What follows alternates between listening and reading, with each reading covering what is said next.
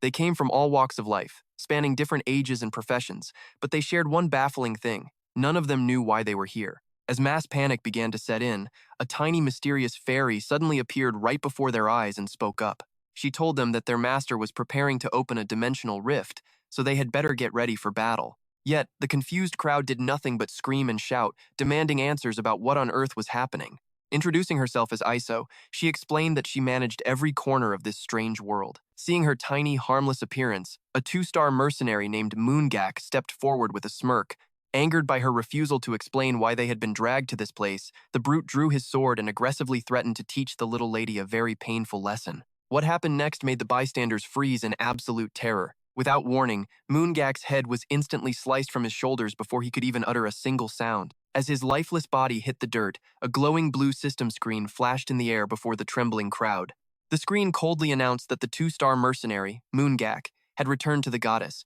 What an incredibly foolish, pathetic way to go, forever written in the archives of eternity. Looking at the pale, horrified faces of the remaining survivors, Iso flashed a cruel, wicked smile and warned them, "If any of you still harbor thoughts of attacking me, you had better prepare to return to Mother Earth right now. Consider it self-defense, understood?" Piercing screams erupted as the sight of the severed head sent the crowd scrambling in absolute panic, scattering like wild animals caught in a sudden fire. Then, a party matchmaking screen materialized in the air. The first 5 selected for the battlefield were Lai, Lanto, Marion, Kenuo, and finally, Jackson. With the lineup decided, Iso cheered cheerfully, "Everyone, get ready." Suddenly, a massive crack in space tore open. 2 colossal doors slowly parted, revealing a blinding white light. Iso pointed cheerfully toward the glowing entrance and asked, "Do you see those giant doors over there? Go inside quickly, unless you want to end up like Moon Gak." Han suddenly stepped forward, voicing his logical concerns. "Since you want us to climb a tower, shouldn't we at least be allowed to summon some weapons? You do not want to send a suicide squad in there, do you?" Hearing this, Iso realized he had a fair point. She quickly messaged her master, requesting a few basic pieces of gear to give these poor souls a fighting chance. Meanwhile, Han urged the others to quickly search a nearby ruined building for weapons. Like it or not, the trial was about to begin, and survival was on the line. Let us watch as the first group of 5 reluctantly walked through the portal, dreading whatever lay on the other side. But barely a minute after they crossed, the notification screen began flashing the names of those who had already perished. Since the first group failed miserably, the remaining survivors were rounded up as the next squad to enter. Realizing his turn was up, an elderly man named Daejin began to whine, pleading with the fairy that his chronic, painful arthritis prevented him from walking. "Please, young lady, can you take me off the roster?" He hoped for some sympathy, but a sharp-tongued young lady named Jenna immediately exposed his lie, noting he was walking perfectly fine just moments before. Insisting they were all in this mess together, Jenna grabbed the old man by his collar and dragged him along despite his frantic protests. Expecting a deadly war zone, they found themselves in a silent, ancient temple instead. Yet, only seconds later, another flash of light transported them elsewhere. A cold system notification announced that the first floor had finally opened. Their mission was to slay all hostiles. Right on cue, a pack of hyena-like goblins began slowly crawling toward them. These level 3 monsters clutched sharp weapons. Knowing the battle was here, Han shouted, "Listen up, we fight to survive, or we die right here. Raise your—" But before he could even finish his heroic, motivating speech, he turned his head and blinked. The 3 cowards in their squad were already running away at full speed. Jenna screamed in annoyance, "Hey, old man, I thought you had severe arthritis." But they did not listen, sprinting blindly without realizing that this arena was completely sealed off. Sure enough, they barely ran a few yards before slamming face first into an invisible wall. Shortly after, another unfortunate player met a tragic end, unable to block a brutal, slashing blow from one of the rabid beasts. The entire battlefield descended into absolute chaos, filled with desperate screams, wild growls, and frantic, hysterical cursing. "Pick up a weapon and fight, old man. One is right behind you." Han watched in utter frustration. Except for Jenna and himself, the other 3 were totally useless. Good for nothing but screaming and getting slaughtered, they were dead weight. Now, only 2 goblins remained directly in front of them. Han turned to Jenna to coordinate their next move. She determinedly replied, "I will take care of one of them." But what about the helpless cowards? Han simply did not have the strength to protect people who refused to fight back. Tragically, a brief moment of distraction cost him dearly. A goblin seized the opening and sliced clean through Han's right arm. The pain was unbearable, leaving him with nowhere to vent his rage. Without hesitation, he slammed his wooden shield straight into the face of the monster that had just torn off his arm, demanding instant payback.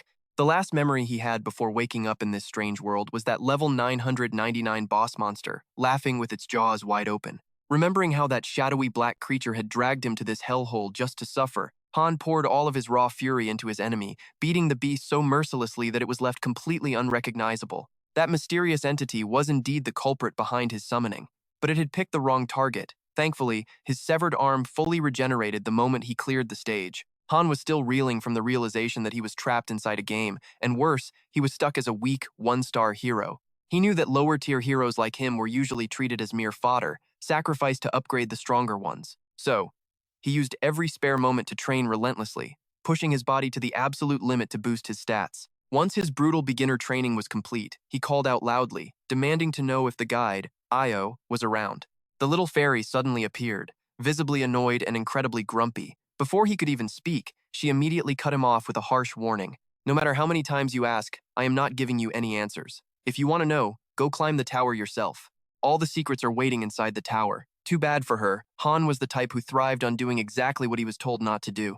He looked her in the eye and asked if he was the only one who could see the status window hovering over her head. Watching her hesitate and try to hide the truth behind a completely fake expression, Han knew he was the only one who could see the system logs meant for the Master. He pushed further, asking what would happen to them if the Master decided to quit the game. Once again, he was met with nothing but an annoyed, completely useless response. Undeterred, he kept firing questions, completely ignoring her frustration. Eventually, he managed to piece together a crucial fact: time in this world flowed differently than it did on Earth. Io had no power to harm him directly, unless it was in self-defense or if a stubborn hero dared to defy the Master's direct commands. Just then, Jenna walked over, highly curious about the intense conversation she was witnessing. He did not hesitate to break the news to her. They had to conquer all the way to the 100th floor. A supreme being called the Master was controlling everything through Io. Whether they liked it or not, they had to obey his orders and complete the trials. And the ultimate catch, reaching the 100th floor, was their only ticket back home. After a long day of training and analyzing the clues, Han realized a vital rule of this world. Food and basic survival supplies reset and replenished every single morning. He also noticed that even heroes of the exact same tier possessed vastly different combat strengths. Training did not raise their levels, but it sharpened their combat skills and recovery speeds. You and I can only imagine how long those 3 days felt before the Master finally logged back in. To push forward and conquer higher floors, the Master had to summon more heroes to the field. Unfortunately, the Master had terrible luck, summoning nothing but weak, one-star heroes. Just like Han, they were real humans dragged into this nightmare, though they cried a whole lot louder. Listening to them wail about missing their wives and begging for food, Han felt instantly sick to his stomach. But after Io gave them a brutal physical beating, the noisy, panic-stricken crowd finally shut their mouths and stayed quiet. Shoved directly through a dimensional portal, they were forced to accompany him to the second floor with a simple, brutal mission: clear out the enemy. The moment the spawned monsters caught sight of them, they lunged forward in a rabid frenzy. Staring down a massive, bloody maw, Han did not hesitate to drive his sword straight ahead. He twisted the blade inside, leaving a gaping hole in its skull. But before he could breathe, another beast lunged. Han raised his shield to block the surprise strike, executing a swift counterslash that brought the monster down. Meanwhile, his female companion proved her worth on the battlefield, turning several goblins into literal pincushions all by herself. Since only the two of them carried the entire team, they claimed all the dropped loot. You and I can see the Master was just a casual gamer, logging out after only one floor. As soon as Jenna returned, those 3 useless recruits began whining and yelling, giving Han an absolute headache. Why on earth should I have to fight? Where are we? Darn it, what kind of sick monsters were those? Rather than wasting his breath trying to comfort the hysterical rookies, Han chose to stand aside and silently observe. These one-star heroes were completely civilian recruits with absolutely no combat experience, leaving them as weak as wet paper compared to the higher-ranking elite champions. A dark-skinned man with a harsh buzz cut marched over, wearing a smug look as he demanded answers. Han shut him down instantly, telling him to bug someone else. Humiliated by the cold shoulder, the hot-headed thug immediately grabbed Han by the collar and growled a threat. "What did you just say? Don't mistake my patience for weakness, kid." Without a word, Han threw a blinding punch right into the bully's face, ending their little conversation permanently. The next morning, Han took advantage of the Master's absence to train hard with Jenna. Even when an arrow pierced his thigh, the wound healed completely in just a matter of seconds. Let us watch as the two of them train intensely until their Master finally logs back in. Just like the last stage, only 2 true warriors and 3 useless tagalongs entered the field. On this third floor, While Han and Jenna fought relentlessly, those other three refused to move a single inch, acting as heavy anchors dragging the team down. Suddenly, Han noticed a system alert. The player had decided to restart from the beginning, forcing them to clear the first, second, and third floors all over again. It seemed like this endless ordeal would drag on forever, but mercifully, just as exhaustion took over, the battle finally ended. Stepping through the dimensional portal, Jenna immediately voiced her frustration, crying out, "I am going crazy. How much longer do we have to carry these deadbeats?" Han kept his response brief and calm, telling her, "Do not worry. Today, this finally ends." Just as Han predicted, the Master selected the hero synthesis option, instantly sending them to a dark, sealed room designed to eliminate the weakest links. Once the brutal synthesis process concluded, only Han, Jenna, and a lucky blonde young man who was spared remained in the lineup. After watching his two companions dissolve into nothing but fading light, Aaron felt a deep chill of fear and used their brief rest period to approach the training ground, seeking forgiveness from Han and Jenna for his previous cowardice. Though Han expected very little from the young man, he tossed him a wooden spear, knowing it was widely considered the easiest weapon to master. Skipping any gentle introductions or formal instructions, Han bluntly ordered him to brace himself for immediate combat. Aaron stood speechless for a moment before crying out in panic. "Wait, you are not going to train me first?" Han replied coldly. "I have never used a spear, so what could I teach you? I survived by learning on my own. Now, you must do the same." Without another word, Han lunged forward, unleashing a relentless barrage of heavy blows that left the young recruit utterly overwhelmed, struggling to even breathe. He could only brace himself to absorb the impact. When Aaron desperately tried to strike back, a powerful kick landed squarely in his stomach, folding him in half, unable to stand. Jenna felt a wave of concern watching this brutal initiation, prompting her to speak up. She questioned if such harshness was necessary for a beginner, but Han quickly dismissed her concerns with blunt honesty. "I have no desire to babysit anyone," Han declared. "If you cannot keep pace, you will be left behind." Pressing the tip of his wooden sword against Aaron's throat, Han warned him that being torn apart by real monsters is far more agonizing than synthesis. Without survival, thoughts of returning to family, loved ones, or old friends become completely meaningless. Having toughened Aaron's resolve, Han walked over to the newly unlocked storage facility. He summoned the guide, Iso, demanding to know if she was the mysterious benefactor sending game tips to their master water. He also questioned whether she possessed the power to access the network and manipulate user systems. The strategies used from the tenfold item summons to unlocking the training grounds and the blacksmith forge perfectly matched online posts made by a legendary player named Loki. At the mere mention of Loki, Iso immediately transformed into an excited, devoted admirer of her idol. "You must be stuck in the lowest levels," she boasted. "Lord Loki is a master among players, the ultimate champion of pick-me-up. Had he managed to summon a 7-star hero, he would easily rank as the best in the entire world." But the poor little fairy was struck completely speechless when Han revealed that he was, in fact, Loki. He even recited his private account number, 46631913. To prevent security breaches, that highly sensitive identification number is known only to the account owner and the main server. "Verify it yourself," Han challenged. "I can even recite my locked inventory records." Trembling, Iso immediately pulled up the system records to check. Good heavens. The moment she realized a legendary figure stood before her, all her pride vanished into thin air. Completely forgetting her past dislike of him, she eagerly pleaded for an autograph. But as they talked, a far more chilling reality suddenly dawned on them. Niflheim is the official name of the waiting room system registered under Han's account. He was indeed their master. But as you and I can imagine, his entrapment raises terrifying questions for 20,000 other players. Watching the fairy panic only deepened his frustration. He understood that his arrival was a massive error, but she lacked the authority to return him to reality. Worse still, their current master, Water, was a regular Earthling with absolutely no knowledge of their existence. That casual player was merely enjoying a mobile game, while unfortunate souls like Han were physically suffering inside it. The sheer injustice of it was infuriating. He tried questioning her further, asking if clearing the game would release him, or who brought him here. Yet, he could extract absolutely no useful information from her. Meanwhile, his fellow teammates continued to train with fierce dedication. While Han viewed Jenna as a promising talent, Aaron was nothing but a helpless rookie. Refusing to let his team remain weak, Han commanded them both to follow him.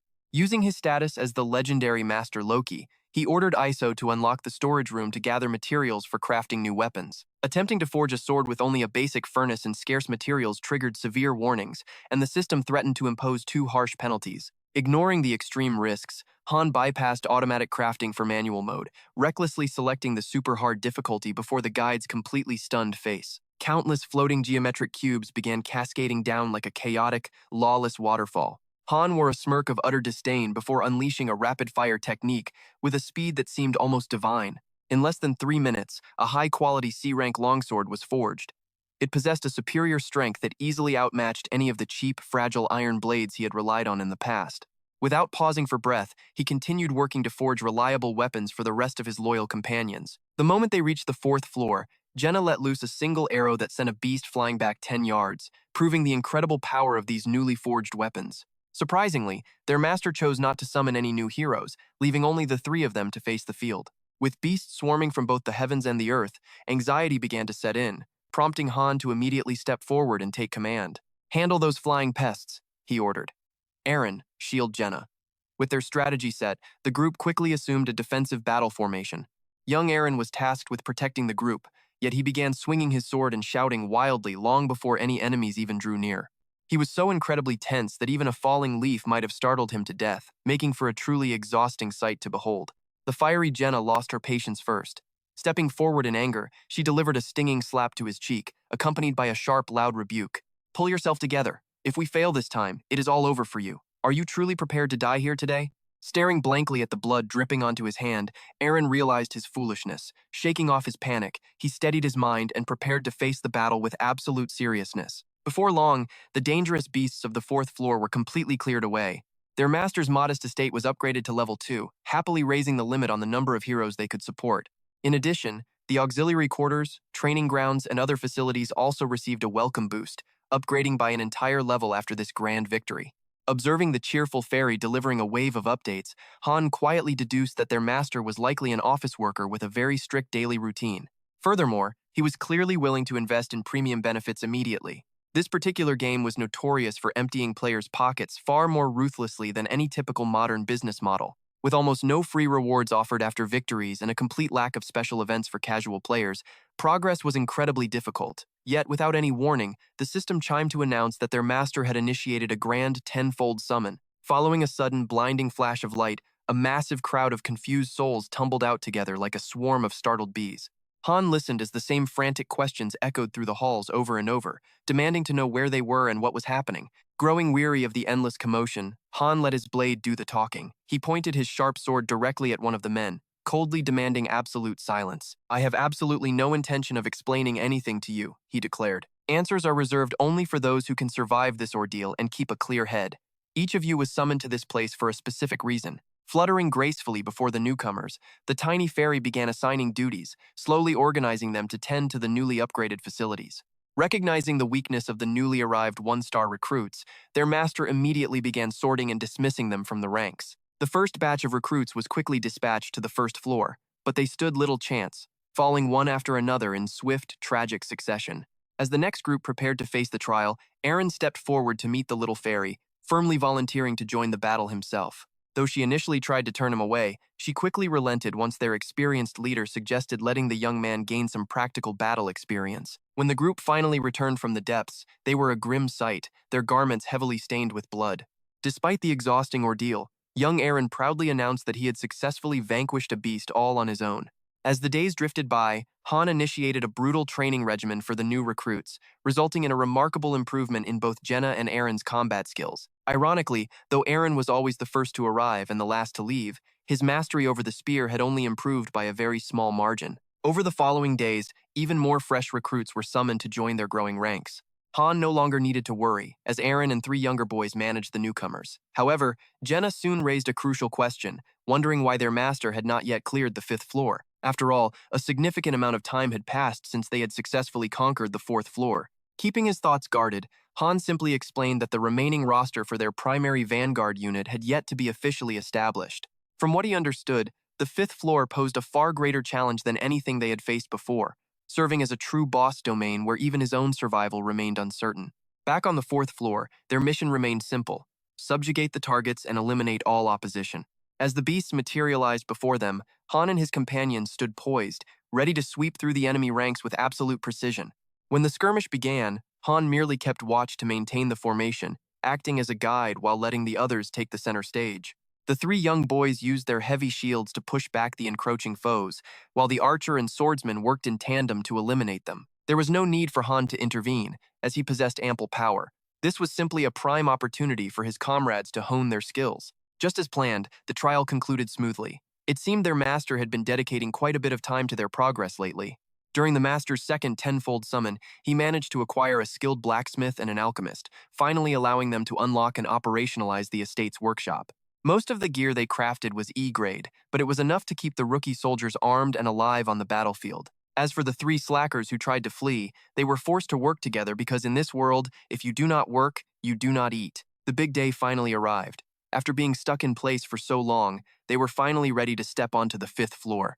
The entire group was summoned to a ruined city, completely empty of any monsters. Han quietly observed that the entire city was completely empty of both monsters and citizens, meaning this was likely not a standard extermination mission. To get a clear view of whatever threat lay ahead, Han ordered Jenna to scale a nearby clock tower and scout the area. The lone female member set off immediately, but the moment she looked out at the horizon, her face paled with pure terror. She called out, hoping her eyes were playing tricks on her, but thousands of goblins were massing outside, heading straight for them. Han immediately asked how many there were, and without a single second of hesitation, she answered, thousands of them. That shocking news snapped everyone awake, and seeing young Eren start to panic, Han immediately stepped in to calm him down. He urged them not to panic, as survival was the only goal, and holding the line for a limited time would guarantee their success. That was the plan, but they quickly realized that every single house in the area was locked tight. Knowing they were cornered, the group ran like mad through the streets, only stopping when they finally reached a three-way junction. With the monstrous horde closing in rapidly, Han quickly formulated a brand new strategy. By utilizing this narrow alleyway, they could bottleneck the enemy and fight them one by one. Han took the left, Eren took the right, while Ree and Hansen guarded the rear. They had to fight in strict rotation without interfering, while Jenna stood by as their crucial support. He stationed her in the middle of the junction with orders to hold her fire until commanded, just as a lone goblin began sniffing around nearby. With a smirk, Han muttered that he was waiting. The instant they locked eyes, a floating 30-minute countdown began ticking, and within minutes, an overwhelming tide of vile monsters began swarming their position. They piled on top of one another like a screaming mountain, completely surrounding the group from all directions. Thrusting his sword forward, Han barked out orders to his exhausted comrades to quickly swap positions and keep their defense tight. Dripping with sweat, the stubborn warrior insisted on pushing through until Han delivered a harsh scolding that finally forced him to sit down and rest. The situation grew critical, as the suicidal goblin horde was so incredibly massive that it quickly drained the stamina of the defenders. Hansen barely stood his ground before being ordered back to rest so Ree could step up, while Jenna kept her side of the battle incredibly clean. With one arrow for every kill, she kept firing before quickly retrieving her spent ammunition to prepare for the next wave. As the grueling minutes ticked away, an exhausted Eren called out to ask if there were truly only 10 minutes left in this nightmare. Han dryly noted that time always dragged during a crisis, just as a sudden, agonizing scream of pain echoed from Ree across the alley. Looking over, the group gasped as they realized his arm had just been brutally severed. With his vital stats plummeting rapidly, Hansen rushed to swap positions, leaving young Ree completely traumatized by the sudden, horrific loss of his arm. Annoyed by the young warrior weeping on the ground, Han delivered a swift kick to force him back to reality. He harshly ordered the crying boy to pull himself together before he got them all killed, then immediately turned back to strike down another foe. The same leg used to discipline his ally was now kicking back enemies with the decisive authority of a true leader. But the agony only intensified. Soon, Hansen began shouting that his blade was near its breaking point, forcing another rapid rotation while Han managed the battle from the front line. While holding off the vicious horde, Han called out the remaining time, urging them to hold the line for just 3 more minutes. Although his voice sounded steady and encouraging, internally, his mind was screaming in absolute desperation. How could 30 minutes possibly feel this incredibly long? They kept desperately swapping back and forth, but before long, the unfortunate Ree took a devastating fatal stab from a goblin and collapsed instantly onto the blood-stained ground. Suddenly, a system alert flashed brightly before their eyes. Ree had entered a critical state with his life hanging by a thread, marking the grim moment where inexperienced rookies began to fall. As the remaining defenders grew weaker, the goblin horde only seemed to grow larger and more aggressive. Hansen was taken down immediately after, leaving only 3 battle-worn fighters left to defend the alley. Stuck in a brutal game with a summoner who had terrible luck, they faced a horde worse than a zombie apocalypse, forcing Han to pivot to a survival plan. Han ordered Jenna and Eren to move, stating that any mourning for their fallen comrades would have to wait until they survived. Retreating to a high wall, Han directed Jenna to scale it first while the men held the ground to secure her escape. As she climbed, Han fiercely swung his sword, cut down several monsters, and bought them precious extra seconds. He scrambled up the wall and signaled Eren to follow, but halfway up, a vicious goblin lunged forward and pinned Eren's calf directly to the brickwork with a rusted dagger. He could not bear to see his comrade left behind. Left with no choice, he leaped down to destroy the beast, slicing off the trapped leg to free his friend. Everyone knew their broken bodies would be completely restored once they cleared this stage, yet that life-saving act left another teammate in grave danger, rapidly losing blood as the seconds ticked away. The beasts grew wilder, piling on top of one another to form a living bridge, determined to hunt down the three survivors. Seeing them swarm like a relentless plague left everyone gasping for air in absolute terror. Han urgently shouted at Jenna to use Eren's heavy spear for stabbing instead of firing her bow. She understood instantly, working with him to buy 30 precious seconds in this living hell. But just as hope flickered, disaster struck again. Jenna lost her grip on the spear, and as Han told her to brace herself, several monsters breached their defense. It seemed as though fate itself was mocking them, pushing these exhausted souls past the absolute limit of survival. He raised his sword to strike the nearest beast, but a sudden, blinding pain flared in his abdomen. The creature brutally ripped the blade free, tearing open a massive wound. Now, all three survivors were bleeding out rapidly.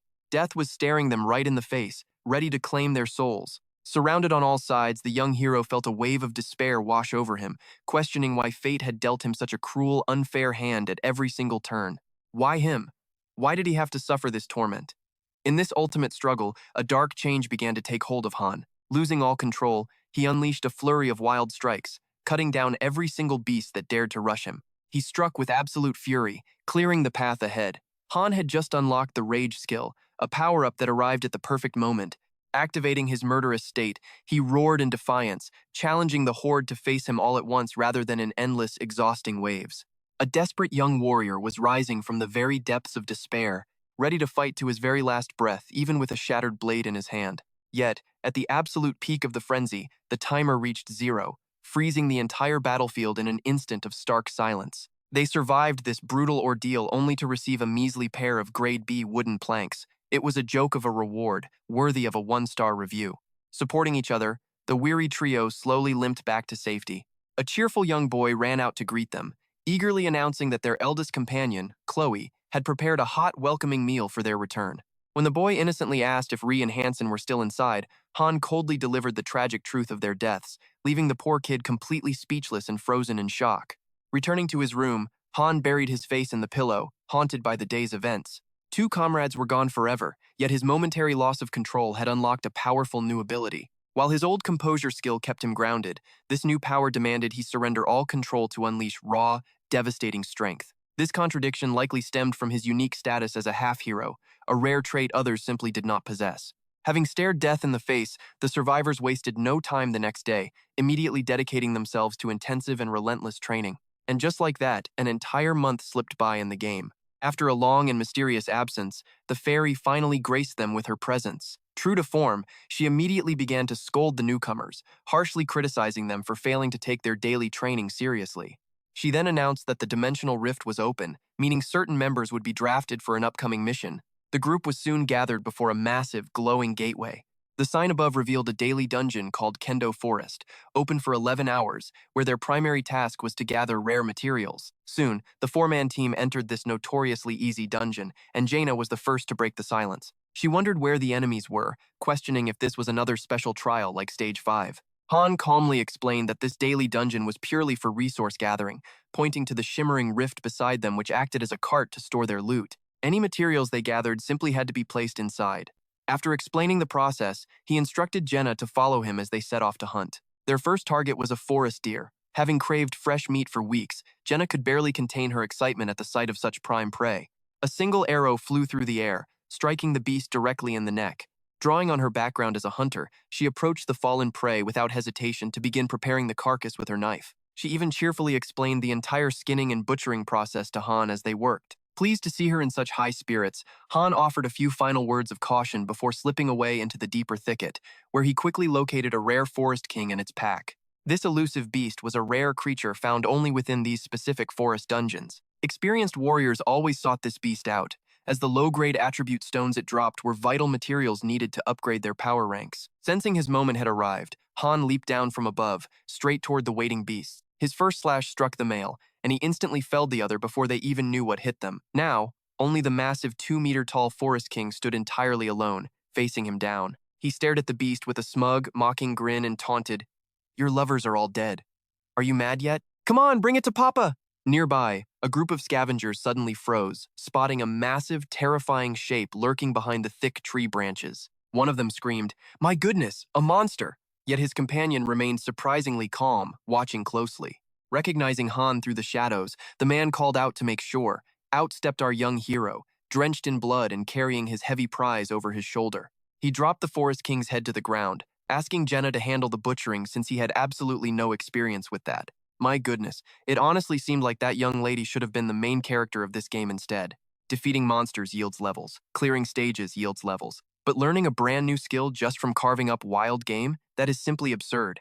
Thanks to that incredibly bountiful hunt, everyone enjoyed a magnificent feast of fresh meat, which surely made up for the long days of chewing on raw potatoes. Han patiently waited for Jenna to finish her meal, then urged her to head out with him to hunt for level-up items. With the daily dungeons constantly rotating, today's journey took them to the beautiful Shimo Plateau. This particular dungeon was perfect for gathering elemental stones. Looking out over the vast, majestic mountain peaks, Jenna simply could not contain her sheer wonder at the beautiful, breathtaking sight.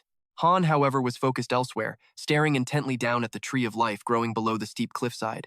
Since those herbs were the key ingredient for making healing potions, he planned to return later to harvest them all at once. After a bit of careful tracking, the duo finally found and defeated a giant wolf that was 3 times their size. While harvesting elemental stones from the wolf, Jenna happily sighed, mentioning how peaceful it was and wishing life could always be this simple. Just hunting, gathering herbs, having plenty of food, and sleeping safely under a warm roof. But remembering their master, she added that if he were gone, it would be true paradise, leaving her companion looking rather grim at her words. Had he known his own game characters held such bitter grudges, he never would have bothered playing this game in the first place. A few days later, their squad was sent up to the 6th floor, accompanied by a new companion named Jika. Suddenly, Han stopped in his tracks, quietly telling everyone to stay low to avoid being spotted by the enemy. Seeing his tense expression and still haunted by the nightmare of the 5th floor, all 3 companions decided to lay flat on the ground just to be safe. Han was utterly speechless, but kept quiet. While carefully scouting every corner of the dense forest, the group spotted 3 level 8 goblins chatting nearby.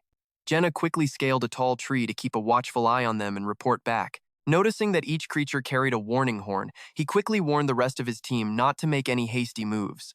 Since their village of nearly 100 monsters was close by, Han devised a clever plan to launch a sudden ambush, striking them completely by surprise from the thick bushes. Jenna was to take the right one, while Aaron handled the next.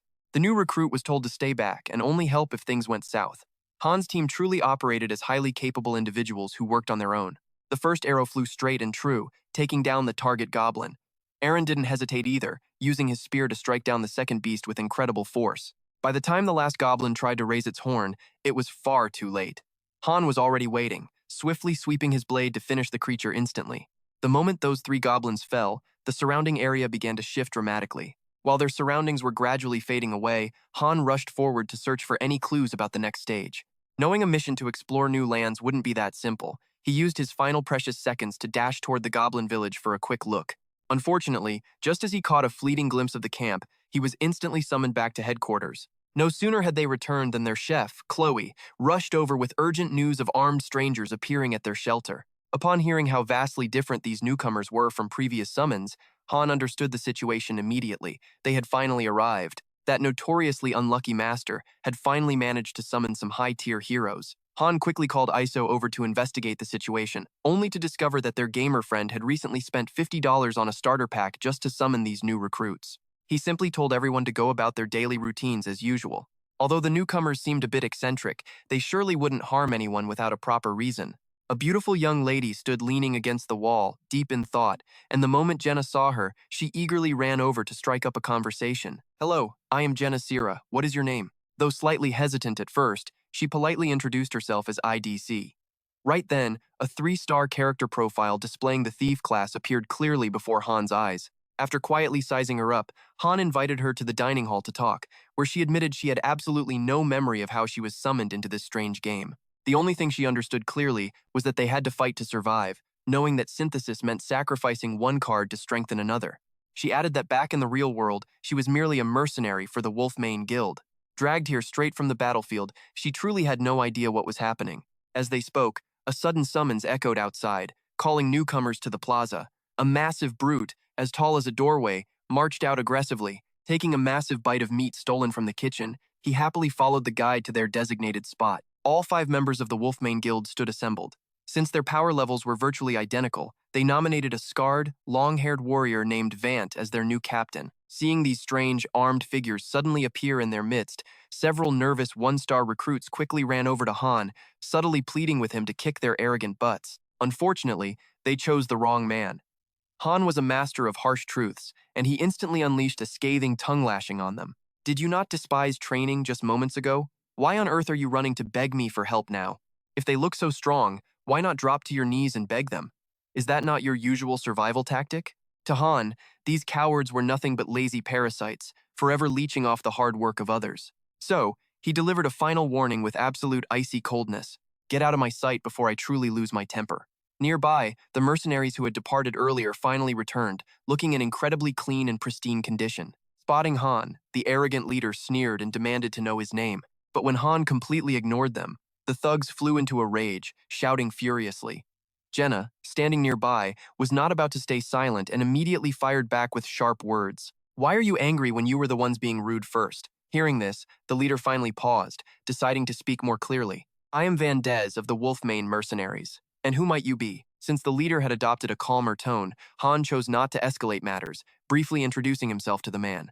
Moments later, a system alert flashed, announcing that the master had spent gold to summon 10 low-level heroes. To everyone's shock, immediately after drawing these new heroes, the master initiated a sacrifice process to upgrade higher-level champions, giving the newcomers no chance to prove themselves. Iso, the game manager, clutched her head and shrieked in absolute despair.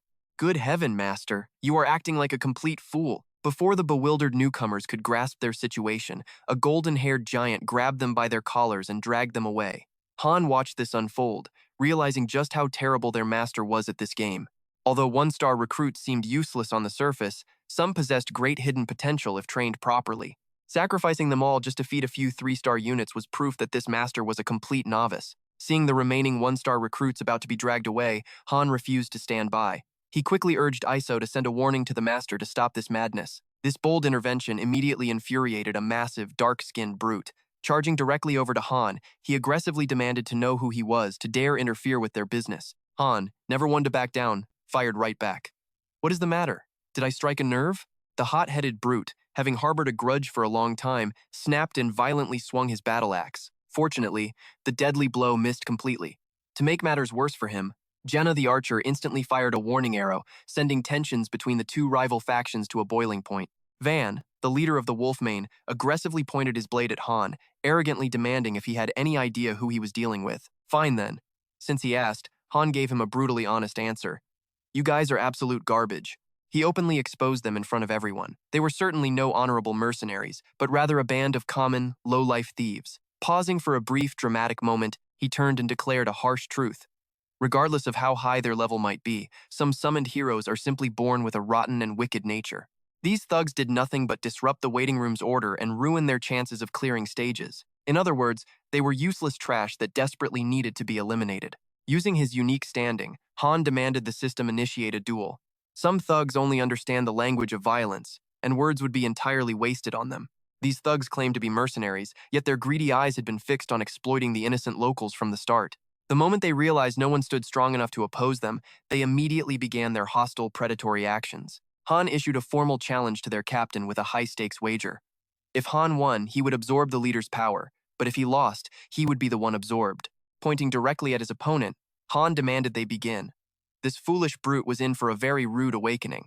To make the rules perfectly clear, he added one final condition. This duel ends only when one of us surrenders. Do you agree? The moment the captain nodded, he drew his sword and charged with blinding speed. To any onlooker, this seemed like a suicidal matchup between a 3-star champion and a mere 1-star recruit. However, unluckily for this brute, while Han appeared to be a mere 1-star novice, he actually harbored the skills of an elite 4-star swordsman. Han activated his berserk state. His intelligence dropped by 10 points, but his combat stats instantly surged by 5 across the board. This shocking transformation instantly turned a seemingly weak underdog into a devastating boss-level powerhouse. It just goes to show, one should never grow arrogant over a simple difference in rank. This matchup is not as easy as it looks. A sword swing misses its target completely. Han instantly circles behind him like lightning. Without saying a single word, he grabs the opponent by the hair, forces his head down, and slams that annoying face straight into the hard-tiled floor. He does not stop there, refusing to give his opponent any room to recover. Quickly drawing the sword from his back, he drives it straight down into the helpless foe lying at his feet. Stone debris flies everywhere as a blood-curdling scream echoes through the air.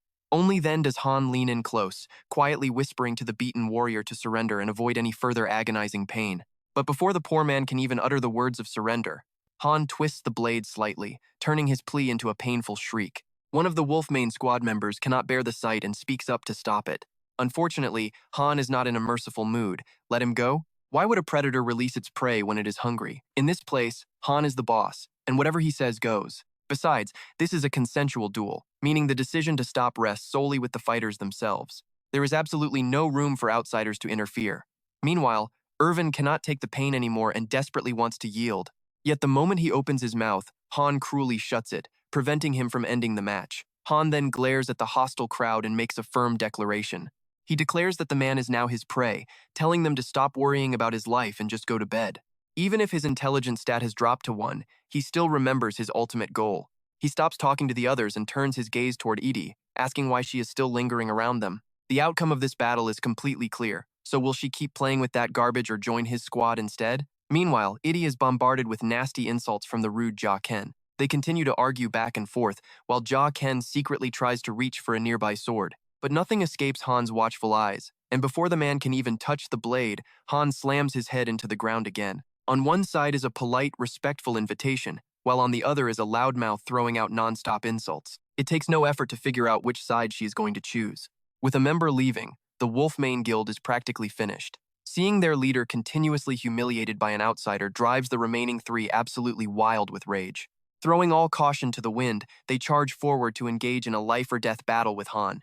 They even aggressively ignore the warnings of Iz, declaring they will kill anyone who dares to interfere. Since Edie has not fought yet, everyone assumes she is weak.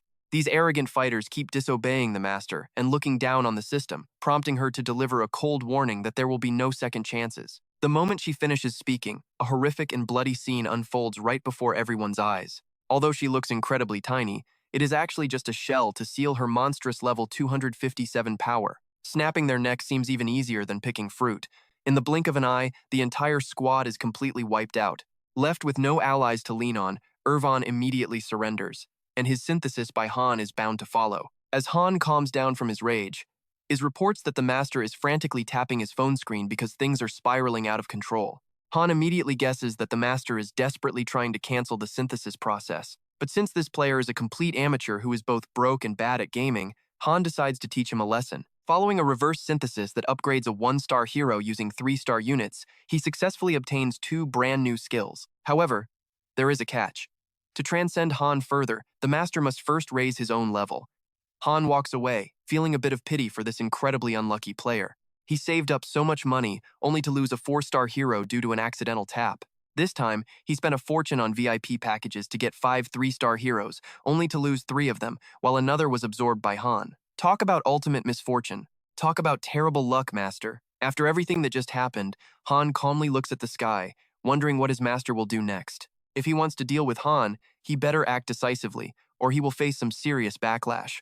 The moment Han steps back into the base, the level 1 crowd rushes over to shower him with gratitude. He sighs deeply, telling them they have got it all wrong. He only saved the newly summoned newcomers, with absolutely no intention of protecting those lazy, greedy survivors who refuse to work. The chubby fellow and the other 5 have absolutely no idea what he means. Right on cue, an announcement orders all 6 of them to assemble outside immediately, throwing the entire crowd into a sudden panic. The arrogant guy turns to reassure everyone, claiming the master is just taking them out to hunt goblins, so there is no need to worry. Everyone clings to hope, completely forgetting that the brutally honest Han is right there. He bluntly spoils the mood, stating they are being sent for synthesis. Facing these dramatic actors who love playing the victim, Han coldly asks where they were hiding, while Aaron and Jika were training themselves to the absolute bone. And as for Jenna, while a young girl was out there risking her life hunting, what on earth did these freeloaders do to help? Just as he started losing his temper, the fairy is struck first, landing a lightning-fast punch that instantly flattened the obnoxious man. No matter how loudly they wept and pleaded, their ultimate fate remained completely unchanged. They were dragged away as sacrifices to Phidias. For the rookies summoned today, Han used the fates of their predecessors as a brutal wake-up call, warning them that if they could not fight, they should stand behind his skilled fighters and learn a real trade. There are many ways to survive here, so stop letting yourselves become completely useless dead weight. The next morning, Han brought Yeast to the training grounds. He ordered Jenna to spar a few rounds with her, but strictly emphasized that she must use a dagger instead of fighting with her usual long-range archery style. With the boss's orders given, Jenna obeyed, smoothly spinning a sharp dagger in the palm of her hand. The moment her flashy display ended, she immediately lunged forward to strike first. A mere one-star archer using a blade actually forced a three-star assassin like Yeast to dodge frantically. Her incredible speed and raw power were so overwhelming that even with his best efforts, Yeast could not hold out for long. Collapsing to the ground in utter disbelief, she immediately asked them, "Were you two mercenaries, or did you belong to some famous, legendary martial arts family?" Jenna replied, "Not at all. I am just the ordinary daughter of an ordinary hunter." Han, who had been watching from the sidelines, stepped in to explain that a three-star hero is naturally strong. She possesses superior skills and levels up much faster than any one-star unit. The critical key here is constant training, relentlessly pushing both physical endurance and actual combat experience to unleash their true, hidden potential. Young Aaron, who was busy pulling heavy stones nearby, overheard these words and immediately yelled back in loud protest. "That is all a scam, my friends. I have trained until my body is practically broken, and I still cannot catch up to them. How absurd is that?" Han completely ignored his whining and emphasized one final point. No matter who she was in her past life, once she was in this world, she must never grow lazy with her training. After the hero purge, the newcomers finally began to understand the harsh situation. When the next rookie trial arrived, Aaron begged to tag along, but Han flatly refused him. 2 people lost their lives, and 2 more became sacrifices for a new character.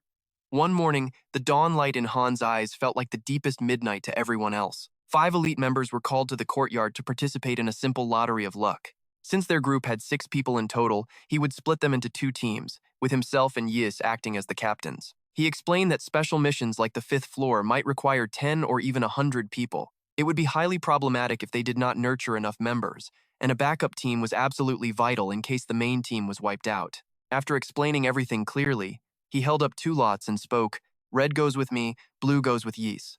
There is no need to be happy or sad, because going with me or Yis is exactly the same. But destiny ruled that even in this game of chance, the one-star trio remained inseparable. Now that teams 1 and 2 were set, Han immediately proposed to the master to keep these rosters fixed. Whether the master actually listened to him or not, however, was entirely up to his own brain.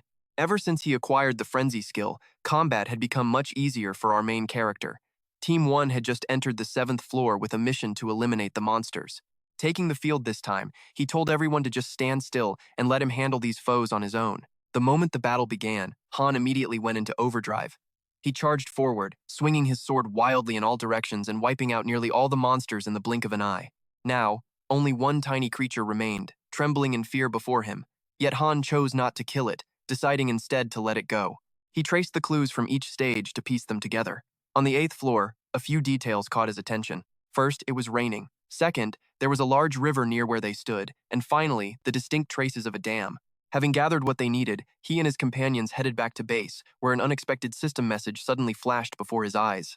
The master must have been fuming with rage about the previous incident, so this time he spent $70 on a rookie power pack. Well, it seems gaming addiction is a truly dangerous thing. Han immediately instructed Jenna to grab the lottery papers from his room and lay them on the table. Meanwhile, Aaron was sent running to call Yis over as quickly as possible. With resources rolling in, they had to squeeze the master for levels, as leaving them unused would be a waste. And so, another desperate cash recharge took place. This time, the unlucky master got a bit smarter, using only 2 premium summons instead of going all out like before. Success arrived beautifully as he spent 1,000 gems to bring home 2 3-star heroes, Ivanka and Old Uncle Roderick. However, this flashy lady had barely been summoned for a few seconds before she face-planted on the floor in a humiliating fashion. Yiz only needed one quick look at her refusal to get back up to know she was undoubtedly some spoiled noble. Still, it was a complete mystery why a girl like her had been summoned to a brutal battlefield where fists did all the talking. The veterans spent some time explaining the reality of this world to the newcomers. While Uncle Roderick understood everything instantly, the flashy noblewoman was a bit of a disappointment. According to the information they gathered, Roderick used to be the guardian protector of a massive, prosperous city. Apart from a lingering sense of duty, his memory is completely blank. Now, as you and I watch, Han tells the group he needs more manpower, so they will begin a random draw. If Y draws a blue token, the older man will accompany her. Otherwise, they get the flashy, high-maintenance lady. Once settled, Han calls out to Jenna, their loyal assistant, to bring over the drawing cards. In her frantic rush, a red-painted card suddenly flies loose. Both leaders instantly spot the prize they want and scramble forward with everything they have. Their hands clash, both aiming for that red ticket. Since Ivanka is a highly rare mage, neither captain is willing to give up any advantage here. The winner takes all, plain and simple. She begs him to be a good sport and let her win just this once. A mage fits my squad much better. Too bad for you, sweetheart, because I have never been a nice guy. Their fierce rivalry is built on solid logic. In the world of pick-me-up, common warriors and thieves can easily be trained up to 1 star. But mages are a different story. They can only be obtained through expensive, paid summoning rituals. Their drop rates are incredibly low, so letting one go would be absolute foolishness. Watching their endless bickering, Jenna realizes they both peaked beforehand. She immediately snatches the cards back and shuffles them thoroughly to keep the drawing completely fair. On the second try, they each draw a card that leaves their hearts completely frozen in disappointment. Total silence fills the room until Han reveals his red ticket, securing a massive win. But with a new face arriving, an old one must depart. Just like clockwork, a weak level 1 recruit is dragged off to the synthesis chamber as a sacrifice for their new hero. It is a brutal reality, but in this world, everyone must do whatever it takes to survive. Let the dimensional rift open. The arrogant commander high above can never resist being overly dramatic when sending the rookie for a trial beyond the gate.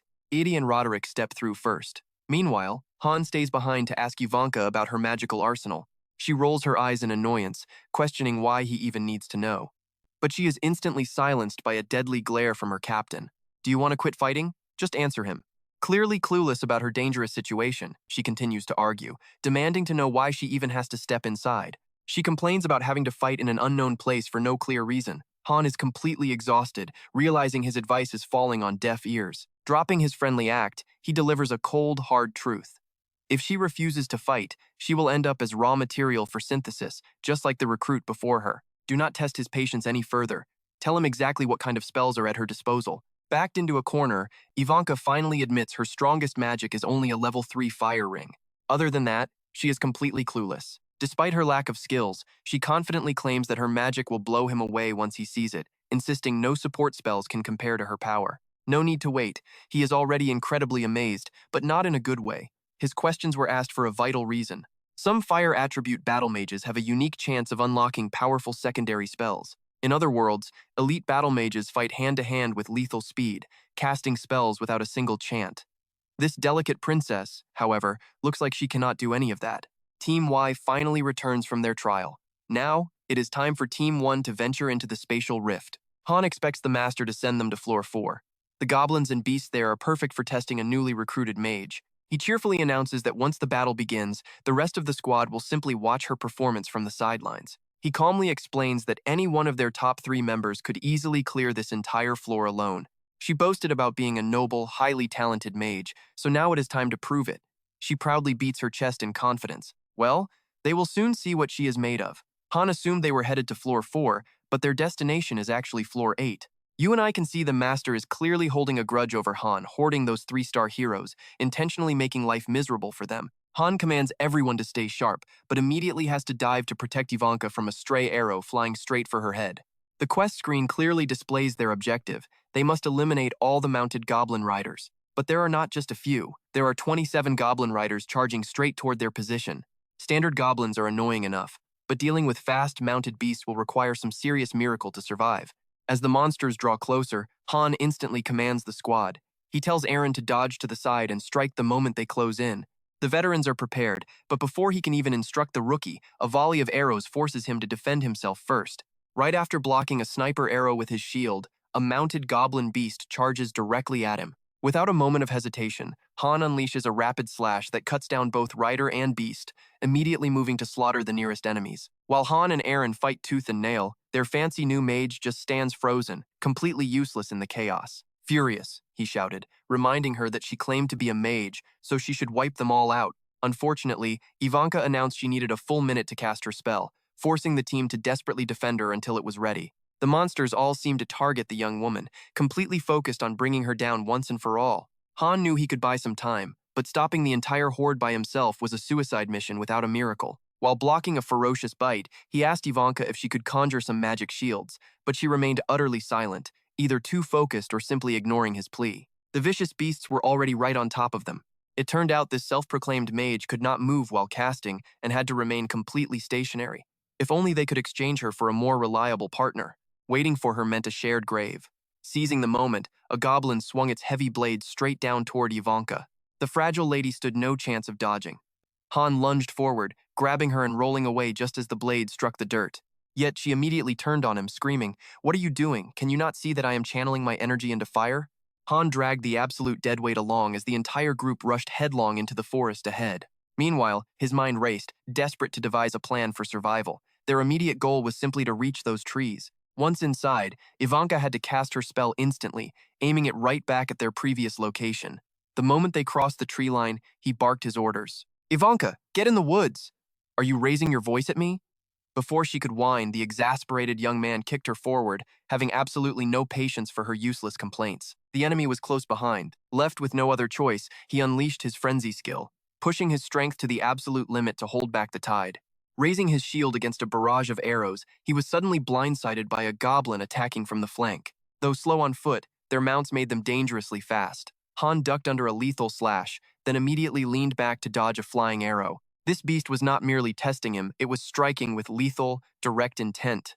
Sensing their path, Espressemi initiated a rapid zigzag dash, cutting down everything in his path. But against such overwhelming numbers, even the sturdiest warrior was bound to take damage. A massive beast stomped directly on his back, pinning him to the cold ground and instantly shattering his rage state.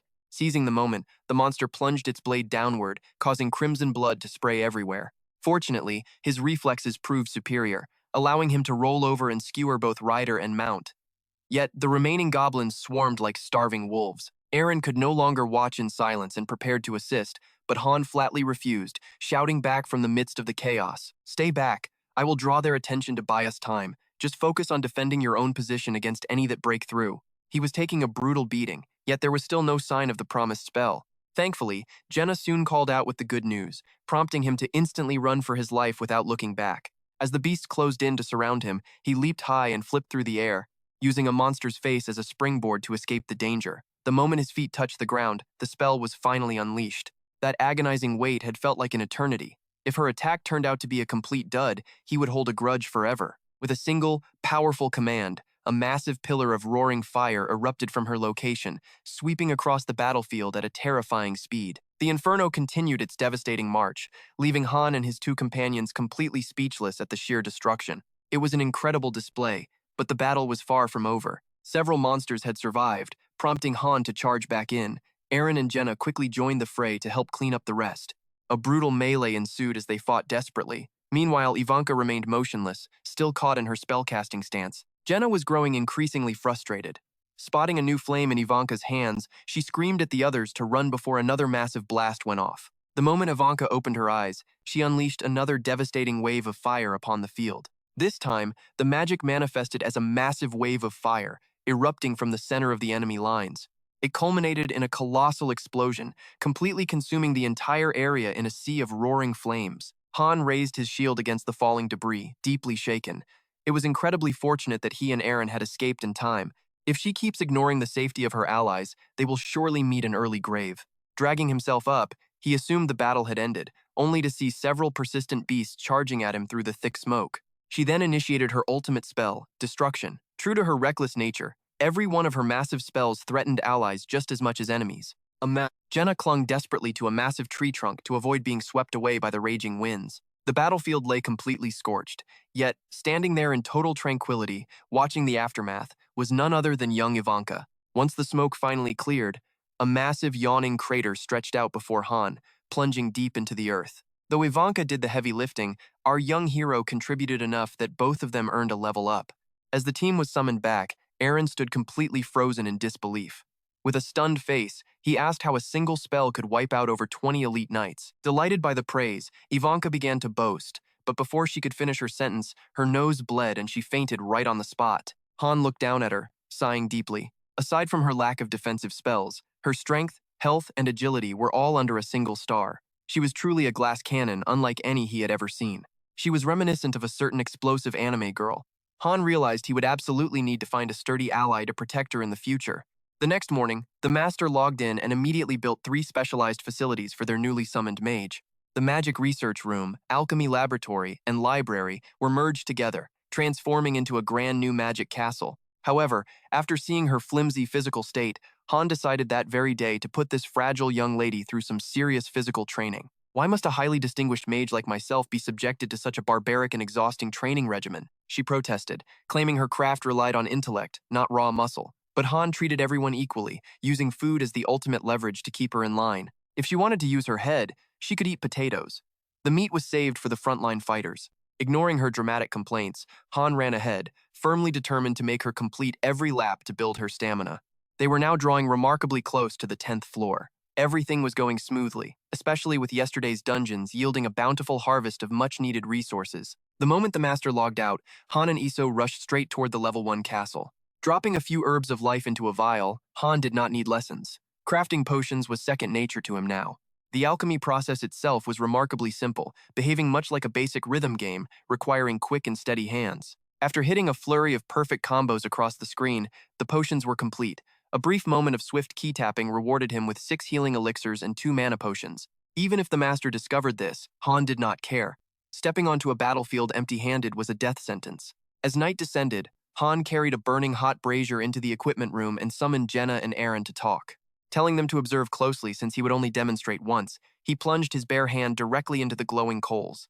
The scent of burning flesh filled the air, leaving his companions pale with absolute terror. They feared their leader had lost his mind, but they were about to learn a shocking truth. Since Ivanka wielded devastating fire magic, the rest of the team had to adapt to the heat immediately. Enduring the agonizing pain for 10 full seconds, Han finally pulled his hand free. Thanks to the game automatic healing mechanics, his blistered, burned skin began to restore itself back to normal. With his arm healed, Han explained that Ivanka was a specialist in destructive fire magic.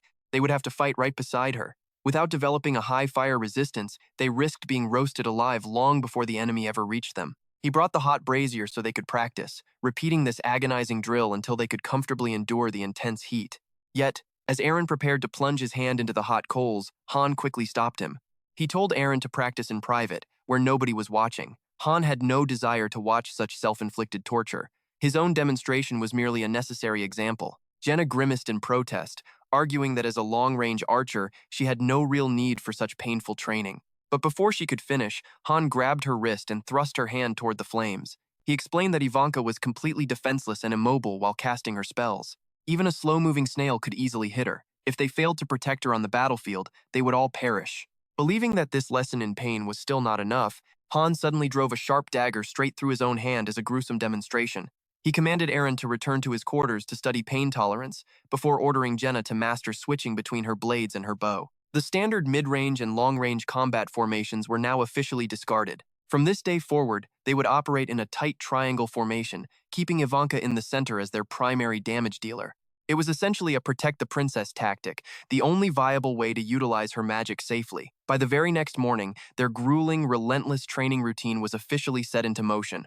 After setting up Ivanka's daily regimen, Han checked on Jenna's progress. As was his custom, he practiced deflective maneuvers, deflecting arrows without relying on a shield. Thanks to his painful ordeal with the coals, Han had finally unlocked fire resistance. Now, by repeatedly slicing incoming arrows in midair, he gained a counterattack skill. After firing a volley, Jenna immediately closed the distance to strike with her short swords. Seamlessly swapping between her bow and blades as instructed, she pressed her attack, but Han gracefully dodged her swift, incoming strikes. He quickly ended their dazzling exchange, aiming his sword tip directly at her weakest point. Though it was their very first time training in this manner, Han could not shake a profound realization. Despite her humble 1-star rating, her inner potential was truly immense. His learning speed was absolutely outstanding. Frankly, without his deep knowledge of this game, he never would have surpassed Jenna. In stark contrast to the 1-star genius, Jenna had terrible luck. Meanwhile, even after upgrading his beginner spearmanship to level 3, Aeon had hit his absolute limit. It had been quite some time since Han last saw him at the training grounds. He was likely still struggling to learn fire resistance and pain tolerance. The following day, Edie's team returned from conquering the 9th floor, looking completely exhausted and battered. Han immediately rushed over to check on them, asking if it was tough and what kind of challenge they had faced.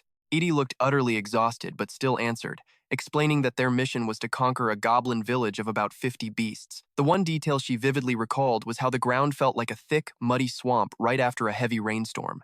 That was all she could remember, as she had not noticed anything else. Time continued to pass, and their daily routine slowed down, consisting almost entirely of endless training and upgrading their weaponry. That was until one day, when the master suddenly summoned both squads out to the plaza. Among them, only Han knew that their leader had been logged in for 30 minutes without issuing a single command.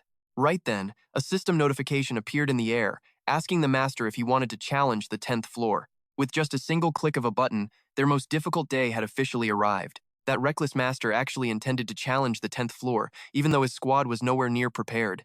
As the rift in space opened, a massive, impossible-to-miss warning flashed right before their eyes.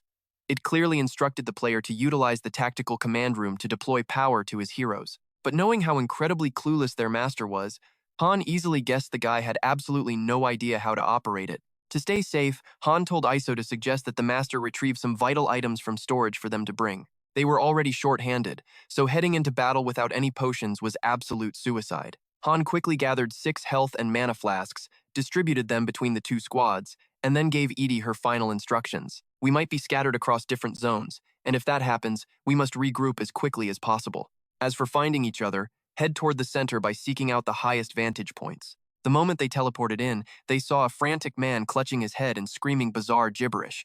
Finding the display incredibly irritating, Han decided to give the man a solid kick right from behind. Yet, oddly enough, the man did not even realize any of them were actually standing there. Scanning his surroundings, Han realized that all these terrified people were actually non-player characters. Furthermore, this bustling refugee city was none other than the same ruined city they had previously encountered back on the 5th floor.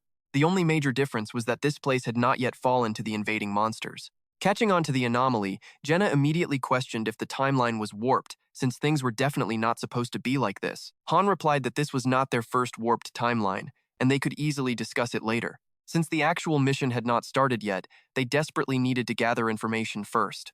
Han gave everyone exactly 15 minutes to scout as much as possible, strictly warning that anyone who returned late would be left behind. While his teammates searched the streets below, Han stood high atop the clock tower like a lurking phantom. From his high vantage point, he spotted thousands of goblins gathering inside the northern forest. To the east, there were several hundred more, along with the familiar river they had encountered back on the 7th floor. Neither of those forces was marching on the city just yet.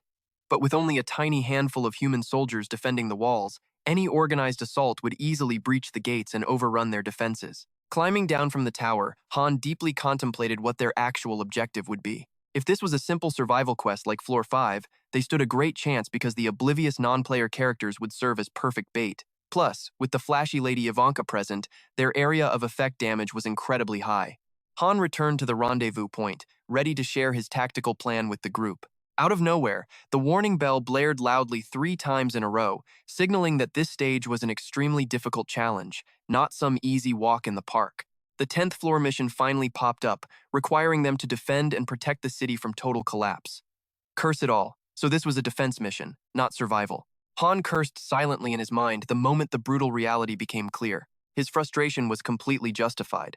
With only 10 heroes and 350 non-player soldiers, they had exactly 360 defenders. Facing thousands of enemies, this mission truly earned its extreme difficulty label. In a straight, conventional battle, they would have absolutely zero chance of surviving this ordeal. One by one, his teammates stepped forward to report the crucial intel they had gathered. Piecing it together, the refugees were crowding into the city center, while the northern and eastern gates were under heavy assault. Thankfully, the remaining 2 sides had no entrance gates at all. Under those conditions, escape was 100% impossible. After listening closely, Han laid out the core mission, emphasizing that the twin goddess statues in front of the bell tower were their absolute key. If those statues fell, the entire stage would end in immediate failure. That meant every single hero would be wiped out instantly, regardless of where they were currently stationed on the battlefield. For their strategy, he ordered Edie's squad to head straight to the northern outer wall and support the defense. Their main goal was to destroy or push back the enemy's siege ladders. Hearing this, Edie did not nod immediately, opting to speak her mind first. Even if we buy some time, how are we supposed to actually eliminate all of them? Han knew the odds, but he already had a hidden plan. Han reminded everyone of the massive river on the 7th floor, a crucial clue mentioned in almost every single stage below. Jaina suddenly realized something, clapping her hands together, and exclaimed that she finally remembered a crucial detail. I heard the sound of galloping horses from across the river. That single sentence instantly made everything clear to Han and Ivanka. He quickly told the second team captain to use every possible tactic to buy them as much time as possible until their return. Brilliant minds always communicate with rapid efficiency. She nodded in understanding, briefly instructed her squad, and immediately led them toward the location specified in their desperate plan. Meanwhile, Han took a quick moment to explain the situation to the remaining 4 companions. The dam they encountered on the 7th floor was already destroyed. If the hooves Jenna heard belonged to reinforcements, then the city must have fallen simply because those rescuers could not cross. Therefore, their primary mission was to head out through the eastern gate, cut through the goblin forces, and prevent that vital water dam from collapsing. The battle had officially begun. Since Jenna was the swiftest, Han ordered her to scale the wall and scout the outside, while the physically strong Aaron focused on forcing the heavy city gates open. As for the slow-moving Ivanka, she needed to start chanting her spells immediately rather than waiting for the enemies to arrive. The terrified new recruit was kept back for safety, as a single mistake here meant certain death. But the moment Aaron started working, the sentries panicked in confusion. Unable to see anyone, the guards assumed the gate was malfunctioning and rushed forward to force it shut. Seeing absolutely no one, they blamed the eerie phenomenon on restless spirits blocking their path and preventing them from securing the city gate. As outdoor light pierced the opening gap, a sharp arrow suddenly hissed through the dark air. While Ivanka stood completely frozen in place, Han stepped in to shield her, catching the incoming arrow in a stunning display of reflexes. What followed was an even more magnificent retaliation. Rain began to fall, but it was nowhere near enough to quench the devastating spell unleashed by the elegant Ivanka. Suddenly, Han screamed, telling her not to burn down the gate and to direct the explosion outside the walls instead. The lady, who always boasted of her exceptionally high intellect, quickly guided the fire further away as instructed, unleashing a massive, earth-shaking explosion. After that dazzling display, which easily put any fireworks show to shame, Ivanka had to consume a mana potion to recover her strength. Glancing back at the trembling young recruit, Han commanded him to get over to Ivanka, who would tell him exactly what to do. "If you survive this battle, I will personally train you." Hearing those words, the terrified boy immediately ran off. Facing thousands of monsters on one's very first battle would terrify anyone to their core. Survival was the only thing that mattered now. Once they stepped outside, the city gates slammed shut behind them.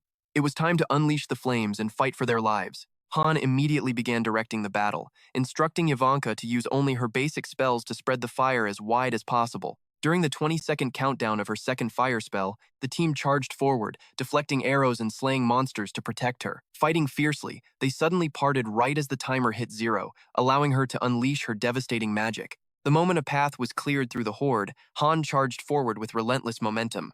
Having her on the team was a stroke of absolute luck. Without her, they would have faced total disaster. Repeating this precise tactic, they carved a burning path straight through a relentless sea of goblins, facing an army so massive that even history's greatest hordes would pale in comparison. Watching from a distance, the imposing goblin commander kept a cold, calculating eye on the battle. Holding a massive blade, the beast suddenly raised it high into the air and let out a deafening roar. Upon hearing that commanding cry, the horde instantly shifted direction, desperately charging directly through the raging flames like a wave of mindless suicide attackers. Han unleashed a swift storm of sword strikes to clear the path before him, immediately locking his gaze onto the unique goblin commander standing in the distance. He realized the enemy commander had identified the delay in Ivanka's spellcasting, sending endless waves of mindless minions forward to completely overwhelm them through sheer, brutal numbers. Being outsmarted by a supposedly brainless game monster was an incredibly frustrating bitter pill to swallow. They could not sustain this struggle, as their heat-resistance skill merely offered protection from high temperatures, not complete invulnerability to fire. Even as Han fought off the monsters leaping at him, he commanded his comrades to gather close and prepare a brand new strategy. The devastating flames erupted once more, but this time, the strike was directed at one specific, critical target. A massive pillar of fire roared to life, instantly incinerating a large portion of the enemy forces. Immediately following was her second-tier spell, causing a chain of massive explosions that ripped straight toward the goblin leader. Jenna and Aaron did not stand idle either. Right on cue, Jenna drew her bow and launched a lethal, vengeful shot directly at the commander. Her legendary aim held true, delivering a perfect, devastating strike right on target. As blood sprayed and the goblin commander collapsed, the completely exhausted Ivanka fell backward onto the ground. Han quickly caught her in his arms and stood with the others, waiting to see how the leaderless monsters would react to their master's sudden demise. Every passing second brings agonizing tension, leaving everyone gasping for air. Fortunately, those artificial intelligence monsters remained strictly focused on their siege objective, deciding not to press their advance any further. Seeing this, the exhausted team immediately rushes toward the dam, completely out of breath and running on fumes. They pause briefly to recover their strength, preparing to face something far more terrifying than anything they have ever encountered before. Heavy footsteps rumble against the earth. The goblins sent to destroy the supply line have finally arrived. But this time, they brought along a level 23 orc that looks absolutely massive and ready for blood.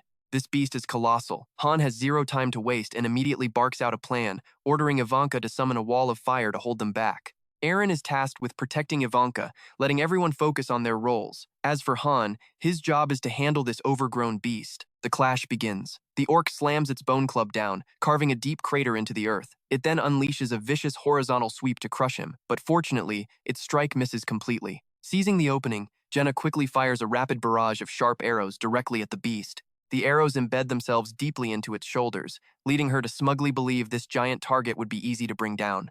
That confidence shatters the moment the monster flexes, forcefully popping every single arrow right out of its thick, leathery hide. Forget about simple attacks. The 10th floor of this tower is proving to be an absolute nightmare to conquer. Before they can even find the first orc's weak spot, another equally massive beast suddenly emerges right behind them. You and I can see the sheer desperation as Han's mind races frantically to find a way out. Devising a plan on the fly, Han charges headfirst toward the enemy. The massive bone club crashes down onto his shield with bone-shattering force. Gritting his teeth through the pain, he doesn't falter. Instead, he retaliates with a low blow, driving his blade straight into the beast's groin. Oh boy. That is a brutally painful move to pull off. Howling in absolute agony, the monster swings its club in a blind rage. Han remains completely unfazed, dodging with lightning speed before leaping high and landing directly onto the thrashing creature's back. His first stab to the neck is too shallow, meaning he will have to try that one more time. Launching himself into the air, he channels every ounce of his strength to slam his heavy shield down against the sword's hilt. Following that absolute masterpiece of a strike, the giant orc is finally defeated, left in excruciating pain from head to toe. However, the danger is far from over. While Han deals with his target, the other beast charges furiously toward the crucial dam. This monster is determined to ruin everything. Jenna rushes forward first, driving her sharp dagger deep into its flesh to slow it down. Han follows up immediately with a devastating full-power slash, refusing to let the creature lay a single hand on their vital lifeline. Screaming in pain, the beast loses its footing and plunges directly into the rushing river below. But in a shocking twist, it surges back up to smash the bridge to pieces before finally being swept away by the current. With their only path for reinforcements completely destroyed, Han realizes 360 people must now face an endless horde alone, leaving him in absolute despair. Honestly, it is time to delete this game.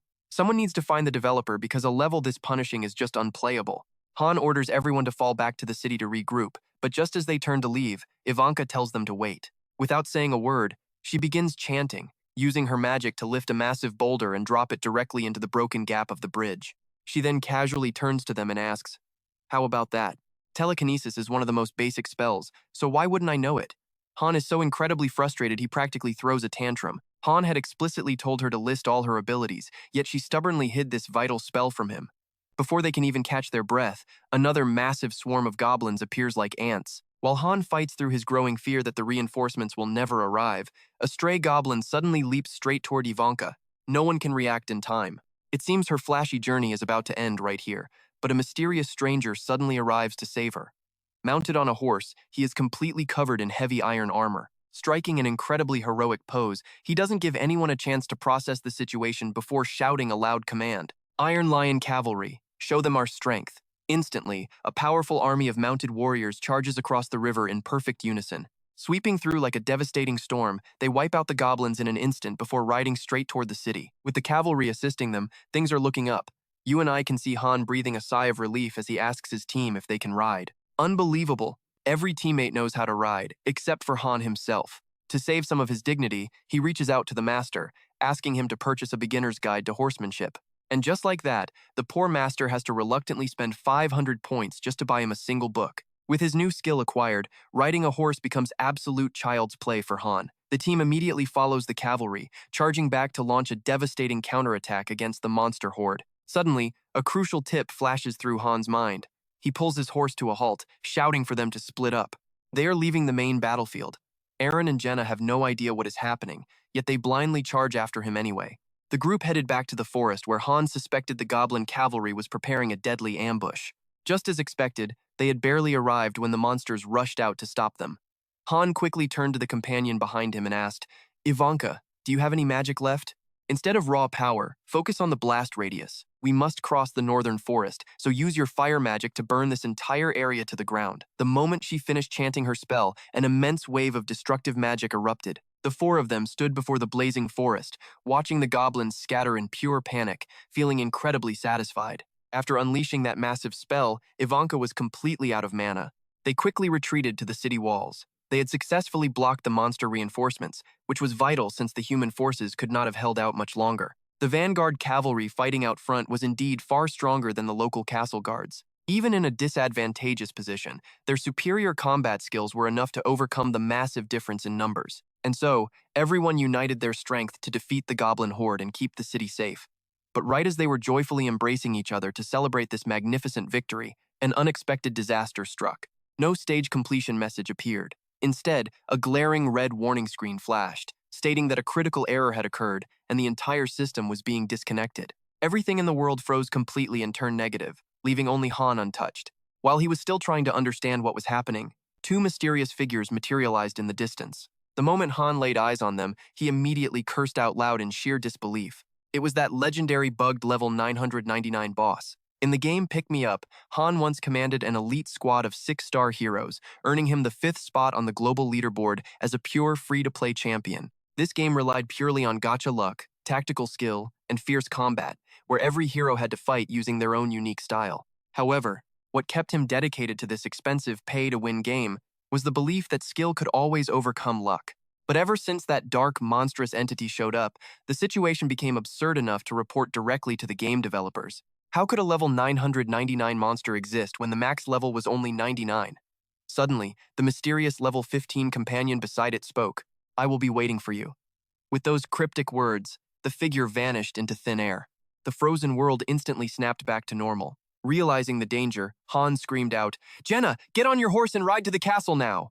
This was far from over. Following the appearance of that dark priest, thousands of undead creatures suddenly rose from the ground at once, dragging the battlefield back into a hopeless situation. Han ordered his team to retreat into the castle, but when it was his turn, he stayed behind. Despite their desperate pleas, he chose to fight alone. True to his reputation as the Mad Dog, Han charged the undead army single-handedly, aiming his blade directly at their heads to decapitate them one by one. However, the primary issue was that the monsters kept battering the main gates with heavy bone clubs, determined to break inside. It was not long before the gates fell and the zombie horde poured inside, throwing everything into absolute chaos. A brutal game combined with critical errors is a recipe for pure frustration. Putting everything else aside, Han rode swiftly toward the forest where that dark priest was last seen vanishing. To end this nightmare once and for all, he had to hunt down and eliminate that sinister leader. Stuck outside the walls, he could only rely on his companions to hold the line inside the castle. The twin goddess statues were their absolute priority. If they fell, the mission would fail instantly. Meanwhile, Han pushed deeper into the burning forest, surrounded by the stench of ash. Standing at the very edge of the map, he yelled, "I know you are out there, show yourself!" Grim system notifications of fallen allies and mounting injuries constantly flashed across the screen. Suddenly, a sharp spear of condensed dark energy violently ambushed him from behind. He spun around instantly, raising his sturdy shield to block the strike, but he never expected the dark force to pierce straight through his heavy defense armor. To make matters worse, more dark energy projectiles fired at him from all directions. He immediately activated his evasion skill, moving quickly to defend, but still sustained several painful wounds. Just as things were turning grim, the dark priest finally spoke. "Hey there, I wanted to have a chat," Han replied coldly. "A chat? Fine by me." The priest spoke of peace, but his hostile actions painted a completely different picture. Without waiting for the enemy to utter another word, Han hurled his sword directly toward the source of the voice. The priest shrieked in agony. Additionally, these interference points could take the form of gems called game, acting just like cash in the real world. Iso mentioned that bringing cash to headquarters earned a 1% bonus, but Han couldn't care less and simply walked out. With their morning chat finished, the other party members were already outside waiting for him.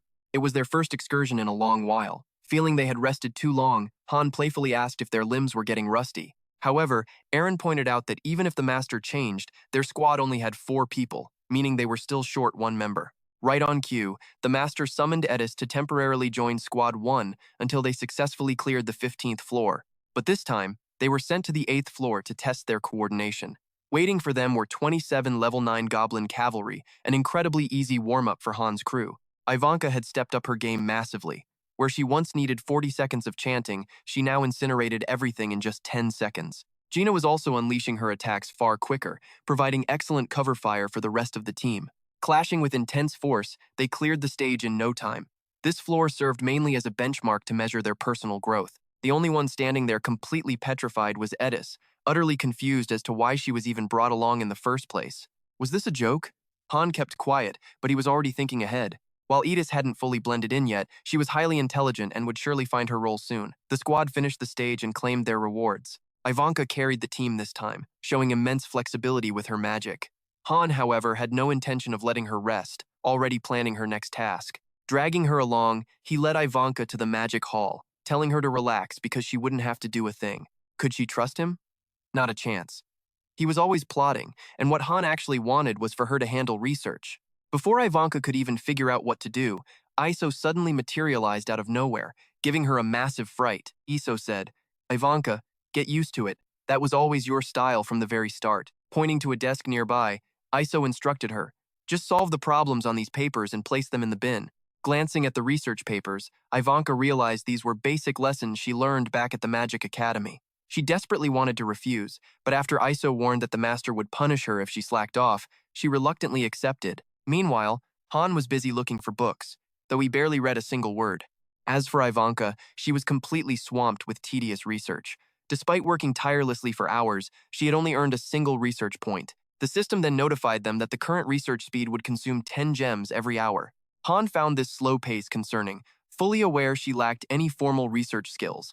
Sharing the exact same sentiment, the master stepped in and limited her research time to 3 hours a day. One look at Ivanka's frustrated face was enough to show how incredibly miserable she was. Complaining about her lack of personal life, she grumbled about feeling like a corporate slave to capitalism. At least corporate workers got paid, whereas she received absolutely nothing. Seeing her despair, Han quickly thought of a way to lift her spirits. He requested the master to gift her a luxury fur cloak. Though it cost a pretty penny, keeping her happy was all that mattered. After all, it was the master's money, not his. So why worry? Catching sight of her favorite cloak, Ivanka's mood instantly flipped from bitter complaining to pure joy. She kept scolding Han for bribing her with gifts, yet she hugged the cloak tightly and willingly agreed to continue her research. Over the following days, the master continuously optimized their operations. He dispatched party members to weekly dungeons for materials, commissioned gear at the forge, and even established a third squad. This squad consisted of newly arrived recruits, proving that the master was taking Loki's detailed guides very seriously. Meanwhile, back in the research laboratory, Ivanka was playfully trying to coax Han into studying alongside her. "I may only specialize in fire magic, but I still know other fields. Besides, I think you're quite talented." Ivanka asked if he had any interest in learning magic. With all the books available in Han's sharp mind, it actually seemed like a real possibility. Han gave it some serious thought. As a simple 2-star warrior, his current class was merely at the novice level. But once he reached 3 stars, new choices would unlock, potentially allowing him to become a legendary magic swordsman. Yet, Han ultimately turned down her offer. He knew a hidden class did not always guarantee true power. Besides, he saw right through her. Ivanka just wanted some company for her research. With his refusal, she was left to work all by herself. As they passed the time with casual chatter, a sudden, blinding bolt of lightning crashed down from the heavens, startling them both. It felt like a solemn sign of things to come. Suddenly, the system declared that hero synergy had reached level 1. The goddess had bestowed a blessing upon the lobby. This divine miracle was surely the fruit of Ivanka's long, tireless hours of devotion. With the new research finally unlocked, Han gently urged Ivanka to speak the words to summon her status window. The moment she spoke, a glowing parchment of information materialized before her eyes, leaving her utterly astonished. Han explained that these numbers revealed her true inner potential. The unfortunate souls before them had perished simply because they lacked this vital knowledge. They were blind to the path of salvation, unable to see the divine guidelines of this system. This crucial research allowed the brave heroes to finally witness their own spiritual standing and physical limits. Suddenly, Ivanka could see everything: her physical strength, her wisdom, her vitality, and her unique talents. Sensing the gravity of this discovery, Han immediately set out to share it with the others. But as he stepped outside, he was greeted by the comical sight of Eren fleeing in terror from what he believed was a ghost.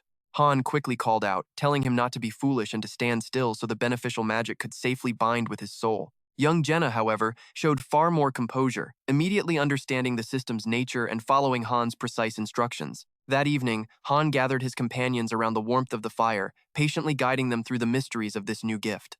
He showed them how every trial they survived would build their strength and reshape their destiny. Naturally, a curious Ivanka showered him with endless questions about how he acquired such profound knowledge, but Han merely offered a quiet smile and said it was pure chance. Though her expression showed she didn't believe a word of it, she gracefully accepted that every brave warrior carries their own secrets. As their seasoned leader, his wisdom was invaluable. Han resolved that if they could all survive this perilous journey to the very end, he would finally share the whole truth. Of course, that day would also bring their final parting. The following morning, Jenna eagerly shared the news with the rest of the hall. However, because their understanding was still in its infancy, only a limited amount of information was revealed, leaving many unable to see their stats. Down at the dusty training grounds, Han sought out Jenna for their customary sparring session. But today was different. It was time to elevate their skills, meaning they would no longer hold back their strength. They drew real steel, sparring with the relentless intensity of a true battlefield. Han countered her strikes with absolute precision, pushing young Jenna to her absolute limits. Refusing to back down, Jenna gathered her resolve and fought back with everything she had, completely catching her breath. Watching from the sidelines, a few onlookers stood with folded arms, highly skeptical of the rumor that this master swordsman had once been a mere farmer. It seemed like an impossible tale. No simple farmer could possess such fearsome skill. Meanwhile, the fierce duel inside the ring grew increasingly intense. Poor Eren stood waiting patiently on the sidelines for his turn, but Jenna showed no signs of yielding anytime soon. In a sudden split second of distraction, Jenna nearly ended Han with a swift thrust of her short blade. It turned out she had instinctively unlocked a rare skill to perceive weaknesses, inspired entirely by Han's subtle advice. Even Han was taken aback by her brilliant adaptability. She was proving to be a remarkable young woman. Han realized he would have to exert far more effort to match her growing spirit. Yet Jenna was not done. With another technique suddenly sharpening, she unleashed a fierce flurry that nearly pushed Han to defeat. The spectators watched in awe, realizing Jenna's potential rivaled Han's own. But it was young Eren who watched with the deepest anxiety. He finally realized he was bearing witness to a clash between two true prodigies. Han was forced to rely entirely on his agility to evade Jenna's rain of arrows, unable to draw close. Though he carried a shield, his pride forbade him from using it. His sole focus was to push his limits and awaken a new defensive technique. Clearing his mind, Han anticipated the trajectory of her arrows and deflected them gracefully. In that moment of intense concentration, a new master skill awakened within him, securing his victory over Jenna at last. This marked his 19th consecutive triumph over her, leaving no doubt as to who the true powerhouse in their ranks was. After the exhausting bout, the three warriors sat together to review their standing. Naturally, Han commanded the vastest arsenal of skills, followed by Jenna, while humble Eren trailed far behind. Noticing Eren's downcast eyes, Han offered warm words of comfort, explaining that a surplus of talents is meaningless without the mastery to wield them properly. Indeed, possessing an unsuitable technique is more of a burden than a true blessing.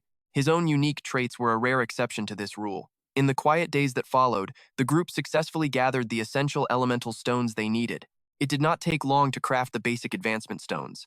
And this time, Jenna was the one chosen to ascend. She reached level 10, second only to Han. Han was already level 12, while Ivanka stood at 8 and Eren reached 9. Filled with dread, Jenna asked if she would survive. Han remained silent, lost in his own grim thoughts. His own ascension had been a special trial because Tai intervened. Jenna would likely experience a very different path. Soon, Jenna emerged as a 2-star hero. Yet, the look on her face suggested something was terribly wrong. She confessed to having a strange nightmare about her old forest home being completely consumed by raging flames. Han dismissed it as a foolish dream, telling her to put it entirely out of her mind. He only cared if there were other changes. To Jenna, it simply felt as though a great weight had been lifted. At that moment, Han realized a deeper truth. This ascension process was actually awakening memories they had long forgotten. Every hero here had their memory wiped. Once they reached 4 or 5 stars, the full truth would finally hit them. They would learn how they were summoned and what tragedy befell their worlds. Soon, Eren also ascended to 2-star rank. No one knew what visions his memories held, but he began training with a frantic, desperate intensity. Yet, Han Islad remained the most relentless of them all, always the last soul left on the darkened training grounds. Despite his growing strength, he struggled to direct his power precisely. Activating his frenzy made him incredibly powerful, but it dulled his techniques and threatened to consume his mind with raw rage. Combining calm control with that wild fury would be ideal, but it seemed an impossible task. Edis approached him to offer support, but her real question was far darker. Had he ever taken a human life? Han gave her a freezing look. Your squad made it to the 12th floor. Are you questioning our resolve? I stand here only because others died. 3 souls were sacrificed to forge my power. Do you have your answer now? It was true. Han had wiped out a mercenary gang before. To him, anything that stood in their way was a monster. He believed in only one rule: eliminate the threat, but his companions lacked that cold edge as they trained the next day. Their next mission was clear. They were being sent to conquer the 12th floor and eliminate all opposition. While Jenna eagerly scanned the area for enemies, a booming voice ordered them to halt and drop their weapons. The opponents blockading this floor were 13 fully armed human soldiers, all at level 11. The group stared in absolute shock. Only Edis truly understood the agonizing choice they were about to face. This was exactly why she had questioned Han the night before. As expected, Han's comrades refused to raise their blades against fellow humans. They desperately hoped to talk things out and settle this peacefully. They stood frozen in hesitation, entirely ignoring Han's urgent commands to draw their weapons and fight. Finally, Han let out a heavy sigh, telling them to do as they pleased. Seizing the moment, Aaron stepped forward to negotiate with the guards. One of the soldiers gestured, ordering Aaron to disarm and walk over alone if he wanted to talk. It was a glaringly obvious trap, yet the trusting Aaron prepared to obey them without a second thought. Watching this absolute foolishness unfold, Han could only curse. "Are you completely brainless? Why would you obey them?" Han snapped, demanding that the guards disarm first if they truly wanted to discuss peace. After a tense standoff, Han's unyielding pressure finally forced them to yield. The guards hesitated, agreeing to disarm on the condition that 3 of them advanced. Seeing this, Han's allies lowered their guard for a peaceful talk. But Han knew better. Cooperation was a lie. As the soldiers drew near, their deceptive facade instantly crumbled. A chilling voice echoed directly in their minds, impossible to ignore. It whispered a single directive: slaughter every last one of you. With those words, the soldiers turned rabid, launching a savage assault on Han's unsuspecting group. Han was not surprised, having learned this harsh rule during his time as a master. Hesitation in battle always meant death. No matter their appearance, the only law here was kill or be killed. After swiftly cutting down several attackers, Han turned to Aaron with a cold smirk, asking if he still wanted to chat. The answer was clear: they had to fight. Instantly, Jenna and Ivanka steeled their resolve to join the fray. Monster or human, it made no difference. If they stood as enemies, they had to die. Edis realized her fears had been unwarranted. The true strength of this team did not lie in raw talent, but in their indomitable spirit. Those willing to do whatever it takes to survive are the real monsters. The squad threw themselves into the skirmish, clashing with the remaining troops. Edis shouted warnings, urging them to remain cautious against these frenzied foes. But with Han leading the charge, the outcome was never in doubt. One by one, the enemy ranks were systematically decimated. Though clad in excellent armor, they fought with zero coordination or military discipline. A few battered survivors clung to life, weeping and begging Han for mercy. "I have a wife and daughter waiting at home. I must get back to them." But in this cruel arena, there was no way home. Han's team had to secure victory, and with a single final blow, he silenced the last soldier. These soldiers were completely brainwashed. Edis had seen this a few times before, but never so many victims gathered in one place. They resembled the foes from her previous battle on floor 12. Looking closely at the ground, Han noticed their blood was pitch black and thick, just like Ty's blood. However, it was still too early to draw conclusions, as there was barely any evidence to investigate. Soon, the team was sent back to the waiting lounge. Before they left, Han warned everyone that they had better get used to this harsh reality. In the end, whether they faced monsters or humans, it made no difference at all. Just as expected, floors 13 and 14 featured humanoid monsters. They were similar to those on floor 12, though their gear and formations differed slightly. Unsurprisingly, every single one was hostile toward our heroes. This clear hostility actually made things simpler, allowing Han's team to strike them down without any hesitation. Yet, battling humanoids was far more draining than fighting regular beasts. Water noticed this growing stress and wisely excused Han's team from combat for the next few days. After a few days of rest, Han's team had leveled up enough to tackle floor 15. Currently, Han reached level 15, while Jenna and Aaron were at level 13. Only Ivanka and Edis lagged behind at level 11, as their higher ranks prevented them from earning experience as quickly as the others. At the same time, the equipment shop reopened, allowing them to carry more gear using fabric bags. Finally, the time came to face floor 15, with an epic quest to climb the tower and save the world. Even Han did not know the exact details of their objective, but it was surely not a simple conquest like floor 10. He advised his companions to proceed as usual, warning them not to rely solely on his strength. Looking at his status, Han boasted a total stat of 107, matching a 3-star hero. This gave him immense confidence in his current strength. As for their master, he seemed to have grown significantly wiser after reading through Loki's personal journal. He had even figured out how to use the recording function to review battles on the higher floors. Turning to his team, Han explained his 2 main concerns about this quest. First, this was a special trial. similar to the statue they encountered on floor 10. Back then, if the statue shattered, they would all perish. Floor 15 likely harbored a similar deadly trap. The third squad had entered and perished within 5 minutes, likely before even drawing their weapons. They probably died without ever knowing what killed them. The second issue was the strict 15-minute limit to uncover their objective. Doing nothing meant instant failure and certain death for everyone. Time flowed differently between the lobby and the quest. Because of this gap, 5 minutes in the waiting room equated to 15 minutes of precious time inside the tower. Upon entering, they had to spend the first 3 minutes gathering intelligence before officially launching their mission. Soon, they materialized on floor 15. They stood in a bustling town, yet the residents completely ignored them, proving they were all just non-player characters. At that moment, the system revealed their objective for floor 15. Protect a specific target. This meant they had to locate one single soul hidden among thousands of citizens in this massive town. The third squad must have panicked upon seeing this massive crowd, clueless about their goal or their enemies. Having never even cleared floor 10, they likely assumed they had to slaughter everyone in sight. Ultimately, two possibilities could have led to their sudden demise. Either the real enemies struck them down while they attacked the locals, or they allowed their target to perish in the chaos. To avoid the third team's fate, Han's squad had to identify their target immediately. Jenna pointed out the obvious flaw. They had absolutely no idea who they were looking for. It was truly like finding a needle in a haystack. When Han asked if anyone knew the local layout, Aaron stepped forward. He had visited the town during his merchant days. Known as a deal, this major crossroads was once a thriving hub of commerce. At the heart of the city stood a famous temple dedicated to the goddess, a renowned spiritual site known as the Silver Shrine. Outside of major cities, it ranked among the top 3 largest shrines, making it their most likely starting point. Their target was highly likely to be there. Aaron added that some major event was probably taking place at the shrine right now. With the plan set, the squad headed to the shrine while Edis provided cover. Just as Aaron predicted, a grand ceremony was indeed underway. The 4 of them marched directly toward the shrine. When the gatekeepers tried to block their path, Han did not hesitate to strike. Aaron tried to hold him back, begging him to wait, but Han casually neutralized the second guard. He asked if they still did not understand.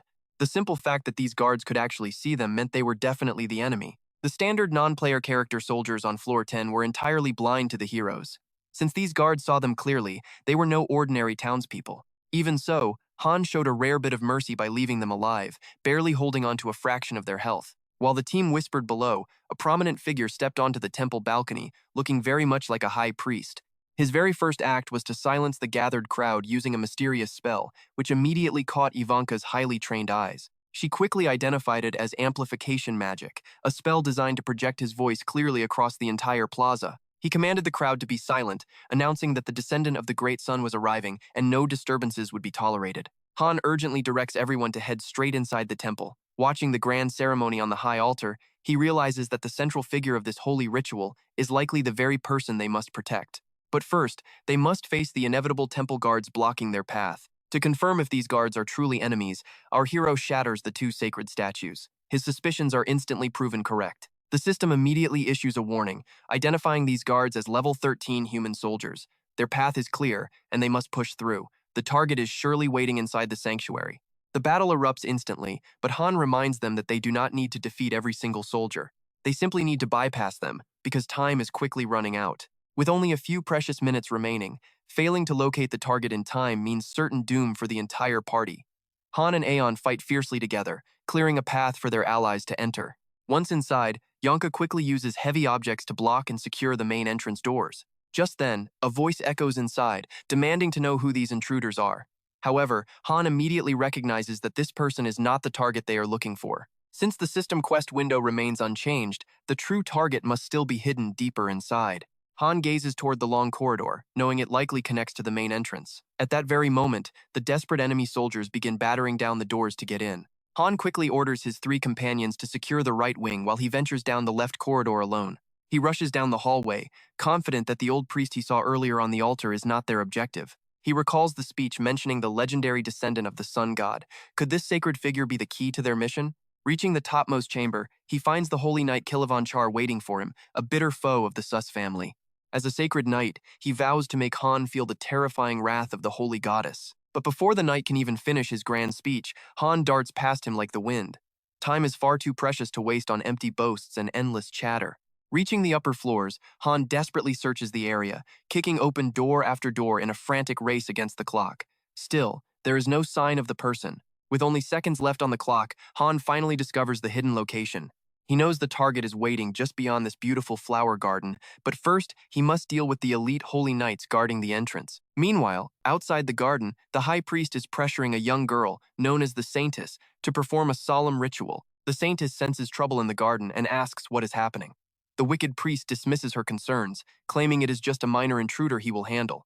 Back in the garden, Han finds himself in a brutal clash against three powerful knights. He quickly realizes these guards are in a completely different league compared to the ordinary soldiers, but their defeat is inevitable. With masterclass swordsmanship, Han strikes them down one by one, leaving one maimed, another decapitated, and the last with a blade driven through his face. In a stunning display of skill and courage, he sends all three elite knights to their eternal rest in mere moments. Just as the Saintess prepares to address the crowd, Han bursts onto the scene. The priest is utterly stunned to see the intruder. How could a lone warrior bypass so many guards? In desperation, the priest unleashes a highly dangerous spell. But surprisingly, instead of attacking Han, he maliciously aims the destructive magic directly at the innocent Saintess. In that split second, Han lunges forward and decapitates the wicked priest. The crimson magic misses its mark and explodes harmlessly, leaving the crowd below in absolute shock and terror. Looking at her savior, the frightened Saintess assumes Han is just another assassin sent to end her life. She fears he is there to strike her down, but Han's next actions speak louder than words. Without hesitation, Han leaps forward to shield her from a sudden barrage of poison needles launched by real assassins. Sensing their failure, the black-clad killers quickly launch a full assault. They hurl deadly poison daggers at the Saintess, but Han selflessly throws his own body in harm's way to protect her. He knows that if she perishes, his entire five-man party will fail the mission and die, leaving him no choice but to guard her. As the killers swarm Han from all sides, Edis suddenly provides crucial cover support from a high vantage point. Moving with incredible agility, Han swiftly eliminates the remaining threats. Moments later, Edis rushes down to join his side and secure the area. She reassures him that the remaining two assassins have already been taken care of by the other heroes. However, the naive Saintess still mistakes them for dangerous intruders, frantically demanding that Edis and Han leave her presence immediately. If they actually leave, she would not survive another minute. She remains completely oblivious to the deadly danger surrounding her. Han calmly tells her to follow him if she wants to live, or remain behind to face the assassins. After a brief moment of hesitation, she decides to trust him. The moment she agrees, a system notification announces the quest is complete. The special companion, Frias and Lagner, joins the party. Their new objective is to safely escort her out of the city. Han expected this, knowing that the 15th floor of this dungeon would not be so easily conquered. He instructs Edis to prepare for a breakthrough while he holds the line. Just then, the remaining three party members arrive out of breath, warning him that their time has nearly run out. Down below, the soldiers are already gathering. Han strictly instructs the three young companions to memorize this little girl's face immediately. She is the very target they must protect, though Ivanka is the only one among them who actually knows her true identity. There is no time for polite introductions now, as escape is their absolute priority. Acting quickly, Edis prepares their exit by securely tying a strong rope to the balcony railing. The plan is to climb down the rope and forge an immediate escape route. Edis suggests retreating through the left wing, where the guards are fewest and the winding paths offer the perfect cover to lose any pursuers. Han agrees, setting the descent order with Edis leading, followed by Eren, Ivanka, and Jenna bringing up the rear. With the plan set, Ivanka prepares a wall of fire to keep the enemy at bay, while Eren and Edis descend first to clear their path. Spotting the flames, the soldiers shout to target the mage first. Meanwhile, Han urgently commands Friss and Lagner to hold on tight as they make their descent. Swept away by Han's dashing looks and protective nature, the young Saintess seems completely enchanted by him. Down on the ground, Eren and Edis hold the front line to push back the overwhelming waves of guards. Disaster strikes when a poisoned dagger pierces Eren's abdomen, sending deadly toxins rushing through his veins, leaving Han deeply alarmed by the sight. Eren insists he can manage, urging everyone to stick to the original plan and run toward the left path without looking back. With the team temporarily safe, their primary focus is securing Friss and Lagner and making a clean getaway to complete this mission. Yet the guards pursue them relentlessly, shouting demands to capture the witch and her dogs, referring to none other than Friss and Lagner herself. Just as they are cornered, Edis arrives in the nick of time, gesturing for everyone to follow her down a hidden path. By staying on this route, they will soon reach the safety of the outer city limits. Ivanka brings up the rear, casting a powerful spell to collapse the gates and block the guards. After that heart-pounding chase, they finally find a moment of temporary safety. Han calls for a quick 5-minute break to recover their strength before they must move again. He knows Ivanka's barrier will not hold forever, and the guards will close in soon, made worse by the poison coursing through Eren. Han checks on Eren's wound, but the grim reality is clear. The deadly poison is spreading rapidly through his body. Despite taking healing potions, the agonizing pain refuses to fade, prompting a deeply worried Jenna to turn to Han for help. She begs their leader for a cure, prompting Han, in his growing desperation, to remember that certain unique individuals in this world sometimes possess rare healing abilities. He turns to Frisanne Lagner, asking if she holds any hidden skills that might save Aaron's life. But she can only offer a tearful apology, confirming she is completely helpless, leaving the entire group in deep despair for their comrade. With such a virulent toxin, standard health potions are completely useless to save him. Aaron likely has less than 10 minutes of strength left. With absolutely no antidotes in their gear and no skilled healers in sight, their options are looking incredibly grim. Fully aware of his dire situation, Aaron bravely offers to stay behind as a distraction to buy precious time for the others. He admits he always felt too weak to keep pace with them, but Jenna fiercely rejects this, refusing to leave any teammate behind. Meanwhile, Ivanka remains silent, choosing to put her full trust in whatever Han decides next.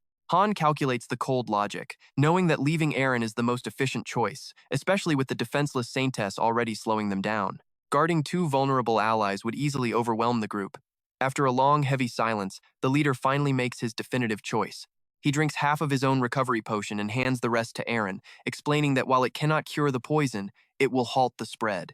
He then orders everyone to pool their remaining potions together, instructing Aaron to take a dose precisely every 10 minutes to survive. This way, they can split their forces without abandoning a soul. The first team, consisting of Han and Edis, will escort Freeze to safety. The second team, Jenna and Ivanka, will protect Aaron and draw attention away until the Saintess is safely out of harm's way. Since the enemy will only pursue Friss, the second group can head in the opposite direction to easily slip into a safe hidden shelter. Though Aaron desperately wishes to protest, the leader's word is law, leaving him with no choice but to remain silent and obey. Edis voices her concern, warning Han that splitting up is highly risky since the city gates are bound to be heavily guarded. She fears that just the two of them cannot guarantee the Saintess's safety. However, Han always has a trick up his sleeve. Instead of a reckless rush, he proposes they blend into the bustling city crowds first, waiting patiently for nightfall to slip past the gates completely unnoticed. Since their small group stands absolutely no chance in a direct confrontation against an entire army of heavily armed guards, the cover of darkness will make it much easier to avoid patrolling guards in the narrow streets. Under the shadow of night, they can slip away quietly in separate directions to avoid combat altogether, which means a powerful offensive mage is no longer needed in their group. Furthermore, Ivanka's explosive fire magic is far too flashy, making her the perfect guardian to accompany Jenna and the injured Aaron. This balance ensures they can quickly adapt to any sudden danger, leaving a guilt-ridden Aaron constantly apologizing for slowing them down. Han, on the other hand, felt he was not doing this for anyone's personal gain. If Jenna and Ivanka faced impossible odds and could no longer protect Aeon, they must abandon him without hesitation. Their own survival had to come first. With that, the team split up. Han's group headed left, while Jenna's team took the right path. Led by Edis, the three of them slipped into a rundown alleyway, seeking shelter inside the buildings. Seeing how young and innocent Freeze looked, a sleazy old man tried to harass her. But of course, Edis was not about to let him touch a hair on her head. She explained that while this was a slum, it made for a perfect hiding spot. The streets were like a maze, packed with buildings. As Edis went ahead to scout for a shelter, a new instruction prompt for a long-term quest suddenly popped up. For these long-term quests, things can drag on much longer than usual. Even if the master logs out, the heroes must keep on fighting. Han figured their master probably got bored just watching and had already logged out of the game. As for the young girl, she looked terribly anxious but somehow managed to keep her composure. Han realized she was definitely no ordinary kid. After all, any regular person would have refused to follow them in the first place. She clearly understood that amid all this chaos, sticking with Han's crew was her only chance of survival. Before long, Edis found a solid hiding spot with a back exit for an easy escape. Being her usual cautious self, she rigged the entrance with traps. Now, they just had to wait for nightfall. Instead of resting, she immediately headed back out to scout a path forward, telling Han to stay put and protect the Saintess. Left alone in the room with the young girl, Han began to feel a bit bored. He wished he could have traded places with Jenna. Cooped up in a place like this, he was getting quite restless. Just as he was lost in thought, the girl spoke up and introduced herself. Turns out, she was the second successor to the Empire. By now, you and I know exactly what kind of guy Han is. Even around beautiful girls, he remains completely heartless. His golden rule was simple: never trust anyone, no matter how beautiful. So, he really did not care who she was. She wanted to strike up a conversation, but Han brushed her off. He figured she wouldn't understand his world anyway. She then asked him, "Do you perhaps come from a place beyond our knowledge? Are you the heroes who saved the city of Nelsa?" Hearing that name, Han remembered Nelsa was the city on the ninth floor. He had overheard non-player characters whispering about it before. Seeing Han lost in thought, the Saintess was convinced she had guessed right. She had seen it all in her dreams. In those dreams, brave warriors fought tirelessly to protect the falling city. Although she could not see their faces clearly, she strongly felt that Han was one of those brave souls. Furthermore, the survivors of Nelsa always admitted that without those mysterious heroes, their city would have fallen. Yet, nobody had ever actually seen the faces of those saviors. The Saintess had experienced that same dream over and over. But the terrifying part was that in the end, everything was destroyed. The empire, the lands of the four great families, and every town and village. The entire continent was swallowed by a sea of fire. She was certain that if things continued this way, their world would face its final days. She explained that strange disasters were already spreading across the continent, from terrible plagues to horrific monsters. In her eyes, the invasion of Nelsa was just the beginning. Normally, beasts did not invade human lands like this. The real reason she shared this secret was because she wanted Han to grant her the power to save the world. Han was completely dumbfounded as to why she was asking him. After all, she was a powerful princess who surely had an entire army of loyal knights at her beck and call. The Saintess looked deeply saddened, admitting she was a princess in name, only a mere puppet whom no one would listen to or obey. Han suggested that if she had plenty of gold, she should just hire some mercenaries. Seizing the opportunity, she immediately tried to recruit him, offering to pay whatever price he demanded. Money was certainly not an issue for her. Han figured with her wealth, she could easily find someone much better than him. Since she kept pushing despite his clear refusal, he started finding her a bit annoying. He knew better than anyone that even if he wanted to help, it wouldn't change a single thing. Besides, she was just a non-player character. Once this quest was over, their paths would never cross again. When Friss asked why he refused her offer, he didn't hesitate to give her an honest answer, warning her that she might laugh. "We come from another world," he said. Since they had nothing to do until nightfall anyway, Han figured there was no harm in sharing a bit of the truth with her. To him, that other world was a complete dump. "We only came here for a mission," he added. "In our world, we are given missions, and if we fail to complete them, we die. For this current quest, our task is to protect a certain individual. We didn't even know who it was at first. But then, we realized that person is you. If we fail to keep you safe, we will die. And once this mission is finally complete, we must return to our own world." That was the exact reason he could not assist her. Despite how absurd his explanation sounded, Freeze listened closely and chose to believe him anyway. Since he had respected her story without a single laugh, she placed her trust in him completely. She finally gave up trying to recruit his aid, resolving to save her homeland entirely on her own. When Han asked if she had gathered the crowd at the square, she revealed her plan to make a speech there to gain support. Compared to her older brother's massive army, she stood no chance. As Han pondered their quest, he realized this young princess would have perished alone without their timely intervention. If every quest in the game Pick-Me-Up had a deeper purpose, then this young princess was certainly a character worth saving. With that thought, he shared his name with her and quietly stepped away.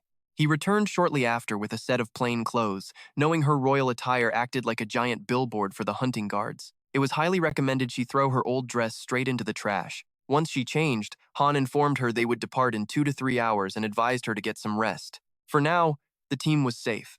If anything happened to Eren, a system alert would notify him of any abnormal status immediately. With no alert yet, everything seemed fine, requiring just a little more patience. A few hours later, darkness finally enveloped the land. Right on time, Edis returned from scouting the perimeter with a clear escape route ready. However, one final massive obstacle still blocked their path. The trio quickly made their way toward the heavy gates.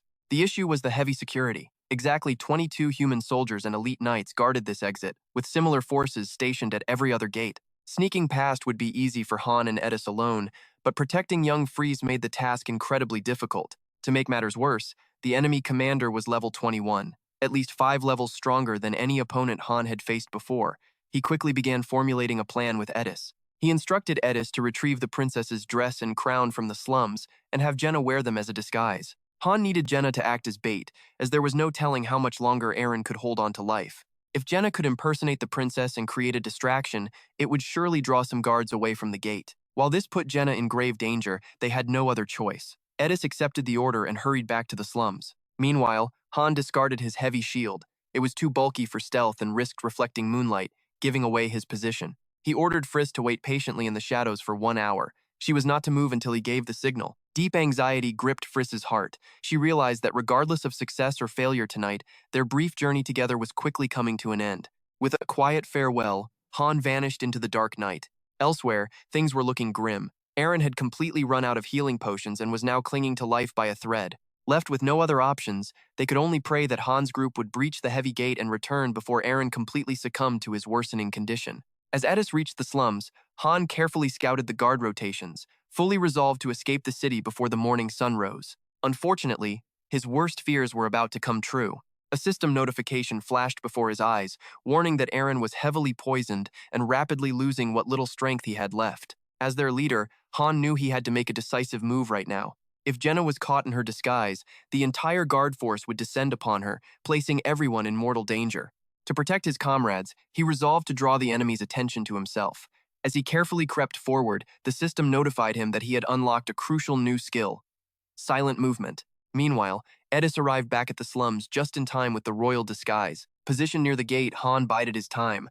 The moment the distraction began, the guards would be forced to abandon their posts. Worst-case scenario, he would have to fight his way through alone. Fortunately, a sudden blaze erupted in the distance, signaling that his chance had arrived. Shouts echoed as guards claimed to have spotted the princess. Falling for the disguise, the commander rushed off with 18 men, leaving only 4 guards behind to watch the gate. However, the purple-haired knight remained at his post. While dangerous, Han could still handle him. Resolving to end this quickly, Han lunged forward with a sharp blade. Within a mere 6 seconds, 3 ordinary guards were cut down instantly. Only the elite commander remained standing. Sensing the threat, the powerful knight drew his heavy sword, preparing to strike Han down instantly. Han calculated his moves. Piercing that heavy armor with raw strength was impossible, meaning he had to target the tiny joints in the plating, of which there were very few. Although highly dangerous, there was no time left to hesitate or doubt himself. As their blades clashed in a flurry of sparks, Han began to notice something highly unusual about his opponent. The commander refused to attack. Even when Han left wide openings during his strikes, the man made no attempt to counter. The enemy realized that simply stalling would seal Han's defeat. Just then, an urgent alert flashed that his allies were dying, sending Han into a furious demonic rage. Fighting with every ounce of his remaining strength, Han's current combat power sits at 40. Unable to pierce through, he quickly shifted tactics to shatter the heavy armor of the knight. Yet, despite his desperate struggles, nothing seemed to make a difference. Nearby, Ivanka completely lost control of her magical energy after exhausting her limits. Realizing they were completely out of time, he barked an urgent order for Frisk to run. Her only hope of escape was to run blindly, break straight through the gate down this road, and never look back. To buy her that crucial chance, Han channeled his remaining strength to hold the line. However, the armored knight spotted her fleeing and immediately gave chase to capture the princess. But Han faced more than one foe. Out of nowhere, the hidden assassin lunged from the shadows to deliver a lethal strike. It seemed the princess was doomed, but Han selflessly threw himself forward, taking a poisoned blade right to his own body. Even through the agony, he roared for her to keep running. Meanwhile, the system flashed a grave warning to the master that the entire squad faced annihilation. Seizing the moment of weakness, the knight went on the offensive, delivering a devastating blow that forced Han completely onto his heels. Even in this dark hour, hope was not completely lost. Han managed to deal a heavy blow to the knight, but there was no time to celebrate. The slippery assassin had already renewed his pursuit of the fleeing princess. With incredible reflexes, Han kicked the knight aside and intercepted the assassin just in the nick of time. He swiftly dealt a fatal strike to the backstabbing assassin. With that threat eliminated, Han turned his full attention back to the formidable knight. Having weakened his opponent, Han steadily regained the upper hand. Gathering every bit of his remaining energy, he prepared for the final, decisive strike. Raising his sword high, he struck down the knight to join his fallen partner in death. Though victorious in clearing this bloody battlefield, Han was left standing with countless severe wounds. Worse still, the deadly poison was rapidly spreading through his entire body. Looking into the distance, he saw Frisk had safely cleared the gate. He quietly realized his time had come to say goodbye. His strength completely faded. At this rate, he knew he would soon join his fallen foes in the quiet halls of the afterlife. Would all 5 members of the squad perish on this dark day? Surely not. With every desperate step Frisk took, the entire team moved closer to seeing the dawn once more. The system chimed to announce the target's escape from the city, immediately recalling the battered squad back to the safety of the lobby. They had never been closer to death. Terrified, Jenna clutched her chest, genuinely believing her life had come to an end. Fuming with anger, she blamed Han for forcing her into that ridiculous outfit, asking him if he realized every single soldier had been hunting her down. Despite the scolding, Han remained perfectly calm. He gently praised the team for their survival, noting that they had completed the mission without a single casualty. Wasn't that a wonderful outcome? Satisfied, the master saved the recording of their victory and quietly logged out. He was likely sharing screenshots of their victory online. Meanwhile, Edis bid the group a fond farewell and prepared to rejoin her own squad. She never intended to stay with them permanently, knowing the master would soon find another warrior to fill her place. Han expressed his deep gratitude to Edis for her vital decoy plan, acknowledging they could not have succeeded without her brilliant mind. Her deep understanding of strategy and information gathering made her invaluable. Though Han was named the star player, he knew Edis was the true hero who carried them through.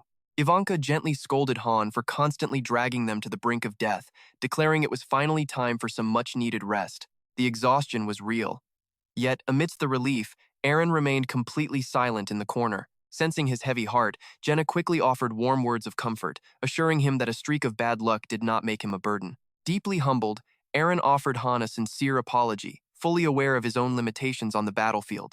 He questioned if he truly belonged there, knowing he could never guarantee that such a disaster would not happen again. Through every grueling practice, a painful truth became clear. No matter how hard he struggled, he simply could not keep pace with the others. The gap between them widened with each passing day. Yet, Han ignored his melancholy words, turning away and leaving him alone with his thoughts. In truth, Han carried a heavy burden of self-blame, knowing the team had suffered immensely due to Aaron's shortcomings. Had the young man not been injured, they would have avoided this peril. Yet, Han was the one who chose to save him. His own lapse in judgment had placed the entire team in grave danger. Though Aaron's current level was 14, close to the rest of them, his physical growth rate fell far behind. While the other warriors gained 5 or 6 attribute points per level, Aaron's stats barely budged. When evaluating his combat skills, the reality was even more discouraging. He possessed decent fundamental techniques, but lacked the battlefield instinct to apply them effectively under pressure. For now, his modest abilities were barely sufficient. But over the long term, the performance gap would inevitably widen day by day. Ultimately, he would either be left far behind or fall tragically in battle. Sadly, the precious time they could walk this path together was rapidly running out. Aaron simply lacked the talent, yet Han knew he could never abandon him after everything they had been through together. But keeping a completely useless member on the team was simply out of the question. Eventually, he would be left behind, and it would be no one's fault. In the following days, the rigorous training resumed. The master was putting tower raids on hold, allowing Han to finally ease up on Yonka's brutal training regime. From here on out, she was free to practice on her own schedule, without rigid guidelines. A 4-day vacation lay ahead, a rare holiday for everyone. Han decided to ask Jenna and Aaron about their plans. Jenna answered instantly, stating she intended to stay in bed all day, a feeling highly reminiscent of a typical lazy Sunday. While Han encouraged the others to rest, he himself kept training. The man was a machine, seemingly immune to fatigue. He ran laps with 10 kilograms of weights strapped to his body, knowing that without this extra burden, his growth would completely stall. His physical capabilities had already pushed past the absolute limits of ordinary human potential. This was likely the barrier ISO had warned him about, but after sending the new manual to SCD, the waiting room's vibe shifted entirely. Low-rank heroes who once fought tooth and nail just to survive were suddenly breathing a massive sigh of relief. The constant pressure vanished because SCD had completely stopped using synthesis on any of the heroes. While Han was busy focusing on his training, 2 newly transferred rookies came looking for him, one of them highly curious about a certain rumor. The green-haired youth confronted Han, claiming he had heard some rather fascinating stories since arriving in the waiting room. The rumor said that your past didn't matter. Noble or absolute garbage, if you want to survive, you must prove your worth. He found the idea thrilling, practically itching for a chance to demonstrate exactly what he was capable of. He claimed to live for life or death combat, yet his expression darkened instantly upon hearing the lazy chatter echoing from outside. I can hear those worthless dogs out there laughing and joking like they accomplished something, he spat. This aggressive newcomer was Velkis, a highly motivated second-generation hero. Just like Aaron, he volunteered to train tirelessly despite the lack of synthesis. He possessed undeniable raw talent. Now, Velkis had come to Han seeking a very specific piece of advice. He wanted permission to teach those lazy, idle fools a painful lesson and firmly establish his own ultimate dominance. Even after Han warned him to stand down, Velkis still deliberately pushed to pick a fight. Han leveled a gaze so cold and menacing that the rookie immediately sheathed his weapon, thoroughly shaken by the sheer pressure. Forgive me, but was all that talk about proving our worth just a lie? I recall a highly efficient function to sweep away worthless trash called synthesis, Velkis sneered. Though it seems the master has abandoned that useful tool entirely. Han simply offered a chilling warning to focus on his own duties. Silenced, the 2 cocky rookies quietly retreated into the shadows. Rules were absolute. Synthesis was never to be used recklessly. That was the core law he upheld during his time in Niflheimer. When Loki shared this approach, other masters eagerly copied it, only to watch their own organizations crumble in total failure. Fear is a powerful motivator. Without the threat of being synthesized, the heroes quickly lost all respect for their master. Many heroes grew incredibly lazy, doing whatever they pleased while completely ignoring the master. This explains why Han was left with very few active fighters despite their massive numbers. At that moment, Han ran into Inix, a veteran carpenter returning from his daily dungeon run. Seeing him carry materials to the warehouse completely alone, Han investigated, only to learn that the others refused to help. They simply collected a few stray branches and fooled around all day, leaving poor Inix to shoulder the entire burden alone. The waiting room was peaceful now. No one was dying anymore. Surely that meant things were improving, right? Inix wondered aloud. Han remained silent, glancing toward the master. Surely SCD had to realize this system was completely falling apart. Hero performance was plummeting rapidly. Han saw only two solutions left, the first being a sudden wave of mass synthesis. While it would wipe out most second-generation heroes, it would certainly improve work efficiency, though overusing it would spike tension and stress to dangerous levels. The second path was to provide a brand new motivation to replace their paralyzing fear. Fortunately, the master had unlocked new facility expansions for the waiting room, paving the way for crucial upgrades. Perhaps everything was progressing as expected. Han anticipated a new party would be formed soon, when Eren suddenly interrupted his train of thought. Fresh off a grueling training session with Eddie, the young warrior eagerly challenged Han to a one-on-one duel. Knowing Eren wouldn't last even a single minute, Han bluntly reminded him that blind effort alone doesn't guarantee true strength. Just then, an urgent command echoed across the plaza as the master summoned every single hero to gather immediately. Once everyone gathered, she ordered them to report to the warehouse, warning that a massive renovation was coming, and anyone who refused to work would simply be erased. No sooner had Io finished speaking than a sudden earthquake struck, throwing everyone into absolute panic. The entire waiting hall was suddenly expanded and upgraded. Just like before, everything from the cafeteria to the training grounds rose to level 3. Even so, Han quietly warned them that something completely unexpected was about to show up. In stark contrast to Han's deep worries, Jenna stepped in to calm the crowd. She told everyone not to worry, because the master was simply building them a new home. We started out in such a shabby place, so we should be glad our living conditions are finally improving. Hearing those words, the others could not help but grin, completely thrilled at the prospect of a much better life. It truly felt like a free blessing. Shortly after, the system guide announced the reconstruction was complete, allowing everyone to step outside. An absolutely breathtaking sight met their eyes. The entire territory had been transformed into something grand and unrecognizable. Everything had been raised to a whole new tier, with beautiful two-story buildings standing proud. The training center was now level 3, ensuring far better workouts. A luxurious bathhouse and relaxation area were also fully complete. The weary heroes rejoiced at having a proper place to unwind, and even the tavern was serving much better meals. The heroes were eager to taste the delicious new food and inspect the rooms, though Jenna only seemed to care about the new bathhouse. But when the crowd stepped into the main hall, they gasped in shock. Every single piece of essential furniture had completely vanished. The sofas, the fireplace, the dining tables, even the beds, absolutely nothing was left. That was when Han calmly pointed toward the staircase, asking if they had missed the new second floor. He told them to go up and see. Sure enough, the second floor looked like a palace fit for royalty. It was leagues ahead of the empty first floor below. Naturally, a chaotic clamor broke out as everyone demanded to know how to claim these luxury rooms. Recognizing how critical this decision was, the heroes began shouting and arguing loudly. Everyone desperately wanted a room on the second floor, but nothing in this world is ever that easy. Iso then called everyone to the second floor plaza. The master was about to hand out the room assignments. She announced there were 35 rooms in total on the second floor, and proceeded to read the names of the chosen ones. Team 1, consisting of 4 members, secured their spot on the second floor first, with total freedom to choose any room they liked. Naturally, Team 2 was granted the same privilege. Next, Chloe, Inix, Anter, Patrick, and Amarine were also called up to claim their second floor quarters. Anyone whose name went uncalled was relegated to the first floor. Unsurprisingly, the announcement triggered immediate and furious protests from those left behind. Even Jenna had the same burning question as the rest of the crowd. She could not fathom why 30 vacant rooms were left empty upstairs instead of housing the remaining heroes. Up until this point, every hero had lived under the exact same conditions, sharing everything equally. Though their individual efforts and progress varied greatly, their rewards had always been identical. This equal treatment worked fine for a small group, but managing a massive force of heroes required a completely different strategy.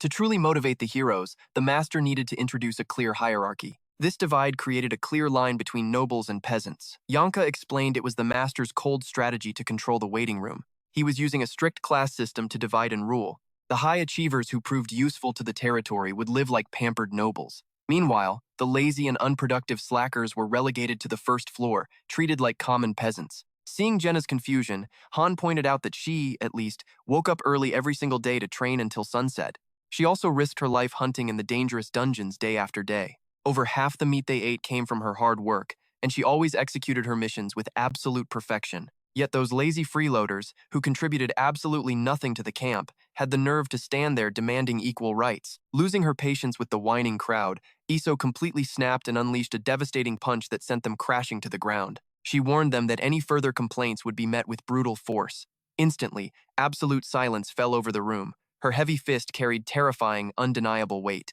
Iso then turned to Chloe and Amarine, instructing them to cook exclusively for the privileged residents living on the second floor. The first-floor peasants were banned from eating meat entirely, left with nothing but plain potatoes to prepare however they pleased. Even so, a few foolish troublemakers still valued their pride over their lives. An arrogant second-generation recruit, completely blind to his own weakness, tried to step up and fight. In a flash, his arm was severed clean from his body, though it was not Iso who punished him. It was actually the ruthless Velkis who had sliced his arm clean off. Had Iso struck, the man would be dead. Velkis merely stood there with a smug grin, holding his blood-stained blade. He smugly asked if avoiding a fatal blow kept him out of trouble. This took them back a few days, when a newly arrived Velkis first heard of Han and became deeply intrigued. His name was Alan. He warned Velkis that surviving here meant following the rules. There was no point in watching Team 1 or Team 2, because those fighters were nothing short of absolute monsters. Velkis dismissed the warning, claiming he had already seen those teams train. If simple practice could make someone that strong, he felt entirely confident he could rival Eren himself. He wondered about Han's true power, but Alan was far too low in the ranks to know. He only heard passing whispers about Han from Jenna, who was easily the most social member of Team 1. She talked to everyone, standing out from the rest of her highly reserved squad mates. Eventually, Velkis realized that synthesis made players far stronger after battles, granting them unique skills. You and I can see why he targeted Han, the undisputed king of this place. That was the exact reason Velkis acted so recklessly now, desperate to prove his own worth. Iso was absolutely furious with Velkis' stunt, but the young man did not seem to care at all. Velkis pointed out that a very effective system existed to dispose of weak trash, but for some reason, the master was no longer using it. How incredibly strange. With that, Velkis tossed the severed arm back to the trembling man. If pressed against the wound, it would automatically reattach and heal itself. The poor guy was absolutely terrified, having never experienced anything so horrific in his entire life. Standing over him, Velkis sneered arrogantly. He claimed he had enjoyed watching such bloody entertainment, but now he was simply getting bored. He asked if anyone else wanted their hand chopped off. If not, they had better shut up and stop complaining.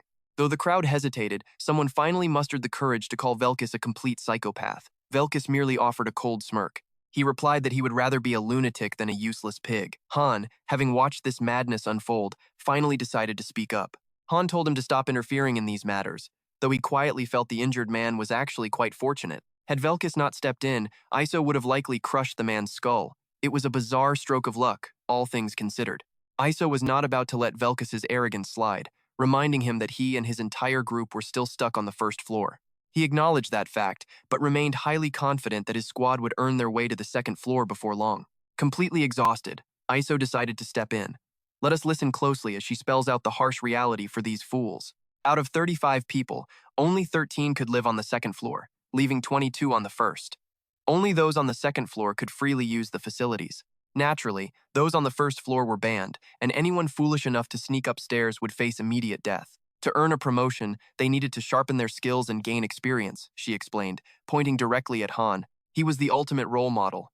You and I can see why Iso proudly praised Han as an invincible ace everyone should learn from. To quiet her down, Han playfully pinched Iso's cheek, successfully cutting off her grand speech. He offered a few words of encouragement, telling them that if they wanted a comfortable life, they had to prove their worth. The master was constantly watching, and if he deemed their skills worthy, he would personally grant them access to the second floor. However, the low-ranking heroes immediately protested, complaining that the task was far too difficult, especially since they had been dragged here against their will. Being forced to live under such harsh conditions was simply unacceptable to them. Hearing their complaints, Velkis instinctively reached for his sword, but a sharp glare from Han stopped him cold. Han calmly noted that they were all in the same boat, forced into this place. The reality was that everyone had to learn to fight or work, a sentiment Jenna quickly agreed with. Since Jenna was the most approachable person there, her words carried enough weight to help everyone understand the grim situation. She reminded them that they initially lacked even basic food, and a single mistake meant being thrown into synthesis. She asked if they honestly believed training all day was just a hobby. Everything carried a price, and put simply, they just needed to learn how to fight well. At the moment, support players and item gatherers were not the primary focus. While combat-ready players filled the ranks, only a select talented few would rise to the second floor. Currently, half of them accepted this reality, while the other half bitterly resisted. Han realized their resistance was likely worse because they were accustomed to their former lives of luxury. Suddenly, a heavy-set man stepped forward and yelled directly at Han, calling it utterly unfair to force them to fight while treating them like garbage, refusing to cooperate. Velkus scoffed quietly, mocking the man by saying that even with full bellies, that coward would never step onto a battlefield. To make matters worse, the heavy-set man claimed he knew the secret Han was hiding a way to force the master to change his mind. Hearing this nonsense, Iso froze completely, her expression turning totally blank as she realized there was no reasoning with such utter stupidity. He boldly declared that the master could not lay a hand on them, accusing Han of trying to hide this secret from the rest of the group. He ridiculed the idea of risking their lives against monsters just to earn a slightly more comfortable living arrangement. It sounded entirely ridiculous to them. Influenced by his loud words, the others also refused to fight, causing Team 4 and Team 5 to launch a massive strike. Watching this unfold, Han could only shake his head in utter disbelief. He threw his sword down before the panicked crowd, telling them their only real option was to cut off their own hand. If they cut it off like he did, they would not have to die. Of course, the crowd refused to obey such a crazy demand. But they were the ones living in a delusion, foolishly believing they could defy the master's absolute command and remain completely safe from any real danger. This arrogance made Han laugh inside. Technically speaking, they were not wrong. Heroes actually had the right to disobey the master, and Iso could not touch a single hero except under very rare circumstances. Edis quickly explained to them that disobeying would put their lives in grave danger since their status was nothing like his own. Edis tried to warn them, but these fools chose pride and arrogance over their own safety. They kept talking back to her. A few moments later, the heavy doors of the synthesis room slowly opened for the first time in ages. 3 names were suddenly called out to enter next: Velkus, Alan, and Leslie. But these recruits had absolutely no idea what the synthesis process actually meant. They stood there completely frozen in fear, forcing Yol to drag them kicking and screaming into the ominous synthesis chamber. As expected, only one of the 3 managed to walk back out. It was Velkus, the warrior who had trained relentlessly to take Aaron's spot on the first team. As for Alan and Leslie, they had both returned to the earth. Velkus stepped out looking absolutely deranged, feeling unsated and demanding to see even more sacrifices fed into the machine. Witnessing this pure horror, the chubby man finally realized what synthesis truly meant. All the color instantly drained from his terrified face. Before anyone could even process their growing terror, the next 3 names were loudly called out: Nerissa, Oliver, and Gutter. Terrified, Gutter grabbed the chubby man by the collar, cursing him. He had promised nothing would happen, so why was Gutter being synthesized now? But who cared? That was the price of trusting a fool. As you and I could have easily guessed, only Nerissa walked out of that room. Seeing this, the chubby man panicked and screamed that they would end their strike. He feared that any delay would make him the next sacrifice. But of course, this slaughter was far from over. More names were called in rapid succession. The survivors desperately scrambled over to Han, begging for his help. Knowing he could communicate with the master, they hoped he would speak up for them. Naturally, Han was not heartless enough to just watch them die. He offered to save their lives, but only if they severed their own arms first. If they lacked the courage for that, they might as well vanish like the other 4. Of course, cutting off one's own arm is no easy task. A few did not hesitate to swing their blades, but most of them failed miserably. To sever an arm in a single strike required high strength or elite swordsmanship.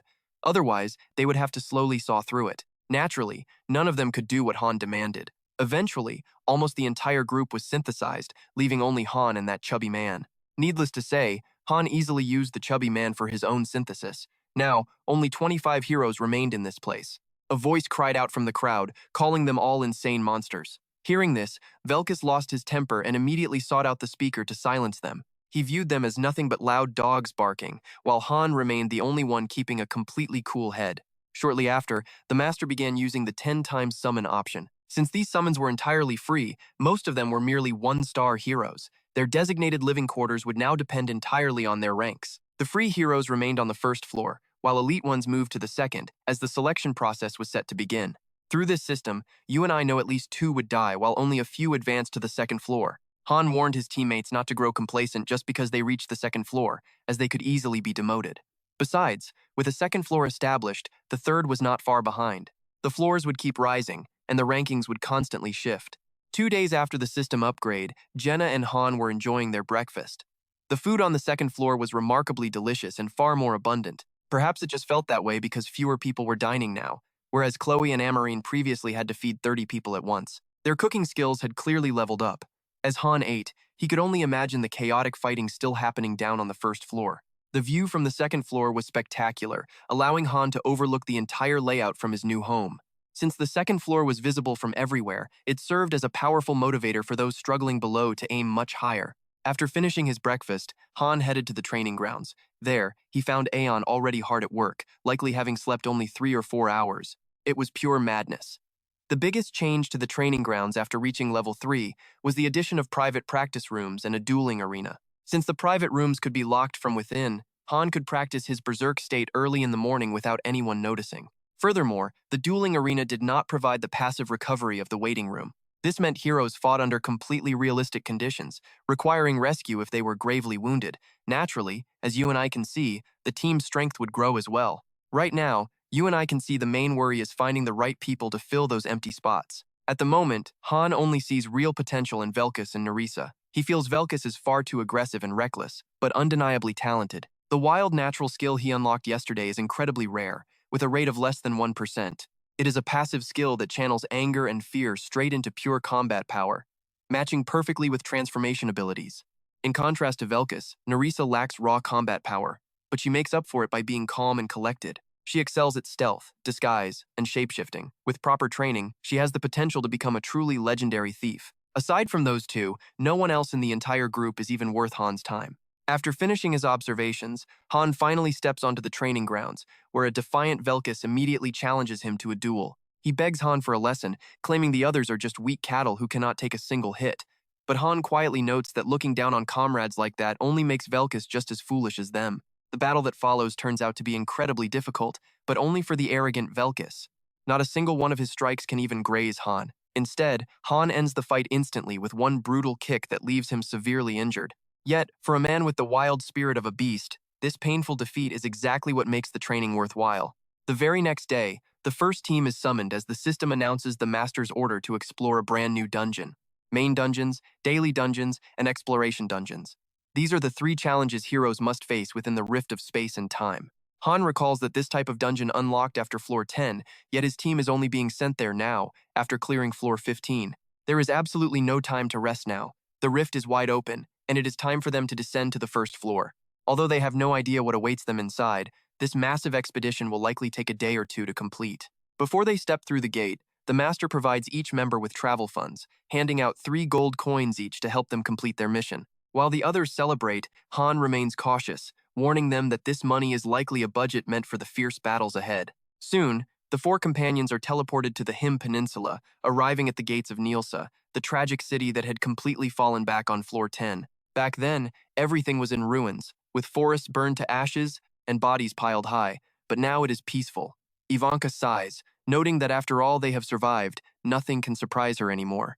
You and I know that in exploration dungeons, heroes never truly know what their final objective will be. Many times they might return completely empty-handed, but occasionally, they will bring back something truly magnificent. Han realizes that the local townspeople can actually see them this time. Sure enough, as they approach the gates, armed guards block their path, demanding to see their travel permits. Without a single moment of hesitation, Han tosses them a gold coin, asking if this is permit enough. It is more than enough. It seems that no matter what world you are in, gold is always the key that opens any door. Once they step inside the city walls, Han prepares to hand out their assignments. But instead of issuing strict orders, he simply tells them to leisurely gather information in whatever way they prefer, with no need to worry about their expenses. With their gold in hand, he urges them to enjoy some fine food and sightsee, promising to take care of the rest himself. The entire squad stares at him in sheer disbelief, wondering if this generous man is truly their usual strict leader. Fearing their captain might change his mind, Ivanka quickly runs off, declaring she is heading far away and nobody should dare stop her. She plans to enjoy the beautiful ocean views. Han tells them to go quickly before he changes his mind, setting their next meeting for 2 days later. Aaron does not waste a single second and heads out to enjoy himself, while Jenna tries to follow Han, only to be flatly rejected. As Han wanders through the streets alone, he notices a strangely large number of heavily armed mercenaries patrolling the area. While pondering this mystery, his attention is drawn to a wanted poster on the wall. The face on the poster belongs to none other than Princess Friss, the young girl he had protected on the 15th floor. According to the details on the poster, the ruthless empire has pinned every imaginable crime on the poor girl, accusing her of heresy and summoning evil monsters. They even claim she committed treason, theft, and arson. It is completely absurd to think a 15-year-old girl could ever do such horrible things. The empire has clearly gone too far. Once the proud descendant of a noble family, she is now stripped of, once a beloved princess, she is now a fugitive hunted in every corner of the kingdom. Even worse, a massive bounty hangs over her head. Observing Han staring at the notice, a curious young boy takes a wild guess, assuming he must be a bounty hunter. Are you after that witch too? Keep dreaming, mister. You do not stand a chance. The greatest trackers on the continent have searched everywhere and found absolutely nothing. When Han asks why everyone calls Friss a witch, the boy whispers a dark rumor. He claims she steals newborn hearts for grim sacrifices and practices forbidden black magic. Word had it that she summoned forbidden entities. Even though Han suspected these rumors were complete fabrications, a deep curiosity drove him to uncover the exact details. Naturally, the boy claimed he was far too busy to talk, but when Han slyly flashed a single gold coin, the young guide suddenly became the most available soul in all of Neo City. Just like that, they moved their conversation to a quiet little tavern nearby. According to the young informant, Frias was once the rightful successor to the royal throne, but she had since been stripped of her title. Intriguingly, she had been a wanted fugitive for an entire year. Han found this highly puzzling, considering he had parted ways with her barely a week ago on the 15th floor. Somehow, an entire year had passed in this city. Looking closely at the symbol on her wanted poster, he realized it matched the armor markings of the enemies he had recently slain. Piecing the clues together, the bounty was issued the moment she escaped the city gates. Now, she was likely wandering alone out there in the vast wilderness. Next, Han asked about the monsters. Surprisingly, the boy revealed that these beasts had not made an appearance for over 2 whole years. The last time those goblins raided, the Grand Council stepped in directly to eliminate the entire threat. The boy also recalled a strange plague that caused beast populations to swell as temperatures dropped. Yet, the most baffling mystery remained the sudden appearance of the dungeons. Just a few years ago, ancient ruins began emerging across the continent, which the locals came to call dungeons. Curiously, some adventurers could enter while others were completely barred. Rumor had it that a mystical stone rested at the very end of each maze. Claiming that stone granted legendary power, Han instantly knew that any gem capable of such a feat had to be an elemental attribute stone. These stones were the true source of a hero's seal, a crucial third power, standing right alongside their base stats and special skills. Unwilling to let this golden opportunity slip away, Han ordered the kid to lead him to the entrance. After all, the massive gathering of mercenaries made the target obvious. Clearly, every sword for hire in town was hunting the exact same prize. Naturally, Han promised the boy a handsome reward to act as his scout. Before long, the duo arrived right at the entrance of the mysterious dungeon. Along the path, they crossed paths with battered, heavily bandaged mercenaries limping back. Clearly, conquering this place was no walk in the park. The dungeon sat right beside the Grand Cathedral at the center of the city, having materialized immediately following the Great Invasion. Behind these heavy gates lay the passage inside, but a strong guard presence stood watch. Gaining entry required a coveted official permit. These passes were routinely bought with cold cash, or bargained for with a promise to split any treasure found deep inside with the guards. With his explanation complete, the young guide quickly bid Han farewell, reminding him that his services were always available for the right price, of course. Oddly, he neglected to mention where he could actually be found. Perhaps the boy simply hoped to never cross paths with Han again. Observing the crowd, Han noticed the massive loads of supply and heavy gear they carried, suggesting these adventurers planned to stay underground for several days. He figured he might investigate later since his squad mates were off vacationing in parts unknown. Though honestly, Han currently had nothing better to do. After watching for another 30 minutes, he noticed the mercenaries casting anxious glances around. Hesitation hung heavily in the air. None dared to take the first step inside. It seemed that fewer than 10% of them could actually breach the protective barrier. But if a squad leader managed to break through, their entire team was granted entry. Han felt entirely confident he could make the cut. But as he pondered, the young guide suddenly sprinted back, gasping for breath like a hunted man. It turned out he had run off to get the gold coin appraised, only to find its worth was astronomical. Han wondered if the boy was looking for another handout. Far from it. Once the kid realized this mysterious traveler was walking around with a fortune, he resolved to stick to him like glue. The boy quickly explained that he wasn't asking for extra cash. In fact, this tip was free. He eagerly offered to provide the guide services mentioned earlier. How about I serve as your personal guide? I happen to know some truly fascinating places around here. Han found the persistence rather irritating, yet the child refused to leave. When pressed, the boy confessed that Han strongly reminded him of his own little brother. Among his neighborhood playmates, one young soul bore an uncanny resemblance to Han, sharing the same dark hair and piercing black eyes.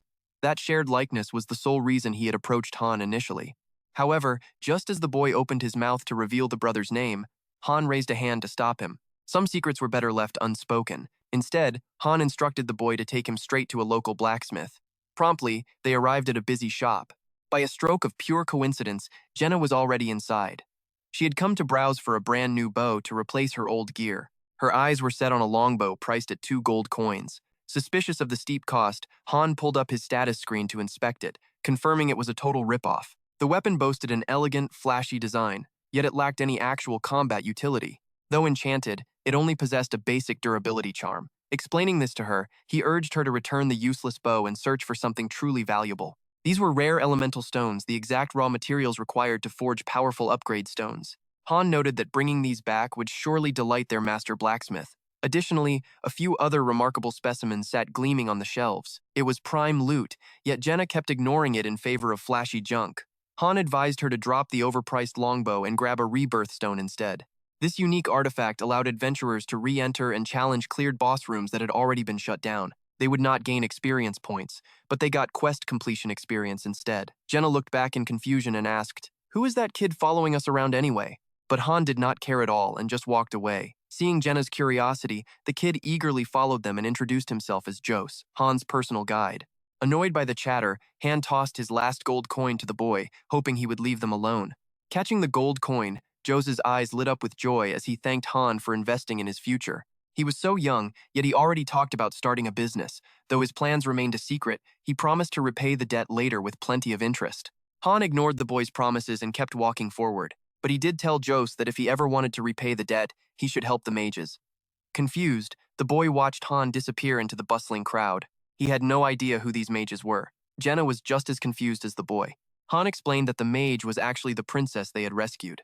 After wandering around the area a bit longer, the entire team eventually gathered back in the main waiting hall. Yanka began to complain that she could not visit the beach, as that region remained locked. While the Him Peninsula was vast, the heroes were restricted to a very specific area during their active quests. Clearing dungeons unlocked new areas every 10 floors, meaning they would have to reach the 100th floor before they could explore the entire map. A week flew by, bringing major changes to the waiting hall. A few other adventurers had finally reached the 2nd floor. Han ordered everyone to rest before training resumed tomorrow. However, Eren completely ignored his command and went straight to training, earning a sharp scolding from his leader. It brought back memories of Nihilheim, where headstrong fighters like Eren rarely met a peaceful end. Effort alone cannot overcome everything in this harsh world. If someone gives their absolute best and still falls short, it simply means they lack the natural talent required to survive. Such people must either find another way to live or inevitably perish during a mission. The next morning, Team 1 arrived at the training grounds only to find Team 2 already working hard. Jenna was genuinely surprised. She assumed Team 2 avoided dangerous training, yet there they were, sparring with real, deadly swords. Han watched them closely, sensing a subtle shift in the air. While Edis, User, and Roderick were all busy training, their first member, Jika, was nowhere to be found. Meanwhile, the Master had officially transferred Velkus and Nerissa out of the 3rd team. Just as expected, the 2 recruits were quickly promoted to the 2nd floor.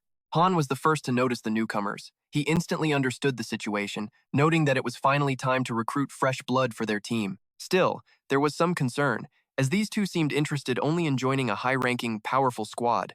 As they stood waiting to welcome the 2 newcomers to the 2nd floor, Han could already guess what had happened to Jika. He had likely been demoted back to the 1st floor after failing to contribute during their dangerous missions. Edis had previously mentioned that Team 2 was down to only 3 members, making it impossible for them to continue raiding with such a small group. Because of this, she decided to intensify their training, hoping the Master would recruit some highly skilled fighters. However, Han doubted the newcomers would choose Team 2, especially since his own squad was also short on members. Meanwhile, the 2 newcomers were busy discussing which of the main squads they would ultimately be assigned to. Nerissa wondered aloud if they would join Squad 1 or 2, prompting Velkus to scoff and point out there were no other teams on this floor anyway. Without hesitation, Nerissa declared her desire to join Team 1, fully confident she would never become a burden to them. Glaring with annoyance, Velkus spoke up with zero politeness, telling her she had lost her mind and needed to know her place. Not backing down, she fired right back. She argued that raw power alone does not define a warrior's worth, claiming she possessed many valuable abilities beyond basic combat that Velkus was simply too blind to recognize. Han finally spoke up, asking who gave them the right to choose, stating that he made the decisions around here. Jenna then whispered something softly to him. It really seemed like the girl was eager to join their squad, which felt quite unusual to her. Turning to Nerissa, Han asked why she was so determined to join his squad, only to learn it was because of rumors spreading through the territory. She admitted that while she initially doubted those stories, witnessing the truth with her own eyes completely changed her mind. Han realized she must have used a rebirth stone, which was a special item that allowed heroes to review past battles or replay completed missions. The system had likely broadcasted the recording of Han's team completing their mission through that device. After watching all the footage, Nerissa felt that the rumors had actually underestimated Captain Han's incredible abilities. For a warrior trying to survive, wanting to follow the absolute strongest was only natural, explaining her desire to join the first squad. Hearing her words, User grew quite angry, sensing that she was openly insulting the strength and reputation of Team 2. Velkus chimed in, arguing that seniority mattered very little in a brutal survival game where only the strongest would survive, rather than the oldest veterans. So he wants a spot on the first team, claiming he would be far more useful than Nerissa. Usually, first team selection is decided by drawing straws, but Nerissa completely objects to leaving it to chance. She argues that luck shouldn't decide their future, and demands a much more practical way to choose. Naturally, letting Han make the final call is best, which Edis agrees with. Later, Han discusses the two candidates with Jenna. Jenna points out, even if you make the choice yourself, someone is bound to end up unhappy. She asks if drawing lots is safer, or if he already has someone in mind. Honestly, Han is completely torn. If Velkus did not have such a terrible attitude, Han might have selected him right away. Since neither candidate wants to rely on random luck or leave their fate to others, Han proposes a solution. He asks, "Are you both ready to prove you deserve to be on my team? You will fight each other." This makes perfect sense, as Han needs to evaluate their true strength before making his decision. A few minutes later, the entire group gathers at the special combat arena. Han warns them that healing magic is disabled here. They must fight until one is defeated, and only then will he make his choice. Velkus steps forward first, wearing a smug grin. He casually asks if he is allowed to kill his opponent. Han calmly replies that if he is capable, he should go ahead. They can fight however they want. Nerissa immediately coats her blade in a powerful paralyzing poison designed to cause violent body spasms. Since Han allowed any method, she is going all out to win. She possessed exceptional poison skills from the very start, having used them countless times while battling dangerous monsters. But this is her first time using it on a human. One single scratch from her blade will end this instantly. Undeterred, Velkus sneers, promising her that he will never give her the chance to land a single hit. The atmosphere in the room grows incredibly heavy, as if a life is truly on the line. The moment the starting signal sounds, Velkus lunges forward in a wild, relentless assault. Nerissa instantly counters, unleashing her own sword techniques with incredible lightning-fast speed. As the fierce duel unfolds, the spectators watch in awe, but Uer is the most shocked of all. That bastard is fighting completely differently than he did during their practice. It turns out he was only using a fraction of his strength. Observing closely, Han tells Jenna and Eren to watch carefully. There is much for them to learn. Both fighters possess 4-star weapon masteries, matching Uer's own level of skill. Yet, their combat styles are completely different. These are advanced skills that typical newcomers simply do not possess. Back in the arena, Nerissa slowly begins to lose ground against Velkus. Although she possesses superior speed, the cramped arena limits her movement, preventing her from using it effectively. Velkus's overwhelming power clearly gives him the upper hand, but Nerissa refuses to go down without a fight. She slips a throwing knife from her sleeve and hurls it straight at Velkus with lethal intent. Naturally, this blade is also coated in her deadly poison. Struck by the flying blade, Velkus instantly feels the paralysis set in, rendering his entire body completely motionless. Nerissa assumes the fight is over, but while she is celebrating her victory, Velkus suddenly swings his heavy weapon, striking her squarely in the stomach.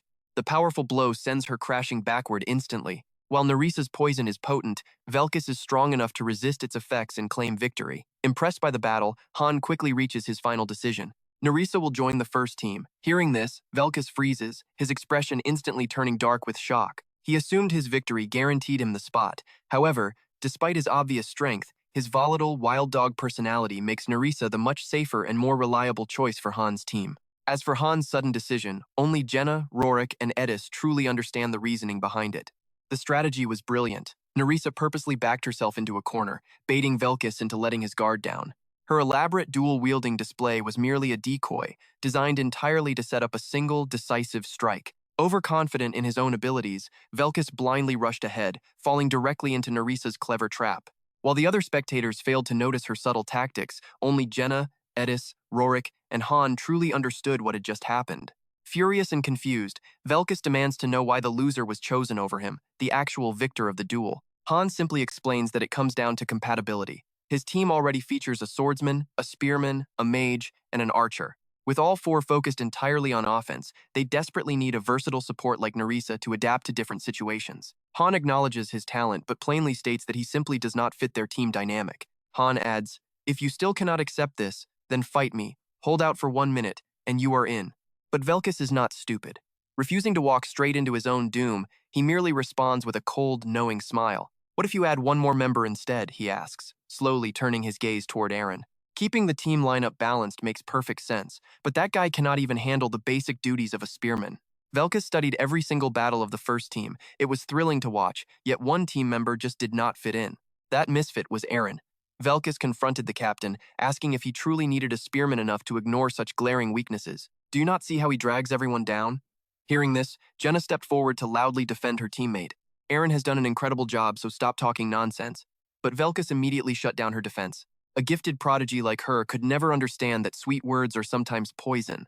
Meanwhile, Han watched with a massive headache, wishing they would just shut up. Deep down, Han actually agreed with Velkus that a spearman might not be essential. The team lineup could easily adapt if a master swordsman joined, but only if that new recruit proved stronger than their current spear user. "Do you honestly believe you are more useful than Eren?"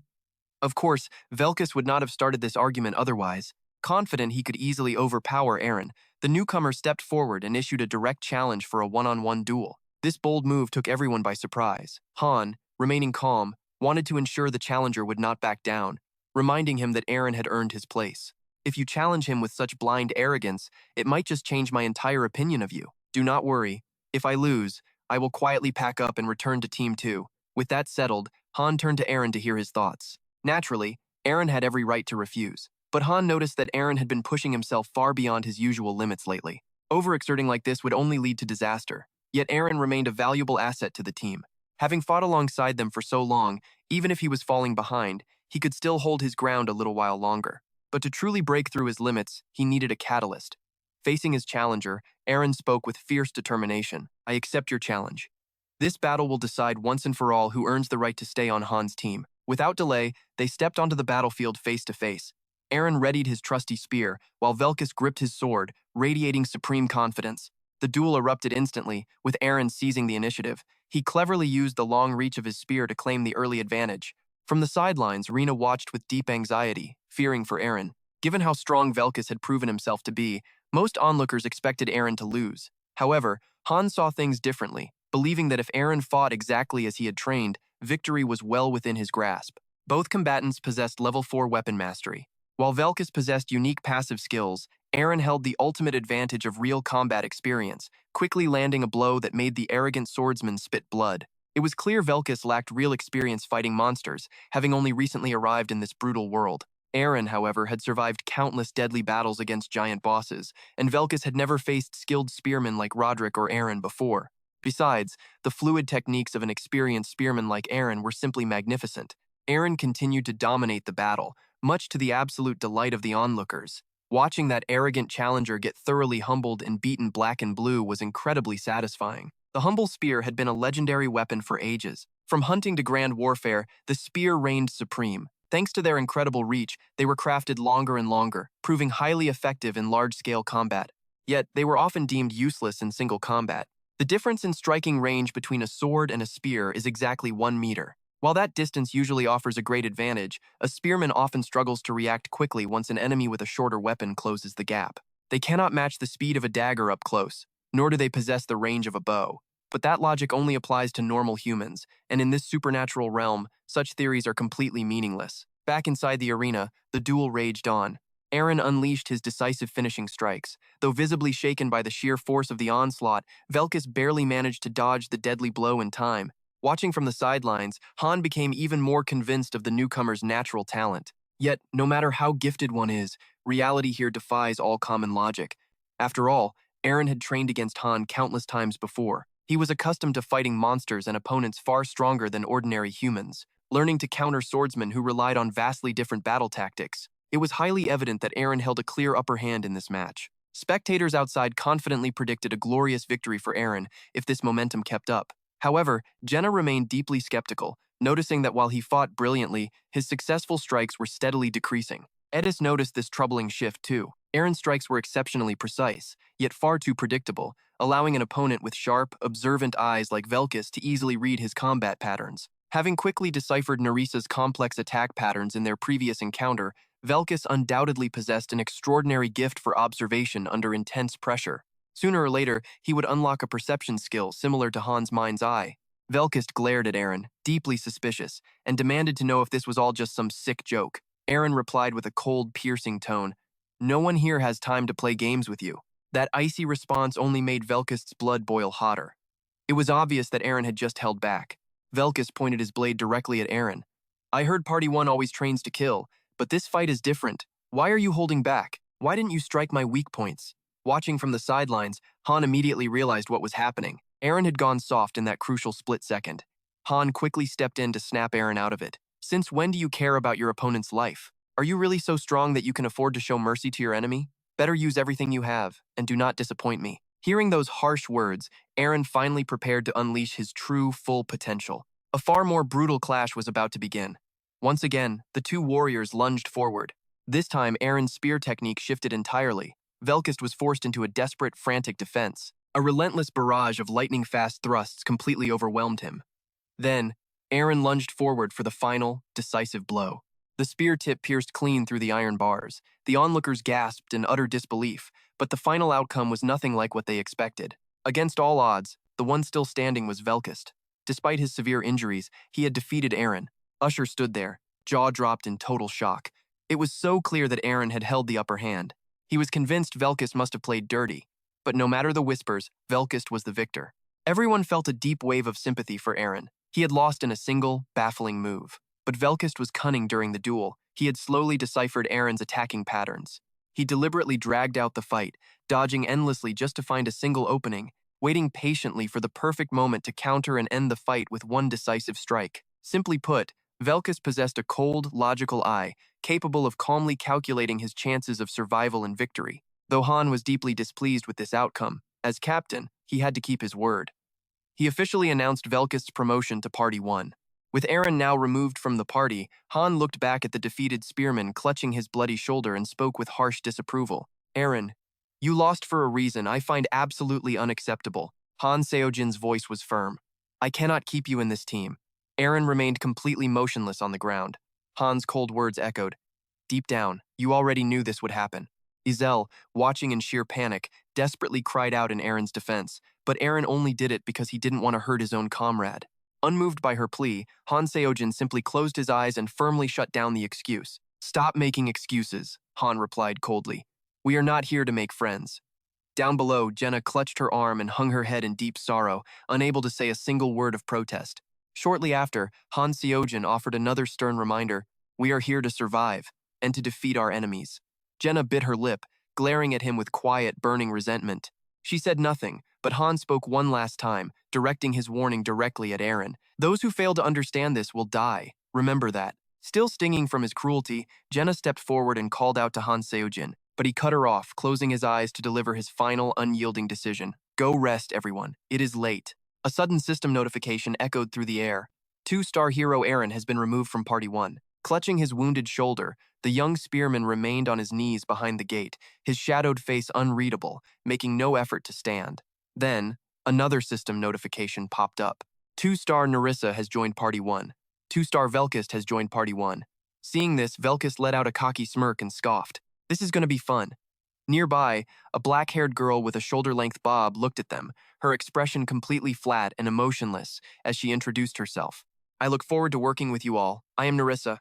Han Seojin stood before them near the stairs with his arms crossed, delivering a grim warning. "I don't know what you expect, but did you think life would be easy in Party 1? It is quite the opposite." With his massive sword strapped to his back, he made the harsh reality absolutely clear to the silent recruits. "Our missions are vastly more dangerous than anything Party 2 faces.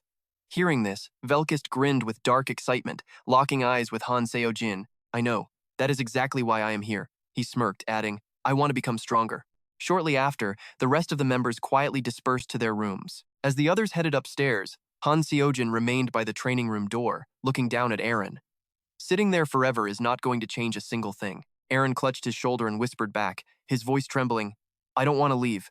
Blood continued to pool from his shoulder as his face remained cast in shadow. Seeing his stubbornness, Han Seo-jin quietly turned away and began walking up the stairs. Is it because I became weak? Aaron asked, his voice filled with bitter self-doubt. Is there really no other reason? But Han Seo-jin only questioned him in return.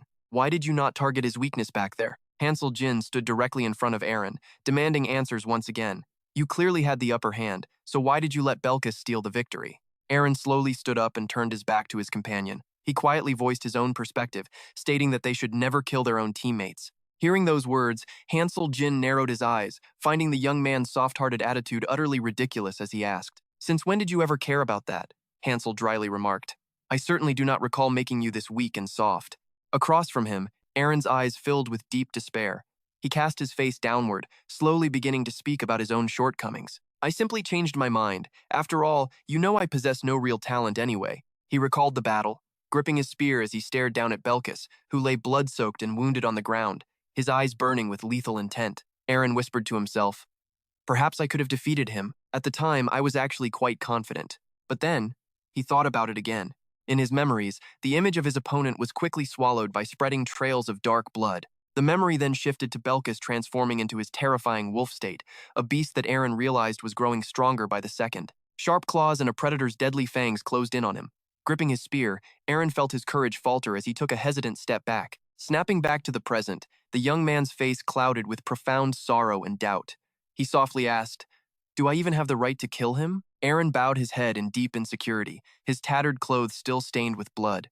He quietly remarked that his opponent was someone who shone far brighter than him. He remembered standing completely alone in the dark, clutching his spear as a bitter realization washed over him. Walking alone down a dark and wet path in his mind, he confessed that all his efforts felt completely useless. No matter how long he spent training, nothing seemed to change. How could any of his hard work ever compare to genuine, effortless talent? Returning to reality, Hansel Jin took another step closer, his voice pressing for answers. Is that really the reason you chose to let him off? Aaron turned his gaze away, his expression filled with painful resignation. He ignored the fresh blood dripping from his shoulder and offered a quiet explanation. I cannot bring myself to harm, Master. They are both far too important to me. The young warrior recalled his past battles, imagining himself standing lost in a thick, suffocating fog, gritting his teeth in frustration as he gripped his spear. He quietly admitted, I do not see the same spark in myself that I see in you and Jenna. This fog before my eyes refuses to lift. He sighed, feeling as though he was simply wandering around aimlessly in the dark. Hansel frowned, quietly studying the boy's dejected posture. Without letting any emotion show on his face, he realized that the young man was deeply traumatized. Breaking the heavy silence, Hansel gently made an announcement about an open position for a training instructor. Aaron's eyes widened in utter shock. Hansel's calm voice continued, explaining that the role would involve teaching the raw newcomers down on the first floor. Hansel looked at him warmly and added, I honestly believe you would be perfect for this. Picturing the training grounds filled with massive stone pillars, Hansel mentioned that Dick was there too, before reminding him of the true purpose of the role. You will only be teaching the rookies in a completely safe area. He noted that these instructor roles are highly competitive, picturing the current trainer managing a crowd of young recruits who are constantly clashing in fierce practice matches. Usually the odds are 10 to 1, but I am willing to specially recommend both of you. Hansel then softly asked for the young man's thoughts. What do you think? Aaron looked down, his expression completely blank as he muttered the words back to himself, wondering if he could really teach others. Hansel crossed his arms, staring intently at the boy as he pressed further, asking what on earth he was still hesitating for. Is your goal really to become as powerful as Belkis? Across from him, Aaron kept his head lowered in silence. Their long shadows stretched across the quiet arena, mingling with the dark blood splattered on the stone floor as Hansel spoke once more. Wasn't your ultimate goal to finally return home to your family? Hearing this, Aaron painfully raised his trembling head to look at him. He nodded weakly, but then went quiet. Seeing his hesitation, Hansel cast a cold glance and pressed him to finish his sentence. But what?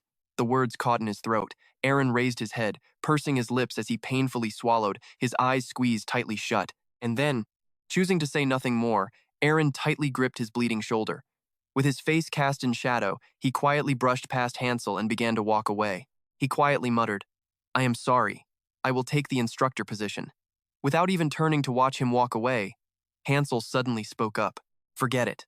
Aaron stopped in his tracks, still holding his spear in one hand and clutching his bloody shoulder with the other. He glanced back, completely bewildered, and asked, What? Standing behind him, Hansel closed his eyes, his face etched with deep disappointment as he spoke. If you do not want to do it, don't. He then quietly added, I once knew someone just like you, and he too possessed absolutely no talent.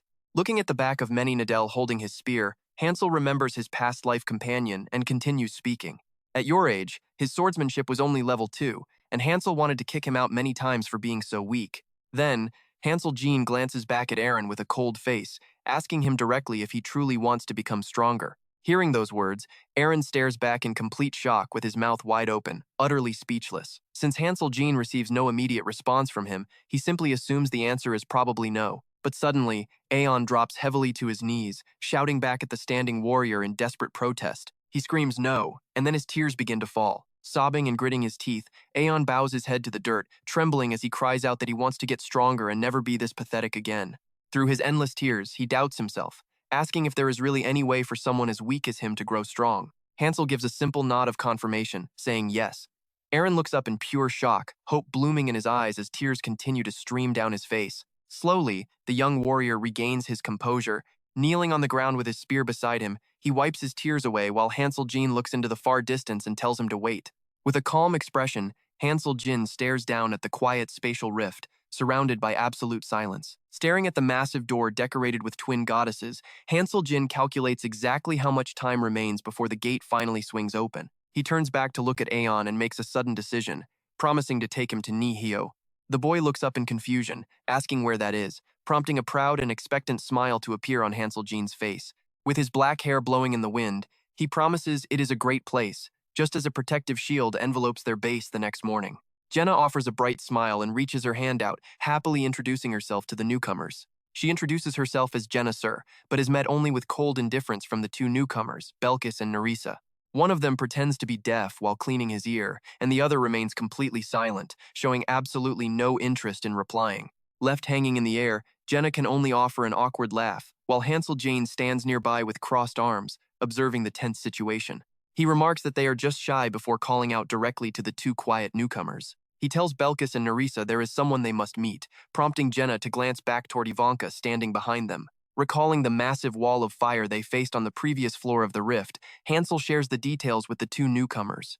He reminds them that their wounds will heal instantly here, but warns that their upcoming opponent is a powerful fire mage. Handing out their assignments, Hansel Jin tells them they must quickly adapt to this brutal way of fighting. Nerissa looks at him seriously with her hands clasped behind her back, asking if he means they specifically need fire resistance. Without offering any further explanation, he simply crosses his arms and commands them to learn the skill as fast as possible. Meanwhile, Belkis stands with one hand in his pocket, raising his palm toward Hansel with a smirk as he asks a question. He asks if they should just thrust their hands into the flames, openly admitting that it sounds like an incredibly stupid method. Smirking at his attitude, Hansel Jine extends his hand and replies with a chuckle that it might be stupid, but it works. Hearing this, Belkis crosses his arms proudly and glances mockingly at Nerissa, confident in his own ability to get it done.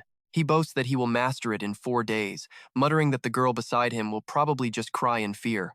Hearing his taunt, Nerissa closes her eyes with a look of pure disdain, quietly declaring that she will only need 3 days. Turning his attention back, Hansel Jane slips his hands into his pockets and gives Jenna her specific assignment. He tells Jenna she must fill in for Aaron, resting his hands on his hips as she turns to confirm her new role. She asks if he wants her to handle the bow, while Ivanka watches silently. Hansel then steps in front of Belkis to evaluate him. Keeping a calm face with his hands in his pockets, Hansel reminds Belkis that they are both close-range fighters. He warns him not to get arrogant and to always fight within a distance where his allies can support him.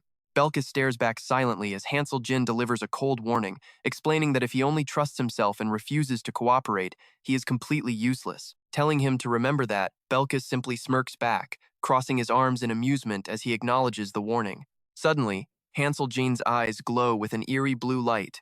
He scans the area, turning his gaze toward Nerissa, who only responds with a cold and confident smile of her own. A detailed list of all her skills immediately flashes before Hansel Jean's eyes. Analyzing her stats, he notes that Nerissa Yar possesses a vast arsenal, including master-level swordsmanship, daggers, rapid movement, stealth, and various advanced physical skills. He silently adds that she also has excellent observation and scouting abilities, alongside deadly skills in poison crafting and surprise ambushes. Right after that, he turned to her suspiciously and asked in a cold voice, "What did you do before coming here? Were you an assassin or something?" Hearing that, she looked back at him and replied, "Something like that." Upon hearing her answer, Hanislot pondered. If she were truly a top-tier assassin, it would have required a high-level summon, not a mid-tier like her. Then, with a serious face, Han assigned her duties, telling Nerissa that her primary position would be in the middle guard before adding more instructions. But depending on the battle, she must also fight up close to protect Jenna and Ivanka, and even slip behind enemy lines to strike when needed. Han also explained that she would be in charge of intelligence gathering, carrying out scouting missions whenever he gave the word.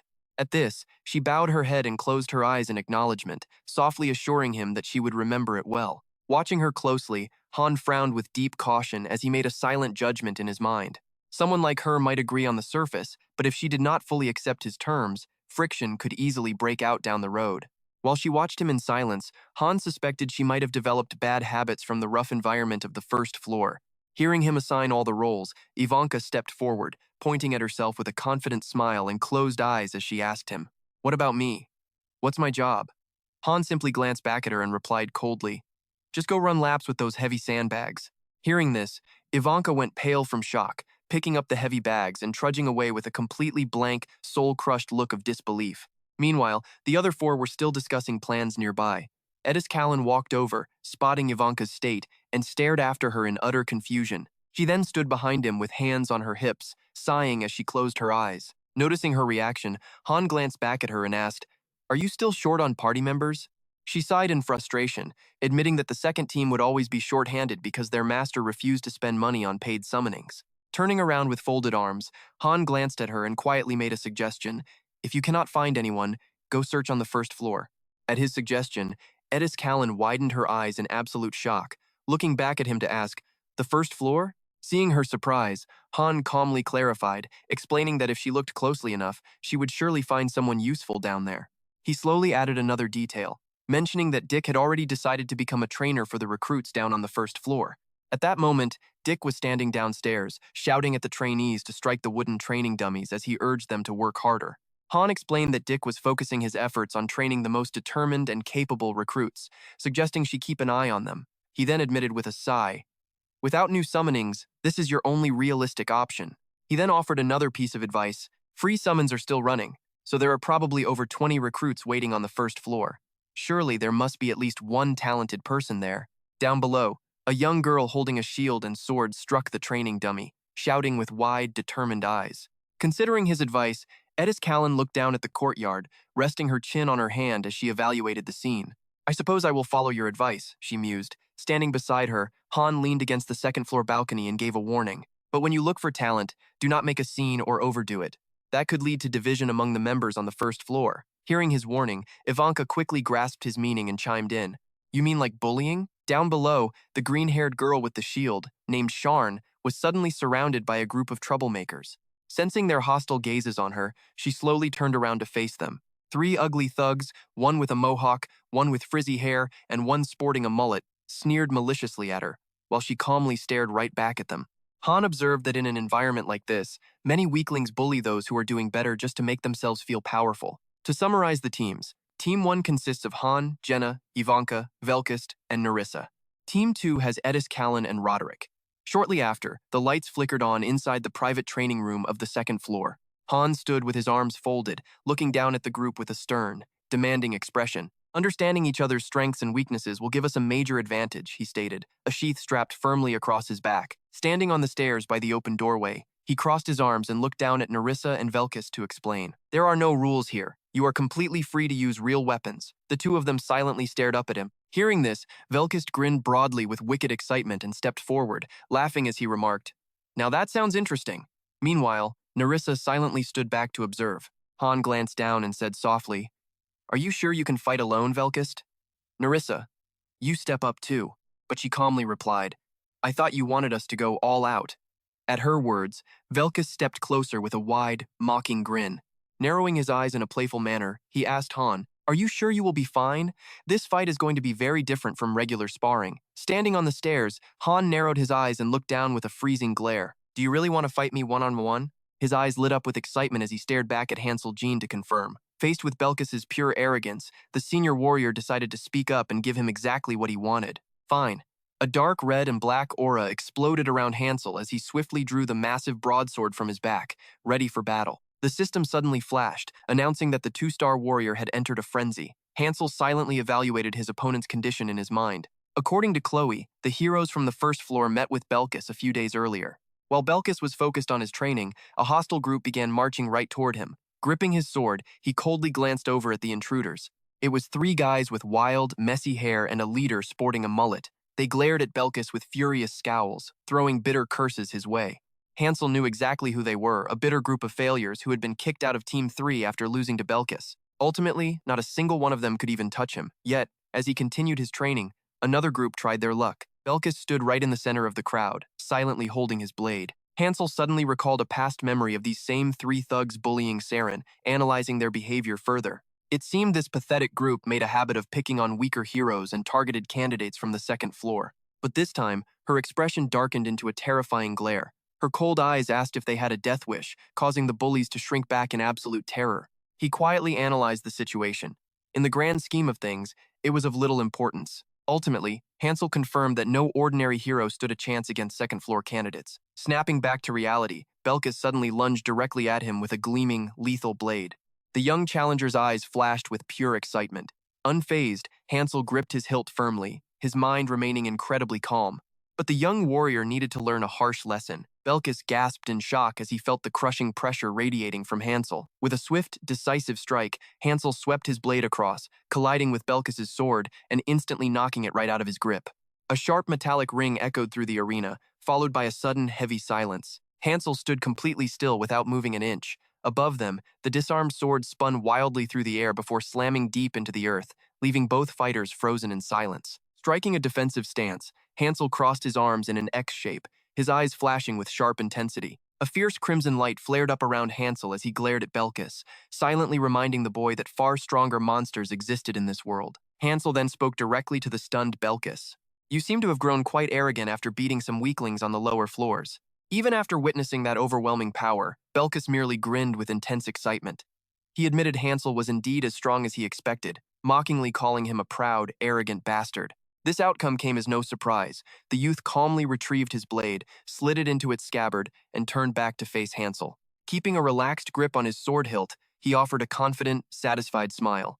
"I am glad I joined this squad. I will take you on alongside this woman." Over by the doorway, Nerissa leaned quietly against the frame. She looked over at Hansel and gave a soft nod of agreement. She stepped into the combat zone. Watching her approach, Hansel lowered his weapon slightly and raised an eyebrow, questioning if she truly intended to use that gear. Bowing her head in silence, she closed her eyes to focus. As she prepared herself, she softly remarked that it was exactly what he wanted. Belkis lowered his stance, crouching low as he warned Hansel that facing two opponents at once would make this a difficult fight. Beside him, Nerissa raised her blade, pointing it directly at Hansel with total focus. Hansel's eyes flared with a deep crimson light. Crossing his dual blades, he surged forward with a calm but terrifying aura erupting around him, offering a simple reply. "We will see about that." Their fierce battle commenced, echoing through the otherwise quiet chambers of the grand waiting hall. Warm sunlight filtered over the second-floor arena. Inside, a thoroughly exhausted Belkis leaned heavily on his sword, gasping for breath as he looked up at Hansel. "I honestly believed that together the two of us could actually defeat you." Nearby, Nerissa lowered her weapon, leaning on her knees as she struggled to catch her breath. Hansel sheathed his blade as his dark aura slowly faded away. He looked at the exhausted pair and reminded them that numbers do not equal strength. He added that their teamwork was non-existent, leaving them completely out of sync. Hansel calculated that while they might stand a chance against Aaron, even a combined assault would not be enough to overcome someone like Jenna. Hearing her name, Jenna blinked in surprise, pointing a finger at herself with an adorable, slightly embarrassed look on her face. Hansel glanced over, asking what she was waiting for and urging her to step up since the others were waiting for her. She quietly slung her quiver over her shoulder, gripped her bow, and walked forward with a clear lack of confidence, sharing her anxiety. "I am a bit nervous." Hansel looked at her gently, offering comforting words by reminding her that she was far stronger than she realized. He turned his gaze toward Nerissa and Belkis, his voice firm as he issued a strict warning. "Form a team. I will no longer allow any solo battles." Inside the arena, the lines were drawn. On one side stood Jenna, bow raised and quiver on her shoulder, locked in a combat stance. Facing her were the other two, swords drawn, staring right back. Outside, Hansel Jin made it clear that they would fight until they managed to defeat Jenna. Observing this, Belkis glanced toward the man standing watch outside the arena. Crossing his arms and frowning, the young warrior spoke up with a look of pure annoyance. Aren't you underestimating us just a little too much? I do not believe I will lose to her. While Nerissa stood silent beside him, Hansel Jin immediately countered his confidence. You will see.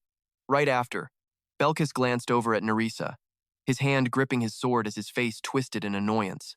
I have no desire to fight alongside this woman. She will only get in my way. Hearing those words, she turned to him with equal disdain and calmly fired back. I was just about to say the exact same thing. Hearing them complain about being forced onto the same team, Hansel Jin looked in from the sidelines and urged them to get moving. Then prove it instead of talking. I will personally spar with you as much as you want if you can defeat Jenna first. Hearing this challenge, Belkis eagerly settled into a battle stance and warned him to keep his word. Nerissa simply sheathed her sword and crossed her arms in deep frustration. Turning to her, the young man sharply ordered her to step back. She stepped aside without a word, while he strode forward with his sword raised, completely locked in and ready for battle.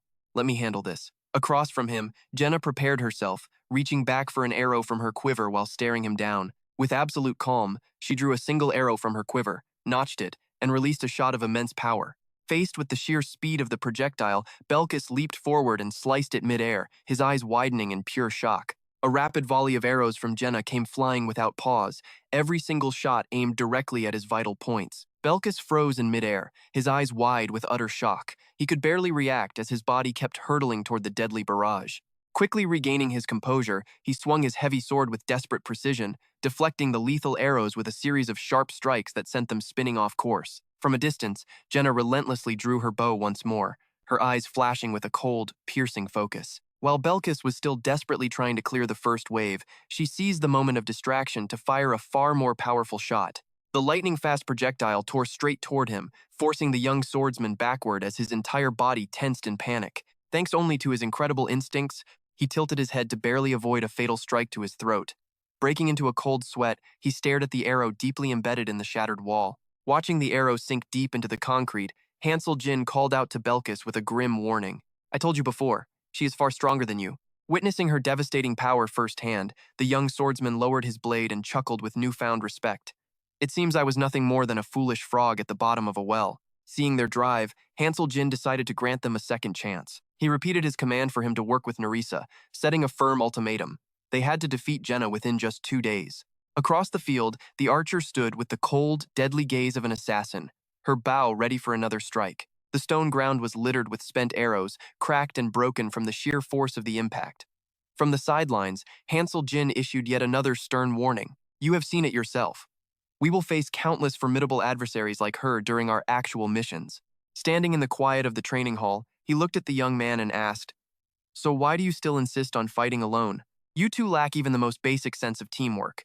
Feeling deeply insulted by his words, Nerissa could no longer hold back and glared at him with intense defiance. It is still my turn to face her in battle. Hearing her reply, Hansel Jin closed his eyes and slowly shook his head at her obstinacy. You are incredibly stubborn. With that, the duel between the two women commenced. Before long, Nerissa was left gasping heavily for breath, surrounded by a fresh wall of arrows deeply embedded into the cracked stone. She stood frozen with her sword, effectively pinned against the wall by a calculated grid of arrows on the ground and behind her. Watching from the sidelines, Hansel Jin crossed his arms and shook his head in absolute disappointment. Neither of you could even last a single minute. His harsh words struck a nerve, completely igniting the anger of both warriors inside. Standing in the back, Belkis's face darkened as his eyes gleamed with a beastly intensity. Tell me, so we just have to work together and bring her down, correct? He then added, I absolutely despise teaming up, but I am willing to try. Standing beside him, Nerissa locked her icy blue eyes onto Jenna and gave a firm nod. This time, we will not be defeated so easily. With that, both of them charged straight at Jenna, who calmly raised her bow, her gaze remaining deadly and focused. Amidst the thunderous clashing of the battle raging on, Hansel Jin stood by with folded arms, silently watching them. Finally, losing his patience, he glared at the arena and spoke up with a sharp critique. How truly pathetic. Meanwhile, Jenna's arrows continued their relentless assault, raining down upon Nerissa. Nerissa charged forward, desperately swinging her sword to deflect the deadly barrage with great difficulty. Then, Jenna lunged forward alongside her arrows, her eyes filled with a lethal intent. Caught completely off guard, Nerissa froze in sheer shock. In a flash, Jenna slipped through the falling arrows, her blade striking Nerisa's sword away. The disarmed girl could only gasp in midair, utterly paralyzed by the terrifying, murderous glare locking onto her. Right after that, Jenna smoothly rolled against the iron fence, using her momentum to sprint along the barrier before drawing her bow and aiming with absolute precision. Next, she aimed directly at Belkis, who was trying to flank her. Noticing her gaze, he gritted his teeth and glared back in frustration. Jenna loosed a rapid volley of arrows. Belkis, unable to dodge in time, could only raise his arms to shield himself from the oncoming onslaught. Blood sprayed as the arrows pierced his flesh. From the sidelines, Hansel Jin watched his agonizing struggle with folded arms and called out, "What on earth are you doing?" Then he coldly added, "You are performing even worse than when you fight alone." Stung by the provocation, the young man could not help but shout out a curse. Damn it. Still observing quietly with crossed arms, Hansel offered a dry warning. "Swearing is not going to change your situation. Do you two want to transfer to Team 2? They certainly do not train like this over there." Hearing those words, Belkis gritted his teeth and glared upward through his pain, muttering, "I will try one more time." He marched over to Nerissa, venting his frustration with a harsh taunt. "You could not even last 10 seconds. Utterly useless." Unwilling to back down, she shot him a disdainful look and fired back with a sharp reminder. "Easy for you to say, considering you could not even swing your sword once." Outside, Hansel watched them, his expression darkening. Looking at Belkis's twisted, furious face as he ground his teeth, Hansel knew exactly what was happening. You and I can easily see his pride was thoroughly shattered. Turning his gaze to Jenna, who stood holding her bow with a blank, detached stare, Hansel analyzed her nature. Having grown up in the wilderness, Jenna was far more accustomed to wild beasts than domesticated ones. Right now, the other two were charging directly toward her. Belkis boiled with rage, veins bulging on his forehead, while Nerissa remained calmer, casting a side glance at him. Hansel silently reflected on Belkis's flaws. He needed to learn quickly when facing highly intelligent beasts. Across from them, Jenna did not hesitate. Drawing her bowstring tight, her eyes flashed as she locked onto her targets. Hansel added a final thought, especially the most savage ones. With a sudden release, her deadly arrows flew straight toward the oncoming pair. In Jenna's eyes, they were no different from wild beasts charging recklessly at her, and she was absolutely certain her arrows would strike them down. From the sidelines, Hansel sensed it too. To a trained hunter, you and I know that even the fiercest beast is nothing more than simple prey. Nerissa's face twisted with a wild, manic energy as a savage red light flashed deep within those eyes. Hansel silently realized she was a monster. He paused, observing Nerissa charge forward with cold determination, concluding that they must learn to hunt as a pack. The grueling combat dragged on until darkness began to fall over the arena. Inside the ring, Nerissa panted heavily, pinned against the blood-splattered wall by a sharp arrow. Across the arena, Belkis gasped for air, his chest riddled with arrows as blood dripped down. He collapsed to his knees, completely pinned against the wall in sheer agony. His body was in no better shape, with his hand nailed firmly to the stone wall. Yet, he still clung to his sword, gasping for breath. Outside, Hansel watched them with folded arms, narrowing his eyes as he gave a firm reminder. "Stop wasting your time. Your bodies will automatically heal once you step out of the arena." He then urged, "Stop pushing yourselves and get out here." The two slowly dragged themselves out, collapsing onto the ground beside the stage. One sat with head bowed, the other gasped for air, as their battered bodies began to rapidly heal. Nearby, Ivanka, wrapped in her fur coat, covered her mouth with a fan while observing them. Walking over to Hansel, she remarked that the two made an oddly perfect match. Retrieving the fallen arrows, Hansel turned to face her and asked, "What are you doing here anyway?" He then added, "Should you not be practicing your advanced telepathy?" Before she could answer, he issued a stern threat. "If you do not leave to train within 10 seconds, I am telling Chloe." Upon hearing this threat, Ivanka panicked and cried out, "I am going! I am going!" She grumbled as she scurried off. Meanwhile, Aaron watched their interaction while continuing his own training. Belkis gently touched his newly healed muscles, staring down at his hands with a quiet whisper. Once again, he lifted his water flask to take a drink, but hearing those words, he looked over, frozen in awkward hesitation. "No, I." After gathering the boughs, he slung the heavy quiver over his shoulder, looking back at the group to give a firm warning. "That is enough for today. We will train again tomorrow." Hearing this, Nerissa looked over with a deeply puzzled expression. "Do we not still have plenty of time?" He turned his gaze to Jenna, who stood with hands on her hips, drinking water and breathing heavily as he made his observation. You two kept clinging to Jenna so many times that she could not even practice her own training routine. Then Hansel Jin firmly added, "Do not waste other people's precious time." He immediately issued a cold warning to them. "If you two cannot defeat Jenna tomorrow, I will find other members to replace you." Belkis glanced at him, his face filled with complete shock. He could only ask, "Are you truly serious about this?" Beside him, Nerissa bent over, catching her breath while casting a tense glance at him. Hearing his question, Hansel Jin coldly replied, "Do you think I am joking?" He turned away, carrying his quivers and sword on his back, walking off as he gave them a final warning. "I will only grant you one single opportunity during tomorrow's practice. If you lose, you know the consequences." Beside him, Jenna followed along, holding a quiver of arrows as she cast a worried look back at the pair. The two of them looked up silently at their departing figures. Once more, he made his message perfectly clear. "Do not disappoint me." Behind them, Belkis gritted his teeth, lowering his head as his face darkened with pure fury. Meanwhile, Nerissa stood there panting heavily, drenched in sweat. Once they had walked a safe distance away, Jenna hurried to catch up, looking back at them with a deeply concerned question. "Are you truly going to do that? Actually casting the two of them out?" Hansel Jin glanced at her, asking in a quiet, steady voice, "Have you ever known me to tell a lie?" She actually took a moment to think about it before admitting, "Well, quite a few times, actually. Let me see, just recently." But before she could finish, Hansel Jin tapped her head with a quiver, making her yelp in surprise and drop her own bundle. He stepped ahead of her, retrieving the quiver with an indifferent look on his face, though his tone carried a sharp, serious edge. If they cannot learn to fight together, then even the most exceptional talent is completely useless. Behind him, Jenna rubbed her sore forehead, pouting in distress as she spoke up. "But if you expel those two, I do not see anyone else who could possibly join the first team." Then, a sudden spark of hope crossed her mind, and she asked, "Wait, what about Aeon?" Hearing this, Hansel Jin quickly dismissed the idea, stating it would not be Aeon. He quietly reflected on the situation, analyzing their behavior. Their combat skills were fine, but they simply did not trust the comrades standing right beside them in battle. Elsewhere, Belkis's hand trembled with fury as he tightly gripped his sword. Hansel added a final note, stating they were simply far too arrogant. He made his final stance absolutely clear, but if that attitude does not change. On the other side, Belkis's face darkened with absolute rage. His eyes flashed red as he gritted his teeth, gripping the hilt of his sword. Veins bulged on his arm as he made a deadly promise to himself. "I will kill her." The next morning, Ivanka, Jenna, and Hansel Jin gathered at the castle training ground.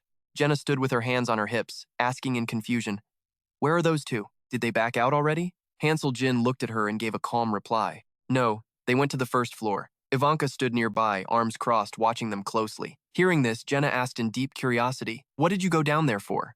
He confirmed her suspicions, saying, "They asked me for a little more time." Hearing this, Ivanka turned to him with a spark of excitement in her eyes. "So, what about today's practice?" Before she could even finish her question, Hansel Jin smirked, closing his eyes as he gave a firm answer. "We must increase the intensity today, since we are short 2 members." At his words, Ivanka frowned in deep frustration and cried out, "I knew it!" Suddenly, Jenna noticed movement. She looked over in surprise to see Nerissa and Belkis approaching them with complete composure. Hansel Jin cast a firm, unwavering look their way, asking, "Are you two fully prepared for this?" Belkis stood with a fine sword at his waist, offering a steady, calm reply. "As much as we can be." Beside him, Nerissa walked forward with clenched fists, her expression serious as she confirmed, "I am ready." With everyone gathered around the training arena, Hansel Jin spoke up to remind them of the terms. "The rules are the same. Real weapons are allowed, with no restrictions. You two only have one single chance." Inside the ring, Nerissa watched Jenna draw her bow. Reaching for her own weapon, she offered a quiet confirmation, "I know." Beside her, Belkis kept his eyes on Jenna's ready stance, muttering quietly to himself, "Cooperative combat is not something that suits me, but I will." He paused. Across the ring, Jenna drew her bow tight, eyes narrowing as she shouted a warning, "Here I come!"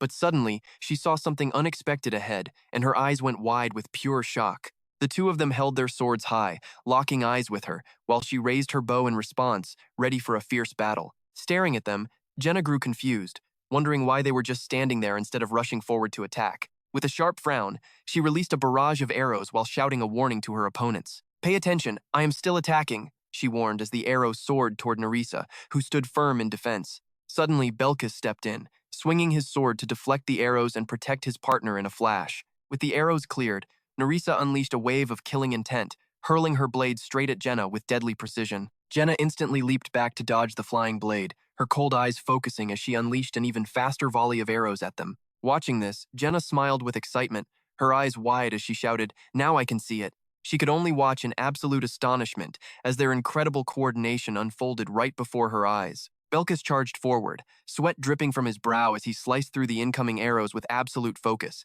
his red, bloodshot eyes locked entirely on the target. A system notification chimed aloud. Belkis had successfully unlocked a brand new skill to evade long-range attacks. Crouching down, Jenna pulled another arrow from her quiver, while the two warriors kept charging forward without hesitation. Springing back to her feet, she dashed forward while aiming her bow, smiling to herself as she noted they were still far too distant. The released arrow screamed through the air, while one opponent swung their blade from the right toward the center. The other attacker came from the left, combining two completely different sword styles. Belkis took the lead, shattering the arrows to clear a path for Nerissa, who swept up the rest, both of them charging ahead with pure rage and killing intent. Swiftly, Jenna fired another barrage, successfully forcing the two attackers to split up into opposite directions. Nerissa lunged from one side while Belkis attacked from the other, trapping Jenna in a deadly pincer movement.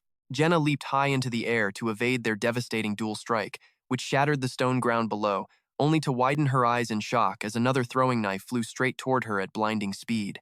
Reacting instantly, Jenna twisted her body and landed safely on the ground, gritting her teeth as she stared warily at her foes. Suddenly, a massive wave of pure, murderous energy erupted from her side, sending a shiver of shock through Jenna. She grimaced, completely unable to react to the pressure. Whipping her head around toward the source, her eyes widened in horror as she realized this immense bloodlust belonged to Belkis. He stood there, his face completely dark and overflowing with a terrifying aura that silently promised her certain death. Jenna barely reacted in time, performing a quick flip to kick the sword aside and dodge the strike before both fighters jumped backward.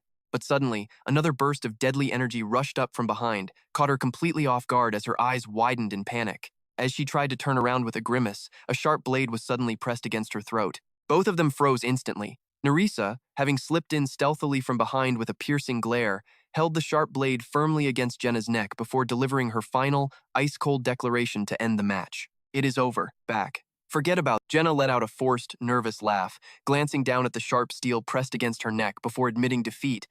"I guess I lost." Over on the side, Belkis grinned smugly at them, boasting that the victory was as easy as pie. Watching from the sidelines, Hansel Jin folded his arms with a knowing smile and asked them why it took them so many days just to realize this simple strategy. Reviewing the swift sequence of events in his mind, Hansel Jin analyzed exactly how they had pulled it off. Belkis's overwhelming and blatant killing intent served as the perfect distraction, masking Nerissa's presence. Shielded behind his aggressive assault, she was able to slip through and close the distance to Jenna completely undetected. He silently noted that when one person's presence is highly dominant, it naturally monopolizes the opponent's attention, leaving the remaining teammate with ample time and space to execute their next move. If they had paid closer attention to the previous boss battle, they would have easily recognized this fundamental tactic. Ultimately, he believed that the power of teamwork must always triumph over raw individual strength. As the trio stepped out of the arena onto the platform, Hansel Jin looked up from below to give them his final verdict. "You two passed, so make sure to remember this feeling," he said, before Belkis smiled arrogantly and asked him a bold question. "Using this strategy, do you think we can defeat you?" Reading the arrogance in his voice, Hansel Jin challenged, "Want to try?" and promptly proceeded to crush the two of them in their very next clash. Later that evening inside the chamber, before they could even formulate a response, Belkis was struck heavily in the gut, coughing up blood in agony. Hansel Jin had immediately unleashed his frenzy to crush them at the first sign of an opening, casually noting how effortlessly he could defeat the pair time and time again without breaking a sweat. He glanced back at the temporal rift, quietly confirming the details. The group still had a precious few moments before the next tower climb commenced. The master did not deploy Team 1 right away, he noted, realizing the leader was likely granting the new recruits precious time to integrate with the seasoned members. Moments later, all 5 warriors stood arrayed before the temporal rift, fully armored and gazing silently into the swirling abyss. With this final addition, Team 1 stood nearly complete. Back on their secluded island, Hansel Jin sheathed his great sword and made a calm announcement. From the very next session, Jenna would join the active training combat. Beside him, Jenna offered a deceptively innocent smile, while Belkis and Nerissa rested against the arena walls, quietly catching their breath and receiving vital medical care. Hearing his words, a puzzled Belkis looked up from his spot and asked, "What do you mean?" Crossing his arms, Hansel Jin met his gaze and explained calmly, "We are going to form a unified squad, just like the two of you have." All 3 of them stared back in utter disbelief. At those words, the faces of the other 2 twisted into expressions of sheer dread, looking at him with absolute horror. Noticing their sudden panic, Hansel Jin tried to reassure them, telling them to relax. "This is not a permanent roster," he clarified, visualizing a dynamic rotation system in his mind where the members would constantly swap partners to test different combat scenarios. Instead, they would pair up in different combinations to build trust and strengthen their overall coordination. Having just finished his treatment, Belkis placed his hands on his knees and slowly stood up. He looked up with a very casual expression and asked, I thought we usually fought as individuals. After all, rumor has it that back on the 5th floor, and even the 10th and 15th, you single-handedly carried everyone. Frankly, I did not think the others were anything special. He then posed a direct question to the seasoned leader. So, what exactly is the point of this group training? Hansel Jin crossed his arms, his face darkening with a wave of sheer helplessness as he stared back at the youth. Are your eyes merely for decoration? Hansel asked, his mind drifting back to the desperate battles fought alongside Eren and Jenna. He explained that no warrior could survive entirely on their own, and if individuals remained weak, no amount of coordination could forge a great squad. And the reverse was equally true. He firmly asserted that any mission was destined to fail without proper cooperation, no matter how powerful an individual might be. Returning to the present moment, he calmly looked at his team and reiterated his belief. Granted, if an extraordinary warrior possessed peerless strength, they could carry a team, but he quickly added a sobering truth. But within this group, there is no such legendary figure, not even myself.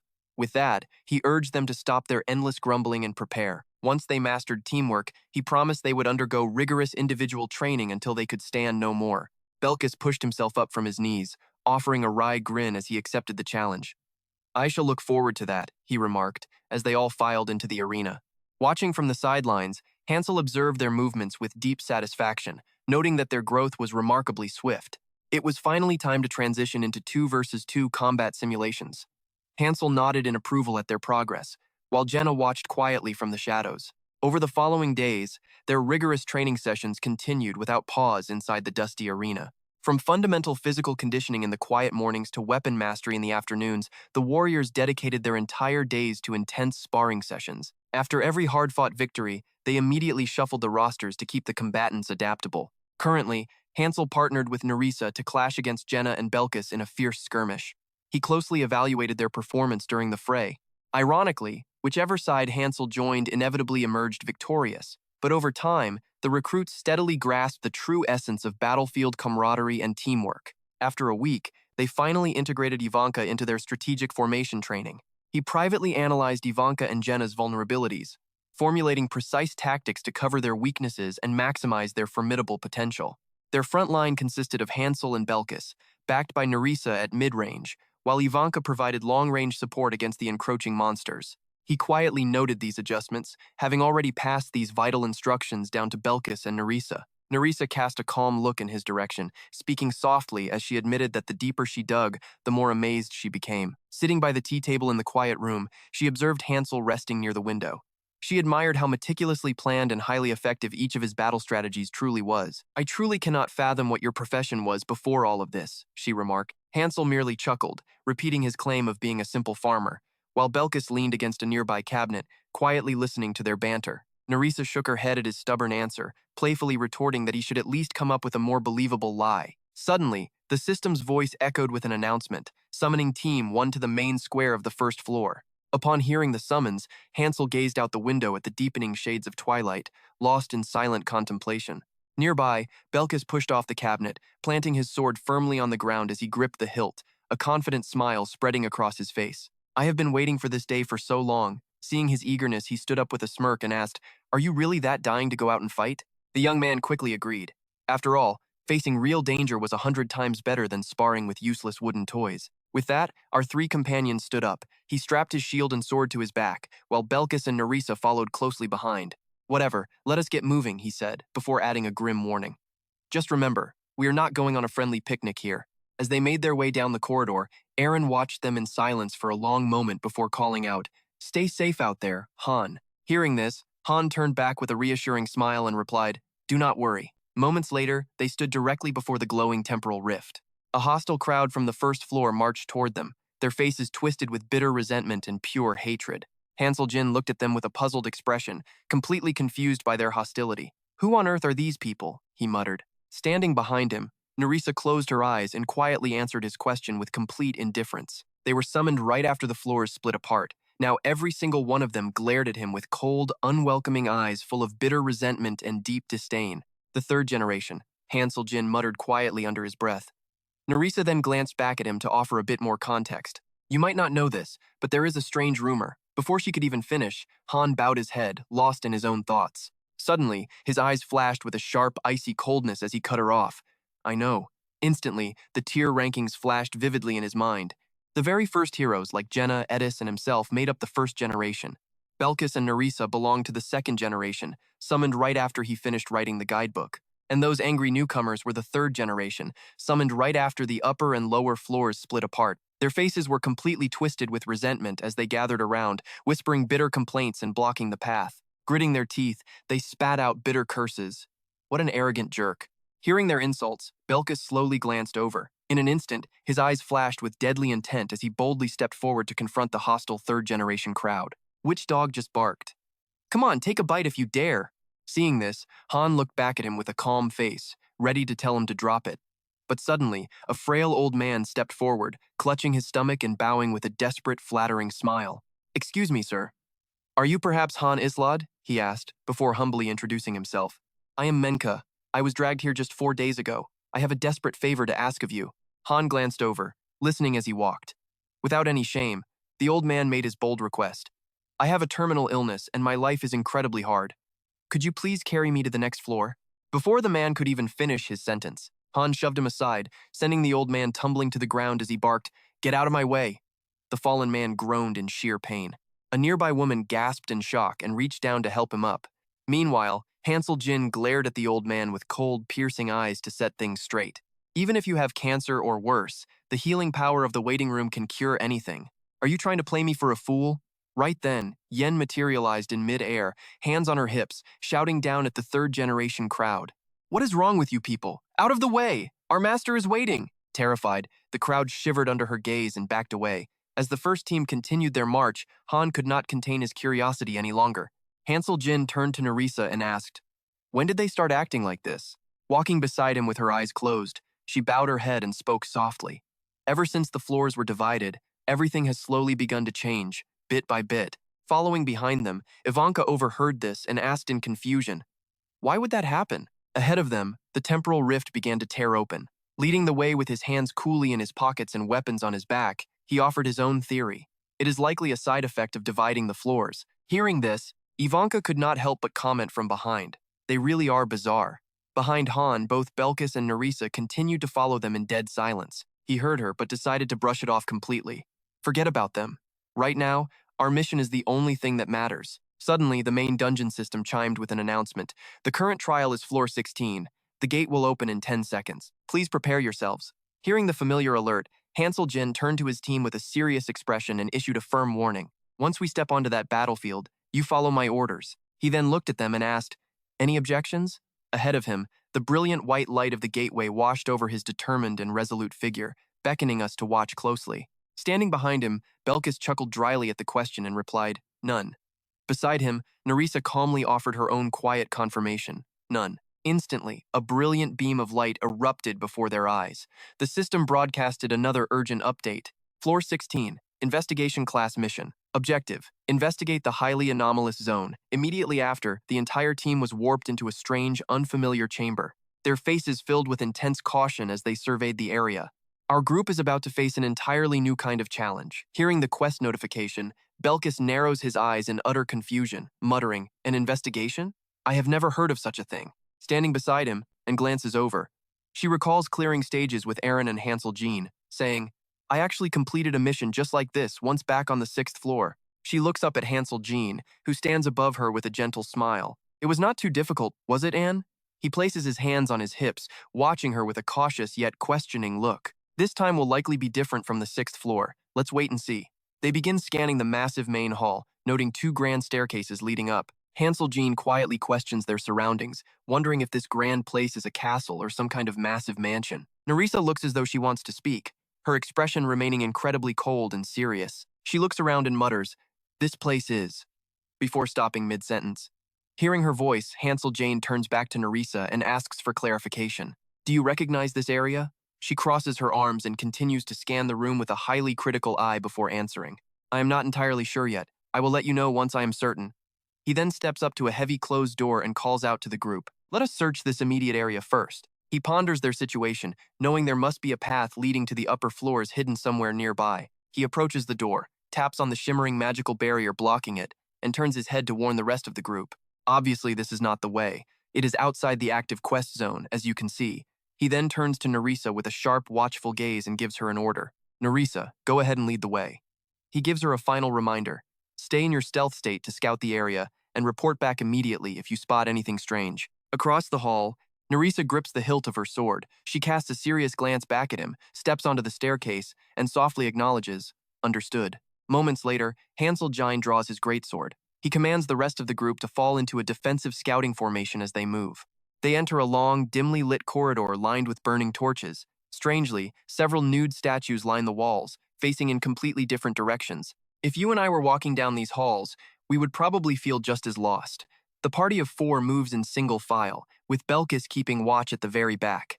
Walking right in front of him is Ivanka. She lifts her skirt slightly while nervously scanning the creepy halls. This place is rather creepy, is it not? Could this be a haunted mansion? She shivers, asking, why is it so completely empty here?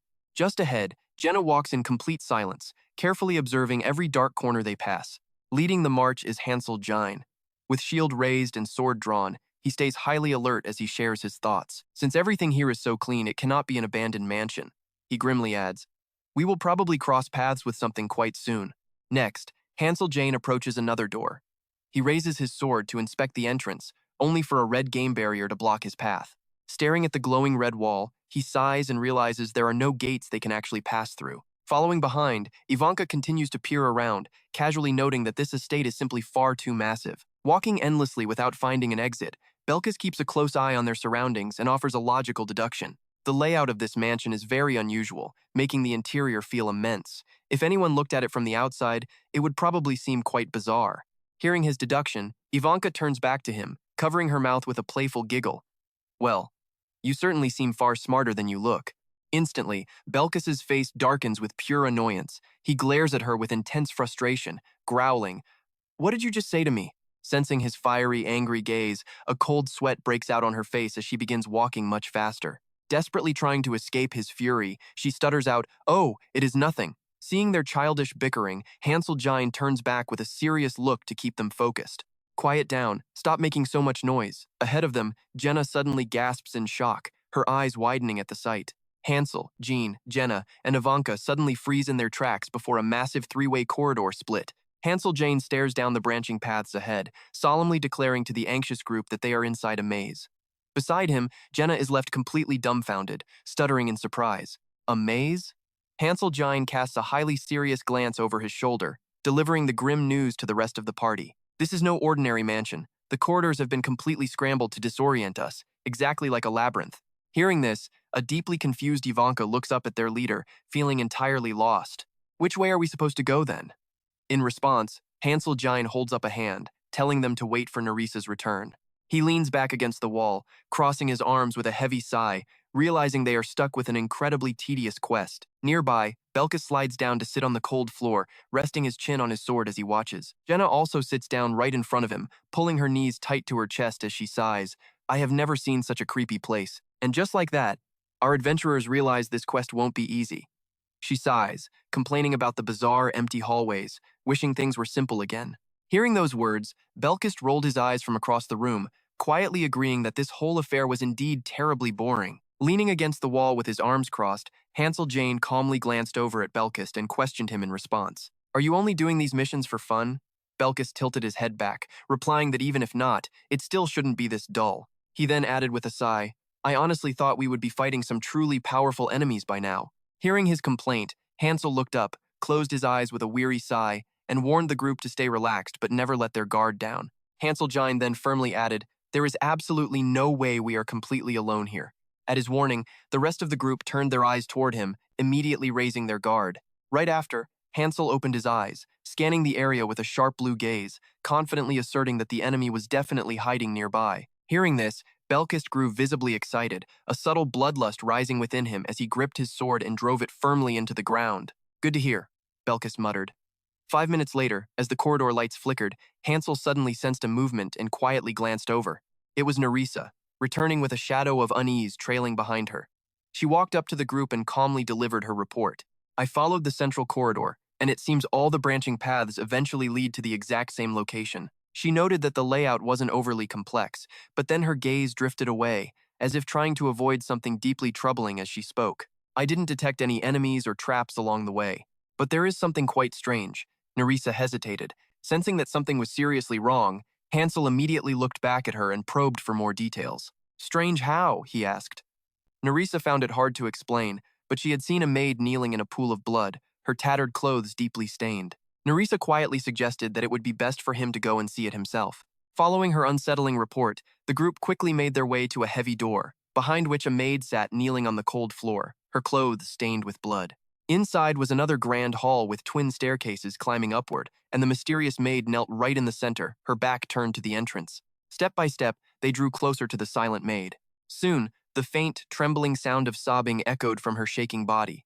She wept softly over a dark, pooling puddle of blood right before her. As they stepped through the doorway, Nerissa quietly whispered to Hansel, noting that the woman hadn't reacted to their presence at all, which felt incredibly bizarre. The younger members craned their necks in curiosity, trying to get a look, while Hansel stood tall, his serious face focused ahead in heavy silence. Suddenly, the maid began to cough violently, spitting up thick, dark blood with a sickening sound. Those standing beside Hansel flinched back in utter shock, but he remained completely calm, staring intensely at her as he fell deep into thought.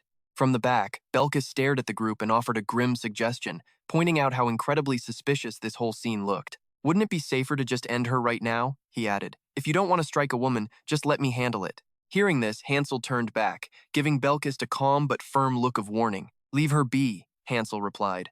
"When you encounter something suspicious, the best course of action is to avoid interacting with it entirely." They turned to leave, but Jenna couldn't simply walk away. Her soft heart got the better of her, and she looked back at the maid with deep pity, whispering how painful it must be. She assumed the poor woman must be suffering from some terrible, fatal illness. Hearing her, Hansel calmly glanced over, his expression completely flat as he questioned her. "Are you actually planning to save her, or what?" Instantly catching his drift, Jenna quickly turned her head back to follow the group, looking at him with a sheepish expression as she tried to defend herself. "I'm not nearly that soft-hearted," she claimed, quickly urging everyone to keep moving as Nerissa reached the exit ahead of them. Jenna hurried forward to catch up. Hansel, however, lingered behind for a brief moment, frowning as he cast one last silent look at the weeping maid. Shortly after, they found themselves walking down yet another long corridor. From the back, Ivanka covered her mouth, letting out a long yawn as she complained that this place was starting to get incredibly dull. Up ahead, Jenna reached for a doorknob, only to be blocked by a system barrier. Resting her hands on her hips, she muttered that there had to be a way through somewhere. Nearby, Belkis clicked his tongue in annoyance, looking at the dead end with a deeply frustrated expression. Glancing at his irritated expression, Hansel calmly told him to stop whining, warning that trouble would surely find them sooner or later. With those prophetic words, their journey led them into yet another empty hall. Looking around at the familiar surroundings, Hansel pointed out that they had now encountered 3 identical halls in a row, carefully recalling each chamber they had previously passed through. "This maze isn't actually that difficult," Hansel explained to the weary group, "since most of it is just a straight path." However, the monotony finally broke as they prepared to enter the 4th corridor. Suddenly, a dark purple aura erupted from Nerissa. With her hair whipping in the wind, she narrowed her eyes and gave a sharp warning, "Enemies ahead." Hearing this, Hansel Jane calmly asked from behind, "Is it in the next corridor?" The 3 companions looked toward Nerissa, eagerly awaiting her answer, while she turns back to them to confirm the details. There are 7 armored guards, equipped with swords, spears, and crossbows. After hearing Nerissa's report, he glances coldly at his team to confirm their plan. "We will ambush them the moment we enter." Without hesitation, Hansel Jin decisively delegates their tasks. Jenna and Nerissa will neutralize the deadly crossbowmen, while the remaining team members handle the swordsmen and spearmen. Inside the dark corridor, we see the human guards patrolling back and forth, fully alert. Outside, Hansel Jin presses close against the window frame, peering inside to scout before raising his hand. He curls his fingers one by one to count down, hand gripping his sword near the cracked door. 3, 2, finally raising just his index finger for 1. Then, his hand clenches into a tight fist, the ultimate signal for immediate action. Upon Hansel's silent command, the party charges forward like absolute lightning. A human soldier quietly drinking from his canteen suddenly senses the danger and turns with wide, terrified eyes. His eyes stretch wide with horror, completely frozen as Hansel rushes in, sword in hand. With one devastating slash, the soldier is cut clean in half, his canteen falling to the cold stone floor as water splashes everywhere. Witnessing this, a nearby spearman winces in utter shock and screams, "Who goes there?" But he fails to notice Belkis, shrouded in a dark, ominous aura, rushing right behind him. With a single brutal swing, the soldier's head is severed from his shoulders, sending a crimson spray high into the air. Belkis then sweeps through the remaining guards like a wild beast. He laughs with manic delight, constantly swinging his blade as blood splatters everywhere. Meanwhile, Jenna lets fly a hail of arrows that pierce straight through their armor. The guards stand no chance, collapsing instantly as blood flows freely. Finally, the five companions halt inside the grand hall, surrounded by the lifeless bodies of the enemy guards, scattered across the blood-soaked floor. Suddenly, Hansel senses something out of place, his sharp, piercing gaze scanning the vast chamber. Behind him, his four teammates look around the hall in bewilderment at the carnage. He then looks up at the dark staircase ahead, silently analyzing the path. It clearly leads to the upper level of the facility. Then, Hansel Jane glances back at the massive entrance behind them with absolute caution. The main gate is positioned right there.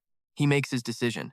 In a swift motion, Hansel reaches back and grabs the heavy shield strapped to his shoulders. He hurls it with incredible force toward the stairs, but it strikes an invisible barrier, bouncing back with a loud metallic clang.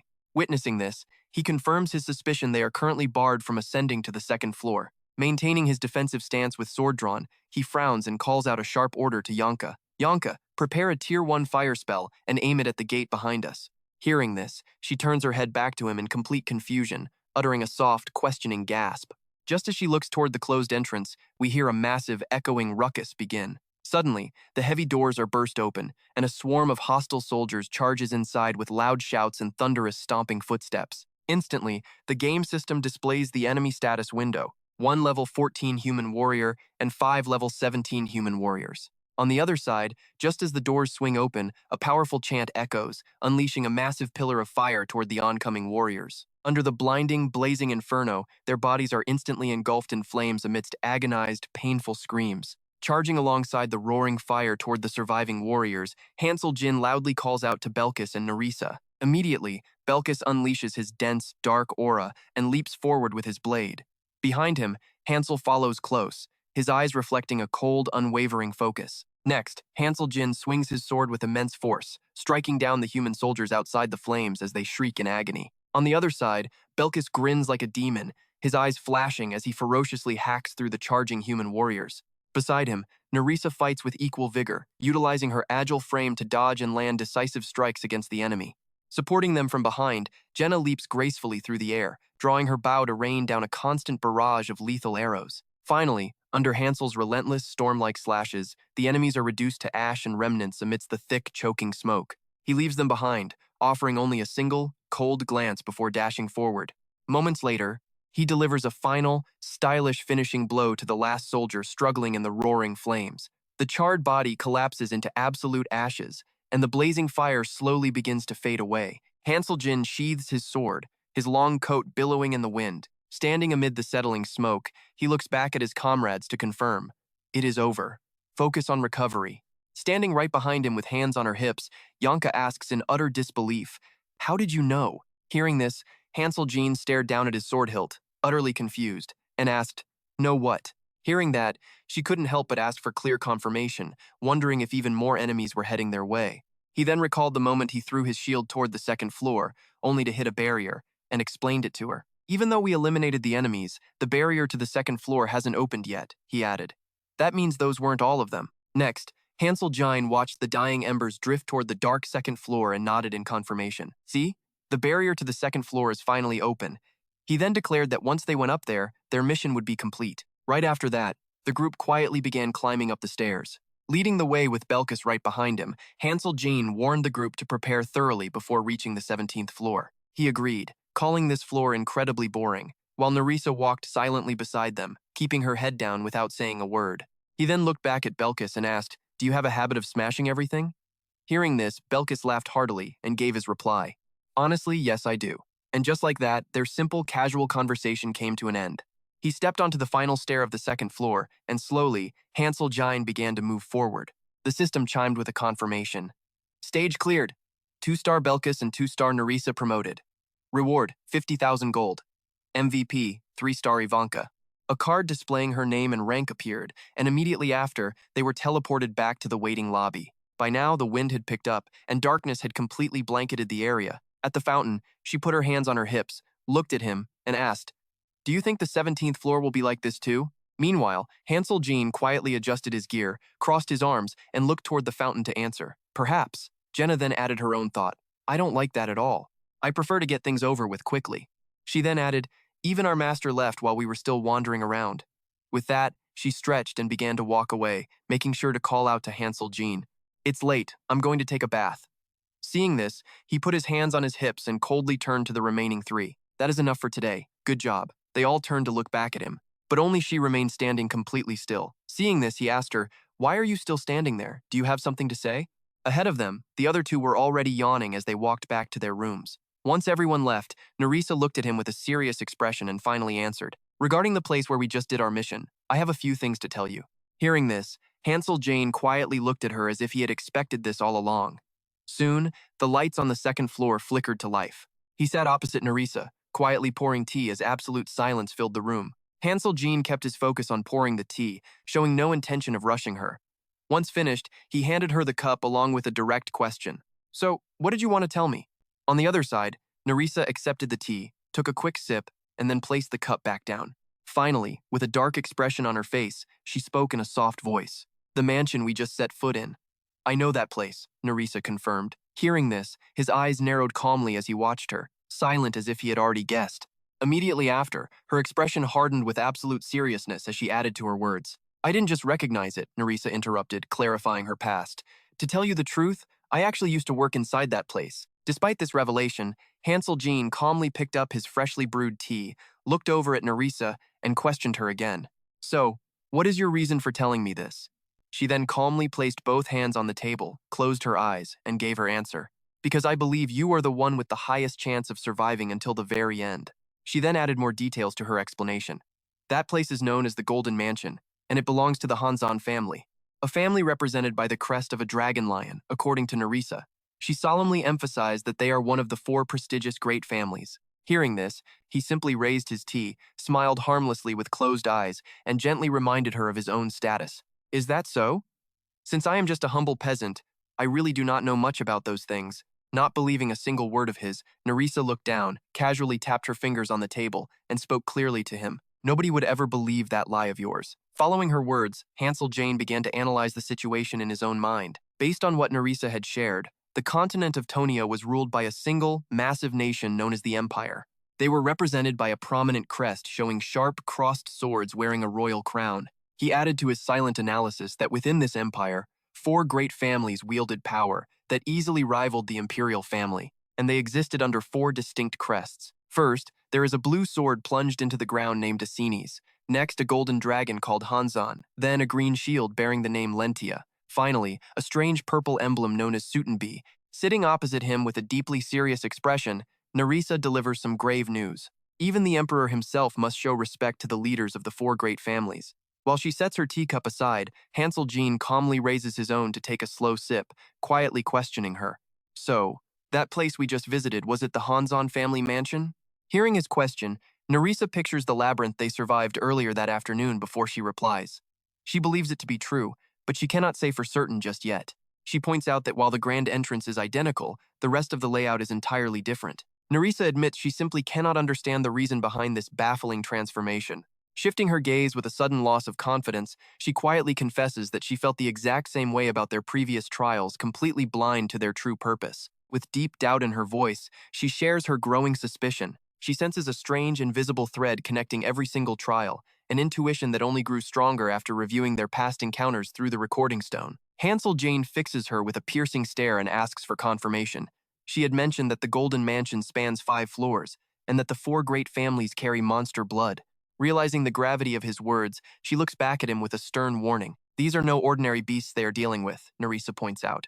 Though she cannot be absolutely certain, rumors claim that true dragon blood flows deep within their veins. Upon hearing this, Hansel Jean takes another slow sip, deeply lost in his own thoughts. Dragons? This new revelation forces him to reevaluate the dreaded 20th floor. He recalls how the game grades its players. Everything below the 20th floor is merely for rookies, while everything above is reserved for true intermediate warriors. As you and I can see, this is the ultimate milestone, separating the seasoned veterans from the mere rookies. Those who conquer this trial are finally acknowledged as truly elite masters of the game. The reason is simple. The 20th floor presents the exact same terrifying trial for everyone, guarded by the darkest and most ruthless boss. There are no more simple, random monsters like snails here.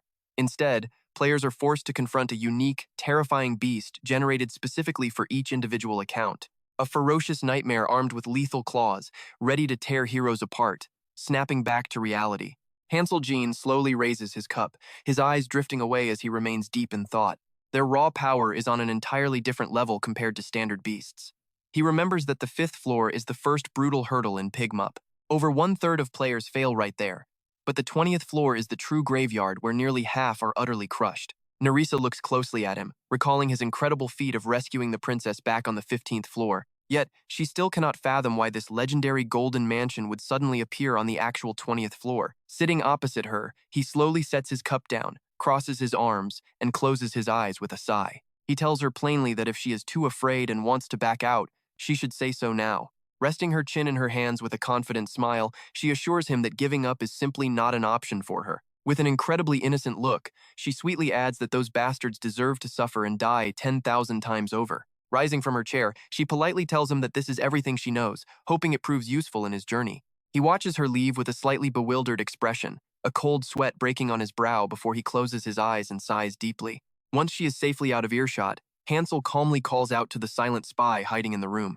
He asks how much longer she plans on hiding, causing the figure concealed behind the heavy curtains to jump in absolute panic. A deeply embarrassed Yen sheepishly pokes her head out from behind the drapes, covering her mouth as she sheepishly asks if he knew all along. Amused, Hansel points out the obvious. With her body constantly glowing and sparkling like a bright star, hiding was never really an option. She gently floats over to hover directly behind him, while he casually keeps his hand resting on his teacup. Glancing back with a slight frown, he asks what she wants.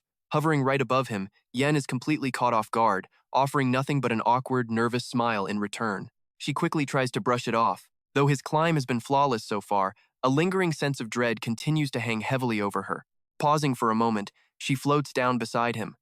Hansel looks up with absolute seriousness, fully preparing himself for what lies ahead. The real game is only just beginning, especially with the 20th floor looming ahead. Hearing this, Yen nods in quiet agreement. She recalls the chaotic community forums, confirming they are absolutely flooded with desperate complaints and tears from players who failed to conquer that dreadful 20th floor. Back in reality, Hansel sets his cup down, crosses his arms, and closes his eyes with a nod. Floating beside him, she gazes at his stoic face with deep worry, softly questioning his next move. "Did you hear anything useful from Nerissa?" As she asked this, Hansel opened his eyes slowly, looking completely calm before he began to reply.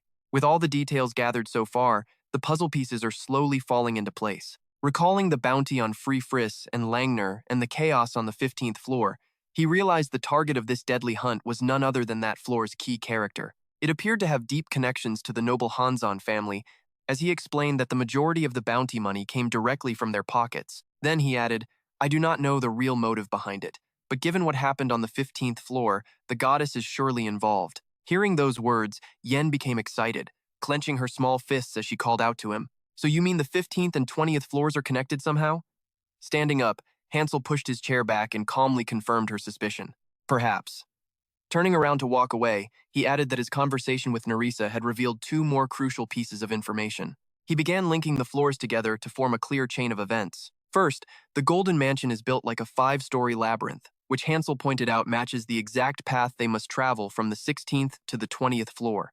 Furthermore, the enemies from the Golden Mansion they encountered on the 5th floor possessed actual dragon blood. Hearing this, Yen stared at him in utter disbelief, her mouth hanging wide open as she cried out in shock. "Does that mean?" She trailed off, and Hansel nodded to confirm her fears. "Yes, there is a very high chance the boss on the 20th floor is a dragon." As he pictured a fierce, roaring beast with purple eyes, his expression remained entirely calm. His eyes flashed bright blue. Smiling as she flew closer, Hansel noted that these legendary creatures are absurdly powerful, possessing almost no weak points to exploit, before quickly adding another vital piece of information. "Fortunately, we are not dealing with a pure-blooded dragon." Yen hovered close to his ear, her face filled with sheer panic as she screamed a frantic reminder that a dragon is still a dragon. Hearing her panic, Hansel looked back with complete serenity, speaking in a soft voice to remind her that the only option left was to prepare thoroughly. Beside him, she looked at his face, swallowing hard in deep anxiety. Hansel slipped his hands into his pockets and walked toward the door, confidently assuring Yen that they would complete this mission successfully. He then added that she only needed to assist him whenever he asked. While behind him, she looked up and listened closely to his instructions. Clasping her hands tightly against her chest, she nodded with a worried expression and softly agreed to his request. Right, I understand. Soon after, the gentle light of dawn began to paint the island. As morning arrived, you and I watched the crowd gather at the arena as the dimensional rift begins to open. The 5 party members, Hansel, Jenna, Belkis, Nerissa, and Ivanka, were teleported to a new floor, and the system immediately issued an announcement. The main dungeon quest was now on the 17th floor. Before them stood 5 different doors, leaving the entire group frozen in silence. These side-by-side doors forced a difficult choice upon them. Belkis adjusted his heavy gear, gripping his backpack straps tightly as he warily surveyed the area and shared his thoughts. 5 different paths make this even more complex than the 16th floor. Hearing this, Hansel glanced over to give a serious warning. Prepare yourself. If this floor is another labyrinth, we might be stuck here for days. Clutching her straps behind them, Jenna trembled with her teeth chattering as she looked at him and asked a fearful question. We won't end up trapped here to die of hunger and thirst, right? Seeing her panic, Hansel looked back to offer some comfort. Do not worry. If we follow a specific pattern, it should not be too difficult, he assured her. But his eyes turned cold as he stared upward, secretly acknowledging the grim reality that the actual difficulty of this run was far from ordinary. Immediately, Hansel pulled out a pen and paper, scanning the environment carefully while recording everything he observed. Beside him, Jenna kept her hands tightly on her backpack straps, scanning the dark surroundings with absolute caution. On the other side, Belkis grabbed Ivanka's head to pull her back from a deadly spike trap hidden ahead. He glared at her in annoyance, while Ivanka stood trembling, her eyes wide with fear as she stared at the gleaming spikes. A sudden clash followed, with Nerissa and Belkis launching a fierce assault against a group of bloody human soldiers. The system announced that the stage was cleared, awarding 50,000 gold and a 2-star MVP title to Belkis. Behind him, Hansel, Jenna, and Ivanka were still sleeping peacefully by the campfire under the watchful eyes of their 2 teammates guarding the camp. Soon after, the group continued their journey, exploring the surrounding ruins with deep caution. Meanwhile, Hansel took detailed notes of their progress over the past few days, gradually sketching out a rough map of the massive castle layout to eventually guide their way. After that, they continued pushing upward, conquering floor after floor as they aimed straight for the 12th floor. With every battle won, the system alert chimed once more, announcing another successful stage clear. The reward was 50,000 gold, naming 2-star Jenna as MVP. She quickly stepped back, bow raised, staying in combat position. Right after that, Han leapt forward, weaving through the paths and aiming directly at the enemy human soldiers. Struck by her lethal arrows, the enemy soldiers fell instantly in a spray of blood. Once again, the system announced a clear, rewarding another 50,000 gold. 2-star Jenna claimed MVP again. Next, the party stood before a massive space-time rift. Jenna excitedly patted her own shoulders, wearing a proud grin as she spoke. Reaching the 19th floor was far easier than she had ever anticipated. She jokingly asked why others kept scaring everyone with threats of starvation. Beside her, Nerissa looked over and calmly agreed with her point. They had certainly faced several close calls, navigating through familiar, repetitive paths over and over again. Nerissa then turned her gaze toward the man leading the way, sharing a thoughtful observation about their progress. The reason they had made it through so smoothly was, but she stopped mid-sentence as a system alert suddenly popped up. It prompted the user to select a facility to build, followed by a loud confirmation chime from the system window. The master selected the Level 1 storage unit, confirming the build order without a single moment of hesitation. Watching this, Ivanka crossed her arms and tilted her head in confusion, wondering aloud what the master was building after hearing so much noise lately. Hearing her doubts, Han turned to her with a simple explanation, noting it was just a storage facility for keeping miscellaneous items. Ivanka stared up in pure disbelief, softly repeating the word storage under her breath as if trying to understand. She voiced her confusion, pointing out the obvious fact that they already had a perfectly functional warehouse. As a massive building began to take shape, Han looked at her and solemnly corrected her, saying it was entirely different. With a cold, piercing blue glare, he looked back at her and gave a chilling explanation, stating it was actually their grave. Even more baffled, she looked up at him with wide, innocent eyes, questioning the grim word just as a system alert popped up. The storage facility was complete, allowing them to remember the fallen heroes who had returned to the embrace of the goddess. A grand gate slowly opened right in front of them, accompanied by another chiming reminder from the system interface. They could now review the portraits and detailed records of fallen heroes by opening the sacred codex of memories. However, these records were only accessible if the hero's relic was kept inside. They quietly stared at the gate of the split twin goddesses, sinking into deep thought. The next morning, the members of Team 1 fully gathered before the training arena. Standing with his head slightly bowed and eyes narrowed, Han noted that the master had finally pushed Team 2 to the 16th floor. He remarked that the backup teams still needed major improvements, a fact the master knew all too well. He went on to predict that Team 3 would also begin conquering the 16th floor very soon, leaving the other 4 companions staring at him in utter surprise. Han firmly reminded them of the reality, pointing out that everyone must realize their fateful encounter on the 20th floor was drawing dangerously close. He then began dividing up their tasks, instructing Jenna to focus all of her efforts on mastering the longbow from now on. Hearing this, Jenna placed her hands on her hips, looking at him with determination.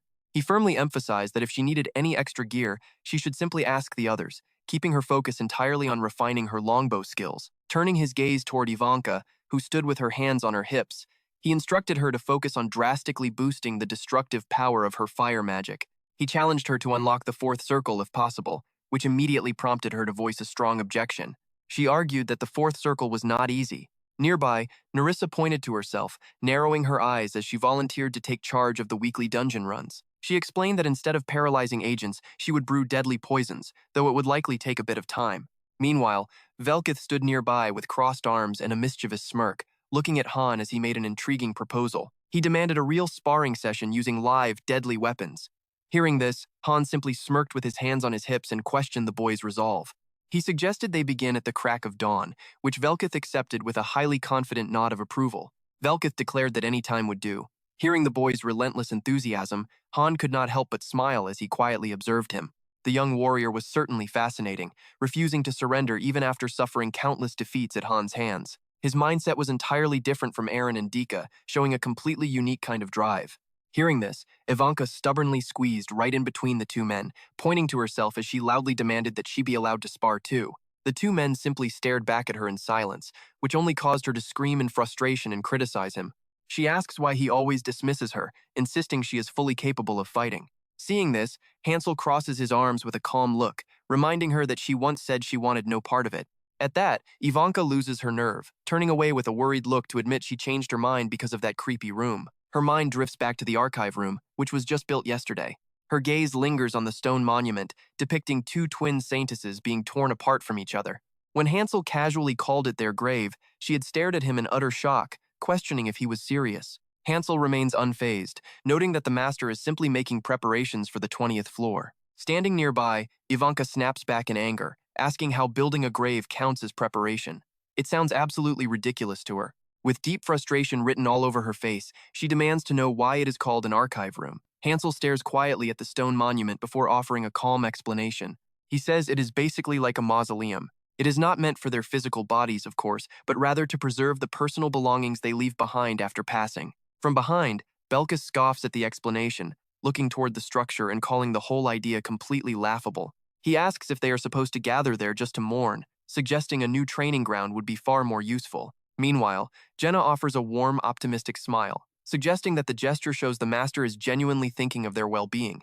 She adds that even if the worst happens, they will never be forgotten. Hearing this grim talk, Ivanka jumps up in pure frustration, calling it absolute nonsense. She complains that they sound as if someone is guaranteed to die on the 20th floor.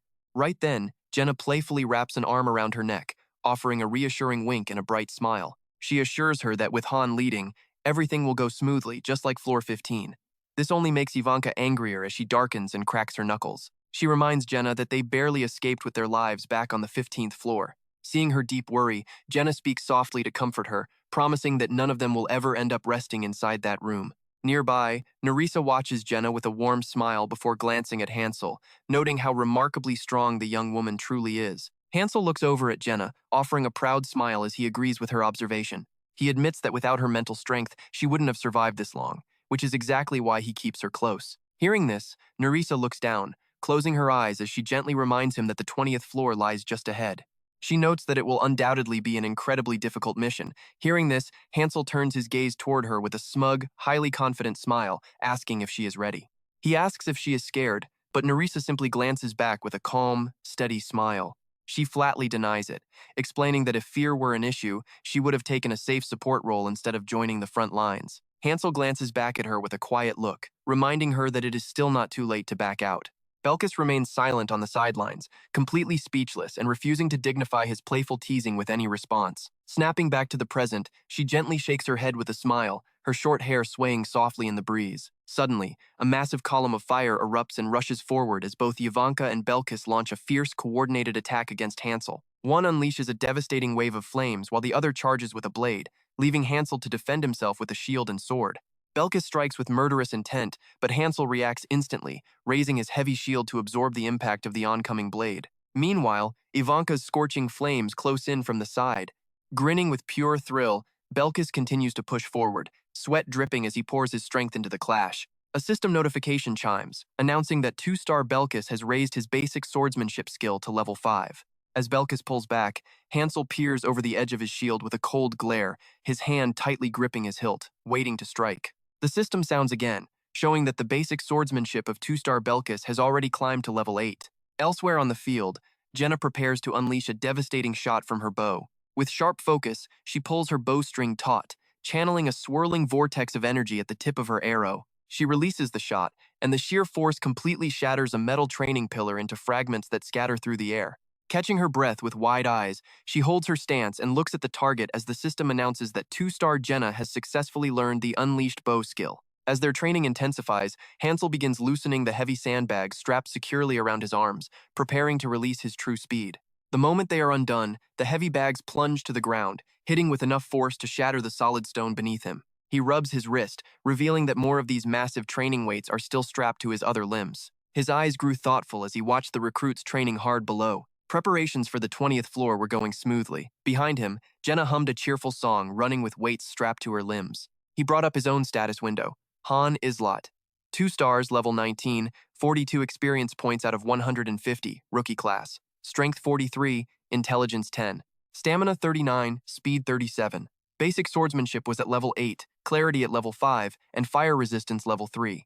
Pain tolerance level 4, Composure level 5, Berserk level 4, Stealth level 1, and Horsemanship level 1. Days of grueling training flew by.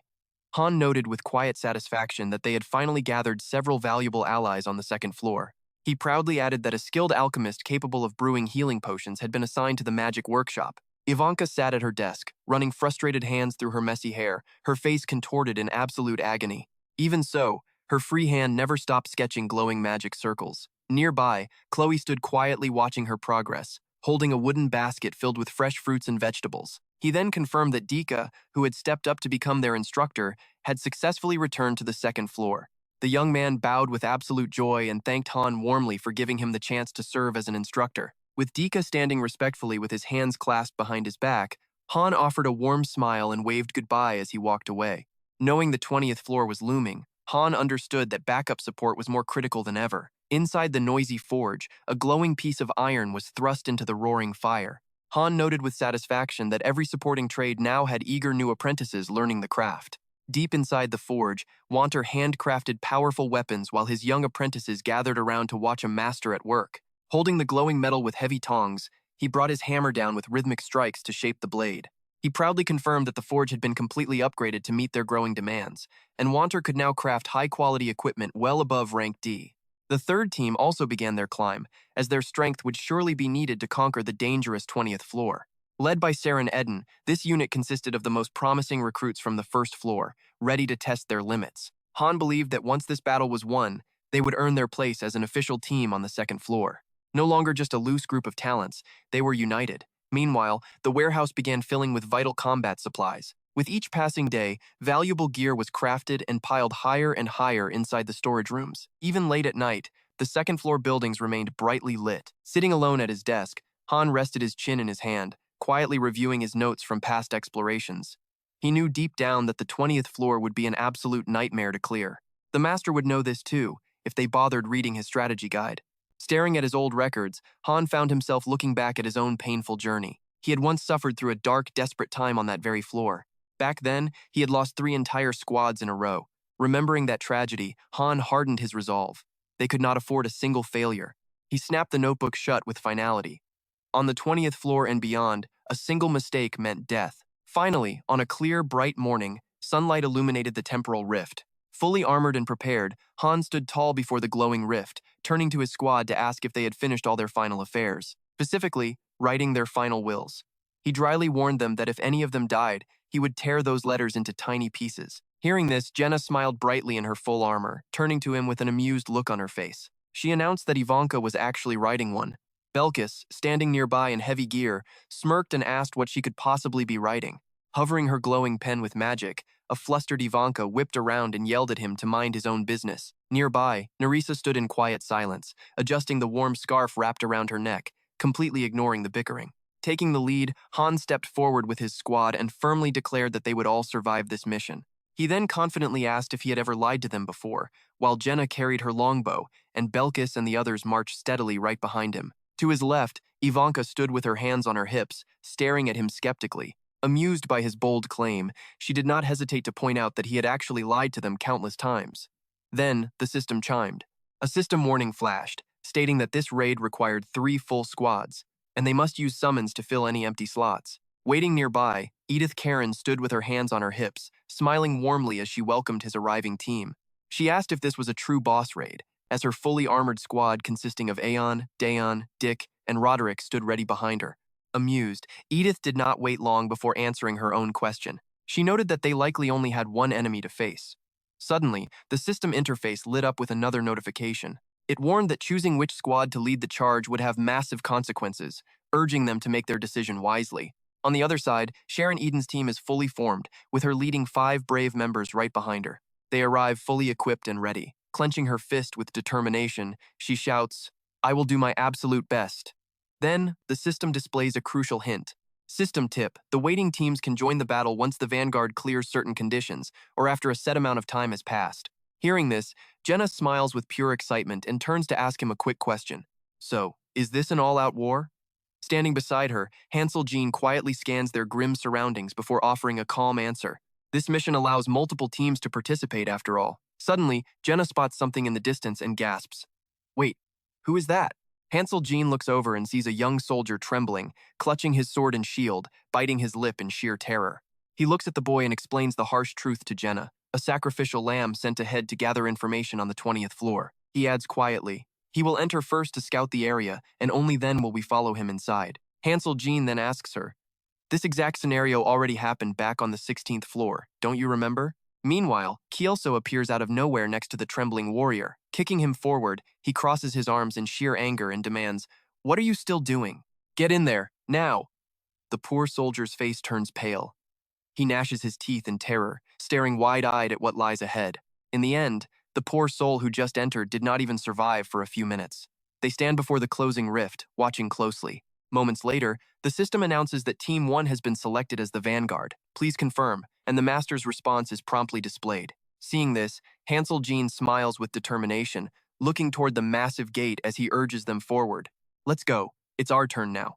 On the other side, Yen flies over to Belkis, placing her hands on her hips as she loudly warns him, "Be careful and make sure to listen to Han." Glancing back at her, he simply smiles and makes a playful comment. "You really are a loyal flatterer."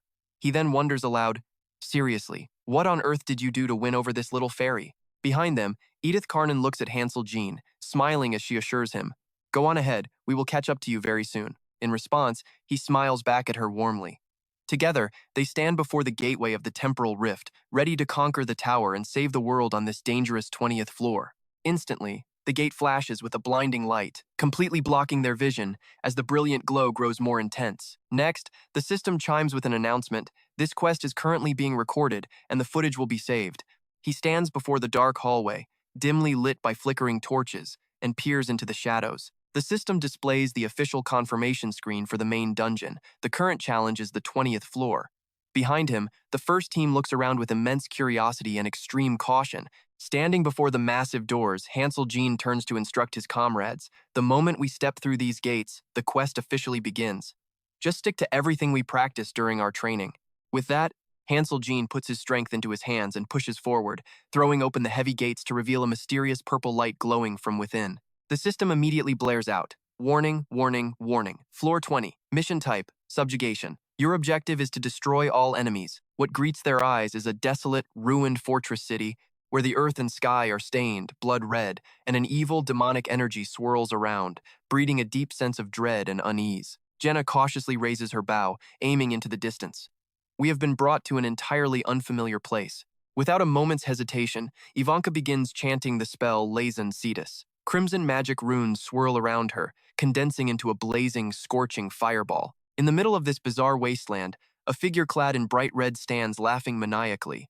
His fierce, scarred face is framed by a wild beard, while his narrow red eyes glow like those of a savage beast. He screams out, "This is all because of you." Hansel Jean instantly orders them to fire. Jenna releases her grip, sending an arrow flying. Ivanka chants the final words of her spell.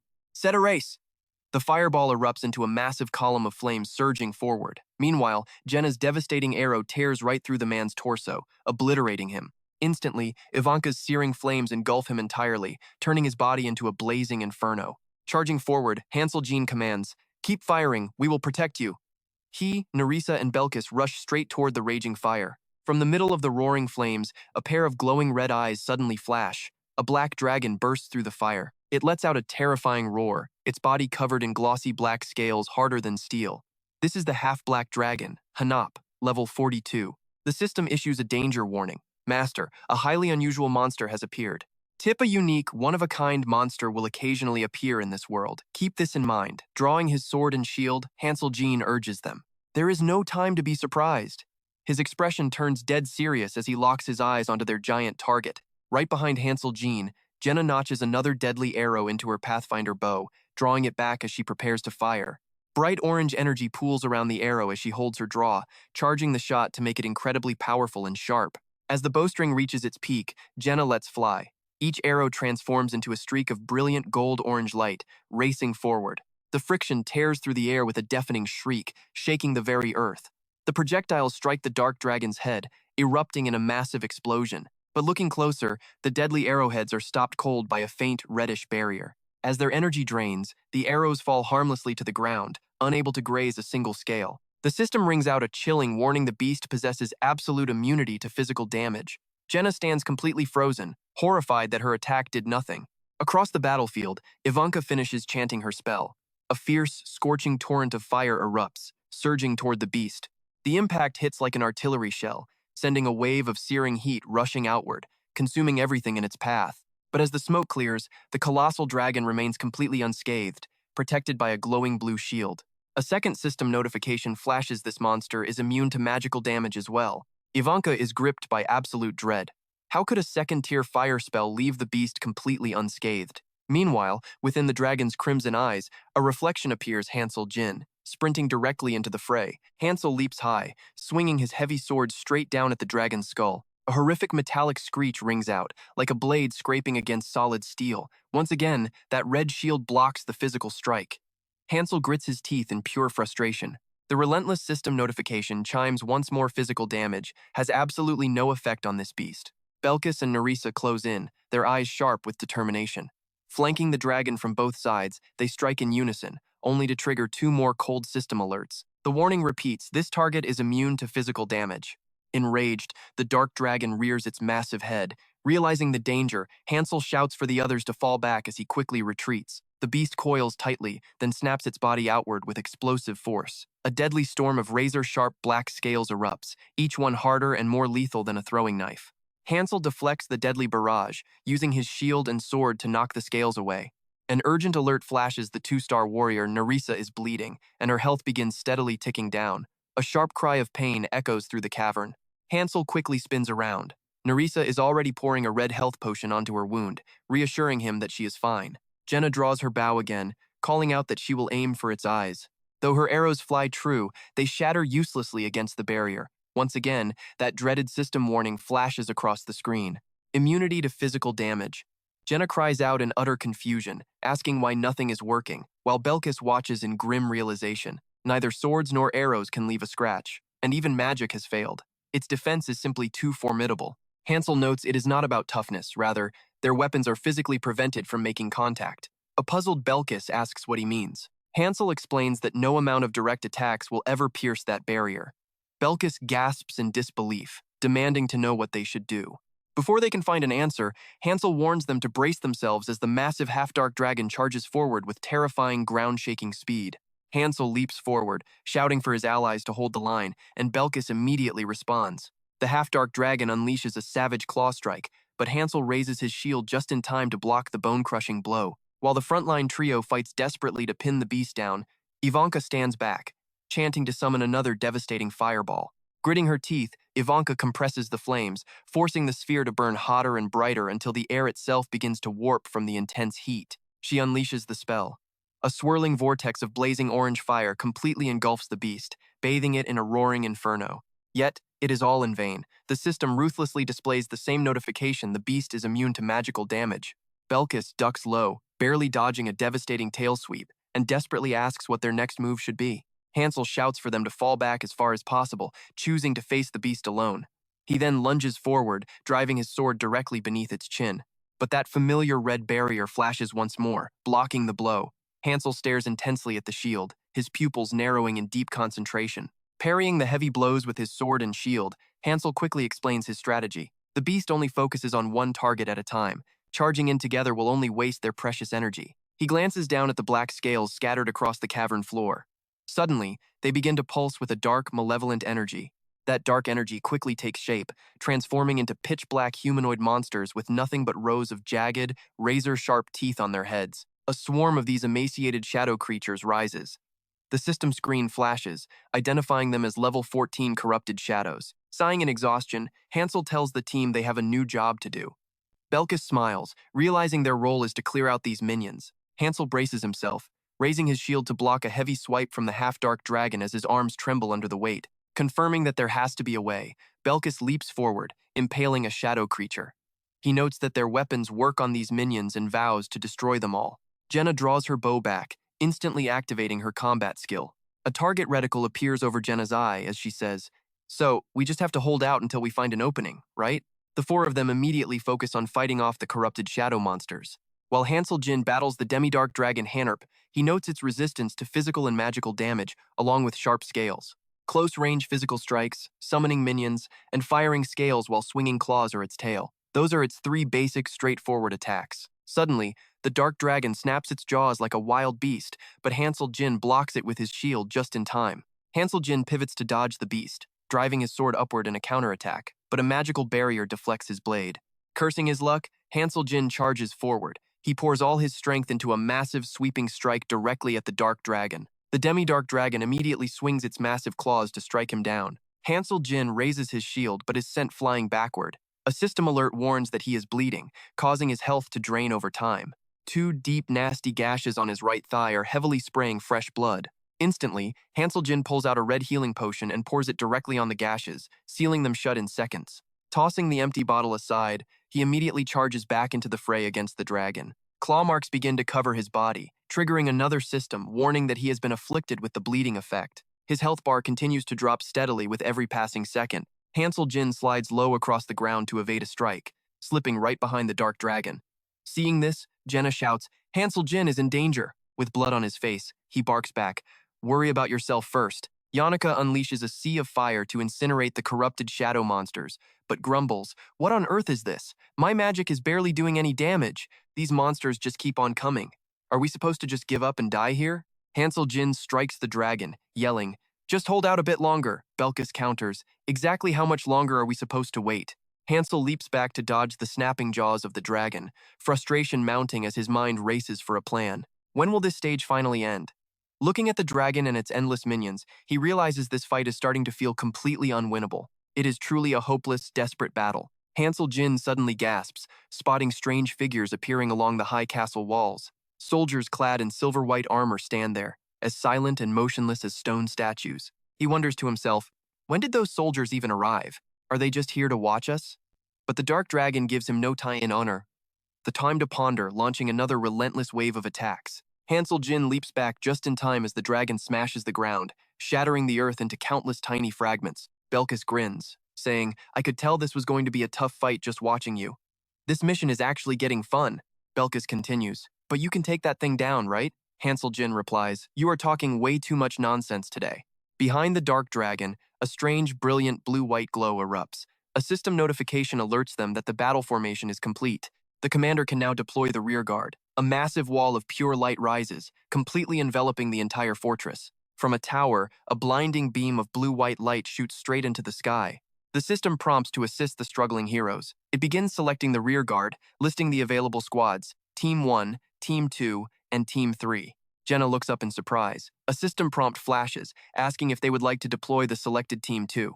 Jenna shouts that Team 2 has arrived. As they materialize, Edith Carnan looks down at Hansel Jin struggling against the dragon and asks, "What on earth is that monster?" Aaron calls out in panic. They try to leap forward, but a glowing yellow grid barrier blocks their path. Roderick asks if they are stuck up there, realizing their role in this mission differs from Team 1. Suddenly, the white-armored soldiers turn their glowing red eyes directly toward the newly arrived Team 2. The system identifies them as human warriors ranging from level 18 to level 20. Behind them, a grand goddess statue begins casting an ominous dark red glow. The pristine white statue is completely bathed in crimson. Roderick asks, "So, we just have to break past these guys to help Team 1? Hansel Jin calculates that while the vanguard keeps the boss busy, the rearguard must secure the objective in this multi-stage trial. He silently prays, counting on them to succeed. His heavy slashes land on the dragon, but only trigger the same frustrating notification. This beast is highly resistant to physical damage. Someone yells for Darren to take down the enemy crossbowman first. Darren draws his bow, responding with a quick, confident, "Got it." Edith Carnan plunges headfirst into the enemy ranks, shouting, "Just hang in there. I will clear these guys out in no time." On the other side, Aaron and Roderick join the fray, cutting down the hostile warrior ranks. The vanguard charges forward with swinging blades, while the second unit accelerates to intercept the incoming swarm of monsters. From below, Hansel Jin barks out orders to wipe out the minions before the second team reaches the altar. Yonka asks, "Will that change anything if they make it?" Hansel Jin replies, "For now, just prepare the third-tier magic circle." Yonka nods. "Understood. Give me a moment to cast the spell." With that, Ivanka begins her incantation. Blazing fire and ancient runes manifest, swirling brilliantly all around her. The others tighten their defensive perimeter around Ivanka to shield her, while Hansel Jin continues his relentless duel against the half-black dragon Hanap. Even though his strikes seem completely ineffective, the half-black dragon Hanap throws back its head and roars. As the corrupted shadow beasts rush in, Yonka finishes her spell. Chanting her incantation, she unleashes a blistering wave of fire that incinerates the oncoming monsters. The massive pillar of fire sweeping outward from Yonka reduces every single shadow beast to ash in its scorching path. Year ever time. Ever 23/D3. The flames compress tightly before exploding outward like a devastating bomb. The resulting shockwave and intense heat waves destroy everything in sight. Ivanka quickly casts a flame burst spell, transforming the recent explosion into a wild, fiery vortex that sweeps the beasts into the air, tearing them to ash. After unleashing such a massive three-tier magic combo, Ivanka finds herself completely drained of energy. Gina quickly hands a blue potion to the panting Yonka, urging her, "Here, drink this right away." Glancing back, Hansel Jin notes that the minions are cleared, just as the dragon sweeps its massive tail toward him. Hansel Jin quickly shifts his focus back to the half-black dragon Hanap, clicking his tongue in frustration. Facing the oncoming sweep of the beast's tail, Hansel Jin decides to swing his sword to deflect the blow. But this time is different. A brilliant light flashes, and fresh blood splatters right before Hansel Jin's astonished eyes. Hansel Jin looks down at his sword, now radiating a sacred golden light, while the half-black dragon Hanap screams in agony. At that exact moment, the second team bypasses the monsters and secures the shrine. The ominous red glow on the twin goddess statue fades, replaced by a divine white gold light. The system announces that the second team has successfully captured the altar, and its mystical power is now taking effect. A rift tears through the dark storm clouds above. A beam of celestial light shines down onto the twin goddess statue, bathing it in a sacred divine glow. The system alerts that the master has activated the goddess's blessing. A glowing path appears alongside a system prompt, instructing to slide across the screen to bestow holy power upon the chosen heroes. The power reaches its maximum capacity, wrapping the heroes' armaments in divine energy. Nerissa's sword is completely enveloped in sacred light. Gina's elegant recurve bow glows with the same celestial radiance. Belkis raises his newly blessed blade, his face twisting into a fierce, confident grin. With their weapons newly empowered by holy light, the team finds their fighting spirit fully restored. Hansel Jin declares it is time to beat this wretched beast to a pulp. He shouts, "As you can see, our strikes can finally damage it. We will split into smaller squads now. One group will keep the boss busy, while the other two wipe out the lingering shadows. I will lead Group 1. Belkis and Nerissa are Group 2, and Gina and Ivanka will form Group 3 to provide backline support."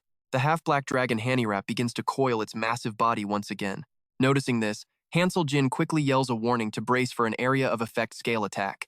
The half-black dragon then rears back and unleashes a barrage of razor-sharp scales. The massive volley of scales kicks up a thick cloud of dust upon impact. The half-black dragon Hanap slowly steps forward to investigate. Suddenly, Belkis and Nerissa burst out from the heavy dust cloud at high speed, circling around to strike at the half-black dragon's forearms. This time, their wholly imbued blades slice through the tough hide of the half-black dragon Hanap as easily as cutting paper. Belkis carves deep wounds across the half-black dragon's body with absolute ease. Not to be outdone, Nerissa also leaves a trail of deep, bloody wounds across the half-black dragon's hide. Under their relentless, overwhelming joint assault, the creature can only shriek in helpless, miserable agony. Meanwhile, the black scales remain embedded deep in the ground and fortress walls. Just like before, these scales begin radiating a thick, dark mist, spawning countless new corrupted shadow monsters onto the battlefield. While receiving healing, Hansel Jin continues to coordinate the fight. Fending off the boss is exhausting, so he calls for someone to rotate and take his place. While I handle these shadow minions, I can recover some of my stamina. Group 3. Back me up.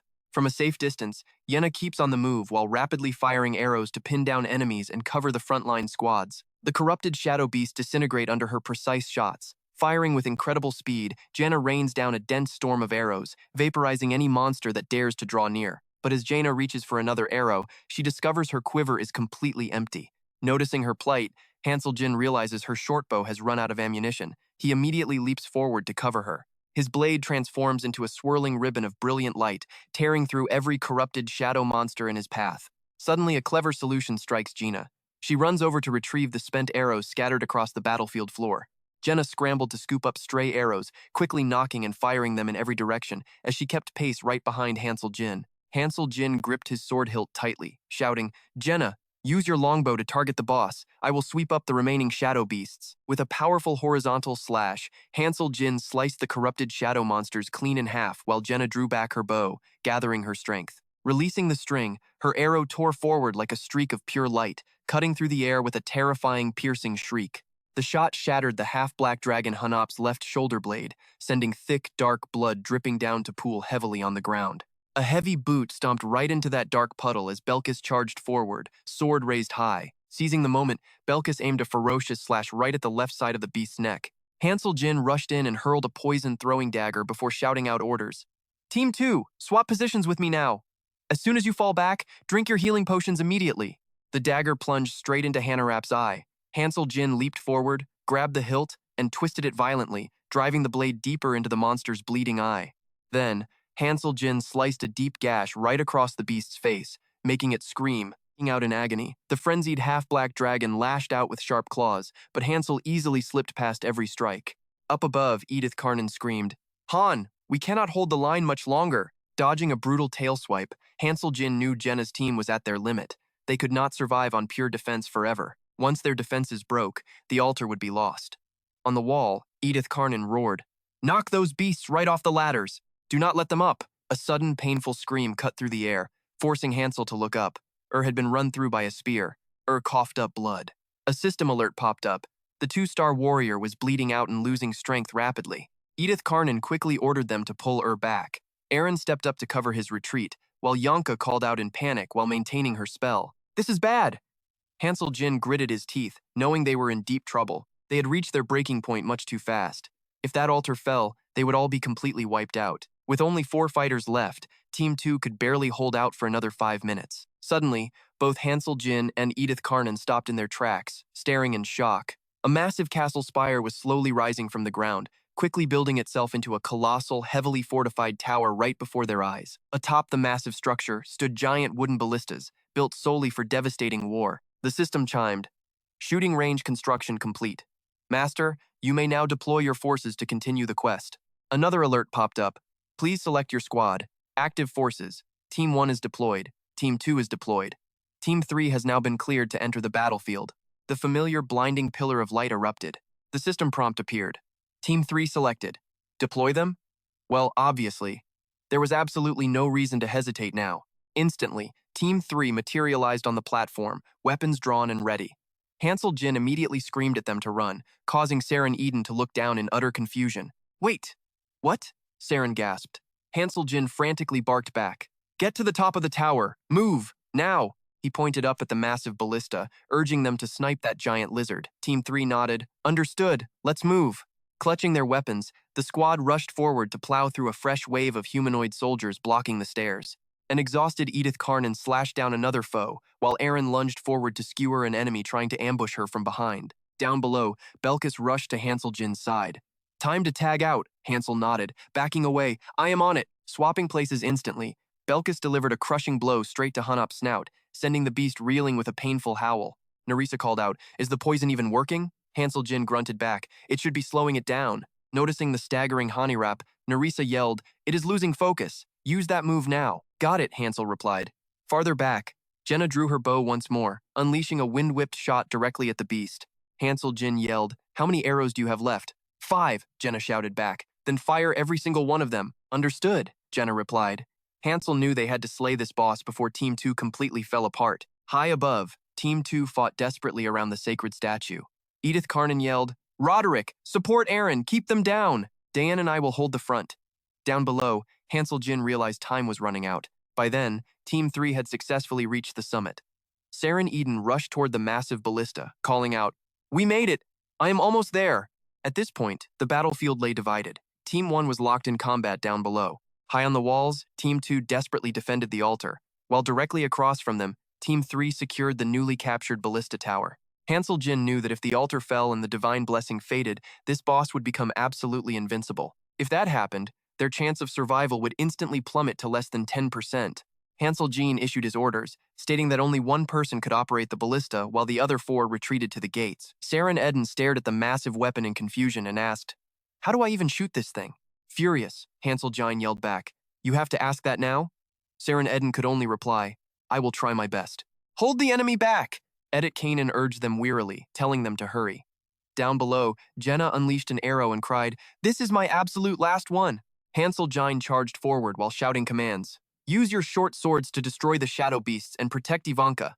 I am joining the fray now." High above, Saren Eden adjusted the massive ballista, where each giant bolt gleamed with a chilling, razor-sharp light. Saren Eden looked down at the brutal battle below and gasped in utter panic.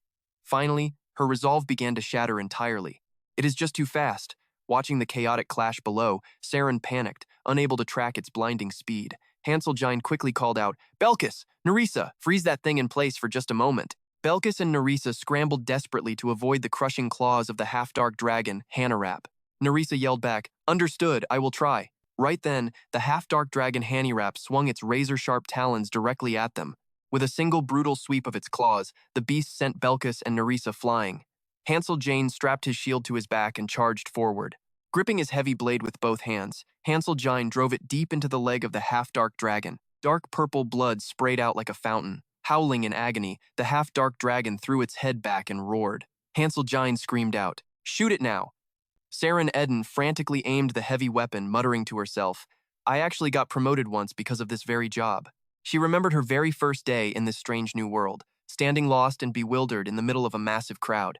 She recalled how overwhelmed she felt back then. When hideous low-level goblins rushed to slaughter the newcomers, Sarone had raised her blade, trembling with absolute terror, fighting solely to stay alive. She knew for a fact that many others had felt just as helpless as she did. In a brutal world like this, only those who adapt instantly can hope to survive. Suddenly, memories of her childhood flooded her mind. Back then, she was just a fragile little girl, clutching her older sister's hand in a desolate, ruined village. She had been born into crushing poverty, constantly starving and lacking decent clothes. The only person she could ever rely on was her beloved sister, the one constant presence in her young life. When she came of age, she was sold off to the bustling docks, forced to spend her days working as a heavy laborer. It was a harsh, unforgiving place, where every single shift was a gamble with her very life. Through those dark times, Saren had clung to a simple rag doll with red button eyes. It was her sole flicker of hope in a bleak world. Clutching the doll tightly, she would whisper, "Please protect me, sister." Then, during a massive storm at sea, their vessel crossed paths with a sea monster. Out from the raging, pitch-black waves rose a colossal octopus. Just one of its massive tentacles was enough to drag their entire ship to the deep. Terrified sailors screamed, "A monster!" The navigator yelled at her, "What are you doing, Saran? Shoot the cannon! Hurry! Fire it now!" Saran gripped the heavy cannon, her face frozen as she stared directly at the terrifying beast of the deep. Her expression was a painful mix of sheer terror and deep-seated fury. Tears streamed down her fierce eyes as she gritted her teeth in desperation. "Fire, Sarone!" the navigator screamed. Back then, she had shut her eyes tight, but now, in the present, Sarone opened them wide, filled with absolute resolve. With unwavering focus, Saren released the giant arrow. The massive bolt tore through the air, shrieking like a violent hurricane as it flew. The devastating projectile flew true, burying itself deep within the dragon's chest. Saren Eden stared in disbelief, whispering, "I hit it." Pure joy washed over Saren Eden's face. She realized that as long as one never gives up, success is always within reach. Remembering her countless days of grueling training and brutal combat, she knew that in this harsh realm, anyone could forge themselves into someone strong. She no longer had to bow to anyone. She had her own path and her loyal comrades. But suddenly, Hansel Jean screamed out, "Not yet! Fire again!" Saren's short-lived hope shattered in an instant. Hansel Jean gasped, his eyes widening in horror as he saw a stray arrow buried deep in Saren's head, killing her instantly. Her eyes lost their light as dark blood slowly pooled from her mouth and nose. A cold system notification chimed. 2-star Saren Eden has returned to the goddess. Your valiant spirit will be remembered for eternity. In the distance, a monstrous, red-eyed humanoid soldier stood tall, its terrifying form frozen in a drawing bow stance after letting loose the fatal shot. "No!" Naden wailed in pure anguish. A harsh system alert followed. 2-star Naden is consumed by terror. All stats are reduced by 30%. Down below, Hansel Jean tried to rally them, yelling, "Hold the line! Focus on the target!" Meanwhile, Ronnie screamed out Saren Eden's name in despair. Jakan cried out in panic, "Saron is dead!" The system chimed mercilessly. 2-star Ronnie is in a state of panic. All stats are reduced by 50%. 2-star Jakan is paralyzed with fear. All stats are reduced by 30%. Seeing the third squad completely fall apart above, Hansel Jean gritted his teeth, muttering, "Damn it all." Belkis warned, "This is going south. Fast." It did not take long before 2 grim death notifications rang out for both Ronnie and Naden. Down below, Hansel Jean roared at them to strike quickly before the monster could recover and retaliate. But another voice cried, "Squad 3 is completely finished." Hansel Jean snapped back. Forget about them. Right after, the cold system announced the deaths of 2-star Rodel and 2-star Jakan. Yonka quickly apologized, gasping that she was completely out of energy. The system then announced that Party 3 was completely wiped out. Facing the fierce half-dark dragon and corrupt shadow beasts, Hansel Jin warned the others to step back and let him handle it. High above, desperately tried to heal her own deep abdominal wound. The system warned that the 2-star priestess was now clinging to life. With lives hanging by a thread, Edith Kanan screamed in panic. Aeon replied that they had no choice, since he was just a mercenary. Down below, Hansel Jin poured all his focus into the battle, charging forward with his blade aimed directly at the beast's heart. He stared at the shattered scales where a heavy arrow was deeply embedded, watching dark purple blood pour from the horrific wound. Hansel Jin realized this was the exact spot where the catapult had struck, blasting the dragon's protective scales away. He knew a direct strike there would pierce its heart. Meanwhile, Edith Kanan begged her to stay strong and hang on just a little longer. Gave a faint, weak reply about traveling the world together. Nearby, Dayan ordered the first party to charge the moment he gave the signal. Edith Kanan pleaded for just one more minute of endurance, urging Hansel to move as fast as he possibly could. Suddenly, a cruel blade tore straight through Dairon's chest. He gasped, coughing up blood as agonizing pain distorted his entire face. The monster standing behind Dairon ruthlessly ripped the blade from his chest, sending the brave warrior tumbling over the stone walls. Losing far too much blood, felt her body growing cold. She shivered and whispered for Edith Kanan as darkness closed in. As Dayan hit the ground, a horde of monstrous soldiers swarmed him, brutally stabbing him repeatedly in a horrific shower of blood. Dayan cried out in absolute terror, his desperate voice echoing through the chaos as he screamed that he did not want to die. Closed her eyes in exhaustion as shadows slowly enveloped her. Suddenly, hearing Dayan's final cry for help, she forced her eyes open once more. Following Dayan's final scream, the system declared his demise. Above a monstrous soldier raised its sharp spear, preparing to deliver the final blow. An old memory suddenly flashed, showing a muscular, shirtless man asking a question. He had told her to watch the luggage instead of staring. A red-haired boy then mocked her, asking if she actually wanted to become a mercenary. As they walked away, the red-haired kid scoffed, telling her to give up since she did not even know how to hold a sword. The other boy laughed mockingly, while simply kept her head down, quietly focusing on carrying the heavy bags. Looking at her hands, scarred from hard labor and training, she gripped her weapon with a bloody hand and softly said that she knew. With a faint smile, she pointed her blade upward, finally showing them how to hold a sword. Below, Hansel Jin continued his desperate struggle against the dragon. With razor-sharp focus, he unleashed a powerful slash, striking directly at the vulnerable, exposed wound on the dark dragon's chest. But then, the cold, unforgiving voice of the system echoed in his ears. The beast was entirely immune to physical attacks. Shock washed over his face as he realized only 3 survivors remained standing up there. Edith Kanan wept, offering a heart-wrenching apology. At that moment, a sinister, blood-red light began to envelop the twin goddess statue once more. The system announced the altar had been desecrated. Evil shadows wrapped around the sacred relic, stripping away its divine light and leaving only a cold, dark gloom. The system delivered the devastating news that the goddess's blessing was gone. The two-star priestess had passed away into the arms of the goddess, her brave fighting spirit destined to be remembered forever. At the foot of the statue lay the lifeless, bloody bodies near the archery tower. The fallen members of Party 3 were scattered across the cold ground. Hansel Jin realized with dread that Party 3 was gone, rendering their powerful catapult completely useless now. Looking across the battlefield, the twin goddess statue was completely buried beneath a sea of monstrous soldiers. With Party 2 trapped in the exact same nightmare, there was simply no way to reclaim the holy site. Was this truly the end?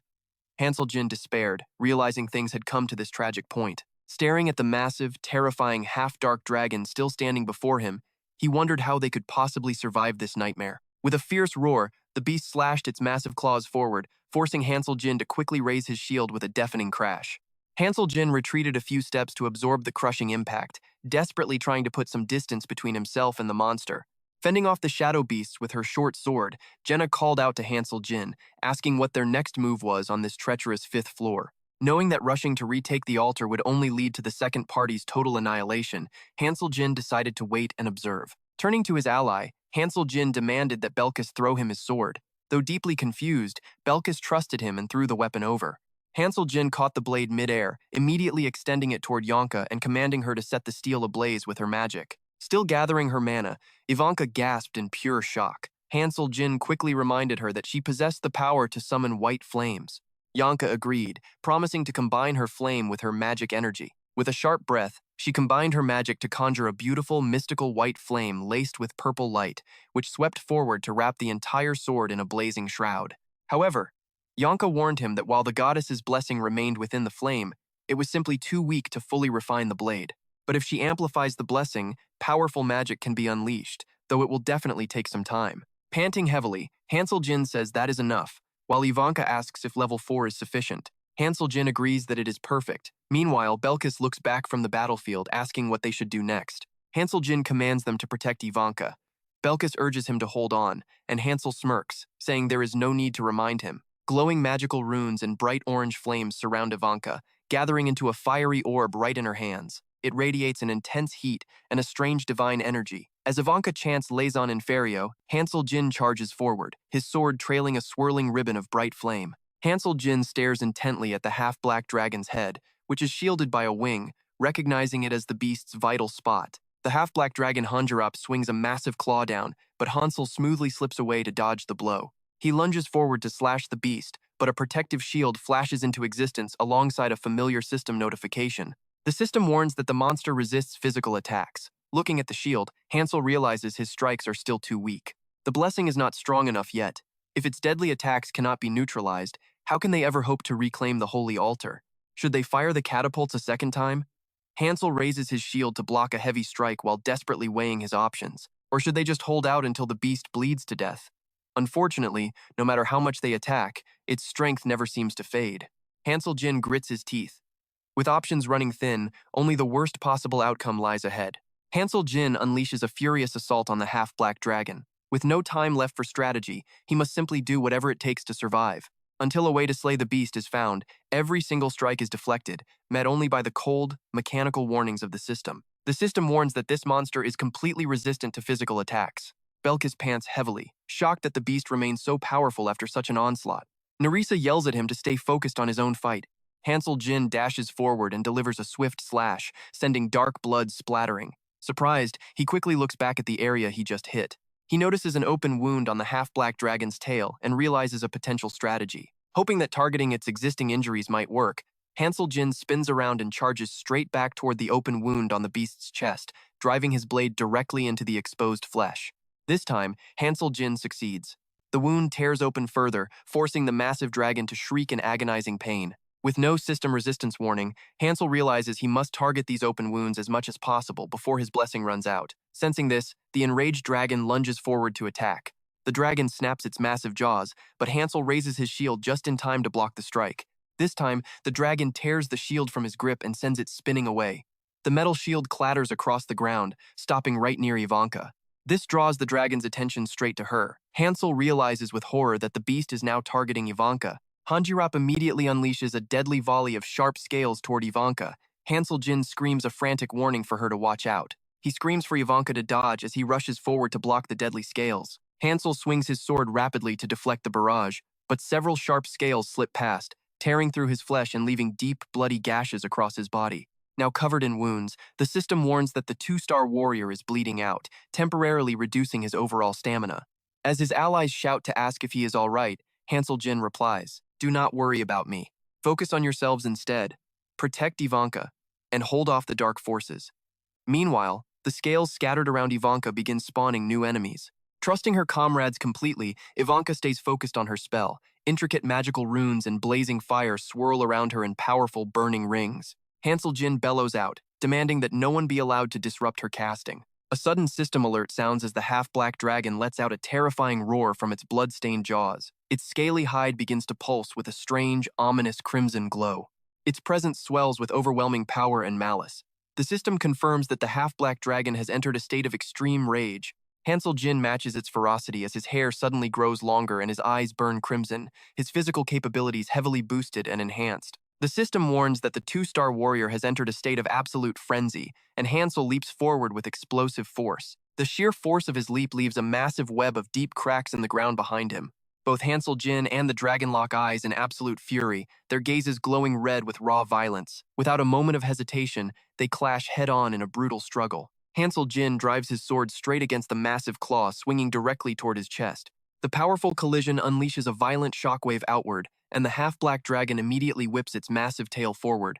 Hansel Jin lowers his stance to stabilize his weight while raising his sword to block the tail. The dragon exerts all its strength to crush him down. Hansel Jin strains to keep his sword raised, meeting the crushing pressure. But the blade cannot withstand the immense weight, and tiny fractures begin spreading rapidly across its surface. With a final surge, he manages to deflect the tail to the side. With that, the sword shattered into pieces, flying in all directions, as Hansel Jin screamed out for Nerissa. Instantly, Nerissa tossed her own blade to Hansel Jin, shouting, "Here!" and he caught it midair with a firm grip. Charging forward, Hansel Jin aimed straight for the broken hilt on the ground, which still flickered with the blessed fire. Striking his new blade against the shattered piece, he watched the blessed fire instantly transfer, igniting his weapon in a brilliant blaze. Hansel immediately unleashed a flurry of strikes upon the half-black dragon, Hanarap, making the beast howl in agonizing pain.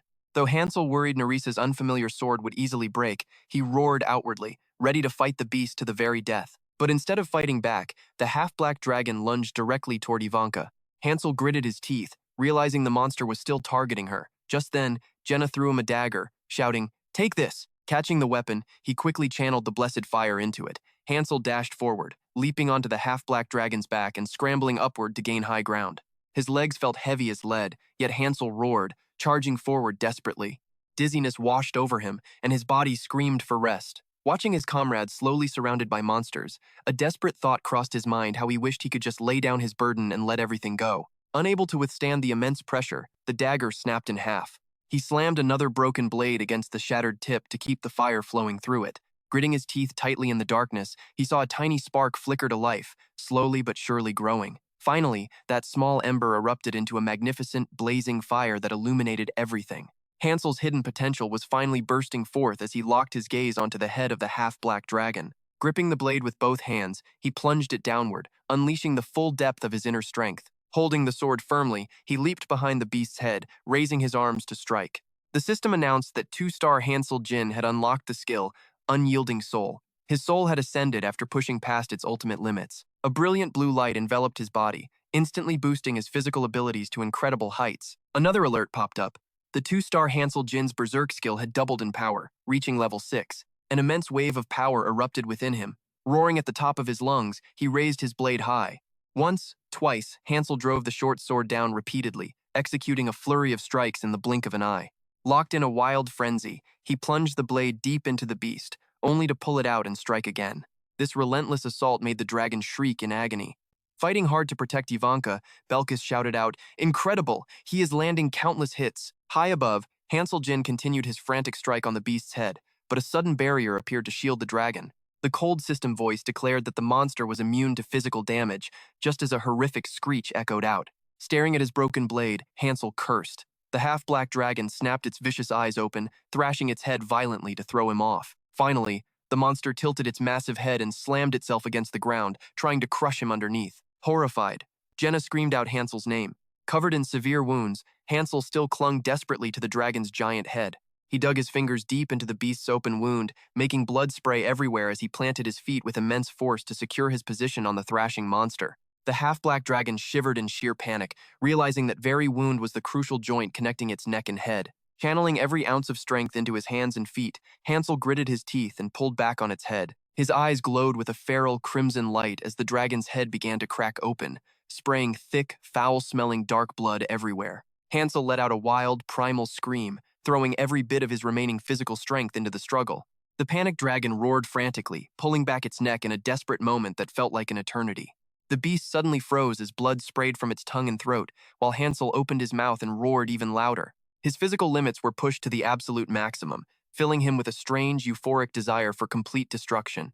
With a final explosive heave, a sickening rip echoed as Hansel tore the half-black dragon's head completely off with his bare hands. Black blood rained down through the air as the massive severed head crashed heavily onto the hard ground below. The beast was dead. Planting his foot on the bleeding neck of the fallen dragon, Hansel looked as terrifying as a demon straight from hell. Just then, the system announced a brand new achievement. The 2-star Hansel Jin had acquired the Dragon Slayer skill, and his berserk state was now deactivated. Strange, long black hair fell down. Letting out a soft sigh, Hansel smiled in relief as the system confirmed that the 2-star warrior was no longer berserk. Finally, the 2-star Hansel Jin collapsed into a state of exhaustion, reducing all of his stats by 90%. Hansel Jin lost all his strength and plummeted from the dragon. Jenna rushed in, catching him in her arms. She joyfully cried out that the Dark Fallen were finally gone. Belkis suddenly shouted for everyone to focus. It was not over yet. The leg of the half-black dragon Hainap suddenly stomped down, but Jenna narrowly avoided the blow. Now, the monster's headless corpse began thrashing wildly, launching a frantic attack on the remaining survivors. Black, foul blood sprayed everywhere from the neck. Jenna gritted her teeth and ran for her life. Nerissa cried out that it was impossible since its head was gone. Belkis warned that their holy blessings had faded, leaving them utterly powerless. Hansel Jin urged them to stay calm. He pointed out that Ivanka had already finished casting her spell. A powerful, divine, golden-orange light suddenly illuminated Ivanka's calm and determined face. She raised her hands as intense flames and magical energy surged around her. She quietly chanted her spell. A massive pillar of raging fire roared forward, carrying destructive power to reduce everything to ashes. The blast hit the headless corpse of the half-black dragon Hanap dead on. Raging flames completely engulfed the half-black dragon. As the monster turned to ash inside the blaze, Hansel Jin recognized it as Ivanka's legendary fourth circle fire magic. It was a spell he had never witnessed in real life until now. The spell was not over. Ivanka framed her hands together with a cold, calm expression, whispering a single word to merge the power. Instantly, the massive column of fire condensed into a sphere of terrifying, concentrated heat. The dragon's remaining flesh vaporized into ash. As the fiery sphere shrank even smaller, its overwhelming pressure and heat grew far more intense than ever before. Finally, it erupted, shooting a massive pillar of light straight into the sky. The blast shattered into divine starlight, obliterating everything in its wake and illuminating the dark sky like a brilliant midday sun. Belkis could only watch in absolute awe. Nerissa stared at the terrifying display of magic, unable to believe her own eyes. Up on the walls, the surviving members of the third team watched the blinding, destructive magic unfold. Even Jenna, still holding Hansel Jin, gaped in utter amazement at the blazing light. Meanwhile, Hansel Jin simply smiled, knowing everything was under control. With a thunderous boom, the blinding pillar of light detonated like a massive bomb.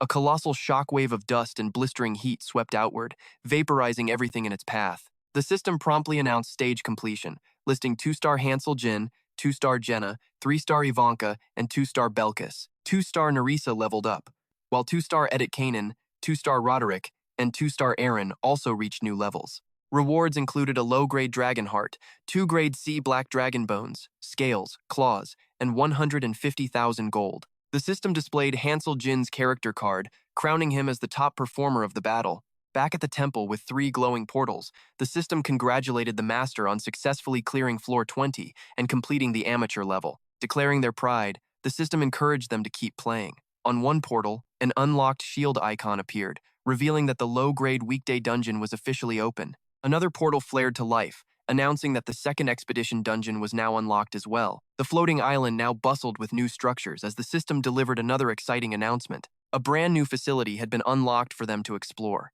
A hero was waiting for promotion, ready to use upgrade stones and reclaim lost memory fragments. The entire party materialized on a stone platform, enveloped in a pillar of light. With the dimensional rift now ready, Jenna sighed in relief that everyone survived.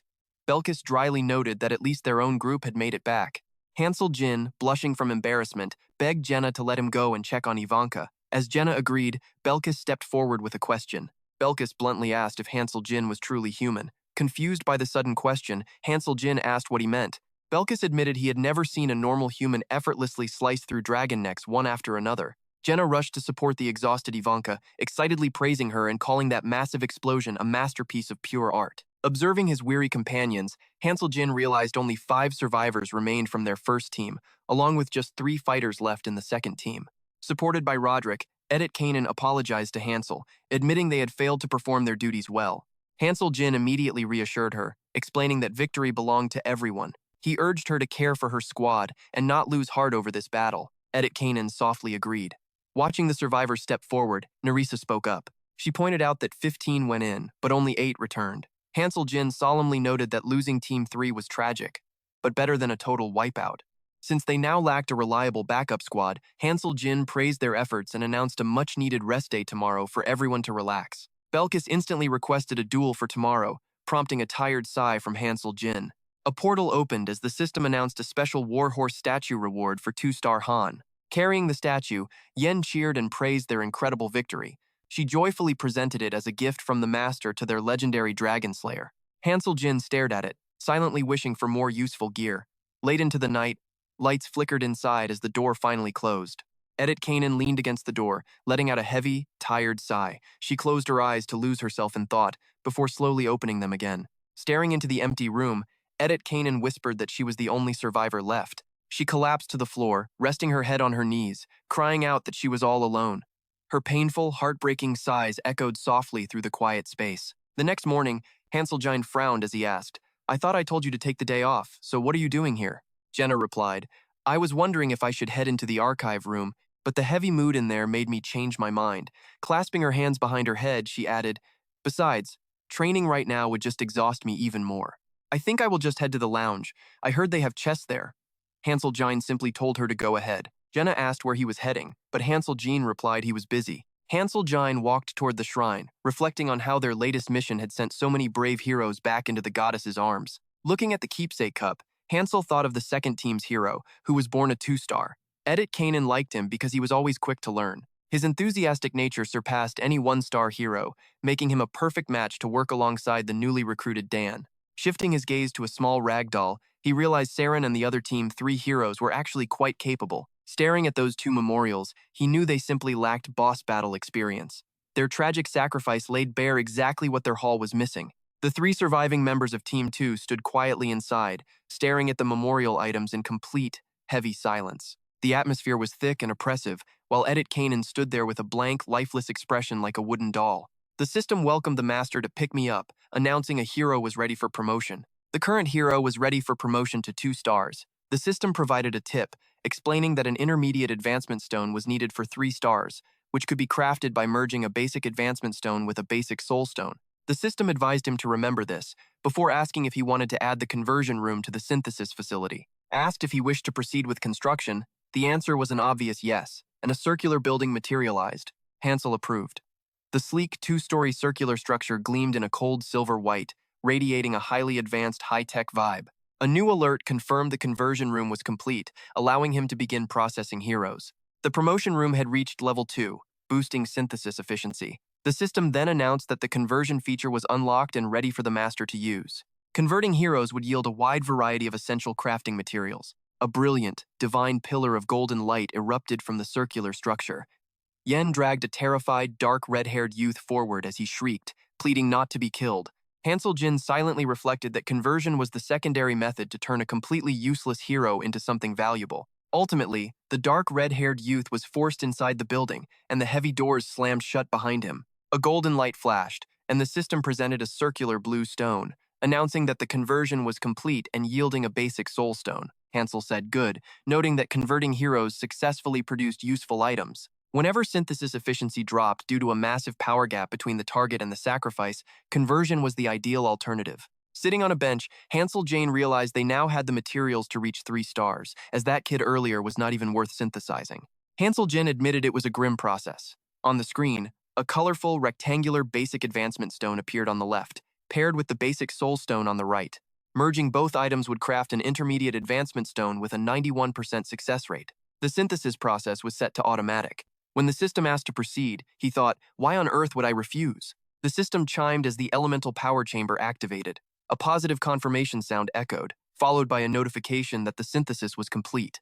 An intermediate advancement stone was successfully obtained. Holding it up excitedly, Yen offered congratulations, noting that he had finally reached 3 stars. Hansel Jin coldly asked if this was only the second time, to which Yen replied that since 7 stars was the limit, he only had to repeat this 4 more times. Hansel Jin then inquired about how many interference points she had collected to establish a network connection. He wanted to contact the master again. Yen hesitated awkwardly, prompting Hansel Jin to glare and ask if she had already wasted them all. Startled, Yen stammered that she was only watching YouTube, before admitting she had indeed spent them all because she had absolutely no other choice. With so many heroes to manage, she had to work around the clock every single day. She claimed she felt like the immense workload was going to kill her, but Hansel Jin asked how much she had left, guessing she had not spent everything. Yen estimated there were about 30 minutes of connection time left, reminding him that writing emails or making posts would quickly drain that duration. Hansel Jin said that was enough, ordering her to get ready. Stepping inside the grand facility, Hansel Jin watched a red glow illuminate a magic circle in the center, where a cylindrical pedestal slowly began to rise. A complex magic array was engraved on the pedestal's surface. Placing the intermediate advancement stone on top, he watched as the array began to glow and activate. A brilliant light suddenly burst forth, forcing Hansel Jin to shield his eyes. Squinting through the bright glare, Hansel Jin realized he was inside a room. "This is that place from before," he muttered. Hearing a soft, sniffling sound, Hansel Jin glanced over to find a dark-haired youth in a white shirt, trembling as he huddled in the corner. The sound of quiet, breathless sobbing continued. Hansel Jin sighed inwardly, realizing this was happening yet again. He reached out, only to meet an invisible wall. Just as he suspected, the entire area was completely sealed off. Feeling his way along the barrier, he realized he could not escape through another door like he did last time. The sniffling grew louder and eerily persistent. His mind raced as he came to a grim realization there was absolutely nothing he could do. As the boy continued to weep and sob, Hansel Jin lost his patience, kicking a nearby wooden cabinet with a loud crash. The wood shattered, leaving a gaping hole in the cabinet. Startled by the noise, the young boy whimpered, calling out for his parents. Folding his arms, Hansel Jin observed the scene with cold, sharp eyes. This was turning out to be an absolute hassle, he thought. A brand new character card of Hansel Jin emerged, gleaming with 3 silver stars. The system chimed with a message, "Congratulations, Master." The hero's long-forgotten memories have finally awakened, and the 3-star Hansel Jin has successfully completed his promotion. With his new 3-star rating and fresh appearance unlocked, Hansel Jin walked out of the building, heading toward Eisen, who was lounging on a bench. The system notifications continued, showing his levels and skills had risen, which meant the hero could now choose a second class. Eisen was sound asleep, resting his head on his hand as drool escaped his mouth. Hansel Jin flicked Yen's face, asking how he could fall asleep so quickly. "There are too many people out here," Hansel Jin remarked. "Let's talk in my room." Wiping his face, Yen hopped onto Hansel Jin's shoulder and agreed. Meanwhile, the system announced the master had initiated 5 consecutive summons. He was eager to see which new heroes would appear as the standard cards began to reveal themselves. Hearing this, Hansel Jin wondered if they were summoning heroes to fill empty spots. "Are you sure you do not need to go?" he asked. "Tomorrow is fine," Yen replied, explaining that the selection process would only begin the next day. Back in Hansel Jin's room at the inn, Yen spoke up, telling him there was something important they needed to discuss first. Looking incredibly proud of himself, Yen boasted that he had not been browsing the internet just for fun. In fact, he had worked hard to research and gather valuable information that could help him tremendously. Hansel Jin reacted with plain indifference, but Yen teased him, asking if he wanted to know. Of course he did. Boasting about his great source of information, Izen revealed that the master had actually registered for the Jangna Loki fan club. Turning around in absolute disbelief, Hansel Jin could only gasp, while Yen proudly held his head high, claiming the master finally recognized Loki's greatness. Feeling completely helpless, Hansel Jin asked if that meant the master had joined his own fan club. Yen enthusiastically confirmed it. It was the official Jangna Loki Fan Association, the #1 community. As Hansel Jin buried his face in his hands, Yen asked what else he expected. Expressing deep jealousy, Yen wished he had one too. Hansel Jin quickly asked about the second update. Yen revealed it was news about Niflheim, which instantly caught Hansel Jin off guard. They have posted an advertisement to recruit new students, Yen explained. The requirements are 3 stars or higher and level 20, meaning heroes on the second server will soon be assigned their classes. Students? Hansel Jin questioned, feeling rather skeptical. Let me see the detailed information. Yen immediately raised his hand to project a purple system interface, displaying the recruitment board on the Pick Me Up community website. On the third line, a post announced a training service. Clicking on it, he saw a chat with over 145,000 views, titled Loki of Niflheim, spatial coordinate 101. The post read, "Starting my training service, I will accept 100 heroes from the second server.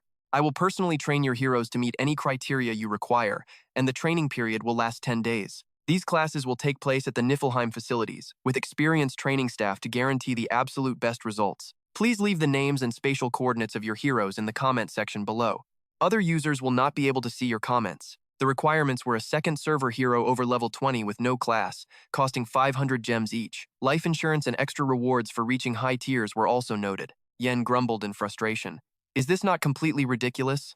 The real Loki is sitting right here, so how dare they? Hansel Jin calmly read through the posting and offered a slight smile. Surprised by his reaction, Yen asked if he was not shocked. I thought you would be absolutely stunned, Yen remarked. Hansel Jin shrugged, noting that they were simply running a similar operation to his own social media management. What do you mean? Yen asked, confused. Hansel Jin gave a simple response, the heroes of Niflheim. Looking at that notice board, he realized that although he was right here, the poster claimed to be Loki. The only ones capable of this were the Niflheim heroes. He never expected them to interfere with the user system like this, finding the whole situation completely hard to believe. It seemed the Vice Master held more authority than he initially thought. And as for these requirements, Hansel Jin stares at the notice board. A second server, requiring level 20 with a class promotion. He knows this is it. Hansel Jin grows suspicious, feeling as if they are directly inviting him. Yen notes it has been a long time since Ninja posted anything, quickly reaching out to check. Hansel Jin mentions the month of Belkis. Yen agrees, noting that on Earth it is currently May. Yen wonders aloud, if the real Loki is here, who could have posted this? Hansel Jin explains only 2 people have authority during his absence. 2 legendary figures flash in Hansel Jin's mind, both bearing 6 brilliant golden stars, the top-ranked hero of the Agenton series and the runner-up Unisit. Hansel Jin asserts confidently that it was undoubtedly Unisit who posted it. Hansel Jin realizes the training program mentioned is for promising rookies summoned from other waiting rooms. These heroes receive elite training from top instructors with premium gear, and they can even collect gems during their training sessions. He often used this method during his golden age. When Yen asks what they should do next, Hansel Jin simply tells her to register. With a 1 in 100 acceptance rate, will the master register them? Each hero costs 500 gems after all. Hansel Jin reminds her they already joined the Jaina Loki alliance, so there is no need to worry. The master registered on his fan club, revealing their identity. Hansel Jin asks to open the window to send an email, and Yen agrees. With a wave of her hand, Yen conjures a glowing screen and keyboard from pink light, playfully shouting about her magical fairy power. Hansel Jin watches, wondering why Water has not replied to his previous email. Perhaps they were left completely speechless after reading it. Yen strains every muscle to maintain the network connection as a quiet night falls over the Grand Memorial Hall. Edit Kanan quietly steps out the door, suddenly noticing someone in the shadows. Hansel Jin stands there, asking her to follow him. Returning to the living quarters, they sit down. Hansel Jin asks if she was asleep, but Edit Kanan casually shrugs, saying who knows. Observing Edit Kanan, Hansel Jin senses her tension. He asks about the team's morale, and she replies that the old man is doing fine.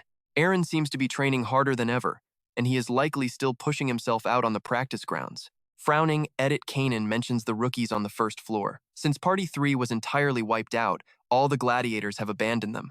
Some even declared they would rather eat potatoes for the rest of their lives than die in battle. Hansel Jin agrees their survival rate is incredibly low. Currently, the gladiators, supporters, and sub-teams are completely unbalanced. Edit Kanan asks if there is any way to resolve this issue. Hansel Jin explains they need proper training and experiences tailored to their individual abilities. He emphasizes that Party 3's utter lack of experience against boss stages was the primary cause of their demise. With enough Echo Stones, they could show other teams how they fight, but unfortunately, they do not possess any. Furthermore, the state of the training center is not promising. Hansel Jin notes that ultimately, everything depends on how much the master is willing to invest in gear and resources. Edit Kanan mutters in surprise, while Hansel Jin looks back, confused. She quickly brushes it off, expressing admiration for his incredible capabilities, noting how he understands every field and plans with flawless precision. Every decision is meticulously calculated, and his combat skills are so formidable that she can hardly believe he single-handedly slayed the dragon. Fidgeting anxiously, Edit Kanan softly admits that compared to him, she feels completely useless. She felt it when they first met, but somehow the distance between them only seems to grow wider. Hansel Jin advises her not to overthink, reiterating that he cannot accomplish anything alone, prompting her to offer a soft apology. Suddenly, Hansel Jin announces he will be away for about a month, leaving Edit Kanan staring at him in utter disbelief. She asks if he is going on an expedition for a month, but Hansel Jin replies he is heading somewhere much further. Hansel Jin instructs her to take charge in his absence, warning her that she will have a heavy workload to manage. Edit Kanan asks if he expects her to do an outstanding job, and Hansel Jin requests she keeps them from falling behind before she asks where he is going. Hansel Jin answers that he is heading to another waiting room, a concept she struggles to comprehend.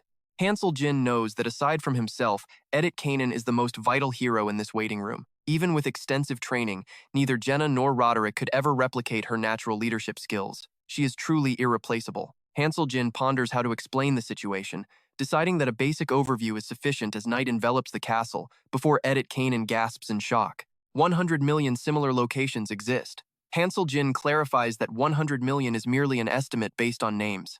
In reality, only about 1/4 of them actually exist. Clutching her head in disbelief, she listens as Hansel Jin assures her they will only need to contact 10 waiting rooms at most. Edit Kanan admits it feels as if she has just stepped on a bomb. Resigned, Edit Kanan promises to do her best, and Hansel Jin turns back with a warm smile, expressing his absolute trust in her. Edit Kanan's footsteps echo softly across the wooden floor. Hansel Jin calculates his growth. With his rage increasing by 2 levels, his unyielding and Dragon Slayer stats from the Berserker class are now nearly at 10. He notes that unyielding reduces poison, confusion, bleeding, and other negative status effects. It is a highly recommended support skill for almost any hero utilizing the Berserk state. Meanwhile, the Dragon Slayer skill grants a massive power boost when facing dragons. This rare passive cannot be trained. It requires a unique achievement. The system recognized Hansel's decisive final blow on the beast, rather than Ivanka's efforts. He was the one who delivered the final blow. Though rarely lucky, fortune smiled on him this time. Looking out the window, he whispers to himself. He speaks of seeing them soon, eager to witness the true forms of those he nurtured. The next morning, a notification welcomes them to the pub. Near a stone wall carved with a goddess, the system explains that the dimensional rift is a special feature allowing masters to explore the world beyond pick-me-up. It only unlocks for masters at level 20 or higher, requiring no activation fee. This new feature includes messaging, dimensional warfare, and special events. Once the dimensional rift is open, a new channel will appear on the right side of the main screen for all masters. Masters can interact and share information here. However, opening the rift also generates a unique dimensional coordinate code. The lobby's Tier 1 protective shield will be disabled, meaning other masters can now invade your space at any moment. Caution is advised. The code acts as your lobby's coordinates on this server. For those who prefer playing solo, exposing this rift is a massive risk. The system asks if the master is sure about opening the rift, as this action cannot be reversed. With a deep breath, Yen tenses her body and gathers brilliant energy around her hands to initiate the sequence. She swings her arms forward, and the stone goddess statue erupts in a blinding flash. The system confirms that the dimensional rift has officially opened. New options are immediately added to the menus, including direct messaging, dimensional exploration, and active world events. Yen warns that opening the rift might bring trouble, but Hansel Jin remains completely unfazed by her concern. He believes this step is necessary to expand their options, feeling even more confident now that the pathway is open. Knowing that Niflheimer has recruited top prospects, Yen suddenly asks him what exactly he wrote in his email to the master. Hansel Jin replies that it was nothing major, yet highly critical. He explains that he requested crucial data about Niflheimer. Since all previous recruitment answers were hidden, he used his advice on the dimensional rift as leverage to get the information. With those secrets in hand, surviving a 1 versus 1,000 battle is entirely possible. His second point was about gameplay tips. Shocked, Yen points out he already shared a legendary guide, but Hansel counters, saying their current playstyle is still far too basic. Right now, their primary objective in the waiting room is focusing on training low-level heroes. While training them is smart, relying solely on weak recruits is foolish. Yen defends them, noting that some low-rank heroes possess genuine talent. Hansel agrees they have potential, but points out that relying on low-level heroes only works when everything is stable. They still lag far behind the high-tier legends. A leader cannot simply dump weak recruits into training and expect them to suddenly perform miracles. High-level heroes are still vital. When Yen asks about his third point, Hansel gives a surprising reply. He warns them not to blindly trust his instructions. Suddenly, the system assigns Master Tanner's lobby its official coordinate code, 195513. Located in zone 95,513, Masters can now check the map for nearby rivals. While the system directs them to the support tab, Hansel continues his explanation. A lobby must adapt to shifting circumstances. Eventually, they must stop relying on his guides entirely and learn to make their own critical decisions under pressure. The system alerts him that the dimensional chat channel is now active, allowing direct interaction with other master accounts. A crucial notification details beginner protection rules, which remain active until the account reaches level 40 and clears floor 40. Under this protection, masters will not face death in player combat, and fallen heroes will not be permanently deleted. However, defeated heroes will suffer severe penalties to their skills and levels, making standard recovery a much harder process than before. The system suggests fusing or converting these weakened units. Unbothered by these harsh terms, Hansel Jin steps confidently into the glowing portal of the rift. As the rift expands further, it unlocks multiple functions, including visiting other player lobbies and communicating directly. Rewards from active operations, warfare, and high-tier server events are also significantly boosted for active participants. Hansel Jin confidently strides through the glowing threshold into an unknown domain. But as he opens his eyes, he remembers the catch. This step also gives other masters permission to invade his territory. He finds himself standing inside a massive, walled corridor, staring directly at a swirling white vortex spinning in the distance. The system suddenly warns of potential master invasions, advising him to establish an emergency escape route for his heroes just in case. Defeated units will retreat through this safe zone, which remains completely off-limits to invaders. Hansel Jin glances back at the closing portal, deep in thought. Upon returning to the waiting room from Ninha, Hansel Jin glanced over, noting that the upgrades were likely complete. The system announced that an airship was required to head outside, craftable only by gathering 4 primary materials: a fuselage, an engine, a dimensional core, and blueprints, along with a skilled magic scholar to pilot the vessel. Within the training arena of silver-white metal, surrounded by heavy iron mesh, a fierce and relentless battle raged behind the gates. The ringing clash of metal echoed endlessly as Belkis and Eren locked weapons in intense combat. Belkis unleashed a relentless storm of sword strikes, pressing forward with overwhelming aggression. Though struggling, Eren held his ground with a steady defense, blocking until Belkis swung with blinding speed, carving a sharp crescent through the air. Raising his spear with both hands to block, Eren seized his chance, launching a relentless counterattack of lightning-fast thrusts. Gritting his teeth, Eren gripped the spear tightly, thrusting it forward with breathtaking speed and a sudden blur of motion. The tip aimed straight for Belkis's eye, but with sudden grace, Belkis leaned back and slipped away, dodging the deadly strike completely. In a flash, Belkis brought the cold edge of the blade directly against Eren's neck. Panting heavily, Eren stared at the razor-sharp tip gleaming with a cold, menacing light. Wiping away sweat with an awkward smile, a victorious but exhausted Belkis asked, "What is going on? I thought we were resting." Just then, Hansel Jin appeared outside the training room, calling out, "I need to have a word with Eren." Moving a black pawn into a perfect position, Jenna happily called out a checkmate, leaving Ivanka holding her head in sheer despair. Walking in on the match, Hansel Jin asked if they played chess here, prompting Jenna to look up with a cheerful smile. Jenna admitted they had never played before, making the utterly defeated Ivanka exclaim in disbelief, "You really did not know? Are you serious? How did I lose 10 times in a row then?" Ivanka cried, to which Jenna simply shrugged. Explaining she had lived in the woods all her life, Jenna watched as Hansel Jin requested a private talk with her and Eren. Ivanka protested her presence, but Hansel Jin jokingly asked her if she could give them a few moments of privacy. Promising it would only take a moment, they watched as Ivanka agreed and politely closed the door behind her. Sitting down with crossed arms, Hansel Jin looked at Jenna and Eren, calmly announcing that it was time to leave. The sudden announcement left them completely stunned. Behind the closed doors of their quarters, Jenna looked up in utter shock, asking if the 3 of them were truly transferring to a completely different lobby. Hansel Jin confirmed it, explaining they would train there for a month, which would serve as an incredibly valuable experience. Lowering his head, Eren questioned if someone else might be more suitable, but Hansel reminded him of his own desire for strength. After a long silence, Eren finally made up his mind and agreed, allowing Hansel to smile at the simple resolution. Asking Jenna to excuse them, Hansel waited until she left, before Eren eagerly asked if this was the place he had mentioned earlier. Hansel Jin nodded gravely, confirming it was indeed Niflheim. But while it would be a single month for the rest, Hansel revealed that Eren might never return to this place again. Stunned to his core, Eren stared with wide eyes in complete disbelief as Hansel questioned what going there would truly mean. Pointing out that the trainer position was vacant, Hansel noted that Dika simply could not manage everything on his own. Aaron did not have to remain a combatant. He could choose an entirely different path. Hansel offered him more time to decide, wondering why he would choose such a painful path, leaving Aaron visibly unsettled. Clenching his fist tightly on his knees, Aaron looked up with absolute resolve and declared he would go, earning a quiet smile from Hansel. Hansel instructed him to request a release from Edit Cannon, warning that his training would last far longer than a month. "You will need an entire year," Hansel declared, teasing a shocked Aaron about whether he truly expected to gain immense power in just 30 days. Suddenly, the status cards for both Jenna and Aaron materialized, shimmering with 3 silver stars. Hansel worried it might not be enough to shift their destiny, especially with the Wheel of Fate turning 3 times faster here than back home. An annoyed Belkis demanded to know why he was being left behind instead of joining them on this journey. Sitting opposite Hansel, Ivanka chimed in to ask about her own fate, while Nerissa quickly voiced the exact same curiosity.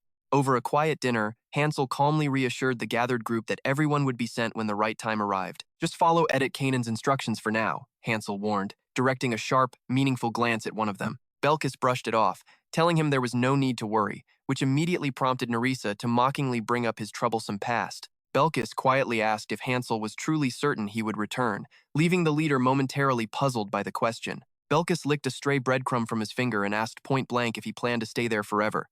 Hansel Jin could only think about how sharp the young man was. "I have given it some thought," Hansel replied reassuringly. "But do not worry, I will definitely return." Worry and deep anxiety clouded Yonka's face as the system suddenly announced that the Ninja Rangrito 7 airship was requesting permission to land. Would they allow it? Right at the dimensional rift on the wall, the system alerted the master that an airship from another account was seeking a landing spot. The vessel would make a temporary landing in this lobby. Did he wish to permit it? Of course he did.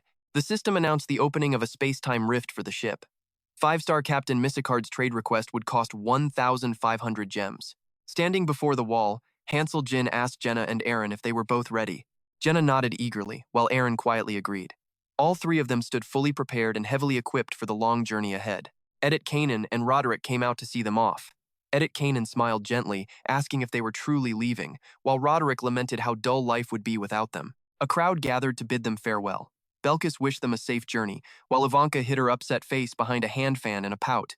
Nerissa promised they would wait, prompting Hansel to chuckle at how grand this send-off felt. Meanwhile, little Yen wept tears of sorrow. Yen begged to know if the strange rumor was true that once Hansel left for Nino, he would never return. Hansel listened with confusion. Wondering who would say such a thing, Jenna stepped in with a reassuring grin, promising she would personally drag him back if necessary. Yen clutched Hansel's collar tightly, pleading with Jenna not to let those tyrants steal him away, calling them a bunch of ruthless thieves. The passionate rant was cut short when Hansel playfully pinched her cheek, offering a soft, apologetic smile for the sudden interruption. Yen quickly clarified she was not mad at him. Holding out her tiny pinky finger, she insisted that he promise to come back home. With a helpless sigh, Hansel locked his pinky with hers, gently telling the little fairy to stop worrying and nagging so much. Tears streaming down her face, Yen made him swear to return no matter what, leaving Hansel to pinch his brow in affectionate exhaustion. Aaron quietly observed that the fairy only acted this warm around him.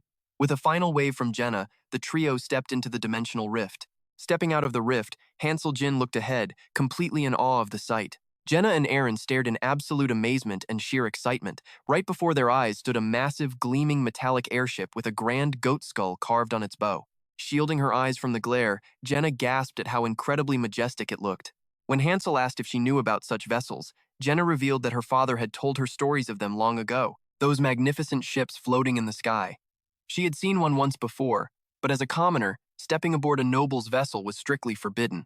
The ship's automated voice began verifying their identities, asking if they were Hansel Jin, Jenna, and Aaron of Tonia. A system notification rang out.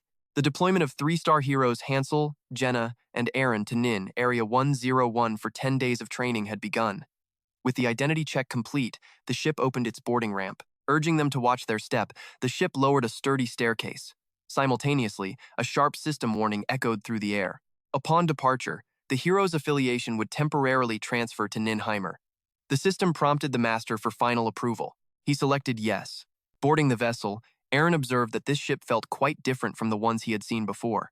Hansel wondered if it was simply a newer model, which Aaron agreed seemed likely, just as a gentle voice welcomed them. A young woman with rich auburn hair stood on deck, introducing herself warmly as Lidden. She was their guide to Nin. Hansel assumed she was a mage, though with hundreds of similar faces in this world, he could not be entirely certain. Placing a hand to her neck, Lidden reported that all passengers for Rangredo 7 were aboard. Several other figures lingered quietly on the deck. Sensing their whispering stares, a nervous Jenna asked if they would truly be fine. Hansel immediately shut down the gossipers with a cold, piercing glare. The two men quickly turned away in embarrassment. Hansel advised his companions to stay put, noting the presence of heroes from various other lobbies. Jenna nodded in agreement. As they walked away, the blond man muttered to his companion about how terrifying Hansel's intense gaze had been. The system announced the imminent departure of Ninheimer's Rangredo 7. Slowly, the massive vessel began its journey, gliding deep into a dimensional rift. A brilliant white light and a heavy rush of wind whipped across their faces, growing more blinding by the second. As the light faded, they found themselves overlooking a desolate wasteland, its barren earth stained brown beneath a sky choked with gray ash and dust. The ship soared forward through the dark rift. As the system announced Dimension 1935, Aaron leaned over the railing, completely mesmerized by the vast landscape.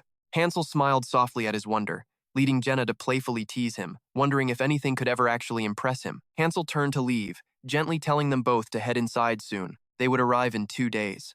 Looking toward the towering spire shrouded in thick clouds, he knew that was indeed their grand destination. Below them lay Theonia, or rather, the painful, ruined remnants of a world that had completely collapsed. Below them, the earth has withered into a barren wasteland, while Hansel Jin watches Rangrit 0 to 7 cross multiple dimensions to pick up passengers. These travelers are all chosen heroes selected for an elite training program. A total of 20 recruits occupy ship 0 to 7, including Hansel and his allies. The remaining heroes travel on various other vessels. Looking out, Jenna marvels at how many strange, unfamiliar worlds exist across the cosmos. Jenna points out that while their home world of Thania is entirely dry, other dimensions are consumed by raging fires or endless deep oceans. She wonders why they are so different, but Hansel has no answers. Suddenly, the ship speaker crackles to life with an announcement for everyone. "We are nearing our destination. Please proceed to the deck." Looking out at the sky, Hansel realizes they are close and asks where Aaron is. They are currently passing through Dimension 1106, Ninheimer, a harsh world covered in glowing red lava.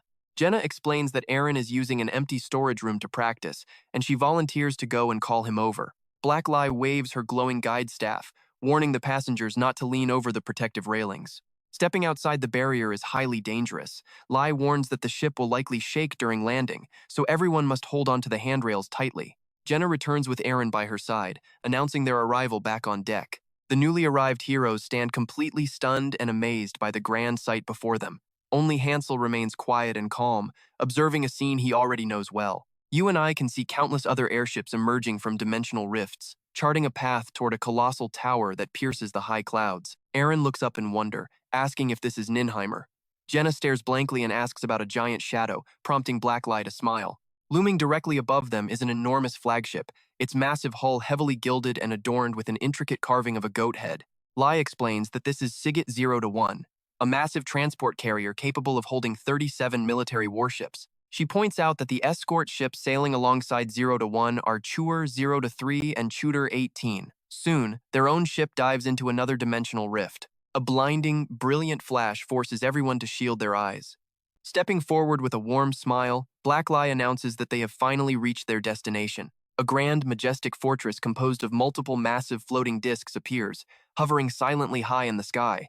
As Lai welcomes them to Ninheimer, their ship approaches a massive entrance portal, receiving orders to dock Rang 0 to 7 at Bay 5 on Level 3. Lai confirms the instructions as the overhead announcer continues directing other ships, guiding Frist 14 to Bay 8 and Frist 0 to 9 to Bay 11. Their airship smoothly glides into position. Lai announces that Rang Ri's 0 to 7 has docked on the 3rd floor, and the gangway is now being lowered. She urges them to watch their step, waving goodbye as she explains that she must prepare for her next flight and part ways with them here. The trainees offer their thanks. Wishing everyone luck, Aaron steps off the ship, marveling at how absolutely incredible the facility is. Jenna scans the bustling crowd, amazed by the sheer number of people. Suddenly, a figure approaches, recognizing them as the trainees of the 7th batch. Out of the waiting crowd steps a stern, silver-haired man with a hardened expression who introduces himself as Elder Kinbra. He is the senior instructor of Ninheimer. Ordering them to follow him, his level is shown to be rank 114. Hansel follows behind the group while studying Elder Kinbra closely, noting that the instructor looks far more imposing in person than in his profile photos. When Aaron asks just how vast this installation is, a blue-haired trainee nearby replies that 4 other massive sectors exist, making this area just a small fraction. Elder Kinbra turns back, coldly ordering everyone to form a single line. A heavy-set, black-haired recruit loudly asks what the strange machine is for. When he demands to know their destination, Kinbra dismisses him, saying he will explain later. The arrogant recruit scoffs, calling the old man incredibly rude. Before he can finish, his face is violently smashed. Blood sprays everywhere like a fountain, and a front tooth flies clean out of his mouth. It was Elder Kinbra who struck him, radiating a suffocating, bloodthirsty aura of pure killing intent that leaves the crowd absolutely frozen. Kinbra grabs the heavy-set man by the face, tossing him aside effortlessly like a rag doll, before coldly repeating his command for everyone to line up. The terrified recruits instantly fall in line, trembling in fear. Jenna whispers that she could not even track his movement, stunned by his unbelievable strength. Hansel admits the old man is far stronger than him. Even with his enhanced vision active, he could not catch a single trace of that movement. As a high-ranking instructor, his level must be at least 70. Even if the entire group attacked together, they would stand absolutely no chance. Looking at Elder Kinbra, a system notification suddenly appears. It warns that the target status window cannot be viewed. When Jenna asks if he is truly stronger than Hansel, he confirms it without hesitation. He advises everyone to simply obey the instructor. They step inside the capsule as the display numbers begin to count down. Jenna presses against the glass to look outside, and within moments, the transport capsule exits into a breathtaking, sprawling metropolitan area. Watching the massive crowd below, Hansel realizes it is impossible to track 20,000 recruits. The transport finally stops at level 2. Beyond the doors lies a massive complex filled with advanced training gear. This, my friends, is the official level 2 training center of Ninheimer. Jenna wonders if this is where their journey begins, while Aaron gasps at the vastness. Elder Kinbra commands them to line up quietly, as the Major General is arriving shortly. Nearby, a brown-haired girl with a ponytail spits on the ground and scoffs. That old guy acting foolish is obsessed with lines. Suddenly, she buckled under a heavy pressure, as if a massive mountain were crushing down upon her. The red-haired young woman collapsed to her knees. Elder Kinbra radiated a terrifying aura, resembling a fierce and bloodthirsty tiger ready to strike. Hansel Jean watched her, wondering if this was an intimidation skill. Observing the fearful onlookers, he realized they were all leaders from other halls, making raw force the absolute best way to keep them in line. Watching the terrifying Elder Kinbra, Aaron and Jenna swallowed hard in fear, while Hansel Jin knew that any arrogant misstep here would be extremely dangerous. Hansel Jin calmly realized they would easily be beaten to a pulp. Another brown-haired man with a rebellious look spat on the ground, loudly demanding to know if following their orders would truly make them any stronger. A scarred, brown-haired woman smiled and told him to simply follow their instructions, promising he would not regret it. Another blue-haired instructor added that Elder Kinbra only wanted them to keep the line, not stand stiffly at attention. They could relax as long as they stayed quiet, leaving Hansel Jin to lament that even after leaving Earth, he still had to tolerate this nonsense. A woman stepped forward with a bright yellow overcoat draped loosely over her shoulders, warmly welcoming the gathered soldiers to the facility. Introducing herself as El Padisa, the dark-haired woman explained she was in charge of all training here in Ninha, holding the impressive rank of number 9. El Padisa announced that while everyone would undergo training, she had absolutely no intention of forcing anyone to stay. Those who wished to leave could do so immediately, though they were prepared to offer their absolute best support. Ultimately, the choice to learn belonged entirely to them, as she warmly noted they were all respected guests, just as she once was. Turning her attention to a rather stout man, El Padisa asked how many airships his home territory actually possessed. Startled, the man answered that he had 2, prompting El Padisa to proudly reveal that Nina possessed 427 airships, over 200 times his amount. The offended man shouted back, demanding to know if she was mocking him, but El Padisa remained perfectly calm. She explained that if they were to compare their actual military forces in detail, Ninha was roughly 3,000 times stronger. She reminded them that their masters expected great things, but questioned if any of them truly knew how to meet those high expectations. The entire crowd stood frozen, deeply shaken by El Padisa's blunt words. She asked if their masters were truly worth risking their lives for, sending a wave of uneasy murmurs through the crowd below. Jenna quietly asked what she meant, but Hansel Jin merely shrugged, just as El Padisa asked if their masters were truly fit to serve Loki. Hansel Jin realized what was happening, finally understanding why so many people had been gathered in this place. El Padisa asked them what kind of fate they honestly expected would be waiting once this training concluded and they returned home. She warned that 80% of them would be treated as mere pawns, destined only for a swift and meaningless death. Half of the remaining survivors would simply end up as tragic sacrifices, leaving them with a grim and inescapable destiny. Showing pity, she warned that they would ultimately be treated like cheap toys and discarded like useless trash without any honor, before suddenly raising her voice. But Nina was different, promising that anyone who successfully proved their worth would be handsomely rewarded. She declared this was their golden opportunity to join Ninha, leaving the stunned crowd staring up at her in absolute silence. Hansel Jin calculated that the primary motive was greed, as charging 500 gems per trainee would easily net them nearly 50,000 gems. He deduced that the second objective was simply to recruit strong new talent. Reaching out, El Padisa assured them that their leader cared nothing for their pasts, noting that even she was once a bitter enemy of Ninhahimer before joining their ranks. Hansel Jin silently recalled that El Padisa did not originally belong to Ninhahimer. She was a hero serving the master who ambushed him after his failed raid on the 80th floor, leading the invasion that wiped out most of his forces. He had ultimately destroyed that rival's hall and taken El Padisa prisoner. His advisor had urged him to execute her, but he spared her due to a severe shortage of men, right as Jenna asked if she was offering citizenship. Hansel Jean explained that she was offering the top 3 trainees a chance to permanently join Ninaheimer. Jenna hesitated, but Hansel Jin clarified she would be changing halls, noting that everyone present was highly favored by their respective masters. Ninha would train them, rewarding the highest achievers with a prestigious opportunity to join their powerful organization. They would then negotiate with the original masters, a transaction Hansel Jean estimated would cost between 1,500 and 5,000 gems. Since a standard summoning costs 500 gems, 1,500 gems could easily secure at least 3 powerful 3-star heroes. The masters knew this but would agree anyway, which was exactly what had been worrying Isel for so long. Turning to leave, El Padisa urged them to think carefully, assuring them that Ninaheimer would assume full responsibility for everything. Elder Kinbra announced they would begin grouping the heroes by class, demanding to know the total head count. The gray-haired man holds up his ledger and says, 54 warriors and 46 thieves. Elder Kinbra commands, those who want to be warriors, step to the right. Aspiring thieves, head to the left. The woman urges the crowd. Come on, everyone, do as the commander says. The woman points and calls out, warriors, gather near the red flag. Thieves, make your way over to the blue flag. Jenna asks in confusion, what is this? Han replies, they are sorting us like inventory. By the end of this grueling training, we will all receive our official classes. Aaron chimes in, I recall hearing about this process before. Once we obtain our classes, we can unlock high-level skills. Jenna decides, in that case, I should head toward the blue flag. The black-haired man watches quietly. 54 and 46. That is exactly 100. Perfect, Elder Kinbra says. Now move. Over by the blue flag, Jenna waves a fond goodbye. See you on the other side. Aaron and Han wave back from the red flag before Han heads toward a massive, sprawling white building. Elder Kinbra announces, now we will begin the evaluation.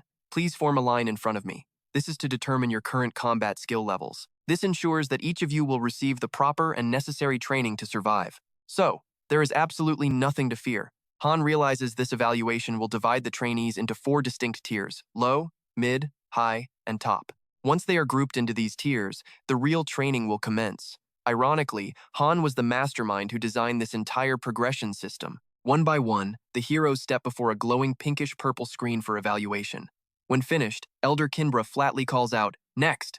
Staring at Aaron's status board, Elder Kinbra notes he is a low-tier trainee, currently at level 20.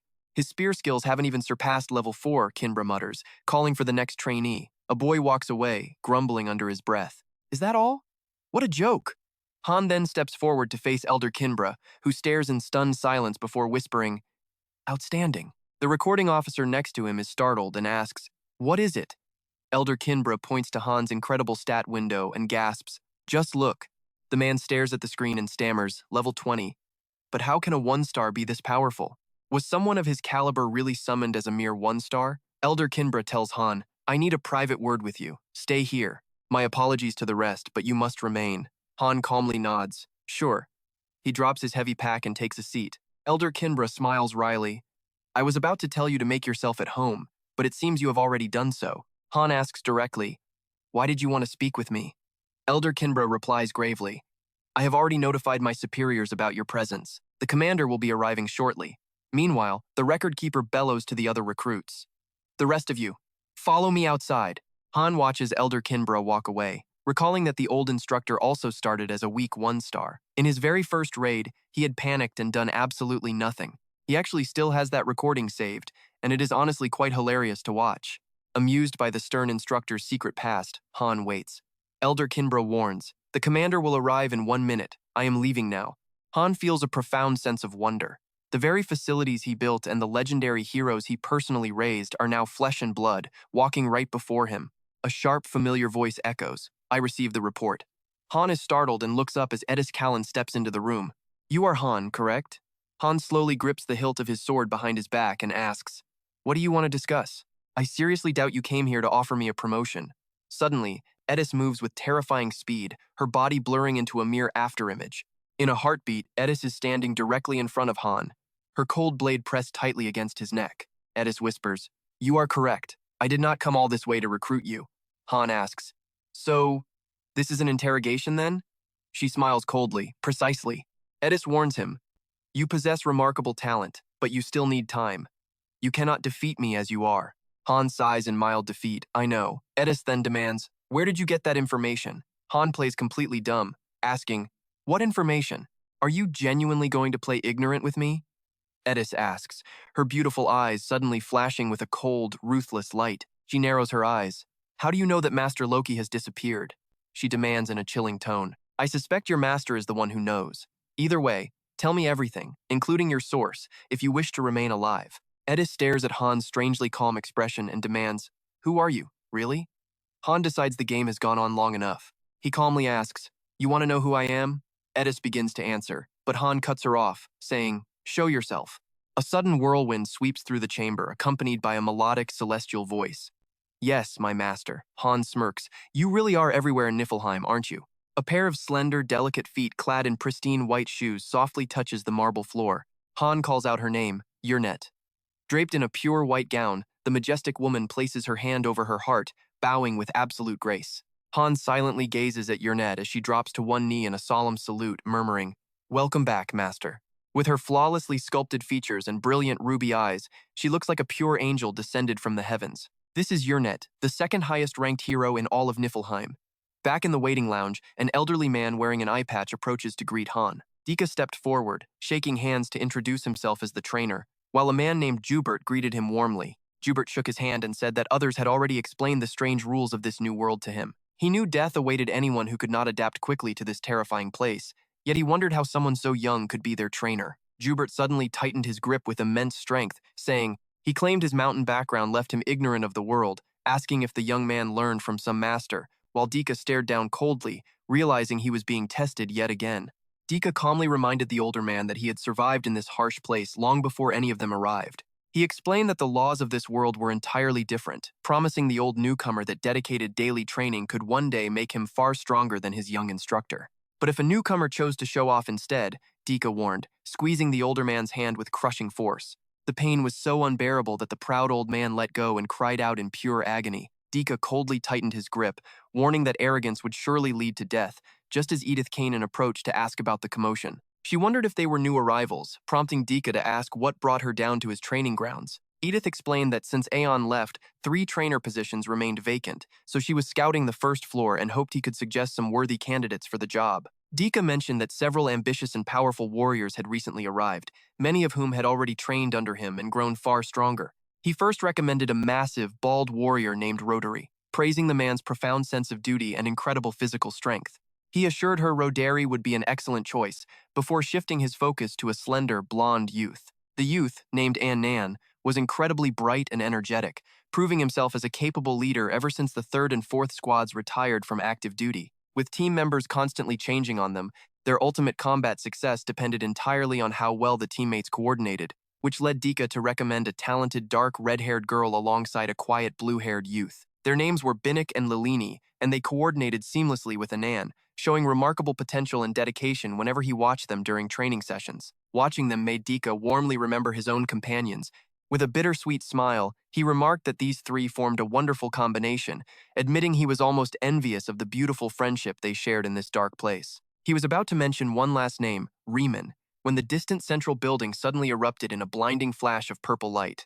Edith gasped at the brilliant glow, while Dika murmured that a summoning was occurring, and Belkis noted it was coming from beyond the lower floors. Belkis, filled with intense battle lust, declared that they would finally get to face some formidable new opponents. A clawed foot stepped forward as a creature with a sharp chin and jagged teeth grinned with wild malice. Deep within the colossal, disc-shaped top level of Ninhahimur, a faithful servant named Jun Shin knelt down on one knee to reverently welcome her beloved master. Hansel Jin gently reached out to lower Elpadisa's drawn sword, leaving the young woman completely stunned and suspicious. He calmly remarked that he had been waiting, while Jun Shin quickly apologized, explaining she was busy preparing for his grand arrival. Jun Shin then coldly accused the girl of harming her master, causing Elpadisa to gasp in sheer terror and stammer in confusion.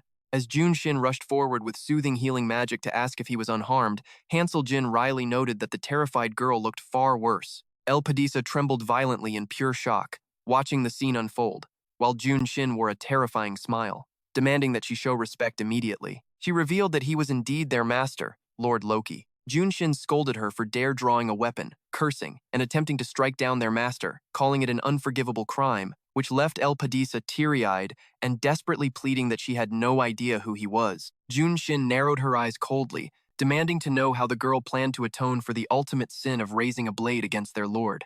Petrified and out of options, the young woman held her own blade against her neck, offering her life as penance if permitted. Hansel Jin stepped in to stop the madness, gently explaining that she was merely doing her duty and should be pardoned. He reasoned that no ordinary hero could possibly anticipate their master descending here, though Jun Shin proudly smiled and claimed she always knew. He chuckled, calling her a special exception, while privately admiring her fiercely loyal and unique personality.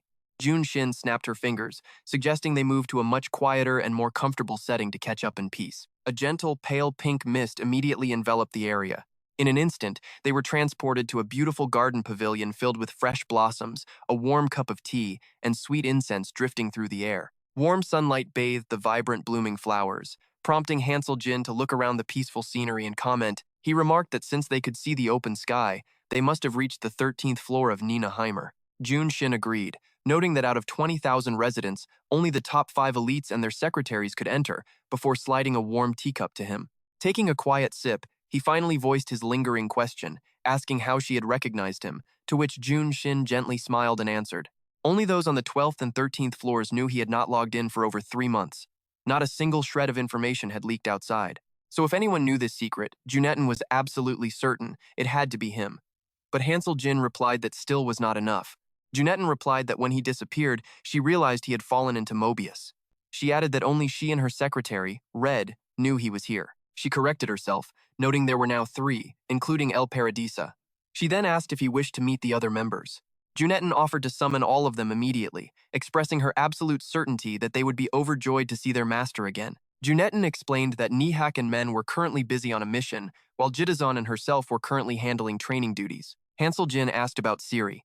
Setting her teacup down gently, Junetten softly replied that yes, that was indeed correct. Hansel Jin recalled that Nihak was in charge of diplomacy, which explained her frequent absences. She had completely moved her operations out of Niflheim for regular missions. Junetten turned around and politely asked her servant, Nissel Red, if she could bring them some more tea and pastries. Nissel Red calmly expressed her great honor to meet Master Loki. Picking up a cookie, Hansel Jin curiously asked if she hated him. He half expected to be stabbed, or worse. But Junetten questioned how she could ever hate him, even if he had used her as a mere pawn.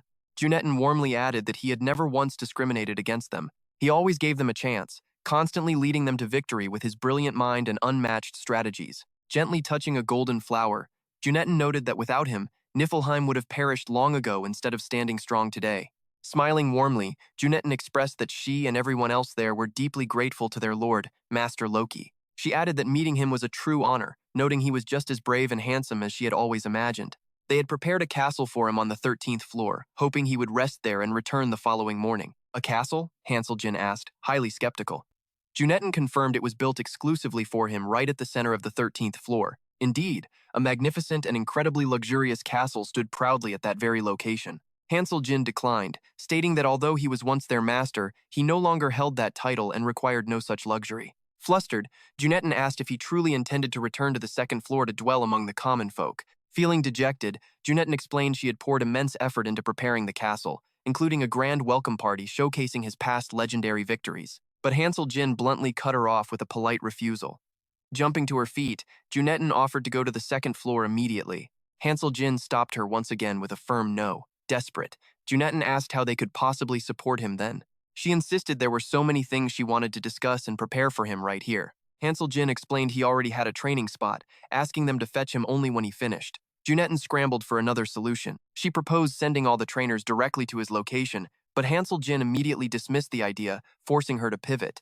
She offered to replace every single trainer according to his wishes, but Hansel Jin firmly ordered them to dismiss. Completely losing her composure, Junetten snapped in frustration, arguing that the second-floor training quarters were tiny and entirely unfitting, promising she could remodel them. Still, Hansel Jin remained completely unmoved, flatly refusing as Junetten sank deeper into utter despair. She cried out, questioning how his dignity allowed him to stay there. He asked what dignity, and she quickly brightened, citing his incredible aura. She claimed a majestic imperial aura surrounded him. Amused, Hansel Jin asked Nissel Red if she saw it, who seemed all too used to this. Red admitted she could not see it, prompting Hansel Jin to ask if she heard that. Junetten shot a terrifying, murderous smile at her adorable secretary. Meanwhile, Hansel Jin stood up, announcing he would be heading back to his quarters immediately. He requested a discreet teleportation portal. Junetten complied, and a mystical gateway of swirling energy silently materialized before them. Pausing right before the portal, Hansel Jin turned back to commend Junetten for doing an outstanding job in his absence. He then asked if she still viewed him as her master. Caught off guard, Junetten paused before offering a deeply resolute and confident smile. "Naturally," she replied. Hansel Jin smiled back. But their moment was suddenly shattered by a thunderous, roaring voice that shook the entire room. The voice demanded to know where the master was. Junetten sighed, realizing Judizan had somehow found out about his arrival. She noted he was currently tearing through the magical barrier, adding that she had not leaked a single word to him. Hansel Jin asked if he was always this reckless. With a slightly mischievous grin, Junetten noted he was the most eager to see him.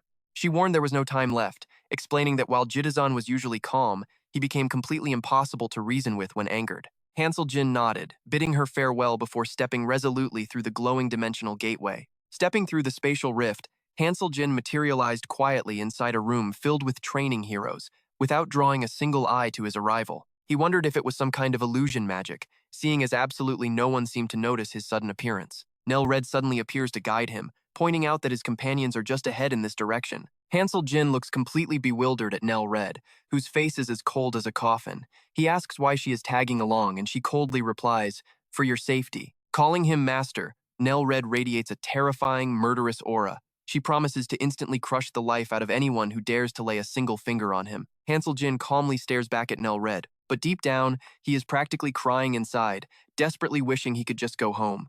Cut to the second floor of Nihheim, where he lies resting in his new room. Hansel Jin reflects on how thoughtfully Junison has treated him so far. The building is incredibly spacious, clean, and modern. He realizes this fifth floor of the annex is specifically designed to welcome new recruits. The top floor is reserved for instructors and has very few rooms, while a fourth floor window is strangely scorched black from a fire. He remembers his original room was on that fourth floor, but an unexplained fire broke out, forcing them to move him to a different room. As Hansel Jin gets dressed, a sudden knock sounds. Nell Red calls out to him from the hallway. She asks if he is comfortable, noting the conditions are poor, and suggests moving him up to the 13th floor if he prefers. Hansel Jin opens the door, insisting he is fine, and asks if she kept his identity a secret. Nell Red reassures him that she absolutely did. As she turns, black smoke swirls around Nell Red as she vows to complete her duty, while Hansel Jin heads down the stairs. Jenna greets him with a bright, sunny wave, mentioning how excellent the facilities are and how wonderfully she slept last night. Meanwhile, Aaron looks like a completely drained, soulless ghost while claiming he slept great, though his exhausted face clearly tells a very different story. Looking at Aaron, Hansel Jin nods doubtfully as Aaron lets out a tired laugh. Jenna gestures toward two nearby girls with black and red hair, sharing that she spent the previous evening chatting with the other recruits. They all love this place, praising the massive crowd, the top-tier amenities, and the sheer number of powerful warriors gathered here. Jenna then asks if Niflheim has truly never suffered a single defeat. Aaron confirms the rumor, adding that everyone speaks of this place as being absolutely invincible. Hansel Jin wonders about this undefeated record, questioning if they are referring to duels between high rankers rather than actual combat missions. Jenna continues, explaining that recruits do not have to worry about being sacrificed in synthesis or dying during dangerous quests. The rewards here are excellent, the merit evaluations are fair, and absolutely no one faces discrimination, even if they come from elsewhere. Hansel Jin asks if they plan on climbing to the very top rank here. The question leaves them stunned, before Jenna asks what choice they have. They simply must get back to their own comrades who are still waiting, a sentiment Aaron deeply agrees with. Hansel Jin quietly reflects that even if they do not want to stand out, their exceptional talent will make them targets. In this world, they have absolutely no choice. That morning, Elder Kinbra steps up to the podium to teach, telling the class that their own experiences have likely taught them this truth. This strange world operates on entirely different rules compared to the real world. So what must they do to survive? Elder Kinbra delivers the grim answer with absolute seriousness. saying it all comes down to information. He explains that to truly survive in this environment, warriors must fully comprehend the system notifications and stat screens appearing right before their eyes. They must understand skill details, mission objectives, how to secure valuable items, and carefully study their enemies to know exactly how to confront and defeat them. But the absolute first priority is recognizing their exact place in this unfamiliar new world. Jenna mutters to herself about stats and quests, trying to remember where she heard those terms before.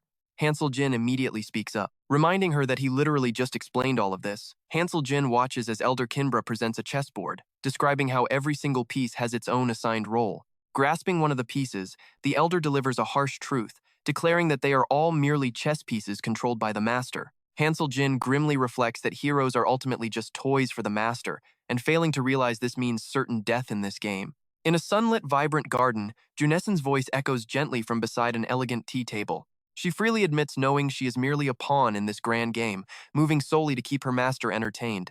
Curious, Hansel Jin asks how she knew he had fallen into this world, prompting Junessen to ask if he recalls their conversation from the day before.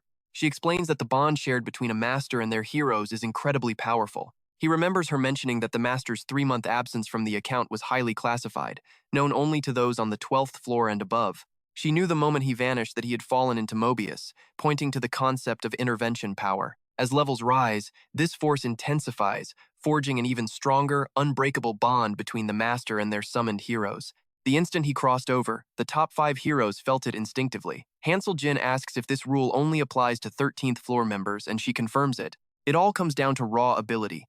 Hansel Jin notes that despite both Junessen and Elpad Paradisa being 6-star heroes, their combat power remains worlds apart. Even if the entire top 100 rankers banded to land, they still could not defeat a single warrior from the elite top 5. Junessen holds the 2nd rank, while El Padisa stands at 9th. Flipping through her glowing spellbook, Junessen explains this power is a special grace he bestowed upon their group. With a wave of her hand, she projects multiple glowing system screens into the air. Hansel Jin watches in utter astonishment, wondering if she can truly interact with the system itself. Junessen explains that heroes grow closer to their master through sincere devotion and love. Because of that deep bond, they are granted the rare power to intervene with reality. Stunned, Hansel Jin realizes they are far from being ordinary, run-of-the-mill heroes. She notes that if he raises them to A rank, they will reach 5 or 6 stars. Though born in Mobius, their journey to Earth was only possible through his divine help. Master Hansel Jin admits he is genuinely astounded by this. Junessen merely smiles, saying it is only natural. The higher dimension is a vast realm reserved for them. Yet, Hansel Jin cannot help but voice his lingering question. Why did he fall into this place to begin with? Junessen explains the mystery. As heroes draw closer to their master, the master in turn becomes deeply connected to them. That profound connection is precisely how the world of Mobius managed to stabilize and control his very existence. Hansel Jin realizes this means the legendary 7-star heroes are in a completely different league from normal ones. Junessen confirms they possess the power to freely shatter the system's restrictive rules. Truly, they are half hero and half master. Hansel Jin recalls his past encounter with a 7-star opponent, back when a system failure broke the server limits. He had emerged victorious, yet their power was utterly absurd given that the absolute system limit was capped at level 99. Junessen suggests that had he known, his true master status would never have faded. Perhaps he does not even need the Book of Fate reversal to reach 7 stars. Hansel Jin chuckles softly, dismissing the grand idea. Right now, he is nothing more than a common beginner. Setting down his teacup, Hansel Jin inquires about Ceres Agenton. Junessen remembers asking her back then if she was truly going to leave. Ceres Agenton had replied that they must make use of every precious second. With that, Junessen had bid her farewell. Unable to accompany her, Junessen had wished her well, urging her to find some rest along the way. Hearing this, Hansel Jin realizes Ceres Agenton never went searching for him. He asks if that is why the waiting room was devoid of fairies. Junessen smiles warmly, praising his quick wit. She explains she is currently taking care of things. Then, Hansel asks a serious question. He asks how long Ninha can hold out. Junessen chuckles, asking if he fears account deletion after 6 months of absence. Junessen confidently reassures him. Nina possesses far greater intervention power than other realms, protecting them from being erased so easily. With their remaining energy, surviving 10 years is an easy feat. Hansel Jin is deeply impressed, while Junessen asks a follow-up. She wonders if his doubts have been laid to rest. Hansel Jin softly replies that they mostly have. Suddenly, a brilliant pink light shimmering like a starry galaxy envelops them, preparing to teleport them away. Junessen's gentle voice echoes, expressing her deep hope to speak with him more. The pink glow illuminates a magnificent crystal chandelier holding glowing candles, reflecting off the spotless, polished floor below. Viewed from above, the entire estate is breathtakingly grand. Junessen proudly announces that this majestic castle was built solely for him. Master Hansel Jane stands quietly before a grand painting depicting a white-haired warrior charging a monstrous, centipede-like beast. As written pages flutter through the air, Junessen admits she felt both worry and joy upon learning of his arrival, thrilled to finally see him in person. She stands before him clad in the striking, formal military combat uniform of Ninheimer. She declares that her devotion has safely guided him here, believing it is finally time for the master to reclaim his rightful throne. With deep solemnity, she begs him to stay in Ninha M, reminding him that even as a hero, his power is extraordinary. Supported by her strength, he will undoubtedly fulfill his ultimate destiny as their true and absolute master. Kneeling on one knee, she vows to transfer her entire power to him so he will never have to worry again. With Ninha supporting their allies through the alliance, they will surely grow without his constant presence. Like a devoted follower loyal to her creed, she whispers that they truly need him. Master Hansel Jean watches her in silence, his face unreadable. The system suddenly alerts him that the 6-star Junessen is transferring her power to him. As the system prompts him to accept, Hansel Jin stares at the notification and declares firmly that he is no longer a master. Junessen desperately persists, promising full support and reassuring him that Tonya will continue to receive their aid without any issue. Hansel Jin gives a quiet smile, asking if that is so, before decisively pressing the reject button on the screen.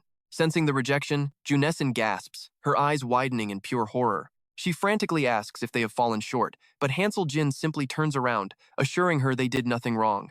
He explains that he is simply too weak right now. Junessen begs for time to make amends, but Hansel Jin firmly states he will return to Tia. Deeply saddened, Junessen softly asks if he has grown to resent them or if he simply dislikes this castle. Hansel Jin asks once more, questioning if he needs to explain himself again. Keeping silent for a moment, Junessen declares they will never give up. She then asks Hansel what his next step will be if he is unable to return to Earth. Hansel Jin ponders in silence before finally promising that, if that day comes, he will fulfill their wishes. A sphere of brilliant white light, swirling with pink mist, suddenly appears. Junessen channels more energy, causing the glowing orb to expand rapidly. Hansel asks what trick she is playing, only to watch Junessen transform directly into his exact likeness. She explains that it seems entirely pointless for the master to leave just to pursue unnecessary training. Having blended several magic spells together, she claims even his comrades will not recognize the difference. Hansel Jin bluntly asks if she truly intends to replace him entirely. Junessen responds by asking if he should not make the absolute most of his remaining time there. Junessen begs for permission to go, and Hansel Jin reluctantly agrees. Meanwhile, back on the second floor of the training center, Aaron tightly grips his spear, completely exhausted and heavily bruised. Standing before him are countless monstrous soldiers, with an ominous dark energy seeping from the cracks and joints of their armor. Aaron pants heavily, his eyes starting to glaze over from exhaustion. Hansel Jin shouts, demanding Aaron snap out of it and eliminate the monsters immediately. Edit Kanan screams for Aaron to hurry, warning they cannot hold on much longer. Suddenly, the system announces that the 2-star warrior has awakened his hidden power. Aaron's eyes flash with a brilliant blue-white light as the system announces a staggering 1000% increase to all of his attributes. Bulging with newfound muscle, Aaron grips his spear tightly, transforming into a true god of war as he charges forward to slash the beasts. With powerful thrusts, Aaron sends the monsters flying, leaving Jenna to cry out in absolute disbelief at how powerful he has suddenly become. Belkis wonders in panic if Aaron has completely surpassed them, while Roderick watches the spectacular display, unable to believe his own eyes. Calling the feat incredible, Aaron is suddenly startled to hear his name. He turns to see Hansel Jin, arm bleeding heavily, offering a word of praise. Tears of anger and grief streaming down his face, Aaron screams out for his leader with sheer desperation. Waking up with tears still wet on his face, Aaron sits upright and gasps for air, wondering if it was all just a nightmare. As morning arrives, the heroes gather for class to absorb their daily lessons. However, Jenna is already fast asleep, slumped comfortably over her desk. While Hansel Jin pays close attention, Aaron keeps casting shy, hesitant glances toward him like a youth harboring a secret crush. Aaron briefly bows his head in melancholy, but a sudden thought seems to strike him, prompting him to look back up. His face now reflects a deep, quiet sense of resolve. Meanwhile, near the airship landing dock, El Padisa commands a disciplined troop, ordering them to move out in a solemn formation. Observing the neatly unified uniforms of the passing soldiers, Hansel Jin deduces that they must belong to the prestigious main branch. Walking ahead to guide them, Nell Red politely asks the master to follow her. She guides him to an imposing, massive door carved in the likeness of a goat's head. This exclusive elevator is reserved solely for high-ranking members, leading directly to the 13th floor where Lady Junetten's private garden awaits. The blue iron walls, segmented and reinforced with mysterious black steel, serve as the grand shaft for the rising elevator. Hansel Jin ascends directly to the summit of Ninheimer, where a colossal castle stands proudly at the center. Before him lies Junetten's familiar, vibrant garden, bursting with colorful and lively blossoms. Adopting the elegant demeanor of a wealthy lady, Junetten casually offers to send 1,000,000 precious gems to Tonya. Hansel, comfortably sipping his tea, tells her not to interfere with Tonya. Junetten covers her face and fakes crying, complaining that the master has deeply hurt her. She admits he looks incredibly impressive, growing stronger without their aid, but Hansel calmly asks if she simply wishes he would rely on her more often. When he promises to ask for her assistance in the future, Junetten instantly brightens up with pure excitement. She eagerly presses for details, asking what the task is and how they can best assist him on his journey. Hansel gestures for her to step back, grumbling about her invading his personal space. Meanwhile, a thick mist blankets a majestic, towering canyon in the distance. Appearing at the scenic canyon, Hansel looks down at the strange stones scattered around him. He recognizes the material as dark iron, a metal far harder than regular steel. Examining the deep, overlapping slash marks, he realizes only one warrior could achieve this. The marks vary in depth and length, scattered all across the surface. Together, these countless scars represent years of tireless, unyielding devotion. Nearby stands a towering, bare-chested warrior, his hand firmly gripping a sword. Hansel recognizes him as a hero of unmatched genius, someone so absurdly powerful that he seems almost like an impossible anomaly. The legendary Heavenly Sword, master of Kaisoni. With a scarred body and a presence as sharp as a sword, the white-haired man speaks. "I have been waiting," says Jidazone, the third-ranked powerhouse of Ninheimer. Hansel looks at him, remembering Jidazone as a mere two-star hero who became a legendary genius among the thousands he once handpicked. Jidazone turns around and says, "It seems this is our very first meeting." He drives his sword into the ground, kneeling to say, "The master once granted me power." Seeing him, Hansel Jin feels a rush, realizing the ultimate swordsman stands before him. Jidazone promises to boost his strength immediately. Staring at the warrior, Hansel Jin realizes he cannot sense the man's presence at all. It is like staring at a completely lifeless object. Could this be a visual illusion, or perhaps an advanced composure skill? Hansel Jin attributes this to the legendary sword-body unity skill, before commanding the warrior to rise to his feet. Hansel Jin asks if the training will follow the old ways. Jidazone replies that full access has been granted for review. Jidazone's status window appears, showing level 99, with 10 points each in strength, intelligence, stamina, and agility. His skills are hidden by a max-level Heavenly Sword Soul effect. Looking at this strange window, Hansel Jin wonders, these are the basic stats of a weak, one-star beginner. Yet he easily sliced black iron with so little raw power. Hansel Jin smiles and says he is ready to begin. Jidazone calmly answers that he is prepared whenever the master wishes. The system warns that the 3-star Hansel Jin has entered a state of pure madness. His hair grows wild and a crimson aura erupts from his body. With a fierce grin, he demands his opponent use full power. His stats read level 20, strength 55, intelligence 0, stamina 31, and agility 49, showing his temporary surge in combat abilities. He possesses level 8 swordsmanship, level 5 mind's eye, level 3 fire resistance, level 4 pain tolerance, level 5 composure, and level 6 berserk, along with level 1 unyielding, dragon slayer, stealthy movement, and basic horsemanship. Currently in a level 6 frenzy, Hansel Jin shatters the ground beneath him and charges forward. Hansel Jin brings his blade down with terrifying force, but Jidazone effortlessly raises his own sword to deflect the blow. Hansel Jin unleashes a relentless barrage of strikes, yet Jidazone remains perfectly still, casually neutralizing every single incoming attack. Metal rings loudly as their swords collide. Jidazone blocks another devastating strike with ease, his eyes locked onto his opponent's frantic movements. Jidazone's gaze is incredibly cold, completely unshakable like mountain ice. Hansel Jin attacks from every conceivable angle with blistering speed, but Jidazone stands as firm as a massive anchor, blocking every strike without budging. Hansel Jin realizes this warrior is far stronger and faster than him. Watching Jidazone counter, Hansel Jin realizes his 3 steps are only equal to his opponent's single step. Hansel Jin raises his shield, but it is sliced through like wet paper. In an instant, the cold steel rests against his throat. Facing defeat, Hansel Jin feels utterly helpless. Jidazone immediately sheathes his weapon, kneeling to apologize for drawing a blade against his lord. Hansel Jin tells him to stop being so formal, wiping away sweat while trying to catch his breath after the exhausting clash. He asks if his current strength seems pathetic, but Jidazone quickly reassures him that it is not. Jitazone admits that at equal levels, victory would have been difficult. Laughing it off, Hansel Jin insists that his opponent has always been the most naturally gifted warrior. Surprised by the praise, Jitazone questions this, but Hansel Jin points out his achievement of level 10 swordsmanship at a mere level 7. He could not level up further because a level 10 skill is the maximum cap before a warrior changes their class. Hansel admits he thought the man was a broken cheat code, but Jitazone humbly bows, honored by his lord's high praise. Jitazone notes that if raw talent were everything, another hero would stand closest to the master. Hansel Jin agrees with a warm smile. Equipping his self-repairing shield, Hansel Jin admits that, while Jitazone might not surpass Junetten completely, the gap between their top 5 warriors is incredibly small. A single variable can turn any battle upside down, making it impossible to predict who would emerge victorious if those 5 fought. Taking up his stance once more, Hansel Jin urges him to continue the training until he truly masters the technique. Over at the bustling cafeteria, Jenna asks Aaron if Hansel Jin seems a bit different lately. Aaron pops a bite of food into his mouth, looking puzzled. Aaron tilts his head, glancing over at a noisy crowd gathering nearby with quiet curiosity. There, a burly warrior with wild hair and a scarred face makes an arrogant declaration. He claims no one is stronger than him, insulting the surrounding recruits and loudly demanding if anyone has the courage to face him. Another recruit with a wild, spiky hairstyle speaks up, reminding the bully that everyone here is a top talent from across the land.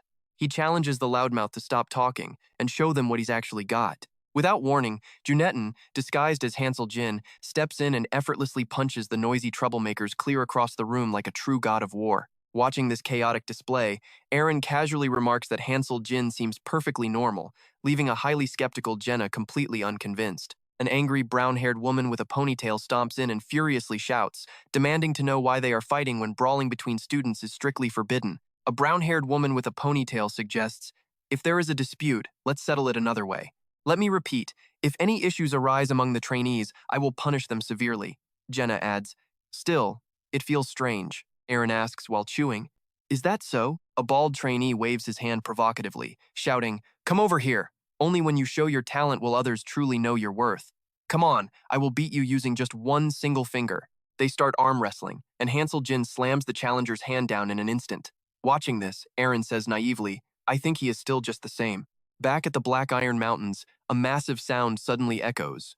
Jitazone stands firm, hand on his hilt, watching the blue sword energy flying right toward him. It is Hansel Jin's strike, but Jitazone draws his blade and blocks it easily. Hansel Jin wonders why his opponent did not dodge. Perhaps he has changed his sword style. The two clash for 10 rounds, leaving sharp afterimages in the air. Their blades collide with a heavy, resounding echo that fills the entire area. Objectively speaking, Hansel Jin considers himself a very special force within the top 100. As he fights, Hansel Jin notes that he only possesses 10 skills, specializing in composure and agility, with highly rated, comprehensive, and unyielding talents. He feels that anyone would gladly pay over 5,000 points to recruit a fighter like him. But in a flash, Jitazone's blade pierces through the opening, stopping right against Hansel Jin's neck and leaving him completely frozen in shock. To Hansel Jin, Jitazone now seems priceless, requiring an unimaginable number of points to recruit, as the cold blade remains pressed against his neck. Hansel Jin smiles, realizing stagnant water is not the only one who had to learn how to lose. Pushing the blade aside, he says, "Let's go again." Brimming with fighting spirit, Hansel Jin remembers that back in Tonia, he never suffered defeat. The two square off once more. Hansel Jin lunges forward to attack again. He knows that not Jenna, Aaron, Velkist, Narissa, nor even Edith Callan or Roderick had ever defeated him so utterly before. His sword gets knocked away. Hansel Jin thinks of how he has always dominated fights, standing far above his opponents. But this is different, pure, overwhelming power. Jitazone catches the flying sword and says, "Though it has only been a short time, you have improved greatly. If you break through the wall once more, you will obtain a mid-tier weapon." Staring at Jitazone, Hansel Jin realizes he is dealing with an untouchable monster. He heals his trembling hand, asking, "That was the hard sword, right? The style you showed me last time was the soft sword. And yet you suffer no penalty even without physical strength." Bursting with curiosity, Hansel Jin asks, "So, what kind of technique will you show me this time?" Jitazone tosses the weapon back, teasing, "Why don't you guess?" Catching his blade, Hansel Jin lunges and strikes down with a heavy overhead slash. Hansel Jin realizes that despite Jitazone only having 40 total stat points, he cannot land even a single scratch on him. Deflecting the heavy strike, Jitazone calmly offers a lesson. A sword does not become stronger simply by packing it with raw power. The same goes for its speed, Jitazone says, executing a sharp horizontal cut. Swinging with a strength stat of 10 does not guarantee true power. Leaping to dodge, Hansel Jin grits his teeth and swings his sword downward. Jidazone raises his blade to block, unleashing a harsh, metallic clash. Hansel Jin demands, "How much power was behind my strike?" "About 80% of your total capacity," Jidazone replies. Hansel Jin pushes further. "And what about you?" "Mine is 3 times higher," Jidazone answers. Touching down on the ground, Hansel Jin admits, "Jidazone, you are incredibly strong, just as expected." "I am deeply honored by your praise," Jidazone replies, as both fighters charge at each other with blistering speed. Hansel Jin drives a straight thrust forward, but Jidazone slips to the side, elegantly deflecting the blade with a gentle parry. Meanwhile, at the hero training house in Ninha, a polite knock from a black-gloved hand goes unanswered. Getting no response, the hand slowly lowers. El Paradisa stands there quietly, waiting outside the closed door. She worries, knowing he has been gone for days. Meeting a trainee currently in the middle of their training is proving to be incredibly difficult. Remembering the day she drew her sword against Hansel Jin, El Paradisa feels a wave of deep regret. She was far too rude to her master, causing her to clench her fists in pain. Meanwhile, high up on the towering Black Iron Mountain, Jidazone effortlessly blocks another of Hansel Jin's fierce strikes. He calmly points out, "Spend a year training here, or honestly, even just a short while, and you will grow far stronger than you are now." With a fierce look in his eyes, Hansel Jin lines up his target and swings with immense force, shouting, "That goes without saying." Jidazone continues to spar effortlessly, adding, "Besides, your style of combat is fundamentally different from mine.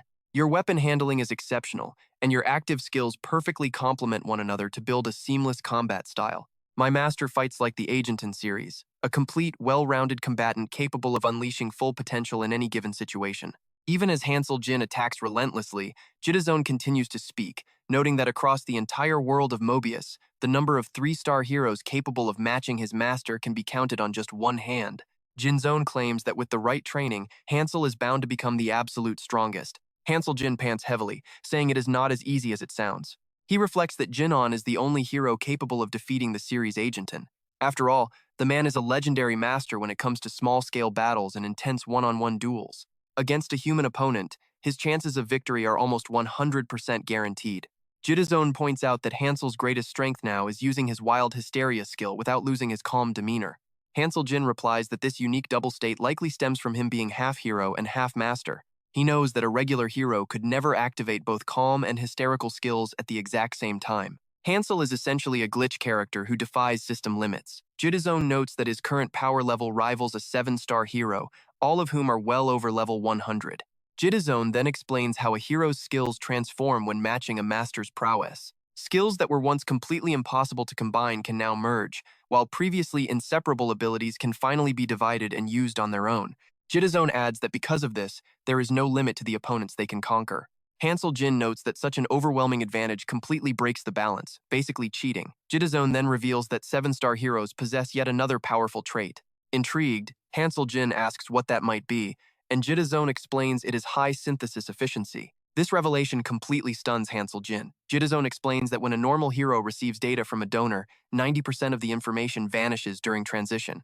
This means even if you sacrifice a hero with a power level of 100, the target hero only receives a meager 10 points of strength. Hansel Jin asks, "But are 7-star heroes different?" Sheathing his sword, Jidazone replies, "I can see that you have already trained in the proper stances of swordplay." Jidazone remarks that masters who hail from Earth usually have absolutely no background in formal swordsmanship. Yet, he can clearly spot the refined movements of a trained knight woven into Hansel's current fighting style. Hansel Jin instantly remembers his arrival in this world, where he clumsily swung his blade while fighting alongside Ratastory to survive the monsters. Ratastory had coldly commented back then, asking if he was a newbie because his sword posture was so terrible. Hansel Jin had defensively argued that it was his very first time. He now realizes that Ratastory, a 4-star hero, had merged with him. He assumes all her hard-earned battle experience was directly absorbed into his own physical memory. Hansel Jin asks if his current talent is the direct result of fusing with such a high-tier hero. Jidazone replies that if that were the sole reason, his swordsmanship would look entirely different today.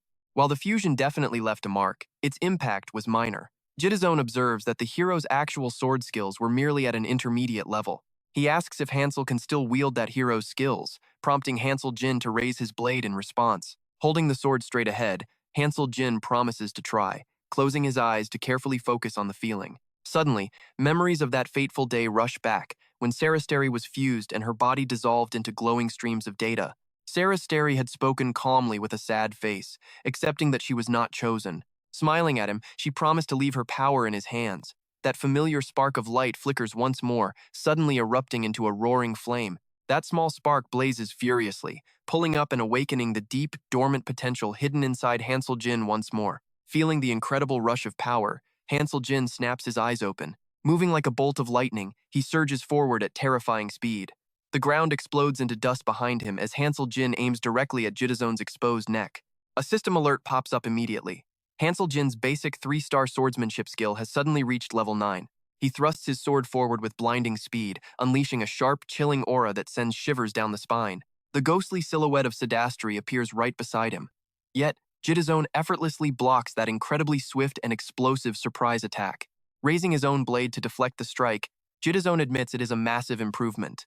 Sheathing his sword again, Jitazone notes that in Hansel's case, this fusion yields far more than mere experience points. Watching the faint silhouette fade, Jitazone warns him to be careful, as high efficiency is not always a blessing. Merging their data could easily trigger highly dangerous side effects. Hansel Jin silently realizes that fusing too many heroes together will inevitably lead to a chaotic scramble of personal information. This immediately reminds him of the 4 heroes he has already fused with. Jitazone guesses this clash of data, explains why Hansel cannot master any defensive skills despite his incredible swordplay. Exhausted, Hansel Jin slowly sits down. He mutters that he must be more cautious, especially if he hopes to achieve the legendary unity of blade and body. Right then, Nissel Red wheels over a food cart and cheerfully asks if it is time for dinner. Red instantly transformed, conjuring up a magnificent, sparkling silver table. Then, as if by magic, she produced 2 elegant chairs.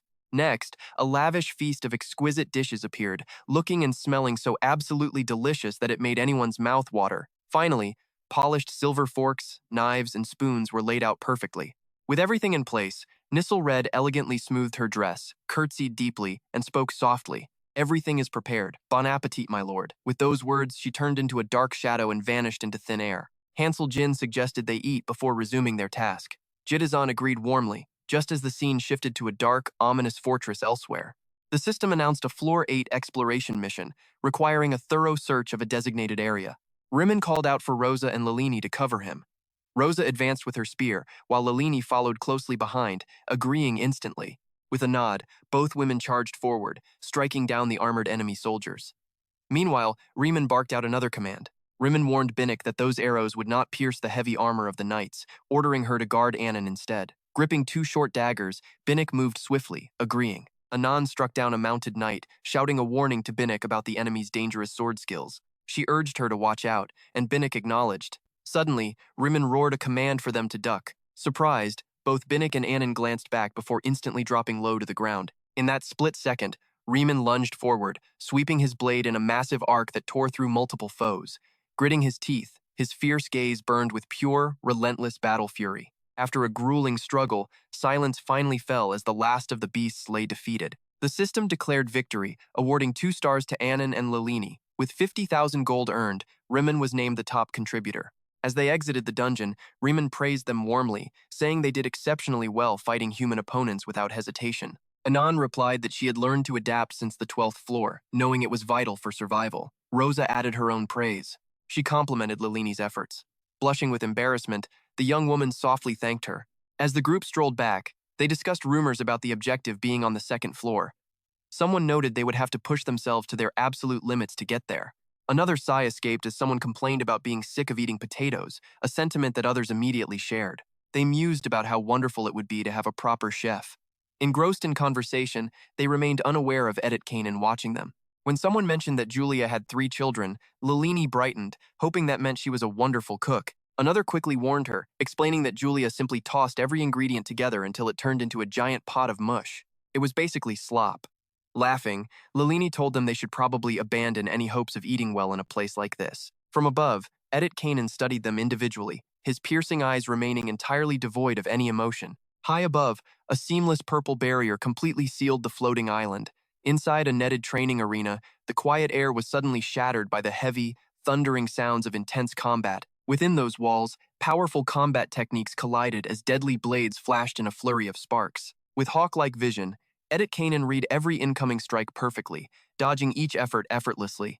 Exploiting a gap in their formation, He lunged forward, delivering a brutal knee strike that brought Annan down. As Lilini and Rosa watched in shock, Roderick calmly twirled his spear. With a fluid, sweeping strike, Roderick drove his weapon into the shoulders of both Lilini and Rosa, forcing cries of pain from them. Watching from a distance with her bow drawn, Binnick stared at the battle in disbelief, whispering how utterly impossible this was. Before anyone realized it, Edit Kanan had slipped behind Lilini, pressing a cold dagger against her throat until a bead of blood appeared. Brimming with chilling intent, he warned them that they must fight with the resolve to kill.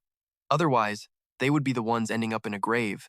He then adopted a stern teaching tone, explaining the harsh reality. Even in a 5-on-2 advantage, letting one's guard down was a fatal mistake. A single surviving enemy could still easily wipe out an entire squad if they grew complacent. The intense training session concluded with Roderick holding the sharp point of his spear directly against Riemann's throat. Catching her breath, Anan desperately asked for another chance. Instantly, the duel resumed, and a sharp spearhead came whistling through the air once more. Roderick effortlessly deflected Rosa's strike with the shaft of his weapon, while Lilini seized the moment to charge from the front. With a single fluid circular sweep, Roderick sent both girls crashing to the ground. Seeing this, Riemann charged like an enraged bear, swinging his massive sword with all his might. Ducking low, Edit Kanan avoided the deadly strike while clenching his fist. Capitalizing on Riemann's overextended swing, he delivered a powerful blow straight to his ribs. Immediately, Anan lunged from behind with a desperate slash of her own. From a distance, Binnick fired arrows to provide cover fire. However, Edit Kanan swiftly delivered a brutal roundhouse kick right to Anan's midsection. He observed their hesitation, realizing that while they were accustomed to fighting monsters, they still lacked the ruthlessness needed when facing human opponents or sparring with comrades. Despite their clear lack of experience, their combined scores would likely be enough to pass the exam. With 5 candidates vying for glory, those who successfully earned a spot on Team 2 prepared to head back to Hansel Jin's lodging. The table is set with a beautiful, glittering feast.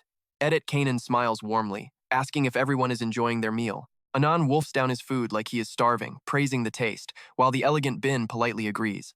Lilini whispers next. She thanks her host, and Edit Kanan smiles softly. Then, she drops a bombshell. From now on, you 3 belong to Team 2. This sudden news leaves Anan, Lilini, and Binnick completely stunned. Edit Kanan asks if they are unhappy, but Anan quickly objects. It is an incredible honor and a chance to reach the 2nd floor. However, Bin calmly warns him to quiet down. Lilini casts her gaze downward, her voice trembling. Does moving to the 2nd floor mean the missions will become far more dangerous? She heard rumors that Dika's brother, Diran, who ascended to the 2nd floor, met a tragic end there. Edit Kanan freezes, her hand pausing mid-cut as her expression darkens.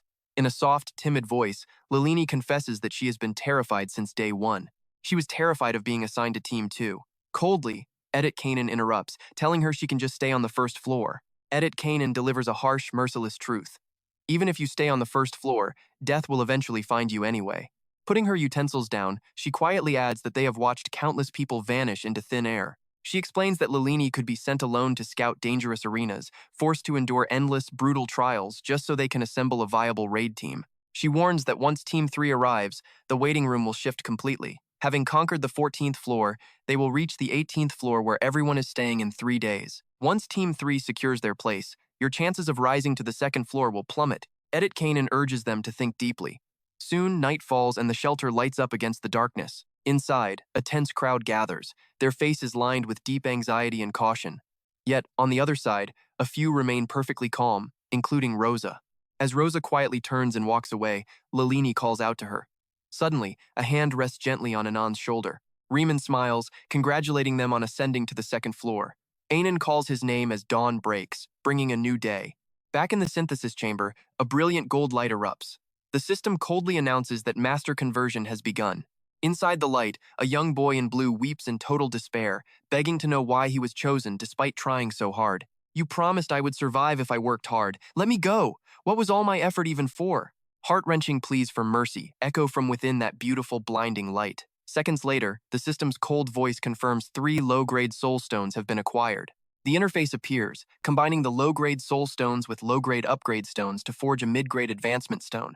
3 successful fusions quickly yield 3 mid-grade advancement stones. Anan, Lilini, and the 2-star Binnick are upgraded to 3 stars. Their character cards now feature elegant silver borders, 3 shimmering silver stars, and beautiful new illustrations. Watching this, the onlookers whisper in sheer terror.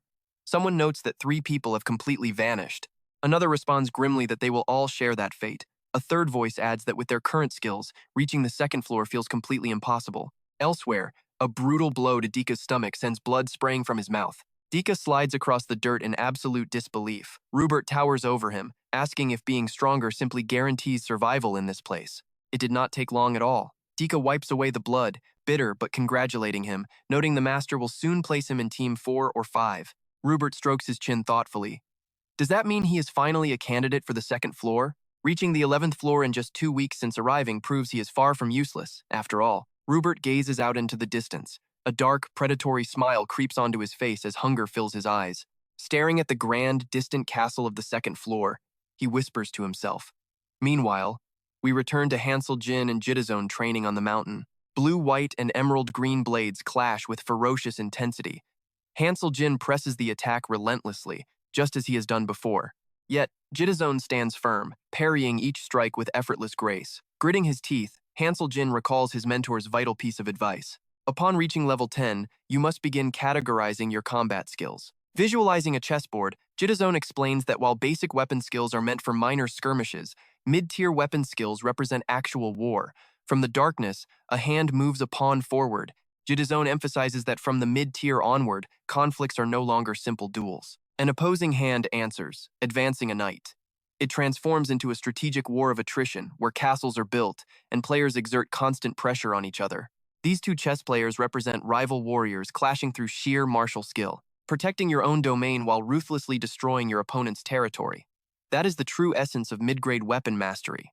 Heavy blades, soft blades, and swift blades are the perfect tools for such complex warfare. Master, you have established your own territory, where individual skills dictate the movement of each piece. However, it remains unfinished, serving only as a temporary fence. You must build it into an impenetrable fortress wall. Jitazone explains strategy using the perfect analogy of a chess player moving their pieces systematically across the board. He warns that if anyone dares to trespass into their territory, they must not escape just like a checkmate. Right then, Hansel Jin's sword strikes grow sharper, faster, and far more powerful. A breakthrough. The system announces a newly awakened skill. His basic 3-star swordsmanship skill has officially risen to level 10. With his low-level skill now completely maxed out, he stands ready to unlock a much superior technique provided he meets some very specific requirements. Hansel unleashes a fierce, decisive strike, but Jitazone blocks the blow with effortless grace. Sensing the impressive strength behind the strike, Jitazone smiles warmly and praises him, before effortlessly sending him flying back. Completely stunned, Hansel watches as one of his eyes turns pitch black with a crimson pupil, his sword curving like a flowing, vibrant green river that is both incredibly beautiful and lethally sharp. Jitazone explains, Master, if you can master the absolute highest level of this technique. As he speaks, massive stone mountains crumble into tiny pieces.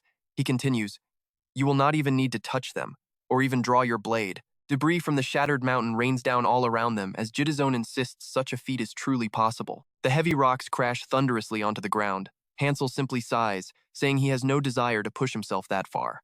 I never wanted to be a grandmaster, Hansel admits before calling out to Junison.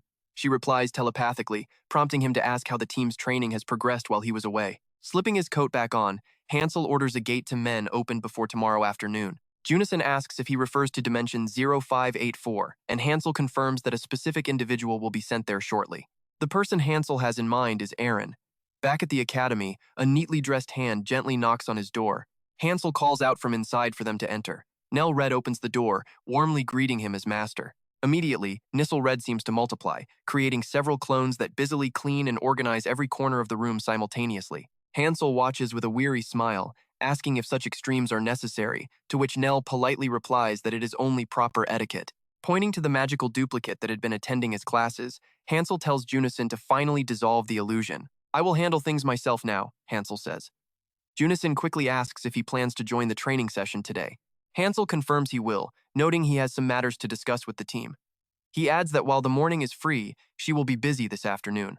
Junison complies, and the duplicate dissolves into a soft pink light. Hands in his pockets, Hansel strolls outside to meet Jenna and Aaron. Spotting him, Jenna remarks that he seems a bit different today, which only makes Hansel ask how so. Cupping her chin, she tries to pinpoint the change, her sharp eyes scanning him to spot any difference between him and the decoy Junison created. Ultimately, Jenna shrugs and admits that while she cannot quite explain it, she simply has a gut feeling. Hearing this, Hansel silently commends her, realizing her natural intuition is actually remarkably sharp. Stretching wearily, Jenna complains about how exhausting it is to sit through 10 full days of lectures, claiming her entire body feels completely stiff. Hansel reassures her that tactical formation training begins today, which should offer a nice change of pace. Intrigued, Jenna mentions a very peculiar detail. Everything you whispered to me during the lectures happened exactly as you said, she notes. It is almost like you can see the future.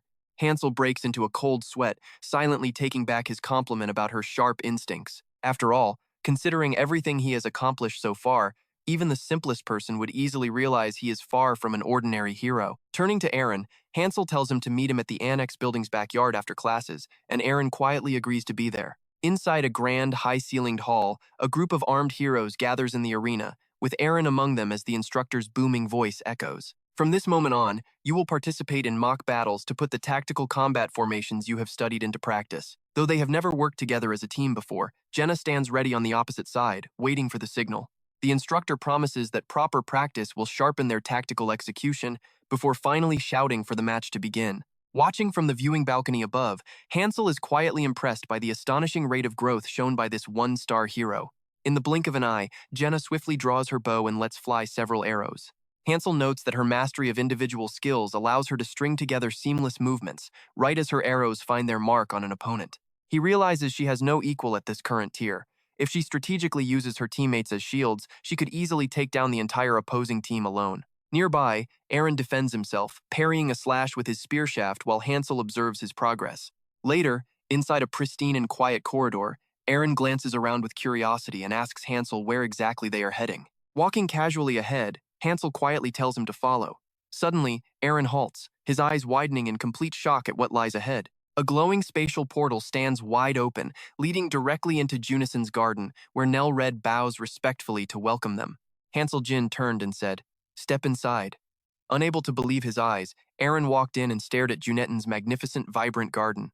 Aaron gasped. "Where in the world are we?" Nell Red replied. "This is the 13th floor of Ninheimer, the Misty Garden." Aaron asked in sheer disbelief. "The 13th floor? Is this where the absolute strongest reside?" Nell Red nodded. "That is correct." From inside, Junetten stepped forward with a welcoming smile, saying, "Pleasure to meet you. I am Junetten." As the gentle breeze caught her soft hair in the glowing light, she looked incredibly beautiful. Placing a hand over her heart, she declared, "I am the Master's right hand," Nell Red whispered. "But wait, is not Cirrus Agenton supposed to be the Master's right hand?" Her voice faded under Junetten's terrifying, murderous smile. Aaron, completely lost, asked what was going on, while Junison turned to Hansel with a question. "Did he just call you Han?" Hansel Jin ignored the question, calmly asking about the gate leading to men. "How is it coming along?" Junison replied, "Of course, I am currently opening it." Watching Junetten's surprisingly warm behavior, Aaron muttered, "What is this? None of this makes any sense." Hansel Jin turned around and replied, "Did you not want to become stronger, Aaron? I am simply trying to help you achieve that dream." Hansel Jin added, "You have the right to refuse. But if you train under the instructors here, you will fulfill your true purpose in Tonia." Junetten advised, "Personally, I think you should listen to him. I have seen many individuals just like you in the past. They always try to make up for a lack of natural talent with raw, endless effort." Junetten coldly added, "But eventually, they hit a solid wall, a point where they simply cannot grow or advance any further." Hansel Jin noted that there was no need to despair, as not everyone is like that. Junetten countered, "There are always exceptions." Junetten smiled. Despite lacking any real talent, one foolish fool actually managed to rise up and stand on equal footing with us. Aaron stared at them both as if he had seen a ghost. Junison continued, "No matter who tried to teach him, he just could not grasp the basics." Aaron quickly asked, "And then what happened?" Junison replied, "You are about to see for yourself." With a wave of her hand, bright pink energy surged forward. The magical force swirled, warping the fabric of space to tear open a dimensional rift. Junetten announced, "This portal leads to dimension 0584, Noonan. Beyond the rift, you and I can see a majestic world of floating islands drifting beneath a starry cosmic sky of infinite beauty. Noonan hosted the World Red Tournament 2 years ago, and it is where Men currently lives." Junetten warned that this deadly dimension could easily cost him his life. Nell Red noted that many had trained under Men in that very place, and Hansel Jin coldly finished her sentence, "And they all died." Junetten agreed, "Yes.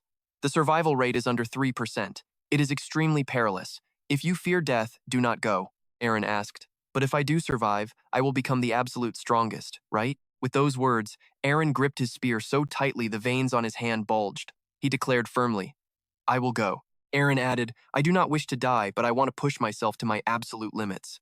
Junetten cautioned him that time in Noonan flows differently than it does here. Aaron closed his eyes and softly whispered Nina's name. Opening his eyes with fierce determination, Aaron stared at the portal. "Take care, Hansel Jin," he said, before resolutely stepping through the rift. Hansel Jin quietly asked, "Do you believe he will survive?"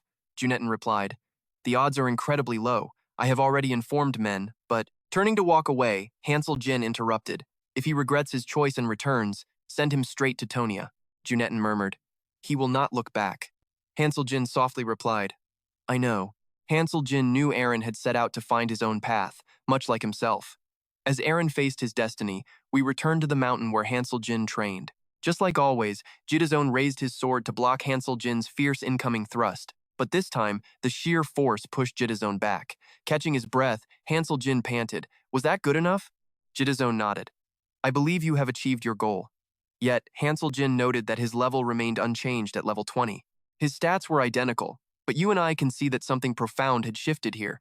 3-star Hansel Jin, level 20, warrior class.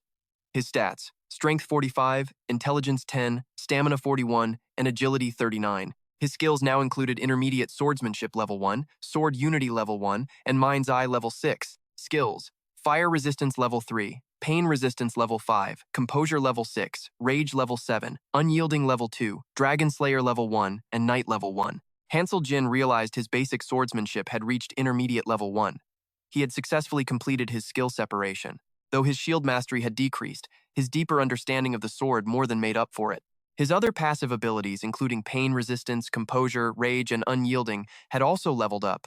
Most importantly, his class had transitioned to warrior. With this foundation, he now had the perfect setup to further evolve his skills. Although he lost his stealth movement technique due to a class penalty, he harbored absolutely no regrets. After all, that skill just was not a good fit. Hansel Jin observed that Jenna had already successfully completed her class change to a thief. With an impressive record of 37 wins and 0 losses against the rookies, she was finally excused from the basic training sessions. Having mastered intermediate archery, she was now focusing all her efforts on merging her weakness detection skill with her rapid-fire ability. Next, she would train directly under Nezel Na, a brilliant archer ranked 13th in the world right behind Nihaku. Meanwhile, Junetten stepped forward, presenting a striking black iron ring set with a glowing purple gem, asking him to accept it. The system screen flashed, revealing a legendary double S-rank item called the Proof of the Fallen, forged from refined steel in Ninheimer. This artifact held power that defied all worldly laws, though utilizing its true potential required an incredibly advanced level of magic. The system warning noted that this was a soul-bound item, entirely indestructible and completely useless to anyone else. Hansel Jin picked up the artifact to examine it closely. Junetten smiled, explaining that the ring was crafted solely for him. Wearing it would allow others to immediately recognize his authority, but more importantly, Junetten's voice began to echo directly inside his mind. With this ring, she could contact him no matter where his journey took him, though Hansel Jin calmly replied that it was unnecessary. Junetten quickly went on to explain that the ring also allowed him to manipulate highly classified system information. Beyond basic item details, he could now alter his entire status window and access the deeper system logs at will. Instantly, the ring's public status panel shifted, appearing as a simple C-rank shadow ring made of cheap black iron with minor durability enchantments. Hansel Jin asked how long this illusion would hold, and she admitted its effectiveness would drop once they climbed past the 50th floor. Hansel Jin offered a rare word of praise, acknowledging the immense effort it must have taken her to craft such an item. Junetten admitted she had actually begun preparing this long before his arrival, finishing the artifact just as he stepped into her world. Then, playing the part of a fragile, heartbroken maiden, she covered her tearful face and lamented that he was leaving her yet again. Watching her dramatic display, Hansel Jin sighed, telling her to stop acting since they would meet again, which instantly brought back her cheerful smile. She perked up instantly, and Hansel Jin promised to visit her once more before he returned to Earth.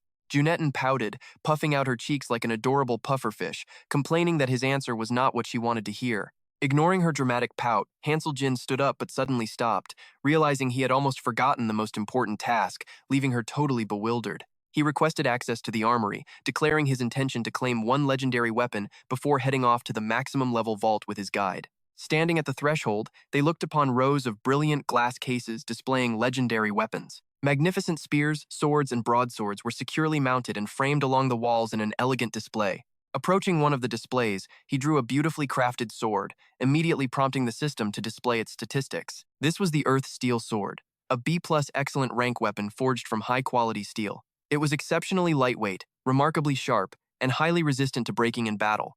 It was marked as part of the exclusive collection, prompting Junetten to stand beside him and offer her thoughts. She gently advised that such low-tier weapons were far below his status, inviting him to follow her deeper into the vault. As they walked down a grand corridor, she explained they were heading to a restricted wing containing far more exotic armaments. Soon they arrived at a massive door adorned with a golden deer head, where she paused to look back as he stepped forward.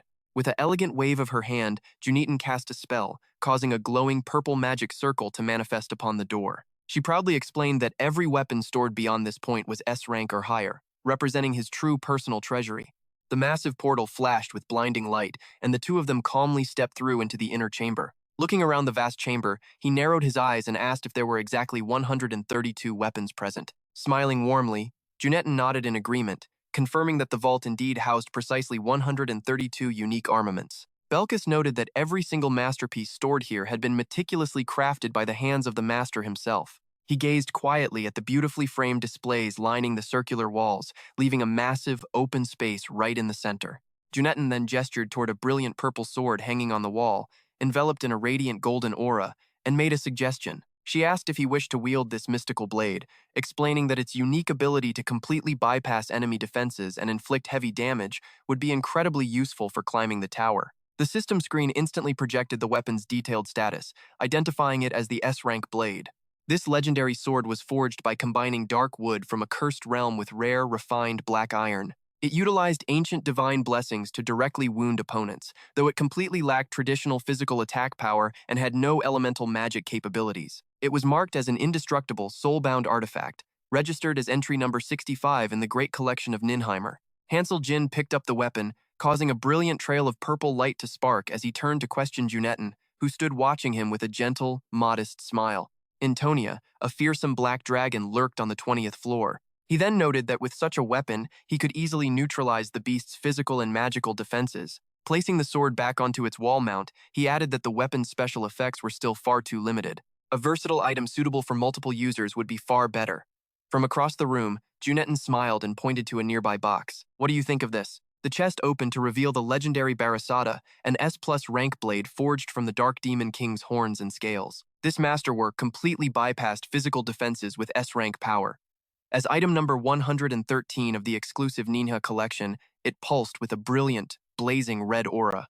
Junette then introduced the Barasella, highlighting its unique ability to inflict completely unblockable physical damage. She interrupted with a soft smile, explaining that the Barasada was forged from the remains of the defeated Shadow Demon King. The Dark Ruler's soul can slip through multiple dimensions, allowing it to pierce straight through armor or heavy scales to turn any foe into a helpless puppet. Approaching the display, Hansel Jin tested its magic and offered his honest assessment.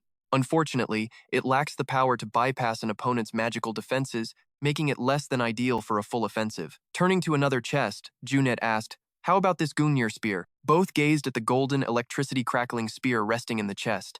Hansel Jin looked closely and shook his head. "Do you really want me to wield this?" Beside him, Junette nodded in quiet confirmation. Indeed, it activates automatically, so no training is required. Hearing her reply, he offered his thoughts. The prototype of the Brunak. Quite convenient, actually. With a single strike, I could easily crush dozens of foes. Standing gracefully with her hands folded, Junette smiled warmly at him. "You may take every single weapon here, Master, since they were all originally created by your own hands." Hansel Jin slipped his hands into his pockets, gazing upon his grand creations. Gazing at his achievements, he smiled modestly and remarked, "It was not just me. I had the wonderful help of my production support staff. My own base designs usually peak at B rank." He then added that without her invaluable support, he could never have dreamed of creating S-rank masterpieces or anything even grander. He paused, scanning the vast chamber and the legendary armaments on display. Weapons truly belong only to those they are meant for. I cannot simply take them all for myself. Ultimately, he concluded that none of these legendary weapons were truly a perfect match for him. Junette stood poised and offered an elegant smile. "Though these treasures are priceless, they pale in comparison to your great dignity, Master." Hansel Jin softly called her name, Junette. Turning her head with grace, she met his gaze with a warm smile. "Yes, Master?" Glancing around the grand hall one final time, Hansel Jin made a firm decision. "I need to forge a new weapon." In response to his request, a mystical portal leading directly to the grand forge slowly materialized. Bowing with her hand over her heart, Junette whispered, "As you wish." Hansel Jin stared silently into the roaring, blazing flames ahead. They stepped into the massive chamber, where boiling lava churned below. It was a state-of-the-art facility filled with overwhelming scorching heat. This was a maximum-level forge. Standing on a stone platform surrounded by molten rock, the two prepared themselves. With a look of absolute determination, Hansel Jine turned to Junette. "Are you fully prepared for this?" Stepping up behind him, she gently draped a coat over his shoulders and smiled. "Always, master." Right after that, he shouted, "Activate!" Instantly, a massive surge of raw energy erupted from the furnace. At that moment, the ring on Junette's finger flashed with a blinding light, channeling the entire power of Ninheimer, she declared. Her eyes burned with resolve as arcs of crimson and black energy surged around her. Suddenly, a mechanical system alert chimed loudly. "From now on, you can craft special items." In the blink of an eye, a flurry of pink interface screens materialized directly in front of him. Junette then looked at him with curiosity, asking, "Master, what kind of weapon do you wish to forge?" Staring intently at the glowing interface, Hansel Jin replied with absolute seriousness, "We are crafting a growth-type weapon." 4 chosen attributes flashed on the pink screen. Immediately, a warning popped up, stating that choosing custom materials would trigger a penalty. "Yes."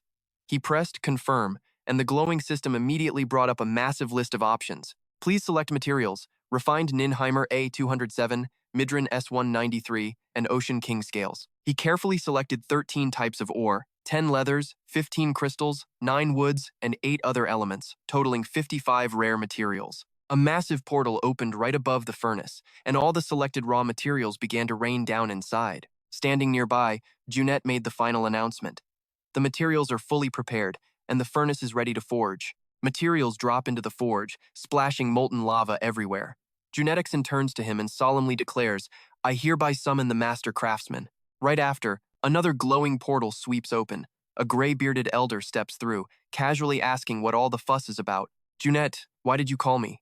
She calmly replies that this summons comes directly from the master himself. Confused, the old man looks up with a completely casual, unbothered expression, asking what she could possibly mean. He asks with deep suspicion if the master is truly present. Then, looking up at the high forge, he gasps in sheer disbelief and shouts, "No, it cannot be." He recoils in shock. High above, Hansel Jane watches the glowing display with tense anticipation, arms crossed behind his back. Junetixon bows respectfully with a quiet smile, transmitting her next order directly through her mind. The first summoning order commands all Grade 1 assistants and above to assemble at the workshop immediately. Down below, the veteran blacksmith gapes in utter astonishment, stammering out a stunned and highly hesitant agreement. Suddenly, the system interface chimes aloud, announcing that the maximum level workshop boasts perfect conditions. If all requirements are met, the ultimate weapon will be forged.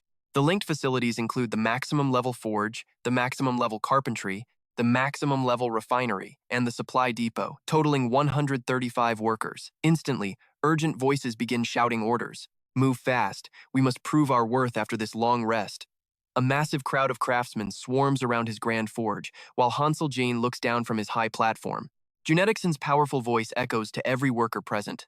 The initial processing phase begins as raw materials are transferred, dropping heavily into the roaring furnace. Hansel Jane leans forward, asking about the design blueprint. She calmly replies that it is currently being drafted, just as a warning flashes on the system screen. Junetton floats gracefully into the air, surrounded by 4 massive magic circles that control the workshop.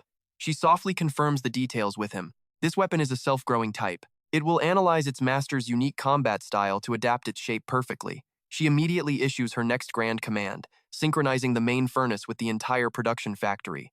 Down below, the head blacksmith looks up anxiously, asking if fusing 13 different ores at once is simply too difficult. He warns that their basic properties conflict completely, even as the other craftsmen continue shouting and preparing for the task. He watches their progress intently on the screen. From behind, Junetton instructs the blacksmiths to stand by and wait for her direct signal. Junetton manipulates the glowing magic circles, keeping a close eye on the volatile process as she asks him if he is ready. The system calculations show the difficulty of crafting this weapon is far greater than anticipated. Remaining completely calm, he simply asks her what level of difficulty they are facing. She quickly estimates that this project will easily surpass Hell-grade difficulty. Hearing this, a highly determined smile spreads across his face as he rolls his wrist, bracing himself for the ultimate challenge. The difficulty is equivalent to forging 5 divine weapons at once. She warns that it will likely reach the legendary divine tier. Floating right behind him, Junetton adjusts the colorful holographic screens and adds that it might even go far beyond that. Staring at the stats flashing before him, he wears a confident smirk and says, "Let us wait and see." Prepare to be completely mesmerized by this creation. Behind him, Junetixon softly agrees. Yes, master. He then analyzes the numbers, noting that because this process cannot be automated, it will demand immense physical strength and focus. A detailed difficulty chart appears before him. Studying the data, he notes there are 8 total tiers of difficulty in item creation. In a situation like this, Hansel Jean cuts himself off, tapping the confirmation screen with a grin. Let's go with this. Instantly, the system interface morphs. Super Hell mode unlocked. To enter, a worthy sacrifice must be made. The demonic Hellfire Furnace cackles savagely, activating the extreme Super Hell Forge effect. 3 blank slots appear. The system instructs him to select 3 items to sacrifice. A hidden difficulty tier will unlock based on the quality of the sacrificed gear. Hansel Jean stares at the screen, calling out his choices. Zombringer, Biganta, Anzone. Hearing these legendary names, Junetten gasps in utter shock and questions his decision.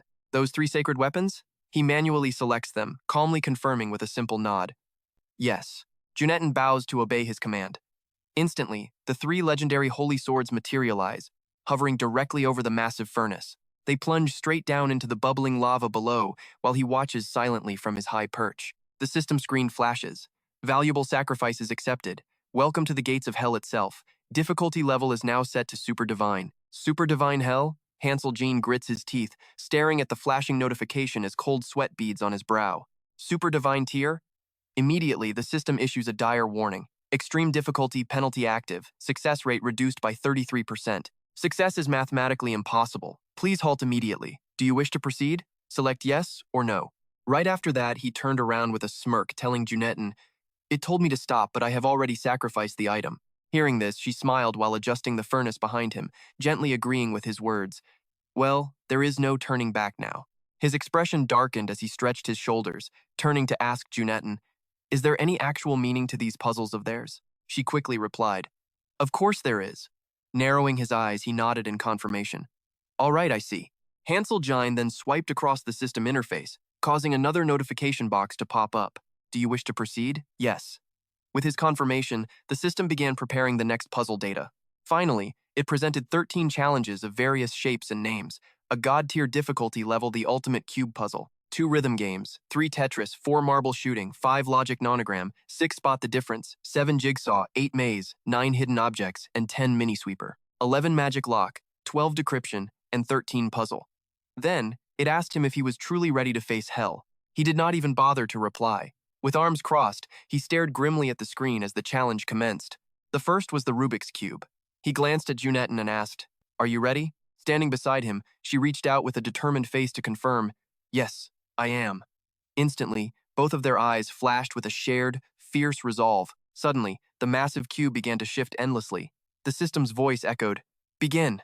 The challenge was a 27 by 27 hell-tier cube with penalties. He stared at the massive structure, standing silently before it. Immediately, the giant cube started spinning, and he leaned forward, rapidly tapping the control panel before him. His eyes flashed with intensity as his hands blurred, leaving trails of light in the air. Inside his mind, he shouted the chaotic sequences. Right, left, up, down, left, right, up, down, right, left. Next, the system announced the activation of a terrible penalty, blindness. Instantly, his vision began to fade into darkness, and the giant cube grew blurry. Another notification rang out, setting a strict time limit of 29 minutes. Hansel Jin's hands froze in midair. Squinting blindly toward the keyboard, his mind raced with a sudden surge of panic. I cannot see anything. He realized in panic, trying to steady his thoughts. The formula is already calculated. His fingers began flying across the keys as he cheered inside. 3 left, 2 right, 5 up, 4 down, 2 left, 2 right, 2 up, 8 down. Immediately, the system issued another announcement. Completed in 14 seconds with a 100% match rate. The perfect cube then blasted a surge of energy straight into the furnace. The system chimed in praise. Fantastic. The hellfire was now burning brightly inside the primordial furnace. Behind him, Junetten channeled electrical energy from the magic circles while calling out in confirmation. Interference power transferred. The facility is beginning processing. Hearing that, he sighed with relief. Finally, we did it. Just then, the system issued another warning. 2 rhythm games of super hell difficulty plus penalties. Seeing this, Hansel Jean reached out, his face drenched in sweat from the extreme tension. Instantly, musical keys appeared and began cascading downward as the system signaled the start. His hands flew like crazy across the virtual keys, striking every note flawlessly. The system confirmed his performance with an enthusiastic, Fantastic! Starfire was successfully added to the primordial furnace, causing the molten lava inside to splash violently. Up next was Level 3 Hell Tier Tetris with a penalty. The block types were reduced to 5, and the speed tripled. Immediately, the blocks came raining down. He arranged them at a frantic pace until the system finally announced his success. 15 combos. Upon completion, the system praised him again. Marvelous. The primordial furnace has received hellish magic. A crimson magic circle appeared, shooting black and red sparks deep into the molten lava. Then came the next game. The system display read, 4 marble shooting. Super hell difficulty plus triple speed. Next, he unleashed a barrage of precise shots, prompting the system to praise him yet again. Superb! Next is level 5 logic nonogram. His fingers moved in a blur on the keyboard, his face tense as the system shouted, amazing! Then came the 6th game, Spot the Difference, also on super hell difficulty. Watching his lightning speed, the blacksmith stood there with his mouth wide open, completely dumbfounded.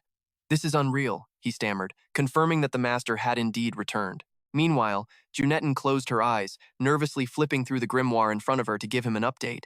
The alloy is ready, initiating use. With that, she carefully added the newly formed alloys into the glowing forge. Above them, notifications continued to chime.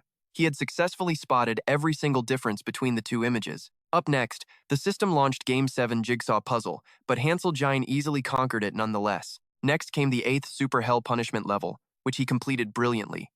Then, intense music began to play once more. For the 9th Hidden Object Challenge of Super Hell Punishment, he conquered it, successfully locating 3 hidden points. Next up was the 10th Mini Minesweeper Super Hell Punishment level, which he cleared without hitting a single bomb. Then came the 11th Magic Lock, picking Super Hell Punishment level. After that, Hansel Gine easily picked the lock. Then came the 12th Decoding Game, another Super Hell Punishment level. Finally, he emerged victorious. Suddenly, Hansel Gine cried out in his mind, filled with intense anxiety. A single loss would mean complete failure for the forging process. Now came the final challenge, the 13th Super Hell Punishment puzzle game. Hansel Jin stared at the blocks on the screen, rapidly hammering away at his keyboard. He remembered how he used to play these games like a madman on his phone back in the human world. With a determined look and sweating bullets, he furiously tapped the keyboard while trying to stay calm. He had escaped the human world behind and had now become a legendary hero. He assured himself that this level of difficulty was nothing to him. Suddenly, a system announcement rang out, declaring a perfect success. A bolt of lightning struck the furnace, causing molten lava to splash everywhere as the busy blacksmiths outside began shouting to urge each other on. Hurry up! Someone shouted anxiously. What kind of materials are we using for this forge? Another blacksmith warned everyone to be careful and avoid mistakes. In the background, Junetton flipped through her book and began speaking to confirm his progress. He finished 13 games in just 5 minutes. She smiled and praised him, noting that his skills had improved remarkably. Cracking his knuckles with a serious expression, he stared down at the keyboard and issued a stern warning. That was just the warm-up. Now the real battle begins. A new game appeared, the 14th Super Hell Punishment Double Cube Challenge, sized 35 by 35. A massive, incredibly detailed cube materialized right in front of him. Hansel Jin stood in silence, his sleeves fluttering as he screamed internally about this insanely difficult secret arena. Without wasting a second, he began spinning the cube at a furious pace. The cube rotated rapidly, matching his inputs. Sparks of electricity flashed in Hansel Jin's eyes as his hands moved in perfect sync. He realized that even though the punishment was doubled, the core rules remained exactly the same. Gritting his teeth, Hansel Jin shouted the inputs in his mind. Left, left, up, down, down, down, right, left, up, down, up, left, up. Looking tense and gritting his teeth, he stared at the cube. His fingers hammered the keyboard as his mind raced with the next sequence. Right, up, left, up, right, up, down, right, up, left, up. The entire cube glowed with a brilliant golden light and plunged into the forge. The system announced another perfect completion. The Hell Spirit had entered the primal forge, causing the molten lava below to erupt violently. Right away, Junetton delivered another update to him. The casting process is complete, moving to the next stage. Deep within the lava, an incomplete sword enveloped in energy slowly rose to the surface. Next, another game appeared on the screen. The 15th challenge, a maze with a 30-minute time limit. A massive, complex maze unfolded before him. Then, the system notification chimed once again. Excellent! The eternal hellfire has ignited within the primal forge. At last, multiple layers of magical circles materialized around the blade, granting diverse effects. Automatic recovery grade A has been added. Special trait grade S has been added. Hardness enhancement grade S added. Sparks crackled as notifications flooded the screen. Seeing this, Hansel Jine widened his eyes in absolute shock. Staring at the two game windows before him, he muttered in utter disbelief. Playing two games at the same time? The system announced the challenges. 16th Jigsaw Puzzle, 100 by 100, time limit 2 hours. 17th, Find the Differences, limit 30 minutes. With a grimly determined look, Hansel Jine assigned one hand to each game, his fingers flying across the keys in a blur. He knew in his heart that these crazy challenges were definitely not meant for normal human beings. The system instantly declared victory after victory, confirming his success. Suddenly, a beam of crimson energy shot down from the sky. More magic circles materialized around the emerging sword, etching powerful seals directly onto the blade. Automatic Evolution Grade SS added. Self-Judgment Grade A added. Strong Strike Grade B added. The sword began emitting a pure golden glow. Right after, a new challenge loaded. The 21st Rhythm Game, a super hell punishment level with triple speed and 7 keys. High above, Hansel Jine was driven to near madness, gritting his teeth and tapping frantically on the screen. Panicking, he screamed in his heart that he was losing concentration. Right then, the system issued another notification about an immortal attribute. Hell lightning energy began to dominate the primal forge, and the scabbard of the sword slowly rose from the lava. Immediately, Junitin used her book to summon magic scrolls, chanting a powerful spell with a deadly serious look on her face. A confirmation prompt appeared on screen. Exhausted and covered in sweat, she closed her eyes and delivered the final announcement. This is the final round. Beside her, he was in no better shape, with dark circles under his dazed eyes as he panted heavily. Now, you and I are watching the system sound its warning. In this final stage, every single puzzle drops at once. He must complete the challenges within the designated limit. 32 puzzles remain with only 5 hours left. Instantly, countless system windows crowd his entire vision. In an instant, he moves with superhuman speed, typing furiously on the holographic keyboards floating before him. His hands move so fast they blur, creating a mesmerizing illusion of multiple arms. Suddenly, a massive glowing blue magic circle forms around the sword and its scabbard. Yet, his fingers never stop their relentless, frantic hammering across the console. Another brilliant blue magic circle manifests, layering over the weapon. By now, Hansel is pushed to his absolute limit, gritting his teeth in pure exhaustion. A fiery orange magic ring then envelops the blade. Still, he keeps typing like a man possessed, refusing to let up for even a second. Next, a giant purple magic crest completely wraps around the sword. With a surge of sheer willpower, Hansel Jine slams down the final, decisive key. His face is tense, sweat dripping as his sharp eyes lock onto the glowing panel. At last, a brilliant golden light erupts in the dark space, growing more radiant and blinding with each passing second. The system chimes, declaring a flawless success. 3-star Han has officially forged the legendary weapon, Bifrost II. Down below, the summoning papers scattered around Junetin begin to dissolve into thin air. Closing her spellbook, she looks up at him and speaks with quiet relief. It is finished. Exhausted, Hansel collapses heavily onto the ground, struggling to catch his breath. Trying hard to steady his ragged breathing, he looks back and speaks in a strained voice. There is none, is there? He stops, then presses for answers. Any flaws at all? Behind him, Junetin, drenched in nervous sweat, offers a reassuring smile and shakes her head. None at all. See for yourself. Before them, a magnificent longsword and its sleek, jet-black scabbard gleam with an otherworldly light. The system displays the weapon's details. Bifrost, rarity unknown. A divine sword born from hellfire, possessing infinite, unbound potential. Note 1. This is an exclusive item. Its ownership cannot be transferred, nor can the bond be broken. Note 2. It records user data and automatically scales with the current owner. 3-star Han. Note 3. Link to the double S rank Sky Cleaver. Now, you and I can see Hansel staring in absolute disbelief at the last line.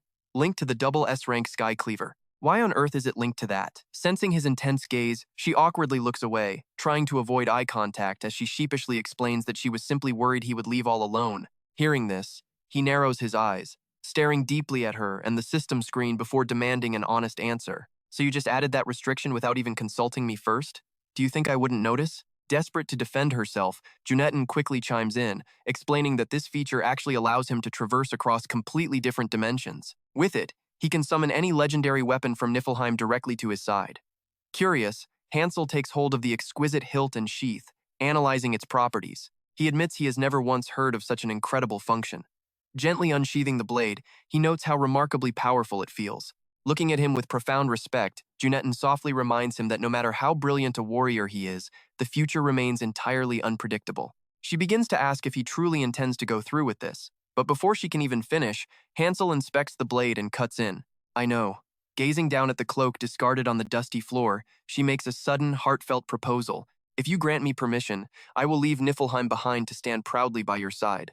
She adds that if something terrible happens and their master falls, they will have absolutely no one left to turn to. Hearing this, Hansel quietly sheathes his sword. Seeing this, Junetten quickly warns him of its limitations. The blade can only summon weapons from Niflheim a maximum of 3 times. She emphasizes that this power should only be used in dire emergencies. Hearing this, Hansel shoots her a highly skeptical look.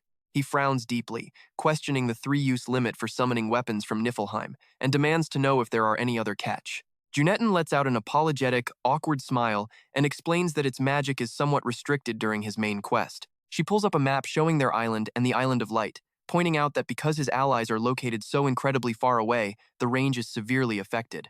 Therefore, she adds, he is only permitted to utilize this special ability once per active mission. He reassures her not to worry. Now that he sees the sword, he wants 0 errors during its actual use. He plans to completely avoid using that power unless absolutely necessary, ensuring that everything goes perfectly smoothly without a single hitch. Down in the glowing forge, the local blacksmiths look up at him in complete awe, whispering amongst themselves, "Who exactly is that man?"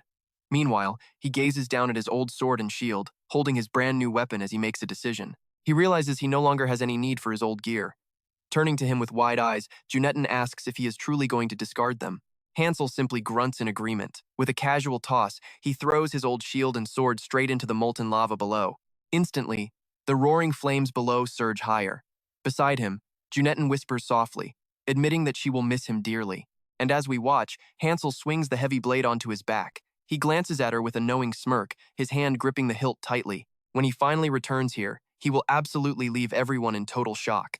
The system description for his sword, Frost, is shrouded in mystery, a legendary blade forged in the deepest hellfire, possessing limitless potential. First rule, this is an exclusive bound item. Ownership cannot be transferred or deleted under any circumstances. Second, it records user data and automatically upgrades the current owner, 3-star Han, now linked with the legendary SS rank Fallen Heaven's seal. Next up is the stat breakdown for the mysterious ring that Junette added into the mix. The legendary SS rank Fallen Heaven's seal is a unique ring forged from Nin's astral iron, holding power that completely transcends all physical laws. But to wield it, the user requires high-level magic. Just like the sword, this is a strictly bound item that can never be traded, lost, or deleted.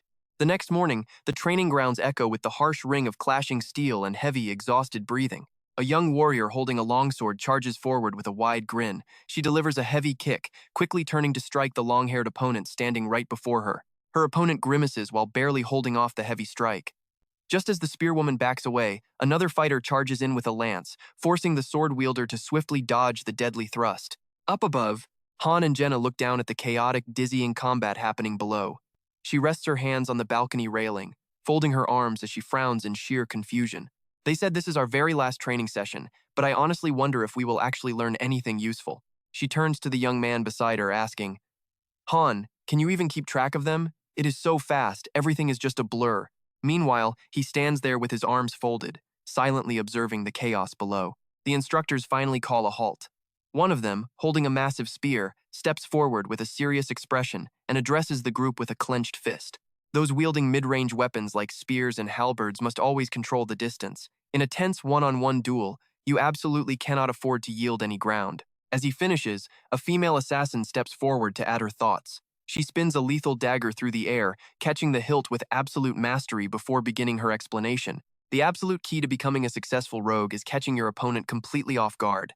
She then adds, you must constantly change your patterns and vary your movements so they can never predict your next move. Finally, a scarred swordswoman rests her hand on her sword hilt, pointing the blade down as she places her other hand on her hip and calls out to the crowd.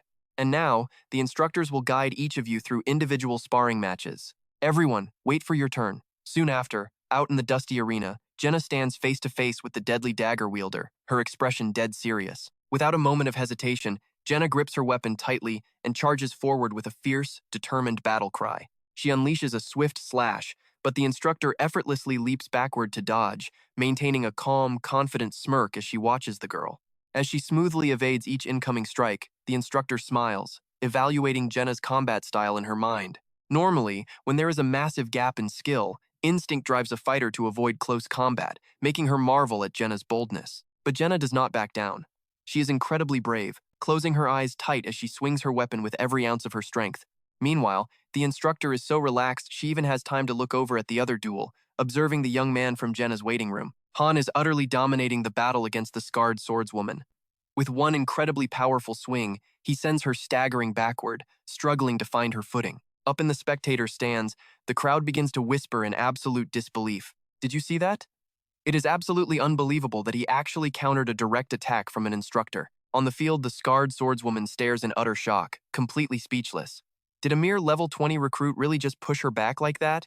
Suddenly, her embarrassment twists into pure rage. She grits her teeth, her breath burning hot as her primal instincts completely take over. The system screen suddenly flashes with a warning that the 5-star warrior Visaline has entered a state of pure rage. She grips her sword as murderous intent flares in her eyes, her immense pressure cracking the stone floor. As she stands there fuming, ready to unleash a devastating strike, a firm hand suddenly drops onto her shoulder, snapping her back to reality. Visaline, that is enough. Elder Kinbrick gazes at her with a calm but firm expression, warning her not to cross the line. Visaline shudders, suddenly snapping out of her battle frenzy as she looks up at him.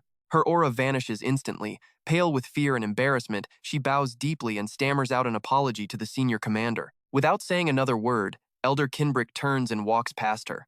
He fixes his gaze on Han, carefully measuring the young man's true potential. This is already the 7th training cycle they have held. Over 1,000 recruits have passed through, yet he has never witnessed anyone possessing such raw, monstrous talent. He continues to silently study the boy, calculating his next move. He knows Visaline was holding back, but never in history has a mere recruit been capable of pushing an elite instructor to such limits. This kid is truly a rare breed. Meanwhile, Han remains on guard, quietly sizing up the formidable elder. Back in her serene garden, Junette chuckles softly with a look of pure amusement. She raises her teacup, resting her chin on her hand as she happily contemplates his progress. This was only the beginning. Standing close by, Nell Red held a teapot while casting a helpless glance toward her master. Soon, the training days on the island came to an end, leaving the trainee quarters and the bed sparkling clean. Nell Red stared at the pristine bed with a pout, looking at him with clear dissatisfaction. She spoke up, asking if he had finished packing all his things. Hansel Jane sighed with a touch of guilt, scratching his head with a sheepish smile. He explained that since it was his final day, he wanted to clean up everything himself, before asking her another question. He wondered how he had ended up in first place, helpless as he remembered the incredibly cheesy banner at the ceremony. Deep down, he could only scream in confusion, wondering if he had actually accomplished anything at all. On the other end, Junetten warmly assured him that his remarkable talents and skills had easily surpassed hundreds of other trainees. She gently added that his grand victory gave her the perfect opportunity to present him with a special reward. He looked down at the heavy sword strapped to his back, suddenly understanding her meaning as he asked if she meant this blade. Junetten confirmed his suspicion, explaining that the fine weapon was indeed a prestigious reward from Ninheimer for the top graduate. Curiously, Hansel Jin inquired about the person who finished in second place, prompting a quick response from Junetten. That would be Janai, sir, who topped the rogue class and took second place in the overall rankings. Recognizing her immense talent, he pictured the smiling young lady who stood behind him in line and gently cautioned Junetten. He warned her not to interfere with the girl, as she would accompany him back to Tonia, which Junetten readily confirmed. She had already informed the head coach. Meanwhile, he quietly wondered if Aklat was nearby, just as a soft knock rattled the door. Glancing toward the door, he turned back to Junetten to leave some final instructions. He asked if Aklat was searching for him to apologize, requesting Junetten to deliver a small note of encouragement he had written. Turning to Nell Red, he closed his eyes with a satisfied smile, warmly praising her for doing such an outstanding job.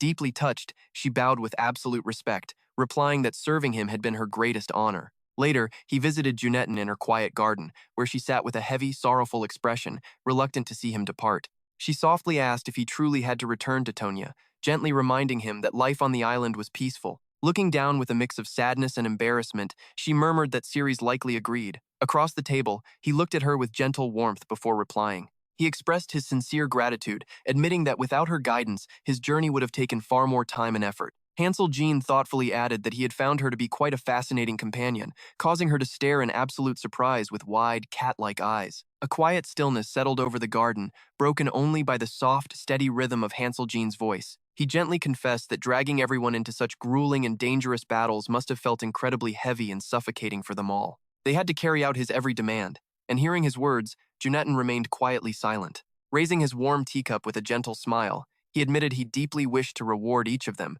though doing so was practically impossible. Hearing this, Junetten finally regained her composure, offering him a bright, reassuring smile. Assuring him that it was quite all right, she gently offered a simple suggestion. She explained that if he truly wished to do something, simply staying in touch regularly would bring them immense joy. He rested his hand on the table while still holding his warm teacup, raising an eyebrow in mild surprise at her request. Junetten quickly explained that the unique ring she had gifted him possessed a rare enchantment, allowing them to stay in contact. She softly added that even though its power was limited, hearing from him just once a week would make her incredibly happy. Her hair swayed gently in the wind under the warm afternoon sun as she looked at him with deep, heartfelt sincerity. Smiling warmly, she explained that she simply wanted to know he was safe, promising that if he ever fell ill, got hurt, or needed any help, they would rush to his side immediately. Deeply moved by her devotion, he responded in a soft, gentle voice. Agreeing to stay in touch once a week, he pulled back his chair and stood up. But just as he turned to depart, Junetten quickly called out to him with one final piece of news. She mentioned that Master Jitazone also wished to see him to offer some valuable advice. Soon after, he went to bid farewell to Jitazone, finding him in the rugged, rocky mountain pass where they used to train together. Hansel noted that his mentor continued to teach him fine points of swordsmanship right up until their final farewell. Dressed in his uniform, Jitazone closed his eyes respectfully, resting his hand on his 3 sword hilts as he assured him that everything necessary had been said. He vowed to appear the moment he was called, before they finally set off to return to their private waiting hall. Aboard the airship, Raiden stood tall with his hands clasped behind his back, solemnly noting that a full month had already slipped by. "Have you learned a lot during your stay here?" the instructor asks, before offering her parting words. "I sincerely hope that your experiences in Niflheim will serve you well in the future." Then, she offers a final, solemn warning. "It is incredibly dangerous out there, so please take care."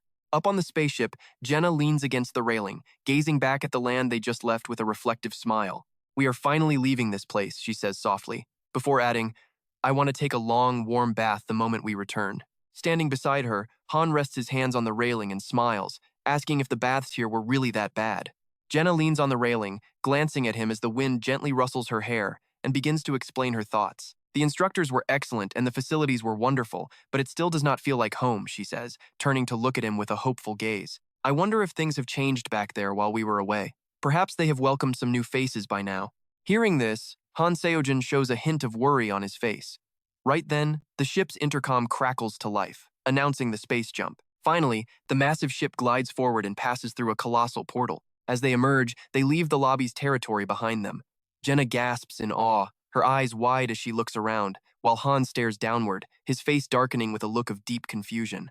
Towering before them is an enormous pillar of roaring fire. Han immediately recognizes it and chuckles, his gaze softening as he realizes that this is the signature flame of Levitin. "It is truly magnificent," he mutters. Down below, Cirrus stands leaning on her sword, looking up towards him. Her orange-gold hair blends with the dancing flames as she whispers a vow to herself. "It is not time yet, not until I grow much stronger. When that day comes, we will surely meet again," she thinks fiercely. With that, the ship breaks through the flames and disappears. The sky fades to a deep, dark black. 2 days later, the guide's voice crackles over the speakers. "Attention passengers, we are now approaching Taunia. Please make your way to the deck." Outside, the ship glides into the snowy, wind-swept territory of the lobby.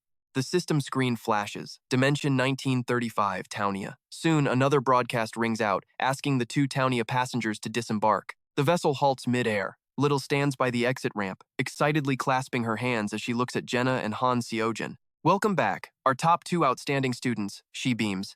"I heard the news, but wouldn't staying in Niflheim have been much better for you?" In the face of her gentle teasing, Jenna stands firm. "Our squad is still waiting for us," she says, while Han remains silent and composed. Immediately after, the automated system chimes to announce that the transport is complete. 3-star Han and 3-star Jenna have safely returned from Niflheim and are now cleared to accept missions. With that, the 2 finally step off the ship. Behind them, Liddell waves warmly and shouts her farewell. As they walk away, Jenna looks around and murmurs, "Is there really nobody here to welcome us back?" "It is quite lonely," she sighs. Beside her, Han calmly nods in agreement. "We did not even tell them we were coming back, so how could they know?" Han reminds her. Suddenly, the system rings again. "During transit, the status of your heroes has changed. Please review the details in the Hero tab." The moment she sees him, Izelle bursts into messy tears and dives straight at Han, crying out, "Loki!" She clings tightly to his face, weeping loudly and uncontrollably. "You are finally back," she wails. "I thought you were never coming back. that you had left for good.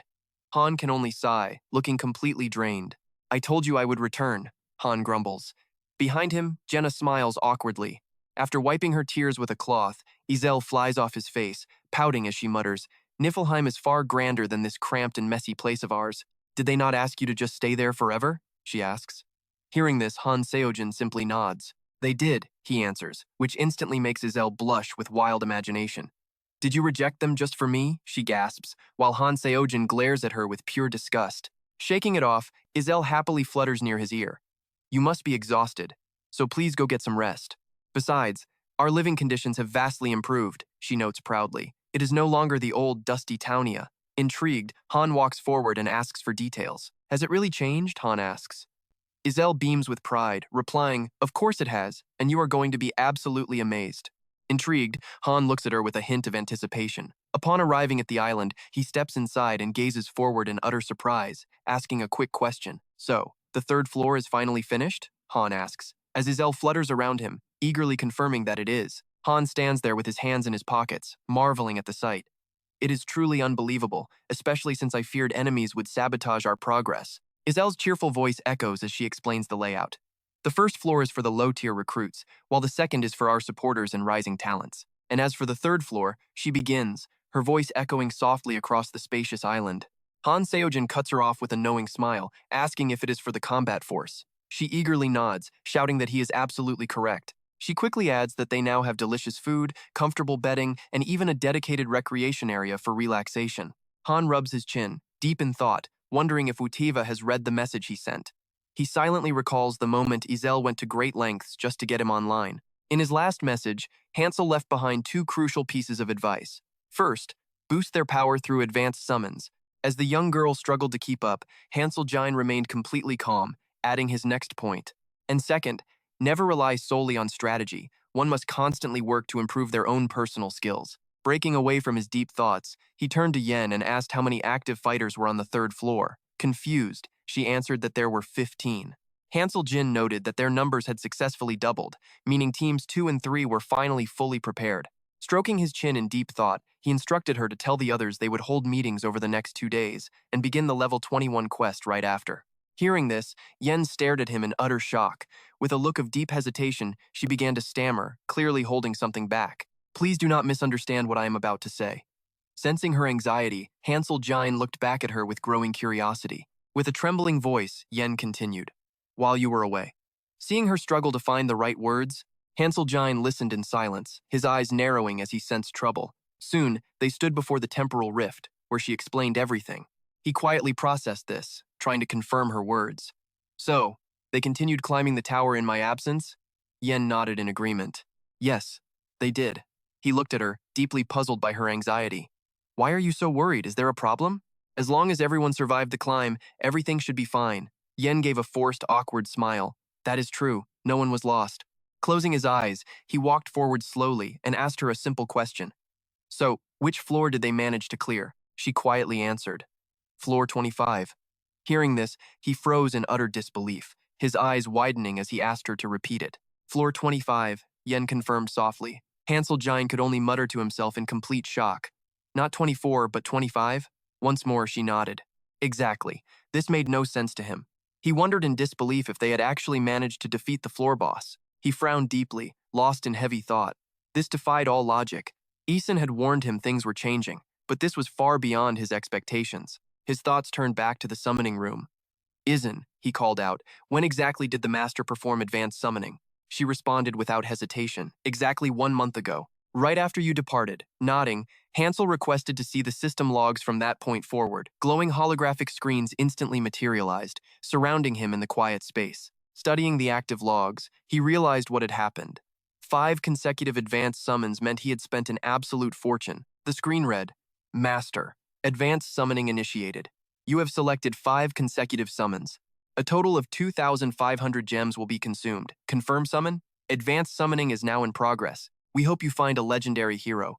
Watching this, Yen spoke up, confirming they had already purchased a massive bundle package. Hansel Jine froze, his jaw dropping as he read the notification. Supermaster Waterv had successfully summoned the 4-star hero Kisaza. A strained, slightly forced smile crossed Hansel Jine's face as he let out a wry laugh. That was Water's second 4-star summon. Hansel shook his head, amazed by the incredible luck of hitting a mere 1% chance twice in a row. Beside him, Yen watched the screen, anxiously wringing her hands in silence. He quietly reasoned that since they were newly summoned, he could still keep them under control. Despite the current level gap, they would surely level up as fast as they desired. Curious about the new recruits, he asked for clarification. So, did these brand new summons actually clear the entire 25th floor? Yen quickly explained. They possessed a massive amount of resurrection stones, and tomorrow, you can watch the recorded battle footage of their entire climb once you log in. A small, intrigued smile crossed his face. He was truly eager to see who these new fighters were. Meanwhile, at the training grounds, a heavy slash struck an iron dummy. Belkus rested his heavy blade against the dirt, breathing heavily with a weary, distant gaze. Hansel Jane walked over and asked him why he was still up so late. Belkus glanced back at him, his hand still gripping the hilt tightly. Turning his head back with fierce determination, he greeted him quietly. So, you have finally returned, have you?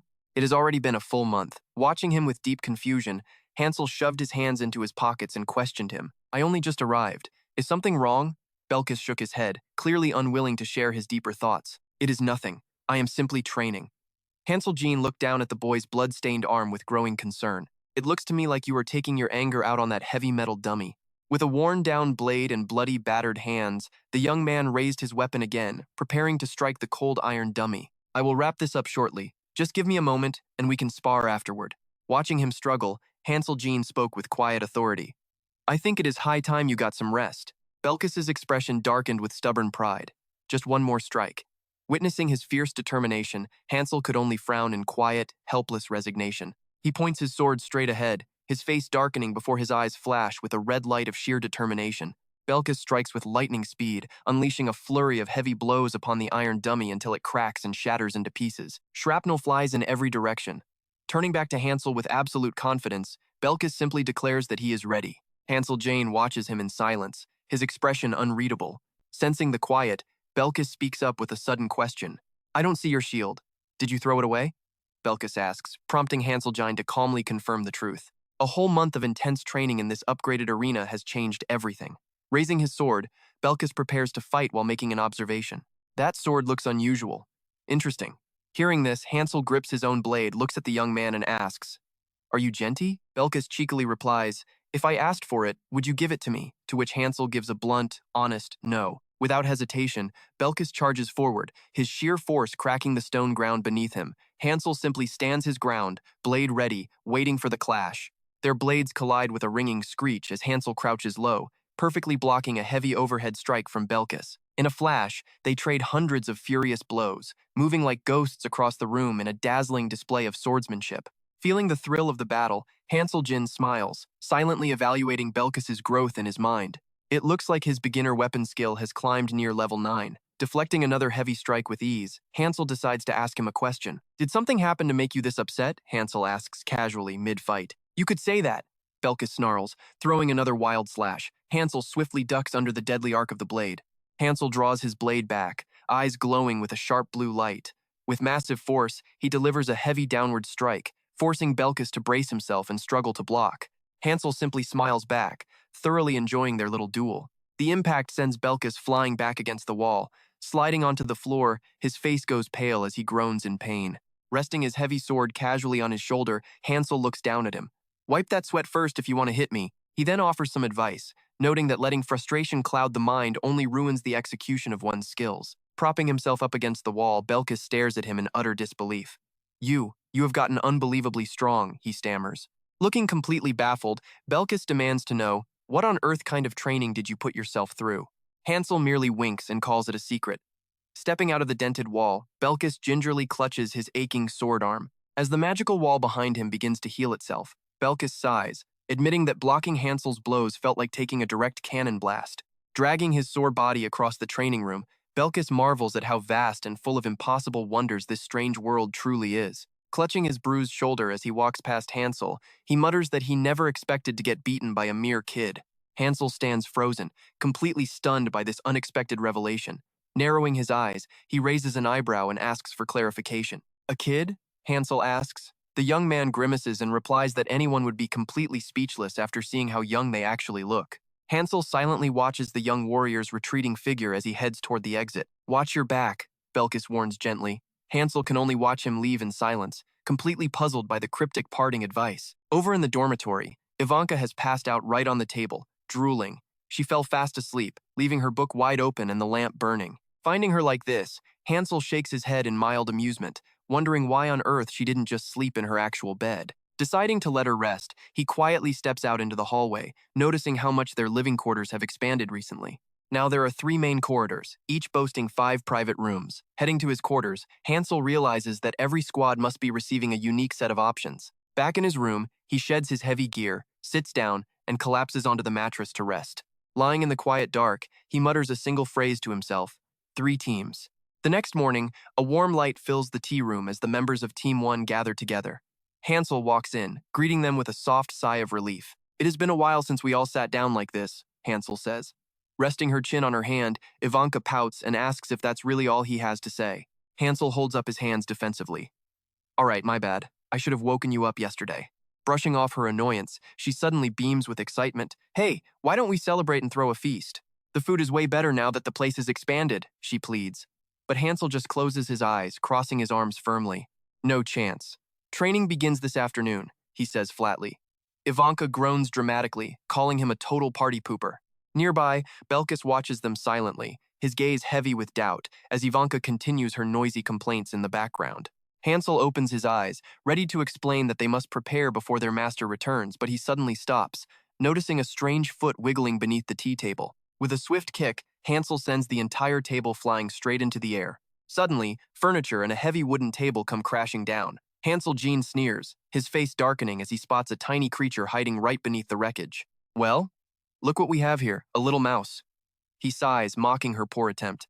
"If you are going to hide, at least do it right." Shivering beneath her makeshift disguise, the hidden figure peeks out nervously, her mind racing with sudden panic and confusion. "Am I busted?"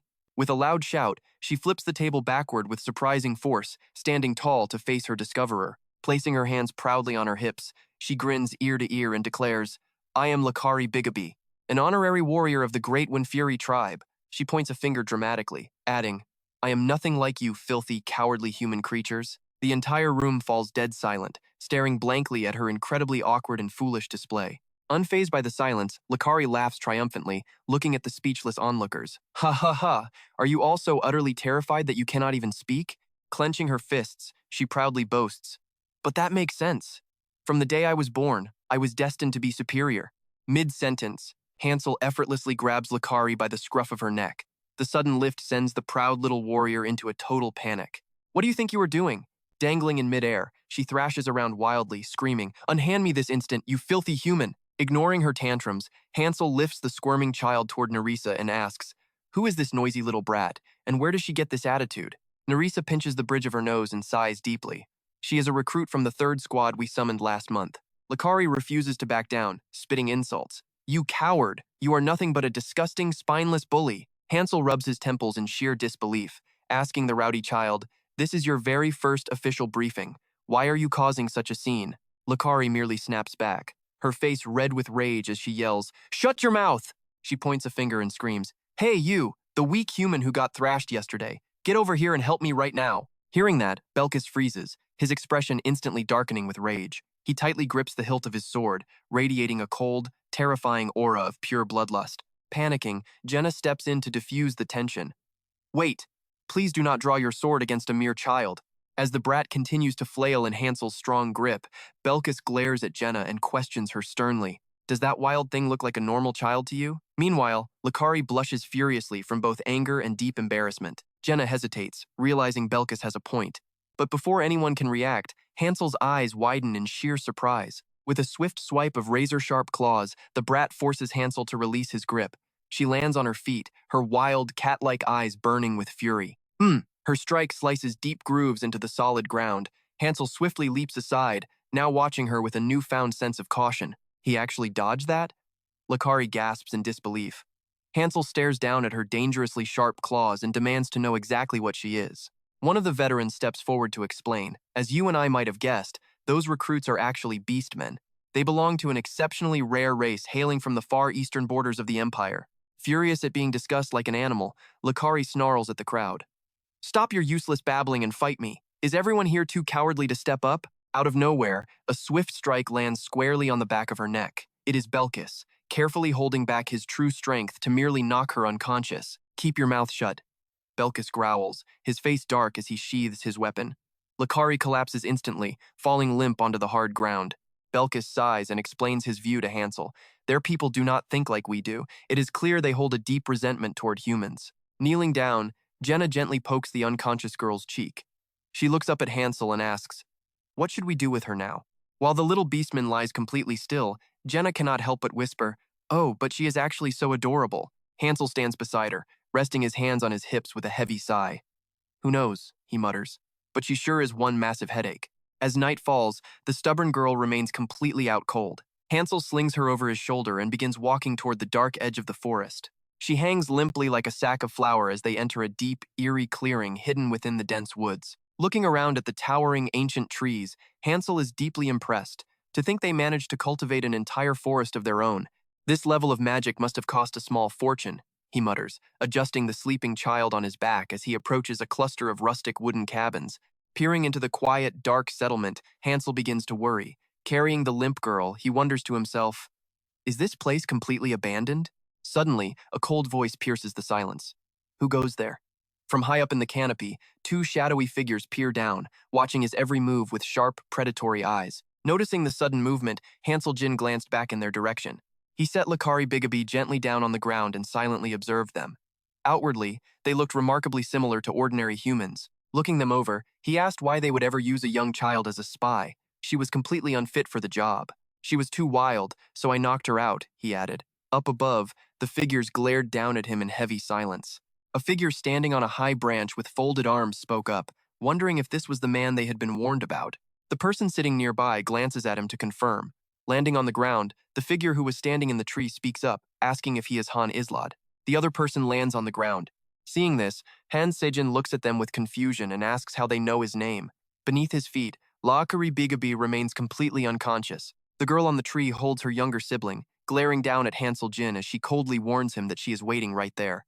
Immediately after, the two leap away into the distance, leaving him sitting alone on the ground, watching them go. Full of confusion and deep caution, Hansel Jin watches their disappearing figures, wondering what exactly they are planning to do. He looks up at the wooden planks hanging from the trees, then glances at a simple scarecrow before a sudden laugh echoes from the forest edge. Laughing, a voice says they were waiting for him.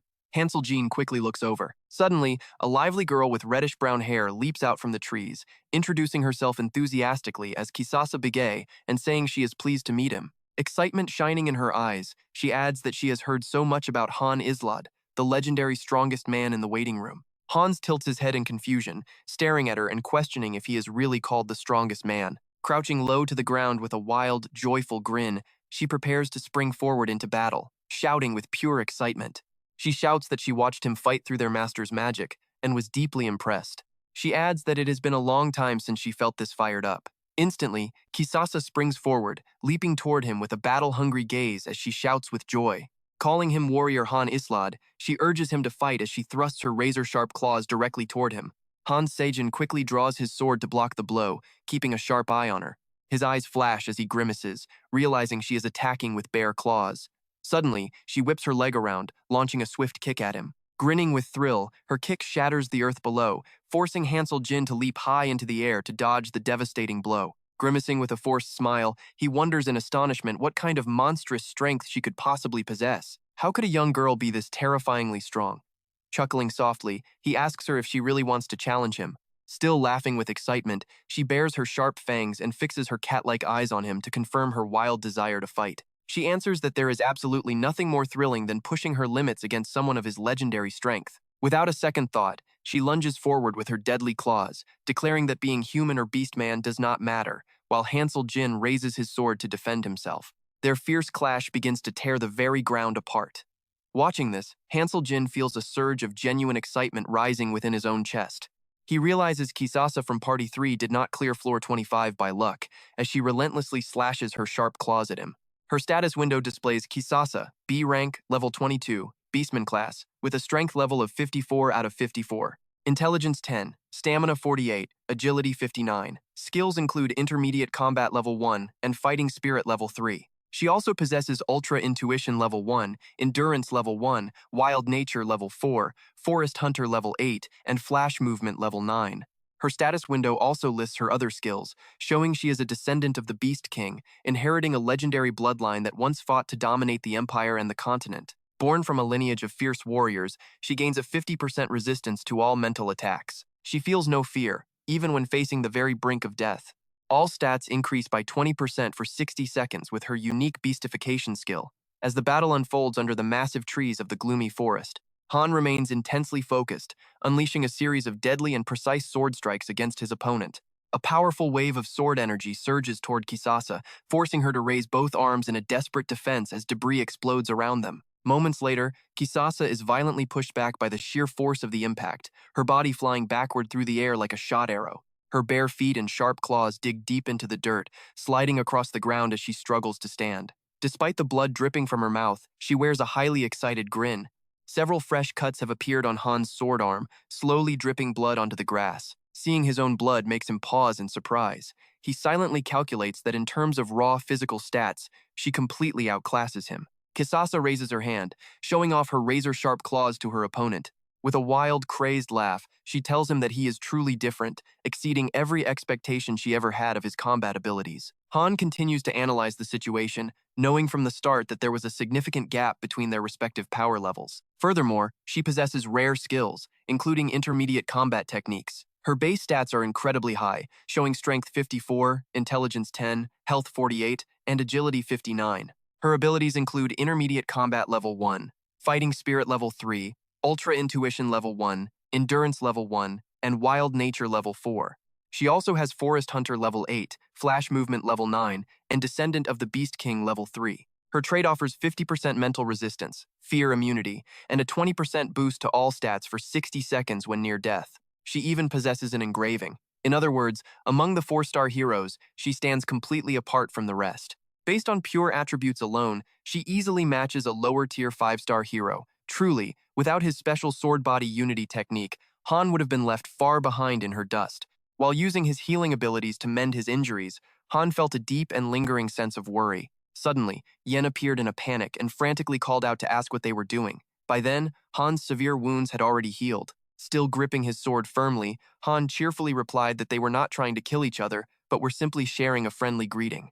Meanwhile, Kisasa Big burst into a wild, maniacal laugh as a powerful, surging aura began to radiate from her entire body. She raised her sharp claws triumphantly, laughing as she asked if he truly understood the meaning of their clash. To her, this was a conversation of action between two warriors, a sacred ritual meant to strengthen the bond of their friendship. With that, Kisasa Big charged at Han with blinding speed, declaring that despite him being a mere human, she had taken a liking to him. Han braced himself, gripping his sword tightly as his own powerful energy flared up, completely prepared to meet her devastating assault head-on. He resolved to cast aside all minor, mediocre techniques and focus entirely on his single most vital skill to achieve ultimate power. As his hand tightened around the hilt, the blade began to vibrate. He knew he lacked the natural mastery of legendary swordsmen like Jitazone. As he raised the sword, phantom illusions began to shimmer around the blade. He realized his only path forward was absolute, undivided concentration on one single technique. Only by embracing that difficult truth could he hope to truly master the legendary sword-body unity. Clearing his mind of all distractions, Han unleashed a devastating, powerful slash directly toward the oncoming Kisasa. The sheer force of his strike tore the ground apart, sending rocks flying and making it incredibly difficult for Kisasa to close the distance. Yet, this fierce resistance only fueled her wild excitement, and she laughed eagerly amidst the swirling storm of dust and debris. Finding it absolutely thrilling, Kisasa deftly avoided every single one of Han's lightning-fast, lethal strikes with effortless grace. Her speed was so immense, she seemed to leave after images behind, before suddenly materializing directly behind the young warrior. Without a moment of hesitation, Kisasa plunged her razor-sharp claws down toward his vulnerable blind spot. The impact of her powerful blow shattered the earth below, cracking the solid ground once again. Now completely transformed with striking white hair, Han swung his blade backward to block her heavy kick. Turning his head with glowing red eyes, he coldly urged her to end this quickly because he was busy. A notification flared as the 3-star hero entered a state of pure frenzy, yet Kisasa only smiled back with wild, intense excitement. Apologizing with playful sarcasm, she let dark, ominous energy begin to swirl deep within her widening eyes. A system screen announced the activation of her unique beastification skill. The 4-star warrior began to transform, catching Han completely off guard. An immense wave of spiritual energy erupted from the battlefield, forming a massive crest that shook the surrounding ancient forest. Fallen leaves swirled through the air, shrouded in a dense, blinding mist of smoke. Gripping his weapon tightly, Hansel Jin seriously questioned if this terrifying beast was her true ultimate form. This unique skill was forged from her B+ rank Beast King descendant engraving. Now, the true meaning of Beastman was entirely clear. Kisasa had fully transformed into a savage tiger with razor-sharp fangs, enveloped in a roaring, majestic vortex of flames. Hansel Jin stood his ground, maintaining his battle stance against the ferocious beast. Meanwhile, the scene shifts elsewhere. Deep within the city, rows of iron soldiers stood motionless. Suddenly, a brilliant crimson blast struck one directly in the chest. Belkis stood before the iron soldier, sword in hand, wiping the heavy sweat from his brow as he caught his breath. Nerissa approached and asked if he was still training so hard, to which Belkis coldly replied it was none of her concern. Walking past him, Nerissa casually remarked that being labeled as a weakling must have deeply wounded his fragile warrior pride. Dripping with sweat, Belkis gritted his teeth in anger, muttering that those weaklings were hardly worth his attention. As a mysterious light faded, Nerissa and Belkis stood together on the balcony, looking down at the crowd gathered below them. She noted that within just a single day of arriving, they had already braved the 4th floor and returned alive. Belkis sighed, asking if Team 3 was already assigned to the 2nd floor, grumbling that the rules here made absolutely no sense. Suddenly, Edit Kanan appeared right behind them, declaring that there was absolutely no way Dika could successfully train Beastmen. He added that keeping them on the 1st floor was useless, as Belkis turned to leave with a final parting word. If the master has decided, he had nothing more to say, though Nerissa warned they would soon catch up to them. Hearing her words, he turned back with irritation, muttering that they should ignore the weak and focus solely on their training. Weeks later, outside the Grand Mansion, a loud summons echoed for Kisasa, Nisazu, Daruma, Nandio, and Lakari to gather on the 1st floor. Hearing the sudden command, the group gathered below exchanged glances of sheer panic. Kisasa Big appeared alongside his teammates, wearing a smug smile as he announced his triumphant return from the 25th floor. Whispers erupted across the crowd. Unbelievably, as we watch, Team 3 cleared floor 25 in one single run. While sending them made sense due to shortages in other teams, this was simply absurd. Were these fighters truly that powerful? The balance of power had completely shifted. The blonde youth anxiously called out to Edit Kanan, who gritted her teeth in pure frustration. No one expected them to survive the 25th floor. How could they possibly explain this to Han upon his return? Nearby onlookers watched in awe, whispering that they too must reach the required level to join the 2nd floor soon. Finding it highly amusing, Yen appeared and cheered excitedly, urging everyone to head straight to the warehouse without wasting any time. Soon, the massive floating island began to move as a grand notification of their success echoed. The waiting room had officially reached level 3. Landing in a new realm, Belkis stood with hands on hips, gazing into the distance. He remarked that this custom forest for Team 3 must have cost a fortune, though Nerissa casually asked if he was complaining again. She suggested consulting Aizen if he wished to compete. Suddenly, a figure appeared high above, drawing their immediate attention. The newcomer excitedly wondered if those elves would even listen to him, adding they must explore since they just moved here. Human territories were utterly boring compared to this magnificent place. The spirited traveler was none other than Lakari Bigabai. Spotting the fighters below, she grinned deviously, wondering who those little brats were. Raising her sharp claws, she challenged them, calling out to ask if that human was the strongest warrior present. Belkis glared up in annoyance. Suddenly, his expression shifted into a demonic grin as he asked if they should fight immediately. Shortly after, Lakari Bigaby lay defeated and foaming at the mouth, while Belkis stood victoriously with his sword resting on his shoulder. Her allies quickly arrived, with Daruma slinging her over his shoulder. They all glared at the swordsman with deep hostility. Belkis only responded to their glaring eyes with a provocative smile. Suddenly, smoke erupted as a storm of tiny sparks tore through his flesh, drawing blood and catching him completely off guard. As Belkis gritted his teeth in sheer anger, a familiar, deadly set of claws materialized before him. A voice mocked, saying he was clearly not the strongest human, as the legendary black-haired warrior was the true champion here. The voice deemed him decent, but no match for the true master. As familiar flames began dancing around her hair, the flames coalesced into a terrifying beast. Kisasabi stood revealed in all her cruelty, forbidding him from entering. Calling him a mere mortal, she unleashed a devastating wave of energy directly at him. He froze, unable to dodge. As his blood spilled, the scene shifted to an iron construct taking a devastating heavy blow. Moments later, the massive iron target shattered completely into scattered debris. Wiping away his sweat after training, Belkis grimly realized he had foolishly believed he could match those monsters. Yet as we observe him facing them, a troubling, instinctual question forced its way into his mind. Could it be that from the moment of his birth, he was destined to lose? Facing a fierce tiger, he gripped his blood-stained sword, knowing his current strength fell short. To truly battle those mythical beasts, he needed to rise far beyond his current level. Suddenly, from deep in the woods, a blinding light erupted as panicked birds fled. It seemed his powerful ally was still locked in battle. Indeed, Hansel Jin fought in a wild, ecstatic state against the dragon-slaying tiger, a beast that had slain a true monster. Through the chaos, Hansel Jin wore a deeply thrilled smile. Leaves fell as he battled yet another titan. The tiger grew rabid, baring its razor-sharp fangs with a deafening roar. Belkis gritted his teeth and swore that he would bring them down, no matter the cost.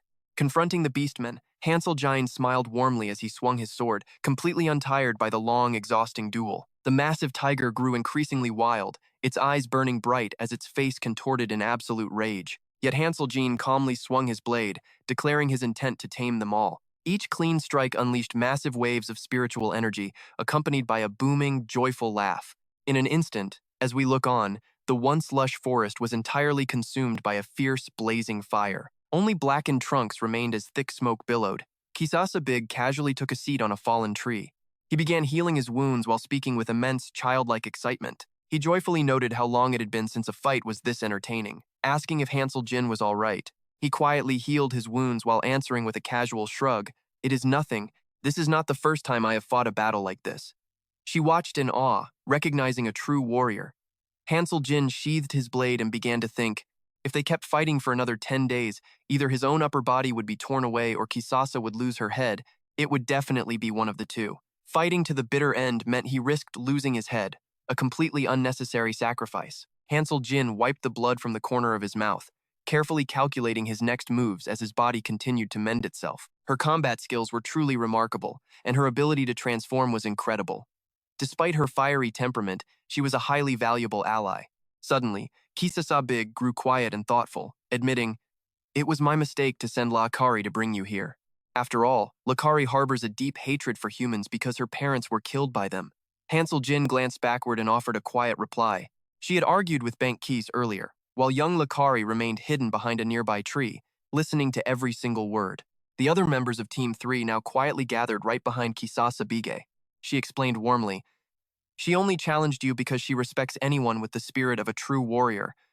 We may distrust humanity, but we do not harm the innocent. If you took offense, then you have my apologies. Of course, we could always go another round instead." From behind her tree, young Lakari could no longer hold back her frustration, bursting into tears as she cried out loudly, "Sister, are you seriously inviting a human into our home? You are a traitor." Watching her, he quietly wondered if she ever got tired of shouting.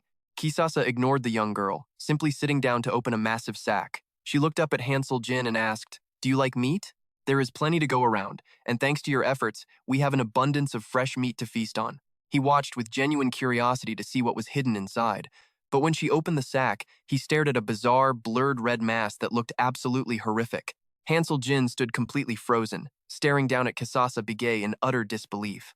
She hungrily devoured the raw meat, pausing only to ask, "Aren't you going to eat?" Hansel Jin offered a polite decline, saying, "I am not hungry." Then, he added with a warm smile, "We need your help to conquer our upcoming challenges. With you by our side, climbing this tower will be much smoother." Kisasa Big swallowed another mouthful and scoffed. "Is there really any need to state the obvious? Our clan came here bound by an ancient agreement, so I am fully prepared to follow your lead." Hansel Jin frowned in confusion, murmuring the words, "A contract? The end of the world?" When our beautiful homeland was consumed by total darkness and vanished forever, I heard a mysterious voice. She licked her fingers, finishing her meal as she explained. That voice promised to deliver our people, so I agreed to follow every command. The memory flashed back to her carrying an unconscious child through the heart of a roaring, fiery forest. None of the other clan members could hear that voice, which was incredibly strange, she noted, pointing her hand toward the back. Daruma let out a sorrowful sigh from behind, but the female warrior slapped her knee and proudly proclaimed, "Regardless, I will fulfill my duty. I honestly believed all humans here were weak and useless, so it is a relief to find at least one true champion." With all of Team 3 gathered together, Nisa stepped forward to issue a warning. "Warrior, tell your humankind never to trespass upon our sacred lands." Kisasa Big added with even greater enthusiasm, We will never show mercy to intruders. However, you are an exception, and you are welcome to visit our domain whenever you wish, she said, pointing warmly at Hansel Jin. Slowly, the ancient forest returned to its peaceful and quiet state once more. Lush, vibrant green trees filled the landscape, while beautiful droplets of magical light floated gently through the cool forest air. When the next phase of training commenced, several major changes were visible within the quiet waiting area. Though completely empty, a wealth of rich new items and facilities had appeared. The most significant change was the addition of dedicated practice grounds, effectively establishing two distinct training centers for both factions. Many of the previous inconveniences were finally resolved, as the facility officially upgraded to a Level 4 training center. Finally, the master came online, announcing, "Welcome to Pig Makeup." There was one unread system mail. Selecting yes, the subject line read, "Training results from Loki Ninheimer. Thank you for participating in our training program. Your hero has performed outstandingly, ranking near the very top of 200 new recruits. We have sent this message to congratulate him. High-performing heroes will receive special rewards, and the master will be handsomely compensated as well." First place went to 3-star hero Hansel Jin, while 3-star Jenna took second. There are attachments. Would you like to accept them? After pressing yes, they successfully obtained 1 high-grade soul stone, 2 high-grade promotion stones, and earned a massive 300,000 gold. Alongside the soul stone and gold, the 3-star hero Hansel Jin received his reward loot, including a C- black ring and a magic steel sword. Meanwhile, the 3-star hero Jenna received a B-grade magic amplifying quiver. In the gift shop, a warhorse statue was purchased for 5,000 gold, which was then presented directly to the 3-star hero Hansel Jin. As soon as the master finished the announcement, Yen rushed in with a warhorse statue, shouting in a panic, "Loki, the master sent you this gift!" Hans stood there, completely speechless. He grabbed the ugly statue and threw it right into the water basin. Yen gasped in sheer horror, his jaw nearly hitting the floor at the sight. The master's system alerted them. 3-star Hansel Jin is disappointed with the warhorse statue, and his affection has decreased. Hansel coldly turned away and scoffed, "Do not ever send this garbage again. Take it away." Yen was stunned, assuming the hero would love it. But Hans simply shrugged and replied, "Just tell him to send me some real food instead." "All right, hold on," Yen stammered. Instantly, Izen advised the master on how to win back the hero's lost affection. "Master, if that gift lowered his mood, we must try a completely different approach. Affection is a critical stat that boosts a hero's true potential." Moments later, another statue materialized. This time it was painted a bright, clean white. The system alerts chimed again, a white stallion statue purchased from the gift shop for 8,000 gold. The white stallion statue was gifted to 3-star Hansel Jin. Unfortunately, the 3-star hero was utterly disappointed. Affection decreased significantly. If Hansel was mildly annoyed before, he was absolutely furious now. He slammed the white stallion statue onto the floor, shattering it instantly. His face flushed purple with rage. Yen reached out in pure terror, but he was far too late. The white horse statue was destroyed. The waiting room was crowded with nearly 100 people, but management remained incredibly poor. "Use the rebirth stone to show me the recording of floor 25. At his feet lay the broken fragments of the white horse. Yen quickly complied. 3-star Hansel Jin requested the data logs of floor 25. The master's screen lit up. Hint: drag and drop the rebirth stone onto the hero. Allowing heroes to watch requested logs helps them gain valuable strategic experience from past battles. Please note tip 2. Rebirth stones can be mined in low-level Israta zones, though the success rate is incredibly rare.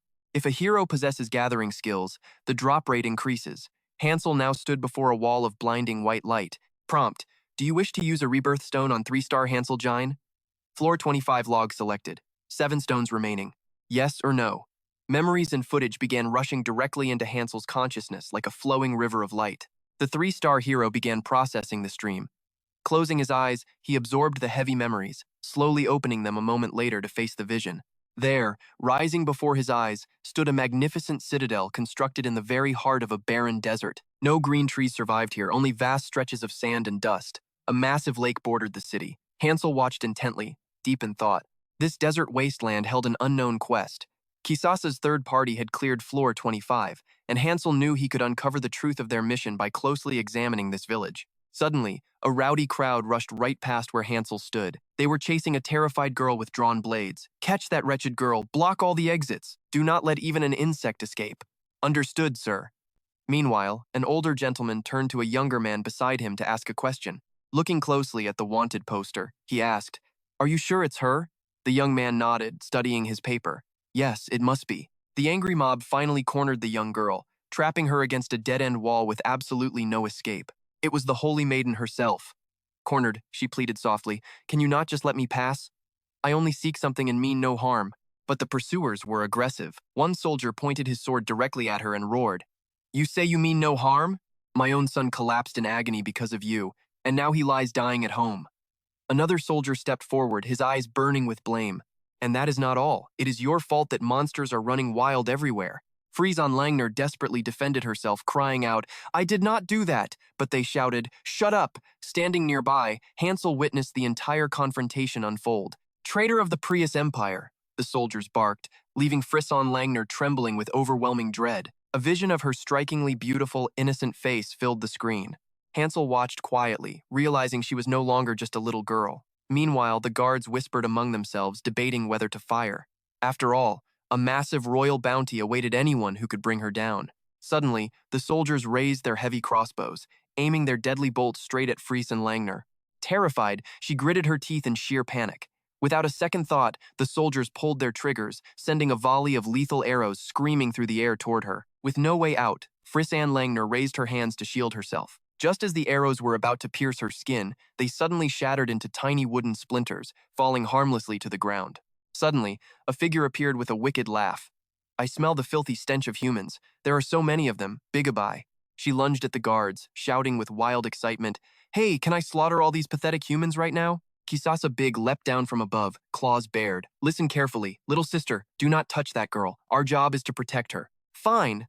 Then I will just shred everyone else instead," she cheered. A terrified guard let out a blood-curdling scream. The woman is a wanted fugitive of the Empire.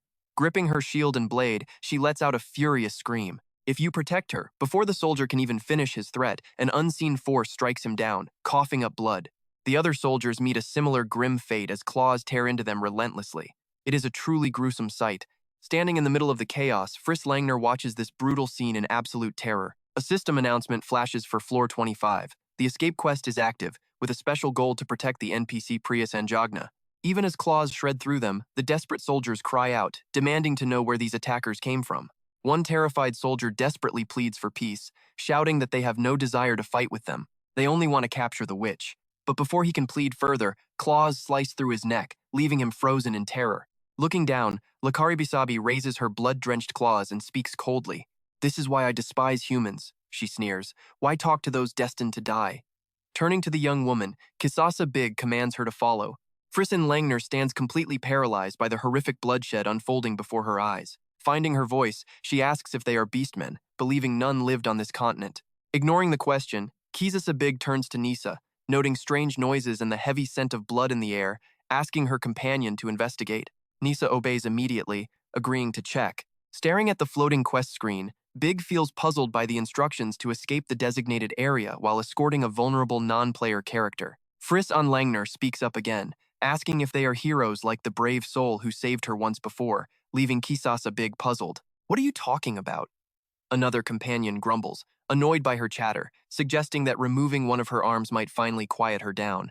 Refusing to lose hope, Frissan Langner presses on with her questions. She asks if they know a man named Hansel Jean, describing him as a tall warrior with dark hair who fights with a sword and shield. While Kisasa Big remains focused on the screen, another ally grits his teeth in frustration, wondering what nonsense this woman is rambling about. Unseen, Hansel Jean watches everything unfold, just as another voice cuts through the tension, asking if she is referring to that specific warrior. This spark of hope fills Frissen Langner with absolute joy, realizing they might actually know her savior. Eager to learn his fate, she wonders if they share his origin, but Kisasa Big cuts her off before she can finish. "He was with us, but no longer," Kisasa Big replies, leaving the poor woman utterly shocked and struggling for words. She explains indifferently that he ventured into some strange abyss and might be dead, sending a wave of dread through the fragile woman. Listening to this grim conversation from afar, Hansel Jean can only sigh in disbelief, wondering why they are speaking of him as if he were already in the grave. Suddenly, a figure leaps down from the rooftops, calling out to the group with urgent news. Landing gracefully, Nisa warns her companions that a dangerous horde of monsters is rapidly closing in on their location. With the threat looming, Kisasa Big realizes why the local guards ignored their chaotic battle. They had far bigger problems to worry about. Turning away, she commands the human woman to follow them out of this dangerous area. Observing their new companion, young Lakari Bisabi remarks grumpily that the human girl is actually quite beautiful, just like the rest of her kind. With a heavy heart, Friss Anlangner can only offer a quiet, uncertain response. Suddenly, a savage beast lunges forward with its gaping maw wide open, drool dripping from its long tongue, triggering an ominous system notification of hostile relations. A useful system tip suggests that mortal enemies might occasionally form temporary alliances during quests, a strategy they must exploit to survive. A fierce battle erupts, pinning down hundreds of level 21 beastmen against over 1,000 human soldiers. Meanwhile, the team dashes through the chaos to keep Friesen Langner safe, with Lakari urging her to keep up. "Can you run any faster?" Lakari demands. Out of breath and pushing her limits, Friss gasps that she is already running as fast as she can. Kisasa Big calmly instructs them to slow their pace since they have no other choice, before calling out loudly for Daruma. Instantly, a shadowy figure appears, leaping nimbly across the rooftops in response to her call. Daruma lands heavily beside them, causing the very ground to tremble, before turning to declare his arrival. When asked about the layout, Daruma reports 3 potential exits to the east, west, and north, warning that monsters approach from the west. He explains that the humans are fleeing east, leaving the northern path completely clear, prompting Kisasa to confirm their escape route. Daruma warns that the monstrous horde will soon overrun the area, and the fleeing humans likely stand no chance of surviving. Below them, the oblivious citizens continue their slow retreat, prompting Kisasa Big to make the decision to head toward the safer northern path. When asked about the dangers to the north, Daruma counts 30 beasts, but quickly stops to deliver a vital piece of information. Suddenly, a voice echoes from behind, catching Kisasa Bige off guard and making her turn around. Out of breath, Frisson Langner leans forward with hands on her knees, pleading, "Hero, can you please save those people?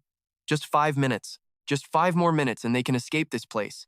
Please, just hold those monsters back," she begs, her eyes filled with desperate anxiety. "I know I have no right to ask you for help, especially after you already saved my life, but those are innocent lives out there." Hearing this, Kisasa Bige looks down, her eyes suddenly filled with deep hesitation. Before Frisk can even finish, the hot-tempered Lakari Bisabi violently grabs her collar and shouts, "Why on earth should we care if those humans live or die? You humans are the ones who slaughtered us." The angry young girl prepares to slash with her sharp claws, but Kisasa quickly grabs her arm and stops her in her tracks. "Stop it," Kisasa warns. The young girl protests, but Kisasa calmly replies, "Do not harm her, just say no." Turning to the holy woman, Kisasa says, "Human, I am sorry, but we cannot help." Still panicking, Frisk begs, "Please, won't you reconsider?" But a cold, firm voice cuts her off with a sharp no. Watching the citizens flee toward the city gates, Frisk grits her teeth in despair. Suddenly, she opens her eyes with a look of pure determination. Slowly, Frisk pulls down her hood, letting her beautiful white hair flow freely in the biting, icy wind. This leaves Kisasa and her allies completely stunned. Suddenly, a special side quest triggers as Freeze begs for aid. Frisk tightly grips her clothes as the system notifications keep flashing. The side quest branches out.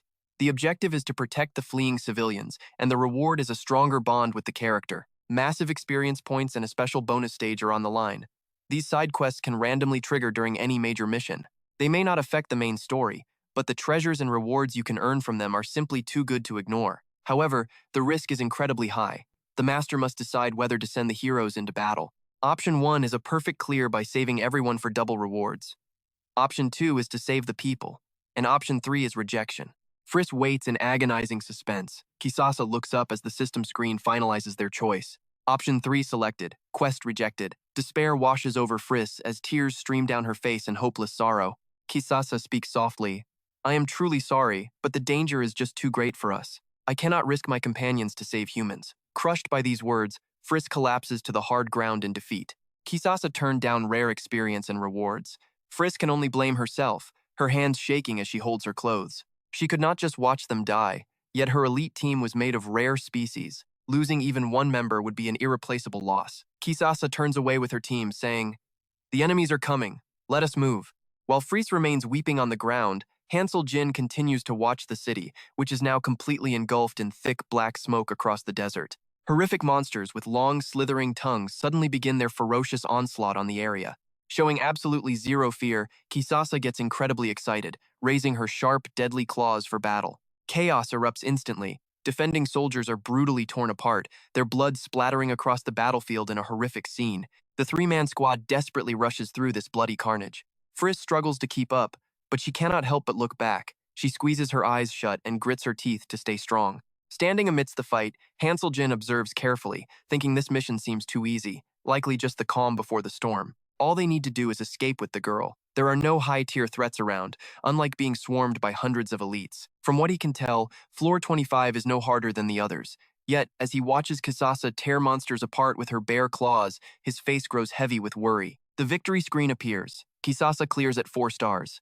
Lakari, Nisa, Daruma, and Nandio all reach 3 stars and level up, earning 200,000 gold. MVP goes to Kisasa.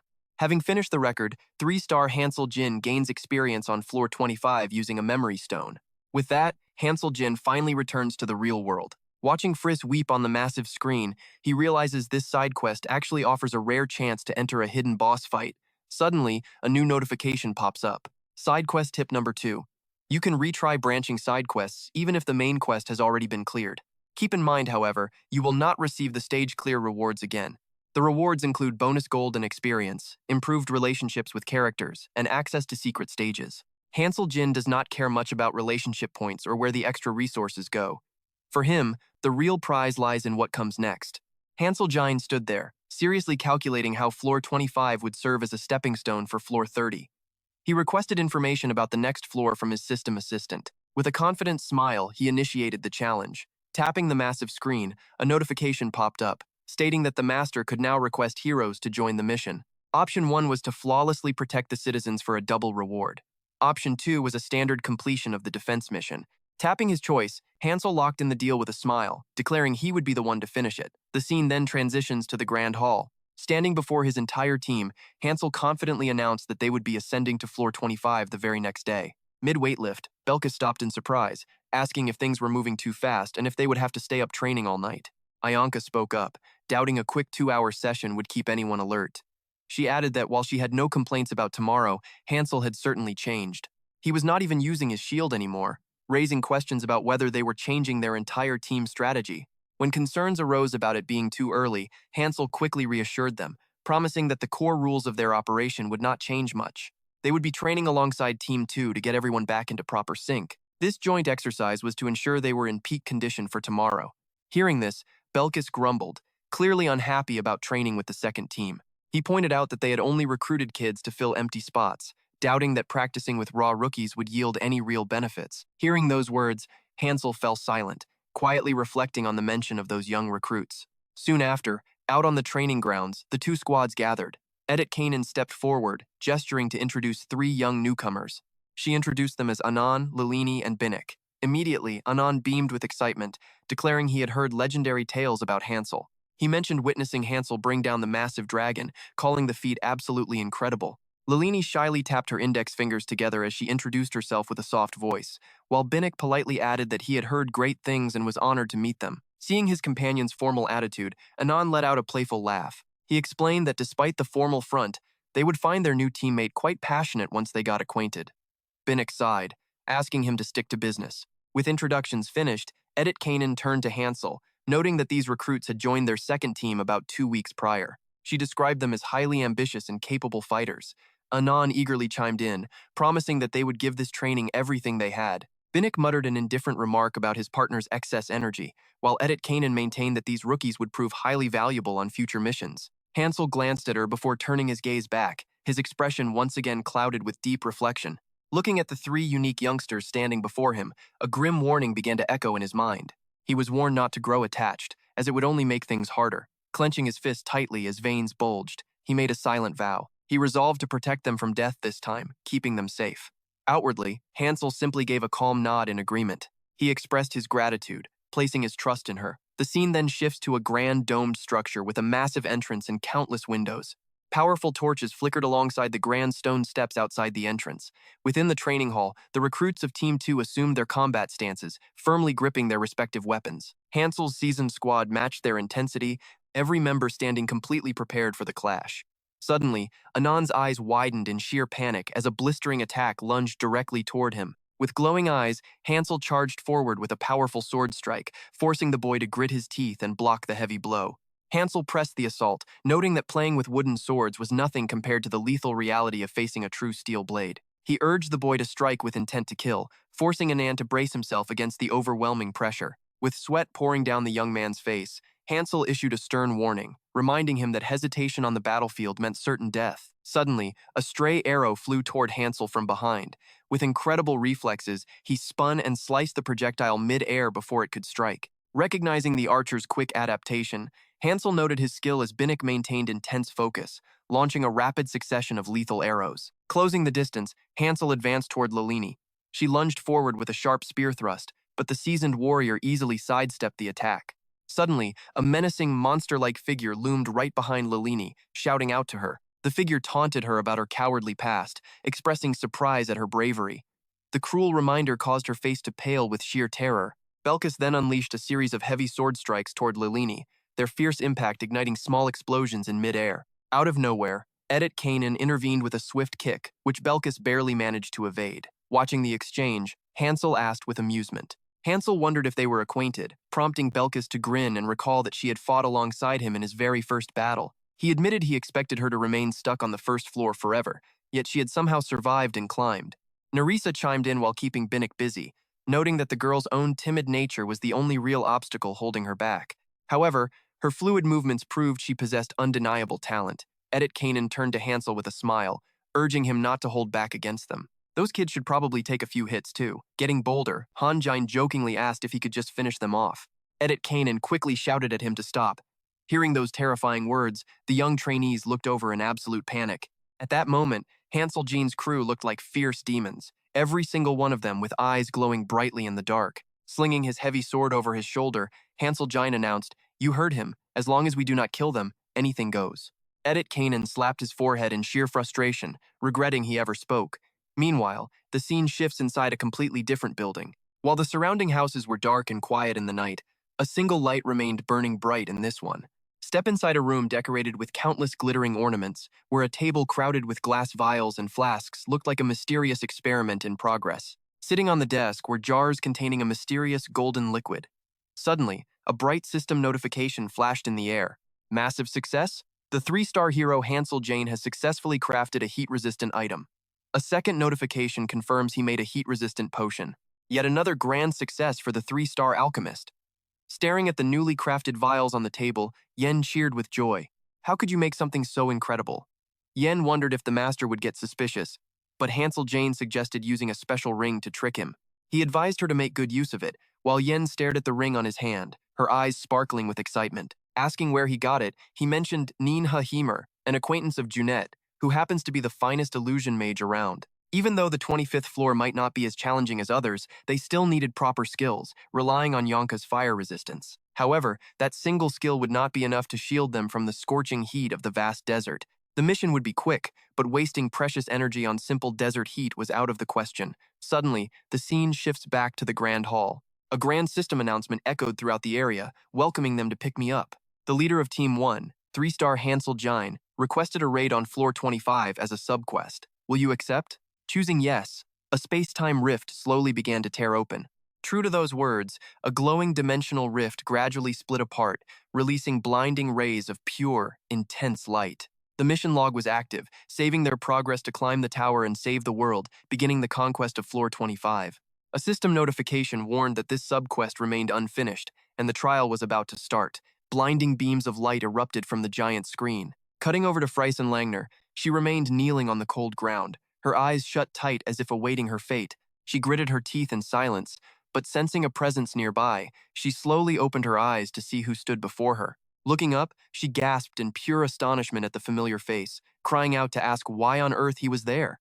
Hansel Jean had arrived with his loyal team. Standing with his hands in his pockets, he calmly looked down and asked how she was doing. Looking around in total panic, Fries desperately asked what happened to the beastmen who were just standing there. Reassuring her, Hansel Jean said they were safely asleep at home, while behind him, team members whispered, wondering what was wrong with her. They guessed she was begging for help, while Frice's face filled with terror, completely unable to comprehend what kind of bizarre magic was happening. No, it was not even magic at all. Gripping the handle of his sword, Hansel Jean solemnly noted that now was not the time for talk. The only priority right now was to completely wipe out those wretched monsters. Stunned, Frice asked if he was actually going to grant her desperate request, but he simply turned away, asking what she was talking about. He clarified they were just following their own path, while Jenna double-checked, confirming they only needed to buy time for the citizens to escape. What a surprisingly noble quest. Just then, the team leader proposed joining the subquest, prompting a screen asking if she would accept. As the option was accepted, Fries looked completely stunned. Squeezing her eyes shut, she grit her teeth as her entire body trembled. Finally, calming down, she opened her eyes, letting tears of joy fall as she watched them walk away. The subquest began, pitting them against level 217 lizardmen, monstrous reptile warriors. Countless savage lizardmen were brutally tearing the defending soldiers apart, creating a horrific, bloody battlefield. Suddenly, the pack of beasts stopped to look, baring their sharp fangs in shock. Right before them, a severed lizardman head spun through the air, its long tongue hanging out as it crashed heavily onto the hard ground.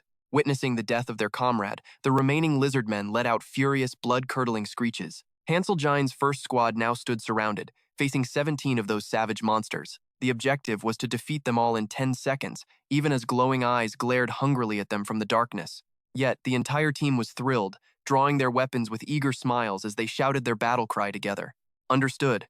On floor 25, the defensive subquest began, with the sole goal of protecting the escaping refugees. Their special target was to protect the critical character Fries Langer. Just then, a volley of lethal arrows whistled through the air, tearing into the lizardmen and sending dark blood flying everywhere. Nerissa charged forward with high spirits, eagerly slashing through the lizardmen. As a swarm of savage lizardmen rushes her from the side, Ivanka Jivanchasu stands her ground and begins chanting a powerful spell under her breath. With a fierce palm strike, she unleashes a massive wave of fire while chanting a spell to boost her speed. As the fire dies down, Ivanka Jivanchasu grows anxious. This is madness, and the weather is not helping at all. Without the potion he gave them, they would have been in major trouble. It seems he truly planned for everything. Caught in a battle frenzy, Belkis slashes through enemies, thrilled to finally see some action, while the terrified soldiers clutch their heads in sheer panic. Hansel Jin quickly asks what is happening, wondering if they are ghosts and if the enemies simply cannot see them.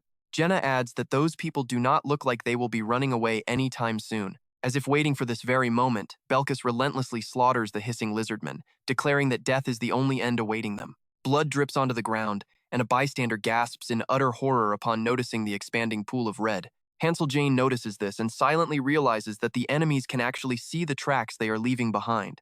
Frissen Langner raises her hand and shouts a warning that staying here means death, urging everyone to head for the east gate, but they only ask who she is. Just then, a group of soldiers rushes over to ask what is going on, while Frissen Langner desperately tries to convince them.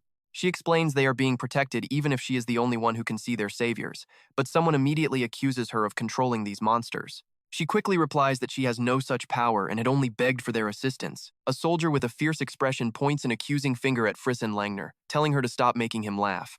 He claims to know her as Friss, the imperial traitor, accusing her of selling her soul to summon a demon. He accuses her of controlling the invisible monster, while another soldier with furious eyes snaps that she speaks too much for someone who merely helped those wealthy nobles escape. Suddenly, a woman holding a shovel steps forward and shouts. She declares that whether they are ghosts or demons, they saved them, before running off with a promise never to forget what Friss did for them. Hearing this, Friesen Langner finally flashes a satisfied smile, realizing that her efforts have somehow succeeded. Standing behind with his sword drawn, Hansel Jean warns that they are not done yet, as a subquest has just begun. Looking ahead, Friesen Langner gasps in absolute shock, wondering if the sheer number of enemies is a bit too high.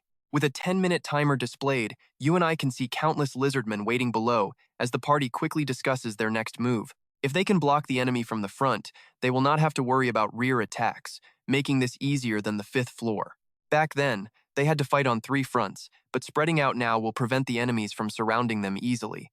Suddenly, a large drum and 2 drumsticks appear. Massive drum beats begin to echo, powerful enough to shake heaven and earth. A fierce lizardman screeches, demanding why foolish humans dare to deny the laws of nature. This monster is Grow, their level 28 chieftain. The roaring lizardman declares that he will bring divine punishment upon this defiled land. Before the chieftain can even finish speaking, a massive explosion cleanly severs his head. Jenna, after unleashing an arrow, calmly asks if she simply needs to keep killing them like this. Standing beside her, Hansel Jin cheerfully nods in agreement, while Frissen Langner watches from behind in deep worry. She anxiously asks if he is truly okay against such a massive horde, but Hansel Jin calmly replies that it is just one target. He explains that each of them only needs to defeat 20 enemies. Before she can argue, he gently cuts her off with final instructions. Telling her to just watch from behind, Ivanka Jivanchasu continues to unleash her powerful fire magic, blasting and incinerating the oncoming monsters. She conjures a massive pillar of fire, blasting countless screaming lizardmen high into the air. Not to be outdone, Jenna unleashes a non-stop barrage of lethal arrows, claiming a lizardman's life with every single shot. The helpless beasts have absolutely no way to dodge her powerful shots. But suddenly, as she reaches back for another arrow, her quiver is empty. Surprisingly, a fresh supply of arrows instantly materializes, revealing it to be a high-grade magic amplification quiver. This incredible magical item expands her total carrying capacity to 100 arrows. Seizing the moment, Jenna begins firing 3 arrows at once. Her eyes glow brilliantly as she unleashes her level 7 whirlwind arrow skill. Once more, her powerful arrows tear through the air, heading straight for the terrified monsters. Unable to dodge, the beasts take the full impact. Meanwhile, Hansel Jean does not idle, focusing his blade forward to prepare his strike. With a single swift slash, he cleanly severs a lizardman's head. He continues his relentless assault on the rest, spraying torrents of blood across the battlefield. His gaze grows increasingly wild as a system notice appears, announcing that the 3-star Hansel Jin has awakened a powerful strike skill. With glowing eyes, he repeatedly brings his blade down on the beasts, while Belkis fights even more frantically, never stopping for a single second. With time running out, he swung his blade, decapitating the monsters one after another. After a fierce struggle, a notification popped up showing his basic 3-star Belkis swordsmanship had finally reached level 10. His basic 3-star Belkis swordsmanship had maxed out, leaving Nerissa, who fought effortlessly, to remark on how completely unfair the gap was. They were basically just training dummies. Right then, the system showed only 4 minutes and 38 seconds remaining. Watching from the side, Fries-on Langner was absolutely amazed, gasping at how unbelievably strong he had grown. "What on earth happened? You are on a completely different level now," she said, as Hansel Jine calmly sheathed his sword. "It is a long story," Han replied with a handsome smile, while Friss remained thrilled just thinking about his incredible progress over the past 3 years. "You, on the other hand, have changed so much." Once the first squad finished off the monsters, Fries-on Langner stepped forward, thanking everyone and noting that she recognized quite a few familiar faces. Gina offered a cheerful greeting, prompting Friss and Langner to point out the 2 warriors who fought using daggers and spears. Hansel Jean assured them that Edis and Aaron were still alive elsewhere, prompting Belkis to ask if this marked the end of the mission. Suddenly, a massive claw emerged as a creature roared out, claiming it had spotted the humans. Following that roar, a loud swarm of 31 level 22 lizardmen suddenly burst into view. Seeing the tragic, lifeless bodies of their fallen kin scattered across the ground, they boiled with absolute rage. But they went quiet, shared a quick glance, and immediately clawed the dirt to scramble away in absolute terror. Belkis watched in confusion, wondering why they fled, while Hansel Jine calmly noted that even monsters feel fear. With only 3 minutes and 21 seconds left, things did not seem too difficult, proving just how strong they had become. Perhaps so. As the ground lay covered in countless gruesome lizardmen corpses, a calm voice broke the heavy silence, asking Nerissa to quickly go ahead and scout the surrounding area. She replied that everything seemed settled, telling the rest of the exhausted group to take a well-deserved break. Fan in hand, Ivanka Jvenchasu grumbled in annoyance, complaining that even after taking medicine, the weather was absolutely dreadful. Gina happily grabbed her arm and dragged her along, leaving a thoroughly confused Yanka Jvenchasu to wonder what she was up to. "Why? I am fine right here," she protested, as Jenna turned to call out to Belkis, who quickly snapped at her not to call him that. Only Han and Friss and Langner were left watching them depart, leaving him to helplessly think that they really did not have to do all that. Suddenly, a voice broke the quiet from behind him, teasing that they had actually thought he was dead. Sitting on the ground with her hands resting on her knees, Friss and Langner smiled and remarked on how wonderful it was to meet again. Pure joy lit up her beautiful face as the entire city became bathed in the magical, shimmering colors of the late sunset. Asking how he had been, she watched as Hansel Jean stood with crossed arms, offering a slightly awkward reply that he was doing fine. Looking up happily, Friss and Langner admitted she thought she would not survive, prompting Hansel Jane to explain that those beastmen companions had only recently joined their ranks. Admitting he knew little about them since they were all newcomers, he noted she would likely be seeing much more of them. Nodding in understanding, she softly noted that they must be his newest allies. Hansel Jane warmly congratulated her on successfully avoiding capture, to which she playfully giggled and admitted she had indeed been incredibly lucky. Under the golden sunset, she thanked him for making her escape possible, prompting Hansel Jane to ask his next curious question. When asked if she would return to the city, Frisan Langner declined, explaining that the powerful Hanzon clan was actively hunting her down. She confessed she would not have survived without his help, adding that she was surprised to find this place completely abandoned.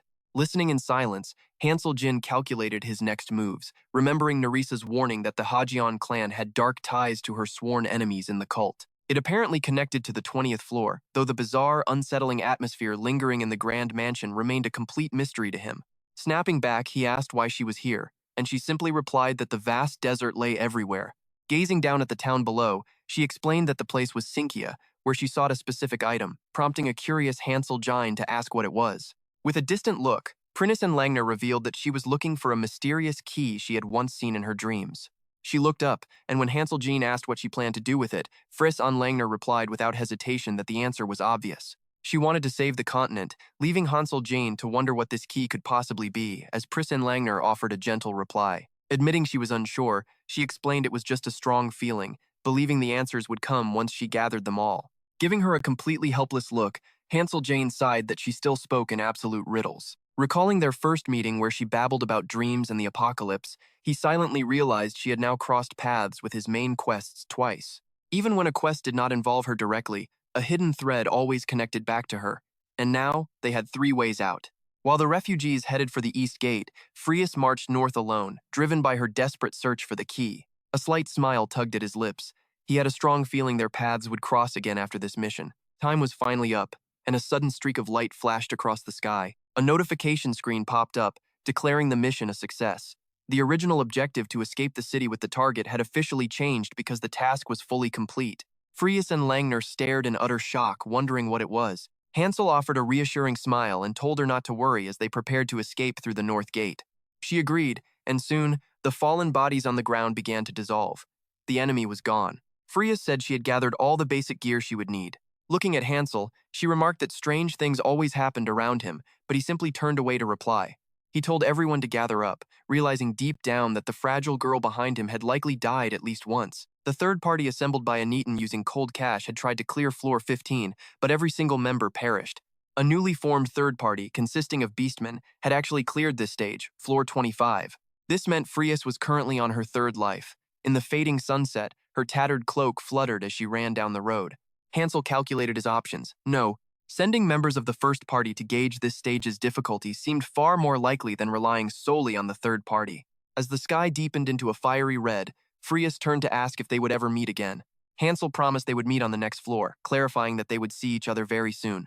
The young girls nearby watched with excitement, and Frias felt deeply reassured by his kind words. She thanked him for the help, promising she would not give up and would live up to his expectations. With those words, she marched toward the horizon, successfully completing the stage. 3-star Hansel, Jenna, Yonka, Belgis, and Nerissa leveled up, earning a massive reward of 100,000 gold, with MVP Jenna unlocking a special extra stage. Everyone began to fade from floor 25. Moments later, they returned to reality, where a new notification popped up. Now, as you and I can see, a special stage opened in the temporal rift. The screen displayed a strict rule: 1 chance, 1 person.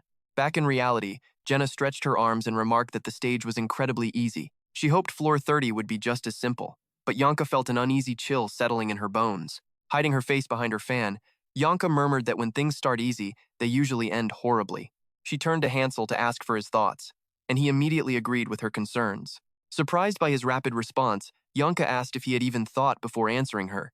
Keeping his eyes fixed upward, Hansel instructed them to head on ahead, leaving Jenna wondering where he was going. Nerissa guessed he was visiting the material farm, while Yonka assumed he was resting in that beautiful area. Meanwhile, Hansel stood quietly in front of the massive screen, displaying the notice to enter the limited extra stage. 1 chance, 1 person.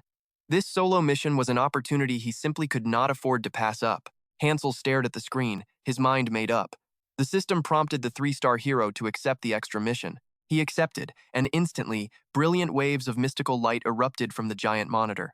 As his body teleported to an unfamiliar place, he realized the map layout was a complex maze. Iron doors blocked winding paths with countless turns, yet there were absolutely no monsters or traps in sight. Hansel walked through the dark, empty corridors. An hour passed, and he found himself right back where he started. The prompt confirmed the extra stage was complete, rewarding 5,000 gold. Looking at his notebook, Hansel felt it was a failure since he found no treasure chests. He had sketched what looked like a detailed map onto the paper. Still, with floor 25 cleared, they could finally set their sights on floor 26 starting tomorrow. If his theory held, floor 25 was merely a warm-up, and as you and I know, a smooth beginning often leads to a tragic end. Intrigued by her sharp intuition, Hansel muttered to himself with a grin that she really understood this game. By the next morning, the sun climbed high, casting its bright rays over the land to awaken the world. Frias trudged across the scorching desert sands. Suddenly, a voice called out, asking if she was still alive, catching her completely by surprise. Standing right before her were the elite members of Hansel's first party. appearing like guardian angels sent to save her life. Her face was deeply worn from the struggle, yet she still forced a gentle smile in return. "As you can see, I am still alive," she said. "I thought I prepared well, but it was still a brutal battle." Hansel Jean held out a bag of yellow potions, saying, "This is heat-resistant medicine, water, and food. Use them wisely." Frisson Langner accepted the bag, saying sadly, "I always seem to be the one receiving your help." Belkis turned to ask what this mission was about, and Hansel Jane replied, "It is simple. We just stay close and protect Frias." He took a sip of water, then turned to Frisson Langner. "You know where we are going, right? I really hate getting lost." Meanwhile, a system tip popped up, explaining that the special medicine prevents dehydration and heat stroke. Pointing straight ahead, Frisson Langner said, "I saw this place in my dreams. I just have to follow the trails." Looking west, where she pointed, Hansel Jean saw nothing but a barren desert, wondering what kind of traces she could possibly see. Suddenly, his eyes went wide as more armed monsters began to emerge from the sand, marching straight toward their position. 15 level 24 layman's. These beasts were incredibly savage and ready for blood. Gripping her sword, Nerissa spoke up, noting their weapons looked much better than last time, suggesting they must be the Yi. Jaina felt a rush of pure excitement, calling it the perfect post-meal exercise for the group, while Hansel Jane prepared to draw his own sword. "Ready," he whispered, and a moment later, dark crimson blood splattered high into the air. Staring at the bodies on the ground, Frisson Langner was shocked, admitting she never expected even royal guards to possess such terrifying power. Before vanishing, Hansel Jane offered a parting wave, promising to meet on the next floor, while Jenna bid her a playful goodbye. Yonka Javen Chasu flashed a warm, sweet smile to say farewell, and Frisson Langner quickly waved back to the departing group. "All right, see you on the next floor," she murmured, as notifications confirmed a 3-star clear for Belkis and Nerissa, rewarding 50,000 gold and desert essence. With 3-star Hansel Jane taking the crown as most valuable player, the team teleported to their next destination. Belkis spoke up, admitting he could not understand the actual purpose of this particular mission. "Is it not just watching over some girl?" he scoffed, but Nerissa warned him to watch his mouth. Belkis only found it more amusing. "Just how special is she?" he asked mockingly. "What, is she some royal princess of the empire or something?" Hansel Jane calmly responded, "Actually, yes, she is." Belkis whipped his head around, utterly unable to believe what he was hearing. "Wait, what?" Belkis stammered, while Hansel Jane kept his back turned, quietly smiling at his teammates' sheer shock. Nerissa stood nearby, giving him a classic told-you-so look before finally chiming in to explain. "You would understand if you saw the 15th floor raid," she said. Belkis remained utterly baffled, wondering how a baby from just months ago could be here. The scene shifts to a breathtaking full moon night, surrounded by massive, rolling clouds across the dark sky. A giant lizard monster roared, demanding that those who dared challenge the natural order prepare to die. With another deafening roar, a screen warned that the beast had officially entered a state of blind rage. Having transformed into an incredibly imposing form, Hansel Jane swung his massive sword, shouting back, "What on earth are you even babbling about?" Blood sprayed heavily across his path as a new alert declared that the 3-star Hansel Jane was now entering his own rage state. Standing amidst a field of slaughtered monsters, Frisson Langner urgently warned him that they were running out of precious time. Looking up at the shining full moon, she spoke with deep concern in her voice. "If my dreams are correct, the world will end in just 10 years, she whispered. Hansel sheathed his sword, asking, "How do you plan to gather keys when you do not even know what they look like?" She replied softly, "They are a form of proof. These legendary keys were recorded in the ancient tales of the founding of our great empire." As she spoke, a beautiful glowing sigil appeared, revealing a bizarre artifact floating at its center. "If I can secure them," she continued, "they will finally lend me their immense power." Hansel Jane gasped in total confusion. She explained that she meant the Asines clan, the strongest of the 4 noble families, as their magnificent emblem materialized in the air before them. As they walked, she softly added, "I promised them that I would absolutely prove my own worth. To keep that sacred vow, I must perform the absolute impossible." Hansel Jane glanced at her, guessing that this impossible miracle was only achievable by collecting those very keys. Confirming his guess, she paused, then looked up at him with a soft question. "But why are you helping me? I have nothing to offer you, and I am entirely out of money. All I have left is my own body." As she spoke, she twirled her thumbs together in circles, looking incredibly embarrassed by her own words. Completely oblivious to her shyness, Hansel Jane calmly responded, "I do not need anything from you at all." Feeling the sting of a failed negotiation, Frisson Langner regretfully closed her eyes. Walking a few steps ahead, Hansel Jane spoke without looking back. "Do not misunderstand. I only did this because it is my duty." Frisson Langner called out loudly after him, shouting, "Thank you anyway." Watching from behind, the 2 gossips began whispering to each other, and Gina asked, Are you thinking the same thing I am? Nodding as if she understood the ways of the world, Ivanka Jvenchazu replied, yes, absolutely, an imperial princess and her loyal protecting knight. It was just like the romantic novels they had read. But looking ahead, one figure had already vanished, leaving only Frissen Langner standing alone. Suddenly, a dark, looming face leaned down from behind, asking the two girls what they were whispering about. Terrified, the two girls dared not turn around to look. Hansel Jin, thoroughly annoyed, pinched Ivanka Jvenchasu's cheek. Yelping in pain, she cried out, "But you were just in front of us!" Hansel Jin coldly reminded her, "I despise being misunderstood. Remember that." Ivanka Jvenchasu shouted in protest. "Why are you only scolding me? What about Jaina?" Drenched in sweat, Yenna quickly looked away and began whistling, desperately trying to blend into the background. The system notification appeared. Stage cleared with 3-star Hansel Jin, Jaina, and Ivanka promoted, rewarding 50,000 gold and grade B 2 desert lizard scales. Before fading away, Friss and Langner smiled warmly in farewell. Hansel Jin, will we meet again on the next floor? Hansel Jin offered a quiet smile in response. Maybe, maybe not. We are not the only group. His entire team had gathered together now, preparing to teleport away. Frissen Langner watched Hansel Jin with a warm, happy smile. Though her face had endured countless harsh struggles, she still looked incredibly beautiful in that moment. In this stage, the most valuable player was 3-star Hansel Jin. Once the first team returned to safety, Eisen appeared, looking deeply concerned. If the 30th floor also required multiple groups, one single team could never lead all these missions alone. During the 20th floor raid, the entire attack force would be placed in mortal danger by another team's mistake. Isen was entirely certain that Anitan had witnessed that disaster. If they failed to learn anything from it, they were nothing but absolute fools. The scene shifts to the next evening, with Team 3 dispatched to the next floor. In the main hall, a booming voice echoed out, "Team 3, it is time for your mission. Gather on the first floor immediately." Team 3 stepped forward full of energy and excitement for their new task. They would now take over guiding Frizz instead of the first team. Their personalities might be difficult, but they certainly knew how to get the job done. When Hansel Jin arrived in Ninha, a training facility had already been built. Since the facility's level was still low, it only offered the most basic classes as options. Still, it was a highly sensible decision on Anitan's part. A tall, grand building stood before them in absolute elegance. Belkis was now a 3-star warrior, and Nerissa a 3-star thief. The two were currently sparring together, and though exhausted and gasping for air, Belkis managed to yell out. Again, Nerissa, though exhausted, pushed through the training. Both she and Belkis were growing stronger with each passing day. They honed their skills by sparring against Hansel Jin, who felt highly satisfied with their progress. With Team 3 clearing the 28th floor, Team 2 was sent to the 29th the next day. Their mission succeeded, but the 3 rookie members returned looking completely drained and dejected. The next stage awaiting them was the 30th floor, a massive boss battle. The main screen displayed the quest. Climb the tower, save the world, conquer stage 29. They predicted a brutal difficulty spike ahead, especially since floor 25 had been far too easy. All 15 survivors on the 3rd floor, including Hansel Jin, realized their current levels were still inadequate for this challenge. A minimum level of 30 was recommended for this floor. They decided to grind on floor 28 to level up, as the other stages remained locked due to active quest connections. Anitan sent them to floor 28, rotating shifts with Team 2. However, Freeze did not appear on this floor. They harvested experience points by slaying monsters, their objective being to eliminate all the goblins lurking in the desert hills. Meanwhile, Hansel Jin fought fiercely against the giant lizard monsters, successfully raising his intermediate swordsmanship from level 1 to level 2.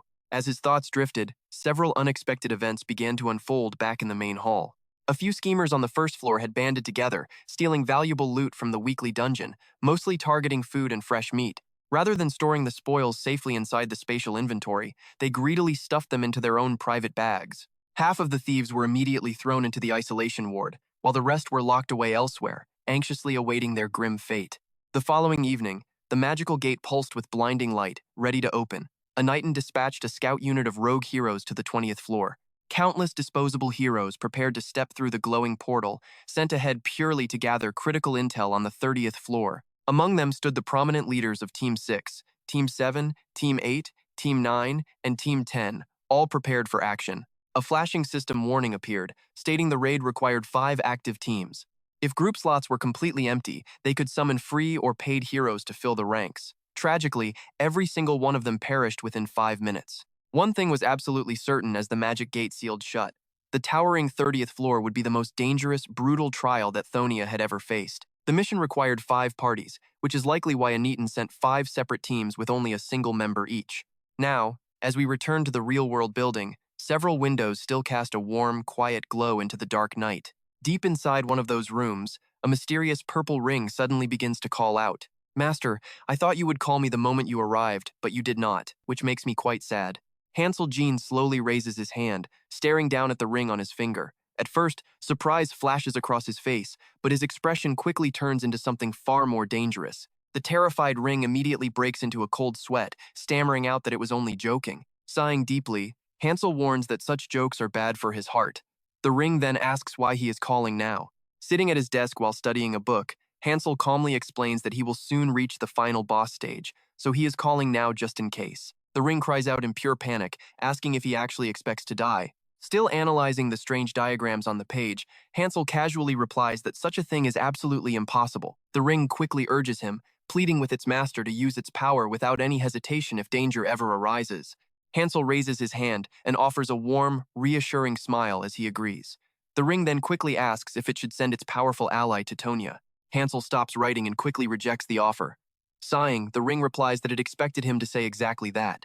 On the other side of the connection, Junetten smiles, gently reminding her master to take care because his life belongs to more than just himself. Han can only sigh and reassure her, promising that he has no intention of dying and that they will speak again later.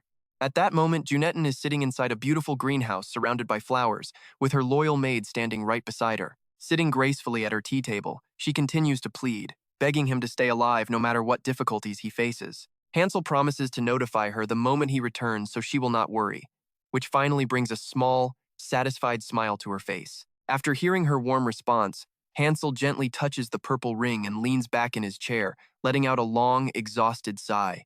Scattered across his desk are detailed drawings of the dangerous lizardmen, alongside pages of notes analyzing their combat behavior and patterns. He wonders how difficult it would be for a normal account to predict the 30th floor, which could be an exploration, a raid, or an escape. However, the challenges of Thonia always seem to go completely against his expectations.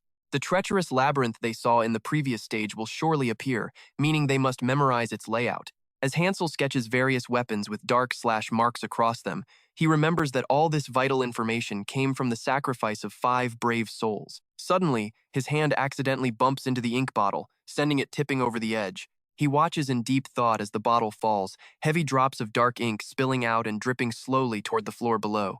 A serious question weighs on his mind, wondering if 25 people will truly be enough. As his soldiers train below, those falling ink drops morph into giant, looming shadows that crash over them, before the scene transitions to a different realm under a scorching sun. Kisasa Big is filled with intense battle excitement, instantly baring his sharp claws. With every brutal swipe, monsters are ripped clean in half in a shower of blood, while Daruma and Lakari Bobby fight with absolute focus. A relentless wave of crazed lizard monsters rushes forward, turning the entire battlefield into a chaos. Nano and Nisa join the fray with serious expressions, swinging their claws to take down the beasts one by one. The giant lizard heads, dripping with disgusting slime and whipping long, sticky tongues, are quickly shredded as thick blood splatters down like rain. Before long, nothing remains on the battlefield but the lifeless corpses of the defeated lizardmen, as a quiet thought echoes. Anitan has continued to rapidly develop the account. By repeatedly challenging the 28th floor, they have almost finished leveling up everyone, including Team 3, and it is now time to train the remaining squads. Because of this, Team B and Team 5 are deployed much more frequently, wandering the harsh desert dunes to sharpen their deadly combat skills. Their blades are constantly coated in blood, but as we know, physical combat is not the only preparation required. Ivanka is sent to the Magic Castle, where she solves complex riddles for 18 grueling hours until unlocking the accelerated research skill. The poor girl is seen clutching her hair in absolute frustration, buried under a mountain of paperwork. With bloodshot eyes, she grits her teeth and scribbles away, muttering that this is far too much, yet she remains the only one who can handle the research. The hero reaction level in the waiting room is currently at 3, but to ensure all 5 teams can coordinate seamlessly, it must be raised to at least 5. Finally, after 3 days and 3 nights of grueling mental torture, Ivanka is finally set free. Looking completely exhausted and pale, Jenna approaches her with an awkward smile, offering praise for her hard work. The system screen flashes to announce that the hero reaction research has successfully reached level 5. The goddess's blessing descended upon the waiting room, unlocking a brand new feature and granting level 1 of the communication skill. Sharing critical information through communication forms the bedrock of any solid team. Heroes who master this skill can now coordinate effortlessly, significantly boosting the power of their combined attacks. Leaning casually against the stone wall, Hansel Jin spoke up to notify the rest of the group. As captain of Team 1, Hansel Jin announced they could now communicate from a distance. Unfortunately, because the development level was still quite low, there were still many strict limitations to this skill. The team captains could only broadcast within a 1-kilometer range, meaning for now, only the leaders themselves could contact one another. Edis Kanan stared at him in utter disbelief. Though his lips never moved, his voice echoed clearly in her mind, prompting her to gasp. "What kind of magic is this? I can hear you inside my head." Hansel Jin remained completely silent on the outside, instead transmitting his thoughts directly through their mental link. He advised her to practice using it, warning that they would need this telepathy by the 30th floor, and told her to notify other teams. Edis Kanan quickly caught onto the frequency. Placing 2 fingers to her temple, she tried to focus her thoughts, calling out to the second team leader. Jenna suddenly appeared, remarking on how hard it was to see him lately and asking if he had been incredibly busy. Hansel Jin quickly replied that he had many places to visit, before asking how long those two had been sparring since this morning. Driven by the promise of unlocking new skills, Belkis and Nerissa were caught in a frenzy of intense sparring right before the eyes of Hansel Jin and Jenna. The two fought relentlessly without a single sign of exhaustion, drawing quiet observations from the onlookers watching them. Hansel Jin admired the boy's sheer dedication, noting that his efforts seemed to surpass even those of Aaron. Jenna replied that it felt like he was putting his very life on the line rather than just practicing, to which Hansel agreed, remembering their own past battles. Jenna teased him in response, jokingly asking if he thought the rest of them did not put in just as much hard work during training. Meanwhile, Belkis and Nerissa continued their fierce clash as if they were sworn enemies on a battlefield. With glowing eyes and gritted teeth, they fought with lethal intent, forcing Nerissa to unleash every ounce of her power to withstand his brutal assault. Suddenly, her sword was violently knocked out of her hands, flying through the air before embedding itself deep into the ground. Belkis, however, was still riding a massive wave of adrenaline and excitement from his swift victory. Glaring like a wild predator, he coldly ordered her to pick up her sword. Nerissa wiped her mouth, staring back with flashing eyes, showing absolutely no sign of backing down. Watching from the sidelines, Hansel Jin silently evaluated the situation. He noticed the boy's swordsmanship was shifting, wondering if this was the threshold for the intermediate weapon mastery that Lydian had mentioned. While Belkis was on the verge of a rapid breakthrough, Nerissa, despite her immense effort, was far more suited for support roles like scouting and trap detection. Because of this, the gap in raw combat power between her and Belkis had grown incredibly wide. As a vision of Belkis striking her down flashed before Nerissa, Hansel Jin suddenly rushed forward, easily intercepting the devastating blow. Stunned by Belkis's bloodlust, she stood in shock as Hansel declared that the match was over. Turning around, Hansel Jin told Nerissa to step back so he could take over the spar. Bruised and feeling defeated, she apologized quietly for her failure. With those words, she retreated, leaving the two warriors standing face to face with drawn blades. Belkis asked where he had been, complaining about waiting all day. But Hansel Jin merely offered a lighthearted and friendly apology. Suddenly, Belkis's expression darkened. His eyes flashed with a sinister glow as a wicked grin crept across his face. He murmured how glad he was to have joined Team 1 as a bizarre, suffocating aura began to ripple outward from his body. Unmoved, Hansel Jin released his own overpowering pressure to match him. With glowing blue eyes, he playfully asked the boy when he had become such a talkative fighter. The system interface displayed his stats, showing a 3-star warrior of level 29, with 62 strength, 10 intelligence, 58 health, 57 agility, and level 3 intermediate swordsmanship. His skills included Sword Unity level 1, Power Strike level 2, Clairvoyance level 6, Fire Resistance level 3, Pain Tolerance level 6, and Composure. He also possessed level 6 Frenzy, level 8 Unyielding, level 3 Dragon Slayer, and level 1 Riding, while Belkis's expression grew increasingly demonic. Drenched in sweat but completely ignoring his fatigue, Belkis lunged forward without hesitation, leaving nothing but a cloud of dark smoke in his wake. Belkis launched a thrilled attack directly at Hansel Jin, who casually blocked the fierce strike with a single hand. Belkis unleashed a rapid flurry of sword strikes, but Hansel Jin effortlessly matched every single blow with his own blade.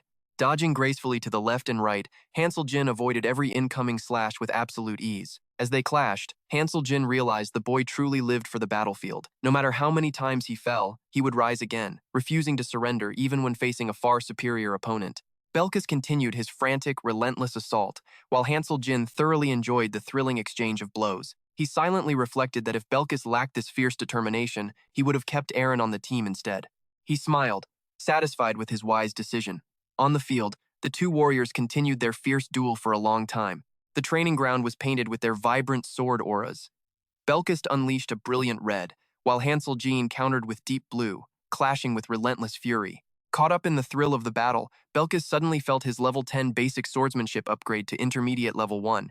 Meanwhile, Hansel Jin claimed his own reward, pushing his intermediate swordsmanship up from level 2 to level 3. Soon, the training ground fell completely silent and empty. The scene then shifts to a familiar house, its lights still burning brightly in the night.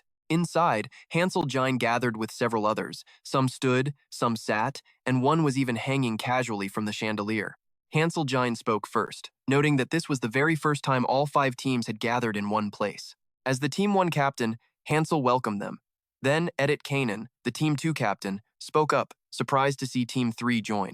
Kisasa chimed in cheerfully, stating they were part of this crucial mission and had absolutely no intention of neglecting their duties. Edit Kanan thanked her with a warm smile, formally introducing her to the group as Kisasa, the captain of Team 3. Kisasa added that Edit was polite despite not being very strong, unlike other humans, leaving Edit feeling a bit helpless. "I will take that as a compliment," Edit replied. Just then, an orange-haired man spoke up, asking if he was Hansel Jean. He introduced himself as Rimmon, the captain of Team 4, mentioning he had heard quite a lot about the young man. Next, the man resting on the sofa introduced himself as Jubert, the captain of Team 5, expressing his pleasure at meeting everyone. Edit then turned serious, clarifying that she was the one who summoned them all here, not Hansel Jean. She explained she wanted to establish a clear chain of command starting from the 30th floor. When Kisasa questioned what that meant, Hansel answered for her. With 25 of them in total, they would need a single leader. Hearing this, Kisasa burst into a hearty laugh. Did they mean a war chief? That made sense. She asked if they were simply choosing the strongest, leaving Hansel feeling quite helpless. "Being strong does not guarantee good leadership," Hansel countered. Just then, an arm pointed in his direction as someone nominated him for the role. He had the most mission experience of anyone here, and he was excellent at evaluating tough situations. Anyone who had fought alongside him would surely agree, and besides, he was an incredibly powerful warrior himself. Kisasa spoke with her usual blunt, slightly arrogant attitude, stating she had no objections if the legendary Dragon Slayer was to lead them. However, she added that they would not fight as one. Edit immediately countered, arguing that choosing a leader would be completely useless under those terms. Suddenly, a voice interrupted her, agreeing that Hansel Jean should indeed be the leader. He turned to remind Edit that their combat styles were different, and forcing them to adopt standard tactics would only lead to failure. Kisasa flashed an amused smile, admitting that he was indeed a clever warrior.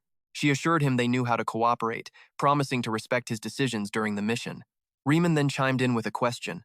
He asked if they really had to follow Hansel's every word. Hansel closed his eyes and calmly replied he would only issue basic commands. Anything else would be left for the teams to decide themselves. Surprised by this relaxed attitude, Riemann simply nodded his head in agreement. Edit quickly stepped in to smooth things over, explaining that despite his cold words, he was actually quite kind. Hansel quickly cut her off. He told her to be quiet, before turning back to the group to deliver a serious warning. No matter what happened, they must not panic, as the first to lose their cool would surely die. Every challenge had a solution. They just needed to keep that in mind. Edit gestured toward him once again, happily whispering that he really was a good person. But before she could finish her sentence, Hansel stomped firmly on her foot, a quick punishment for talking too much. With that settled, Hansel announced there was one final matter. Riemann looked on curiously as Hansel's eyes suddenly flashed with a dark, demonic intensity. He delivered a chilling warning that left no room for doubt. If they were not prepared to give this mission their absolute all, they should leave. Cold sweat broke out on Riemann's face. He swallowed hard, clenched his fists tightly, and declared with fierce determination that he had worked far too hard to reach this level and had absolutely no intention of slacking off. Hansel gave a thoughtful look, suggesting they would wait and see. Suddenly, Jubert spoke up, asking if he could request a personal favor. Hansel calmly asked what he wanted. Jubert quietly pointed out that having him lead was perfectly fine, especially since everyone already considered him the true boss here. He then fixed a sharp, intense gaze on Hansel. He explained that teams 4 and 5 had struggled immensely to reach the second floor, only to find a third floor awaiting them. He asked if they could be granted access to the third floor if they performed well on this mission. Without hesitation, Hansel answered. He clarified that such decisions belonged to the master, though he could certainly make a recommendation. Before starting, everyone needed to memorize the map, as a massive labyrinth was highly likely to await them on the 30th floor. As he speaks, he hands over a stack of documents he personally drew beforehand. Rupert glares at him with cold, unwelcoming eyes, silently thinking this kid is just too young. We can see they have all gathered here to choose a leader, but it seems everyone has already decided he should take the crown. If this meeting is just to show us the massive gap between the second and third floors, are we nothing but simple pawns to you? Fine, he decides to play the patient game, letting a sly, wicked smile slip across his face. The leadership of this place will soon belong to me. His face contorts into a sinister, calculating expression, fueled by greedy ambition. Meanwhile, outside the grand hall, the world remains wrapped in a deep, peaceful blanket of silence and night. The lights inside the familiar house finally fade to black. Hansel Jean rests his heavy sword on his shoulder and turns to the group, asking if everyone is ready. Nerissa readies her blade with a sharp nod, declaring she is fully prepared. Meanwhile, Yanka puts on his bracelet, unable to resist making a joke. Have you written your will yet? Belkis, busy checking his weapon, turns and fires right back, asking if she wrote hers. Yanka quickly scoffs that of course he has not. Jenna speaks up next, a hint of anxiety in her voice, hoping nobody plans on dying today. After all, their boss is leading the charge this time. As they take their first steps forward, Hansel Jin can only sigh in mild frustration. You are relying on me way too much. Jenna snaps back, pointing out how fast he changes his tune after telling them to stick close. Let's move. Team 1 marches forward with determination, each member wearing a completely different expression. Party 1 features their 3-star captain Hansel Jin, alongside 3-star fighters Jenna, Ivanka, Nerissa, and Belkis. Party 2 consists of 3-star leader Edit, 3-star Roderick, 3-star Anan, 3-star Binnick, and 3-star Lalini. Meanwhile, Party 3 is led by 4-star Kisasa, with 3-star members Lakari, Daruma, Nandi, and Nisa. Party 4 is led by 3-star Captain Ryman, with 3-star Rosa, 3-star Licolin, 3-star Viden, and 3-star Roderick. Finally, Party 5 is led by 3-star Jubert, alongside 3-star Riken, 3-star Kazon, 3-star Miju, and 3-star Jetty. A system notification pops up, confirming the creation of Attack Unit Number 1, grouping together teams 1, 2, 3, 4, and 5. Total heroes stand at 25, with no commander currently assigned. The system recommends 3-star Hansel Jine to take charge.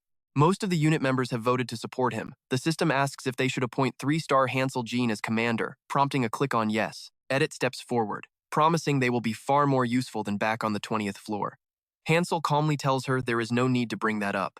Yanka grumbles about the growing number of people assigned to a single mission, complaining that if this keeps up, they will eventually need 100 heroes just to survive. Hansel Jin listens in silence, feeling completely helpless. Sensing his quietness, Ivanka glares over at him with intense curiosity.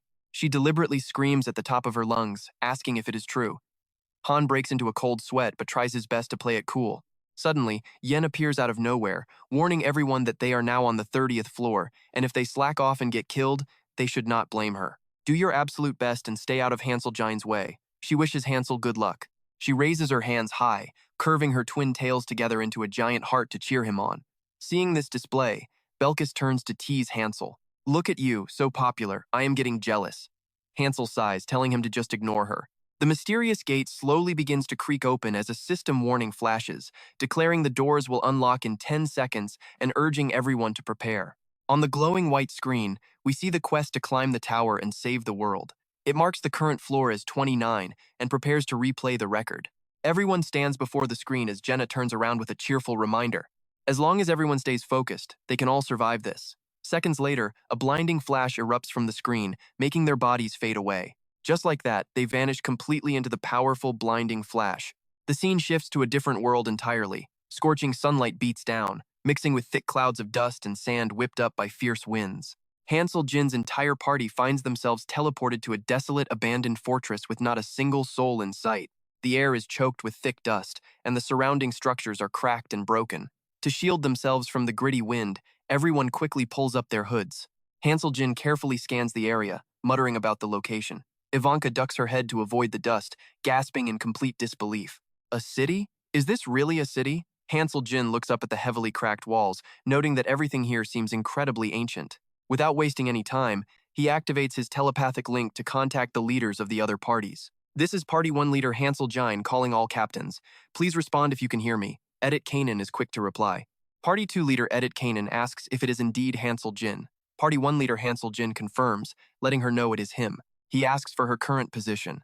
Party 2 leader Edit Kanan explains that they have ended up in a highly unusual city. There is sand everywhere, and the heat is intense. She asks where he is, prompting Party 1 leader Hansel Jin to speak up. We are experiencing the exact same thing, so let us regroup first. Head straight to the city center. There is no need for further explanation. Right? Party 2 leader Edit Kanan promises they will arrive shortly. Party 1 leader Han immediately asks where the other teams have gone. Team 4's Captain Jamin reports in. Yes, he's here. Meanwhile, Team 1's Captain Hansel Jin orders them to advance immediately. Hansel Jin commands them to establish contact with the other groups, specifically reaching out to Captain Edith Carlin. Captain Jamin acknowledges the transmission.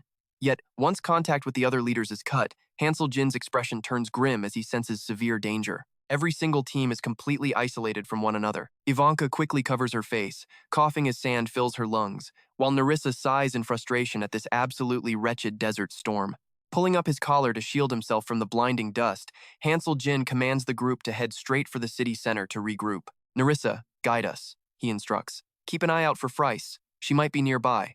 Promptly activating her scout abilities, Nerissa nods in agreement. Before them lies a desolate wasteland of swirling sand, blinding their path as violent winds whip up massive, suffocating dust storms. Staring into the thick haze, Velkus mutters in sheer annoyance about the terrible visibility. Nerissa will monitor the area, Hansel Jin reassures them, but stay alert for any sudden ambushes. Pressing forward, they slowly make their way through the blinding desert storm.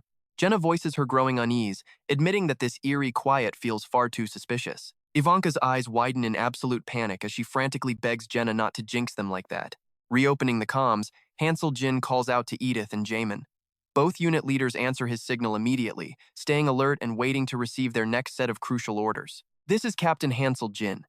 Do you see that massive circular structure at the very center of the city? Regroup there immediately. Edith confirms she has it in sight, and Jamin quickly reports that his team sees it too. I have already contacted the remaining teams and will relay the message, Jamin adds, earning an approving nod from Hansel. But then, watch this. Suddenly, two familiar silhouettes emerge from the swirling dust storm, forcing Hansel Jin and his wary allies to pivot in defense. It is Nerissa, carefully supporting a dangerously weakened Princess Freiss. I found her, Nerissa reports, explaining that the princess had collapsed unconscious on the road. Hansel Jin immediately grows suspicious, wondering if this could be an enemy trap. Ivanka frowns, immediately activating her glowing blue eyes to inspect the girl. Peering deep through the physical form of Princess Freiss and seeing her real skeletal structure and beating heart, Ivanka confirms her identity. Pulling out a vital energy potion, Hansel Jin mutters in confusion about what she was doing out here. Nerissa explains she collapsed from sheer physical exhaustion. Uncapping the potion bottle, Hansel Jin gently raises the unconscious princess and coaxes her to drink the glowing liquid.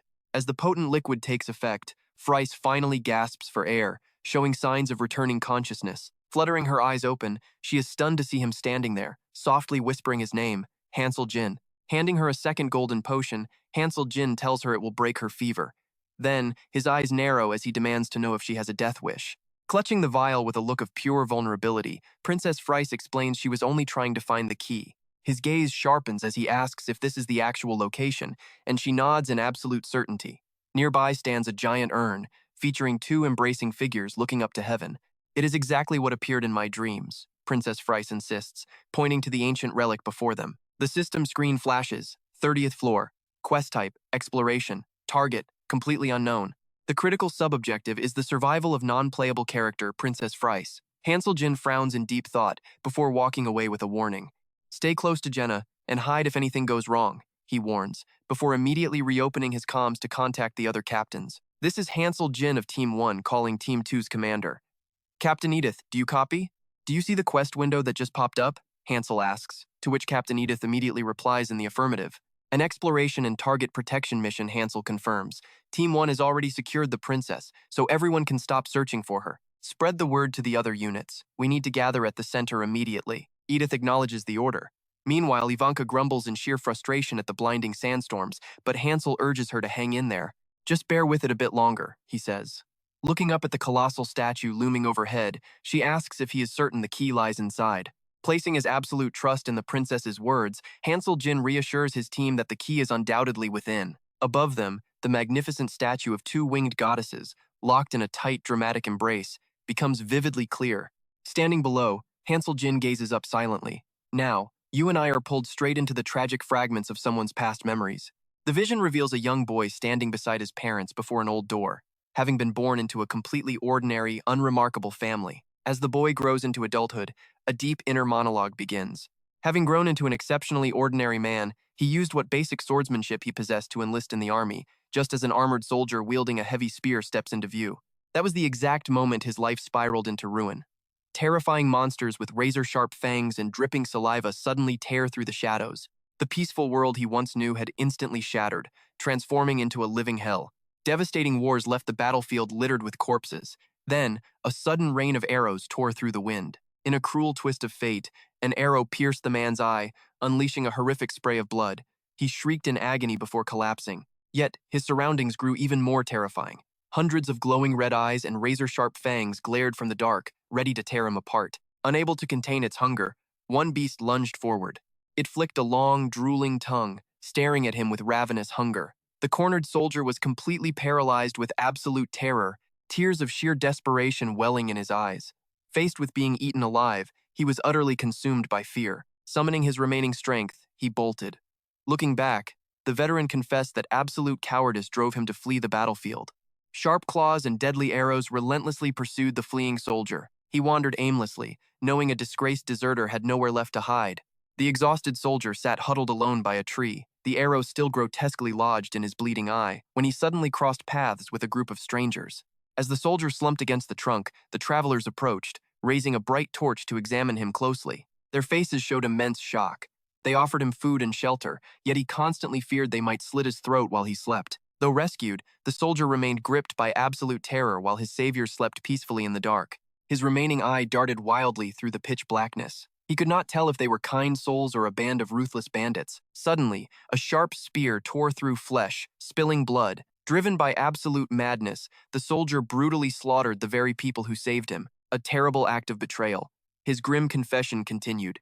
He took their lives. As his inner panic transformed into the terror he inflicted, one survivor fell to his knees, desperately begging the cold-blooded soldier for mercy. In that moment, he realized he relished the slaughter. His face twisted into a demonic grin, laughing hysterically like a monster. Can anyone guess who that soldier was? The flashback ends, returning to the 30th floor as the squad communicates telepathically. Team 4, Captain Jamin reports that Team 1 is escorting the target, checking in on Team 3 and Team 5. Do you see the domed building? Team 3 Captain Kisasa replies not to worry, claiming their eyes are perfectly sharp. If you mean the building at the city center, we will meet you there. Rewrote finally spoke up to join them. This is Rewrote from Team 5. We cannot see the building from our position, but we will head in that direction. The map revealed Teams 1 and 2 were closest to the domed building, followed by Team 4, Team 5, and finally, Team 3 furthest away. Teams 1 and 2 were about to meet.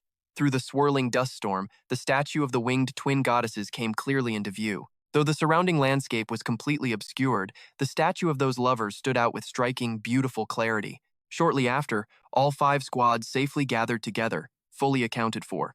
Hansel Jane stood beside Princess Frisson Langner, introducing her as the vital escort target for this critical mission. She quickly greeted them, saying, "Hello, warriors. I am Process and Langner, captain of the Baron squad." Hearing this left everyone completely astonished. Wasn't N. Langner the famous surname of the imperial royal family? Seeing his reaction, Friss N. Langner silently bowed her head. Meanwhile, Riemann wondered if she was indeed the girl he previously saw in the projection stone.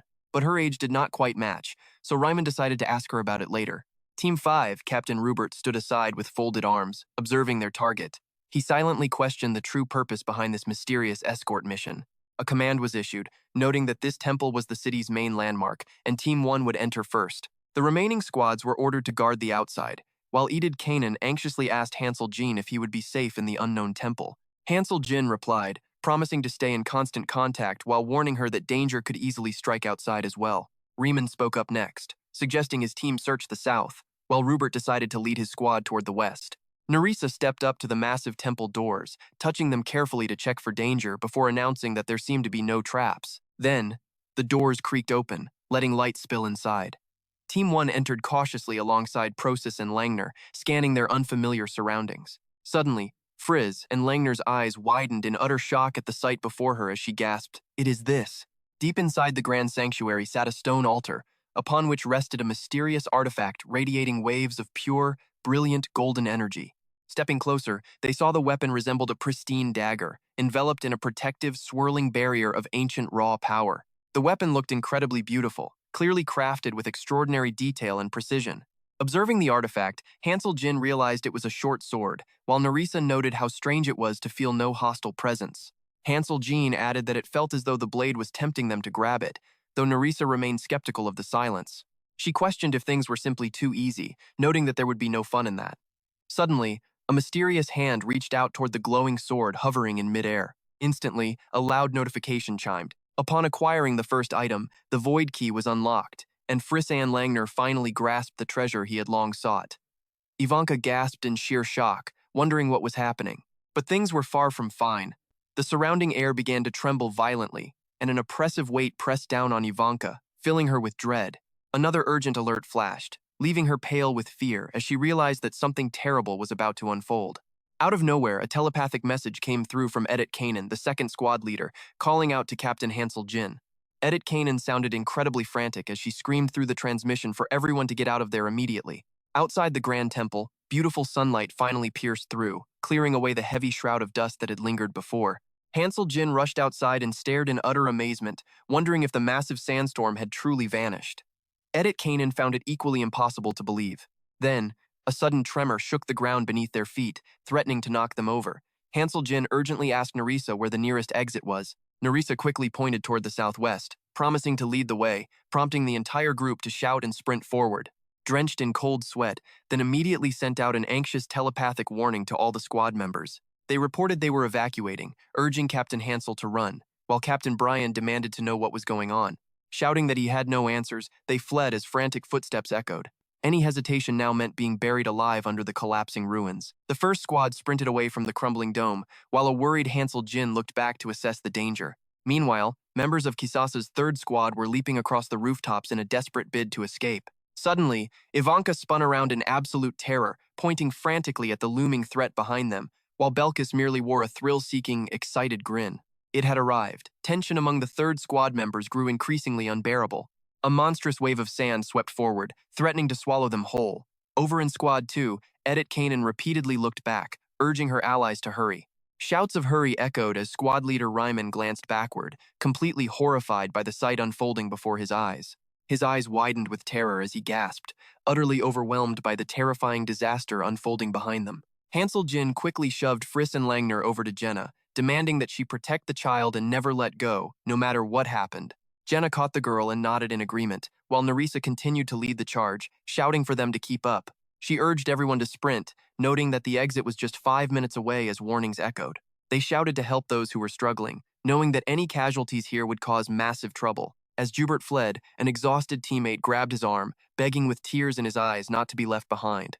But he coldly shoved the hand away, barking a harsh demand to let go, sending his teammate falling backward onto the hard ground. While Jubert abandoned him to save his own skin, the fallen man looked up in absolute terror, crying as the oncoming horror loomed over him. Within seconds, the helpless warrior was completely swallowed by the massive wall of sand. As the survivors kept running, a grim notification announced that a 3-star JDY had returned to the goddess. Her brave fighting spirit would be remembered for eternity. The massive waves of sand surged forward like a tide, threatening to swallow the entire city, as a sinister voice echoed, declaring everyone to be nothing more than tools for his survival. He vowed to survive and climb to the very peak, his glaring, malicious eyes reflecting his ruthless intent. As the relentless sand continued to pour into the city, 4th Squad leader Riemann sent out another frantic message. Riemann demanded to know how much further, and Captain Hansel Jin replied they would arrive in just 1 minute, leaping over obstacles while secretly feeling relieved by their luck. Luckily, there were no monsters lurking nearby. Another command echoed through the ranks, warning everyone not to stop even after they cleared the city gates. The massive waves of sand rolled forward like relentless beasts, but the ancient city walls finally held the threat back, allowing the 5 squads to gather and catch their breath. As they escaped, 4th Squad leader Riemann was asked what their next move would be, while Frisan Langner spoke up, feeling deeply responsible. Reassuring the guilt-ridden survivor, Hansel Jin told her not to worry, warning that pointing fingers would only exhaust everyone. Ivanka exhaled deeply to catch her breath, noting with relief that they had survived, despite how close the call had been. Noticing Hansel Jin staring off into the distance, Jenna curiously asked her captain what had caught his attention. Hansel Jin turned to her with a baffling question, asking how he appeared to her, leaving Jenna utterly startled and unsure of how to reply. But before she could answer, a violent tremor erupted from deep beneath the earth, throwing everyone into immediate panic. Hansel Jin wondered if such a massive earthquake was even possible, sighing at the exhausting day before raising his hand to send a final transmission. First Squad, Captain Hansel Jin calls out, "Everyone, prepare yourselves. Is Squad B and Captain Riemann still not ready yet? How amusing. They have only just begun." But Captain Newbert is left wondering what on earth is actually happening here. With that, he tightly grips his sword, calling out for everyone to draw their weapons and stand ready. Friesen Langner watches the scene, completely speechless. Suddenly, loud system notifications begin to blare. Warning, warning, warning. Yet, we see them standing firm, ready to face the terror that is about to unfold. And then, it finally happens. A massive wave of sand pours over the fortress wall, crashing down like a violent tide that destroys everything in its path. It sweeps away entire houses, making the buildings look incredibly small and fragile against such a terrifying power. The crowd watches this nightmare unfold in absolute shock. Suddenly, a set of giant monstrous teeth emerges from the shifting sand. Hansel Jean turns to Friesen Langner, asking if that beast was in her dreams. She responds in absolute trembling panic. No, no, I have never seen anything like this before, she cries out. Just then, a new quest notification flashes. A massive claw forged from the sand reaches outward, followed immediately by the appearance of a single glowing eye. The system update continues. Subjugate the target and defeat the enemy. Special objective: ensure the survival of non-player character Friesen Langner. Before long, a towering monster assembles itself, constructed from desert sand and the debris of the houses it just destroyed. Faced with this colossal beast, the warriors look incredibly small, like tiny ants beneath its massive feet. It bears a row of perfectly straight, frightening teeth, narrowing its tiny, cold eyes to gaze down at the humans. The terrified Friesen Langner stares up in absolute shock and horror. Meanwhile, Hansel Jin stands highly vigilant, prepared to engage in battle at any given moment. The Edit Kanan squad is not nearly as calm. Every single member stands completely paralyzed with shock before this foe. Standing further away, Kia breaks into a cold sweat, yet a curious smile plays on his lips as if amused. Rand's squad is equally shaken, gritting their teeth in sheer panic. As for Jay, who has always feared death, this nightmare terrifies him more than anyone else. The raw terror of death flashes in his eyes once again. He can only stammer out, "What on earth is that?" The monster slams its colossal feet down onto the earth, a single footprint easily matching the size of a whole house. Watching this, Rupert lets out a heavy breath. Then, like a man possessed, he bursts into a manic laugh. His gaze sharpens as he mutters that this is a real battle. But then he begins babbling wildly, caught in a trance of manic laughter and sheer dread. With a crazed expression, he screams at the heavens, asking why he was saved only to be targeted for death once more. Let us look back at the flames of his memory, where his dark past of slaughter, pillage, and destruction was born. He remembers sitting amidst piles of stolen gold, staring with greedy satisfaction while a massive fire devoured everything behind him. He vowed to do whatever it took to reach the absolute top of the world. Just a little more, just a few more sins. These grand, dark delusions consumed him completely, driving him to commit even worse atrocities with each passing day. A forest burns in his memory, a roaring inferno consuming everything in its path, accompanied by the desperate screams of his victims. The Rub Knights gallop away on their horses in sheer panic, shouting that some traitor has leaked their secrets, ordering everyone to pursue them immediately. Suddenly, a horse trips on a loose stone, sending both rider and beast plummeting down the steep cliff. Miraculously, he survived. Bandaged from head to toe, he woke up lying on a humble straw bed. Muffled voices whisper nearby. The boss is in terrible shape. If this goes on, our bandit gang will surely fall apart. What should we do now? Should they simply abandon him? In this useless state, he would only be a heavy burden to them. Before the traitor can even finish his sentence, a swift blade suddenly cuts off his hand. Rupert has finally awakened, having heard every single word. Sitting up with his sword, he roars at them, demanding to know if they think he is blind to their pathetic betrayal. His face was twisted with the raw rage of a wild beast. Snapping back to the present, he remembers that moment as his final memory. His shattered pelvis had completely healed the very instant he arrived in this strange new world. He was utterly shocked, muttering about how unexpected it was. He realizes that in this mysterious place, every wound and illness is miraculously cured. Though his old battle scars still remain, they no longer cause him any pain or trouble. He reminds himself that those living on the second floor hold detailed information. To climb up, he must learn as much as possible. This is a golden opportunity from heaven. Surely he is close to reaching 2 stars. He feels superior to everyone else, seeing this battle as a perfect ladder to climb higher.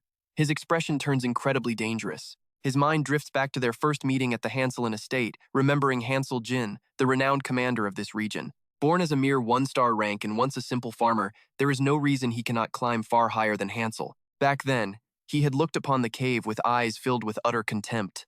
Back in the present, the massive foot of the ancient giant draws closer. With a single, devastating stomp, it sends debris blasting in all directions. Rupert stands utterly paralyzed, his face a pale mask of raw terror and dread. The system issues a stark warning.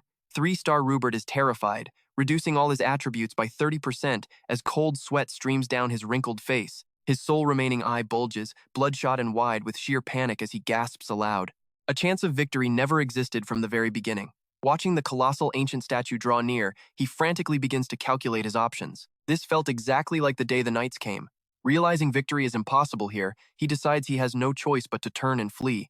The members of Team 4 scream out in absolute dread, shouting, "You expect us to fight that colossus? Are you completely insane? That is no ordinary monster. How can mere mortals hope to defeat a godlike titan? It is a suicide mission." System alerts chime continuously. 3-star Reculin is consumed by terror, causing all of his attributes to drop by 30%. Next is 3-star Vidine, followed by a relentless barrage of warnings. 3-star Anon is terrified. 3-star Lalini is frozen in absolute fear. 3-star Bin is terrified. Every single warrior of Team 4 and Team 5 has succumbed to the overwhelming panic. Their attributes plunge by 30%. Even Riemann turns in disbelief, shouting, "Are we really not going to run for our lives?" Rupert joins the frantic yelling. "Even with swords and shields, we stand absolutely no chance against a behemoth of that size. You are speaking utter nonsense." Before he can even finish his sentence, Belkis flashes a contemptuous, mocking smirk and interrupts him. "Quiet down, you coward." Rupert recoils in shock, stammering, "What?" Belkis simply stares back with cold indifference. "Aren't you actually worse than a coward? I suppose I simply despise vermin. Tell me, are you a mere crawling worm?" Exposed so ruthlessly, the older man grinds his teeth in a furious rage, hissing under his breath, "You absolute lunatic." Belkis gazes at him with sharp, gleaming eyes, flashing a deadly grin. "What is with that look? I might just slay you myself right here." With those words, he prepares to draw his blade and strike, but Hansel Jin swiftly steps in to block him, speaking with calm authority. "That is enough." Rupert continues to stammer, desperately gesturing around. "But what else can we do? How do we escape this place?" Hansel Jin answers firmly, "We are not running." Looking toward the beast, he asks, "Did you not see the system notification? We are locked inside until that monstrous titan is slain. Clear your minds and prepare yourselves for the battle of your lives." Raising his weapon, he adopts a perfect combat stance, his gaze completely devoid of fear. Rupert can only stare at him in sheer, unadulterated shock. With bloodshot eyes, a terrifying thought races through Rupert's mind. What is wrong with this man? Has he completely lost his mind? Above them, the colossal foot of the ancient entity slowly descends to crush them, its glowing eyes staring down with cold malice. Grim thoughts flood his mind, bringing back a suffocating sense of despair he believed he had long since left behind. Does this kid truly intend to stand and fight? Screaming like a cornered beast, Rupert bellows, "You expect us to slay that massive god? Do you think that is even possible? It is pure madness." Without warning, Hansel Jin swings his sword in a swift arc, severing Rupert's pointing hand. Crimson blood sprays through the air as the young leader calmly holds his stained blade, leaving the older man screaming in agony. Belkis looks on, thoroughly annoyed, and grumbles, "Why did you stop me only to slice his hand off yourself?" Hansel Jin answers calmly, "We cannot let him die." Instantly, a system window appears, stating that 3-star Rupert is suffering from severe bleeding. His health points will now steadily deplete. Suddenly, a stern voice calls out, causing Rikansner of Squad 5 to jump in absolute alarm. "Rikansner, you are in charge of Squad 5 from this moment on," Hansel Jin commands, as the system interface flashes once again. Expedition Leader 3-star Hansel Jin requests a change in leadership, transferring command of Squad 5 from 3-star Rupert to 3-star Rikansner. "Do you accept this proposal? Yes or no?" Hansel Jin looks at him, coldly commanding him to choose to fight or to die. Terrified, Riken breaks out into a cold sweat. As the young man stammers, Hansel Jin turns to him, cutting him off with absolute authority. "Slay any adversary that stands in your path. It matters not what kind of monster it is. Move if you wish to survive." Clutching her head in sheer frustration, Ivanka groans, "I knew this mission would turn into an absolute nightmare." Yet Jenna remains resolute. She clenches her fist with unwavering determination, declaring, "We can do this. We always survive, and we will again." As for Belkis, he remains completely unfazed, his face wearing that familiar, arrogant smirk despite the looming shadow of death. He openly welcomes the challenge. Nearby, Nerissa gently closes her eyes, embracing a brief moment of peace, seemingly indifferent to her own survival. Witnessing the unyielding resolve of his comrades, Rikon stands utterly frozen in awe. A sudden fire ignites within him. Stealing his resolve, he raises his blade high toward the colossal threat and lets out a roaring battle cry. "We can fight too!" His sudden bravery stunning the entire squad. Nearby, Friss Ann Langner watches Hansel Jin closely, asking with deep concern, "Are you truly certain about this?" He calmly replies that they will know soon enough, as Riken summons up all his courage to ask another burning question. But how on earth do we kill that thing? Jenna asks, somehow keeping her optimistic spirit alive. I was taught to observe carefully in moments like this, because only then can we find our answer. That is what I learned back at Ninheimer. Hansel Jin says, his back still turned to the group as he agrees. Exactly. The very first step in facing any giant boss is to carefully analyze its pattern of attacks. Standing over 300 meters tall, its weight is impossible to estimate. Made entirely of solid stone, the team looks like mere ants compared to this absolute colossus. While Hansel Jin calculates their options, a panicked Riemann desperately demands to know what their next move should be. Tell us something. Keeping his eyes locked on the behemoth, Hansel Jin calmly replies they must hold the line and gather intel. He presses on, asking if they should keep their distance, but Hansel Jin simply counters, asking if that is even possible. Hearing this, Riemann buries his face in his hands in absolute despair. But what happens next, you ask? Suddenly, eerie shapes begin to materialize from the thick fog behind them. Friesen Langner whips her head around, her jaw dropping in sheer terror at what she sees. Emerging from the mist are countless armed shadows, marching forward like a relentless wave of death. As they draw closer, they reveal themselves to be savage lizard monsters, shrieking with absolute madness as they charge. A grim system alert flashes before them. Wave 1 consists of 22 level 23 lambs, 4 level 25 lizardmen knights, and 2 level 26 lamb witches. Hansel Jin observes the horde calmly, warning that they will arrive shortly, while Edit Kanan suddenly screams out, Hansel, they are coming from the west too. This new threat from the west is even worse, as these beasts are led by rider controllers, moving like a highly disciplined elite army. The system screen flashes once more, announcing Wave 2 of the monster horde. 53 level 23 lizardmen, 10 level 25 lizardmen knights, and 2 level 26 lizardmen witches join the fray. Their grand entrance unleashes a massive shockwave, sending rocks and debris flying high into the air. The sheer pressure is so intense that the warriors struggle to even stand. Yet Kisasa and her squad are absolutely thrilled, charging ahead to claim the first taste of battle as an appetizer. Haha, we will handle this side, leave it to us. Meanwhile, Hansel Jin takes charge, rallying his forces with a serious look. He commands them to stop worrying about Team 3 entirely. Team 2, hold the front. Teams 4 and 5, cover the rear. We must protect our objective while finding a way to bring down that giant. The rest of you, slay the beasts and keep them at bay. One of the fighters anxiously calls out, asking about the giant. Hansel Jin reassures them, noting that only one person is destined to land the final blow. As the key holder, she will not be targeted, provided she stays close to us. Having finished his orders, he shouts a powerful rallying cry to the formation. Instantly, the fighters scatter to execute the plan. Meanwhile, the colossal boss looms silently over them, its two giant eyes glowing with an eerie light. Suddenly, Ryman spins around and cries out, warning everyone that more enemies are now closing in from the east. Yet another army of beasts emerges, sending his anxiety skyrocketing. Right on cue, another grim system notification rings out. Wave 3 has arrived. 22 level 23 Lyzums, 3 level 25 Lizardman Knights, and a level 26 Lizardman Witch. Hansel Jin grits his teeth in frustration, wondering if this brutal floor is designed to wipe them all out. Surrounded by monster hordes on 3 sides and blocked by a towering boss on the 4th, they are truly trapped in a corner. Suddenly, Jenna screams his name. The massive stone colossus raises one of its enormous feet, preparing to crush everyone into dust. The massive foot crashes down with earth-shattering force, leaving a massive crater as a colossal spiral of dust explodes upward.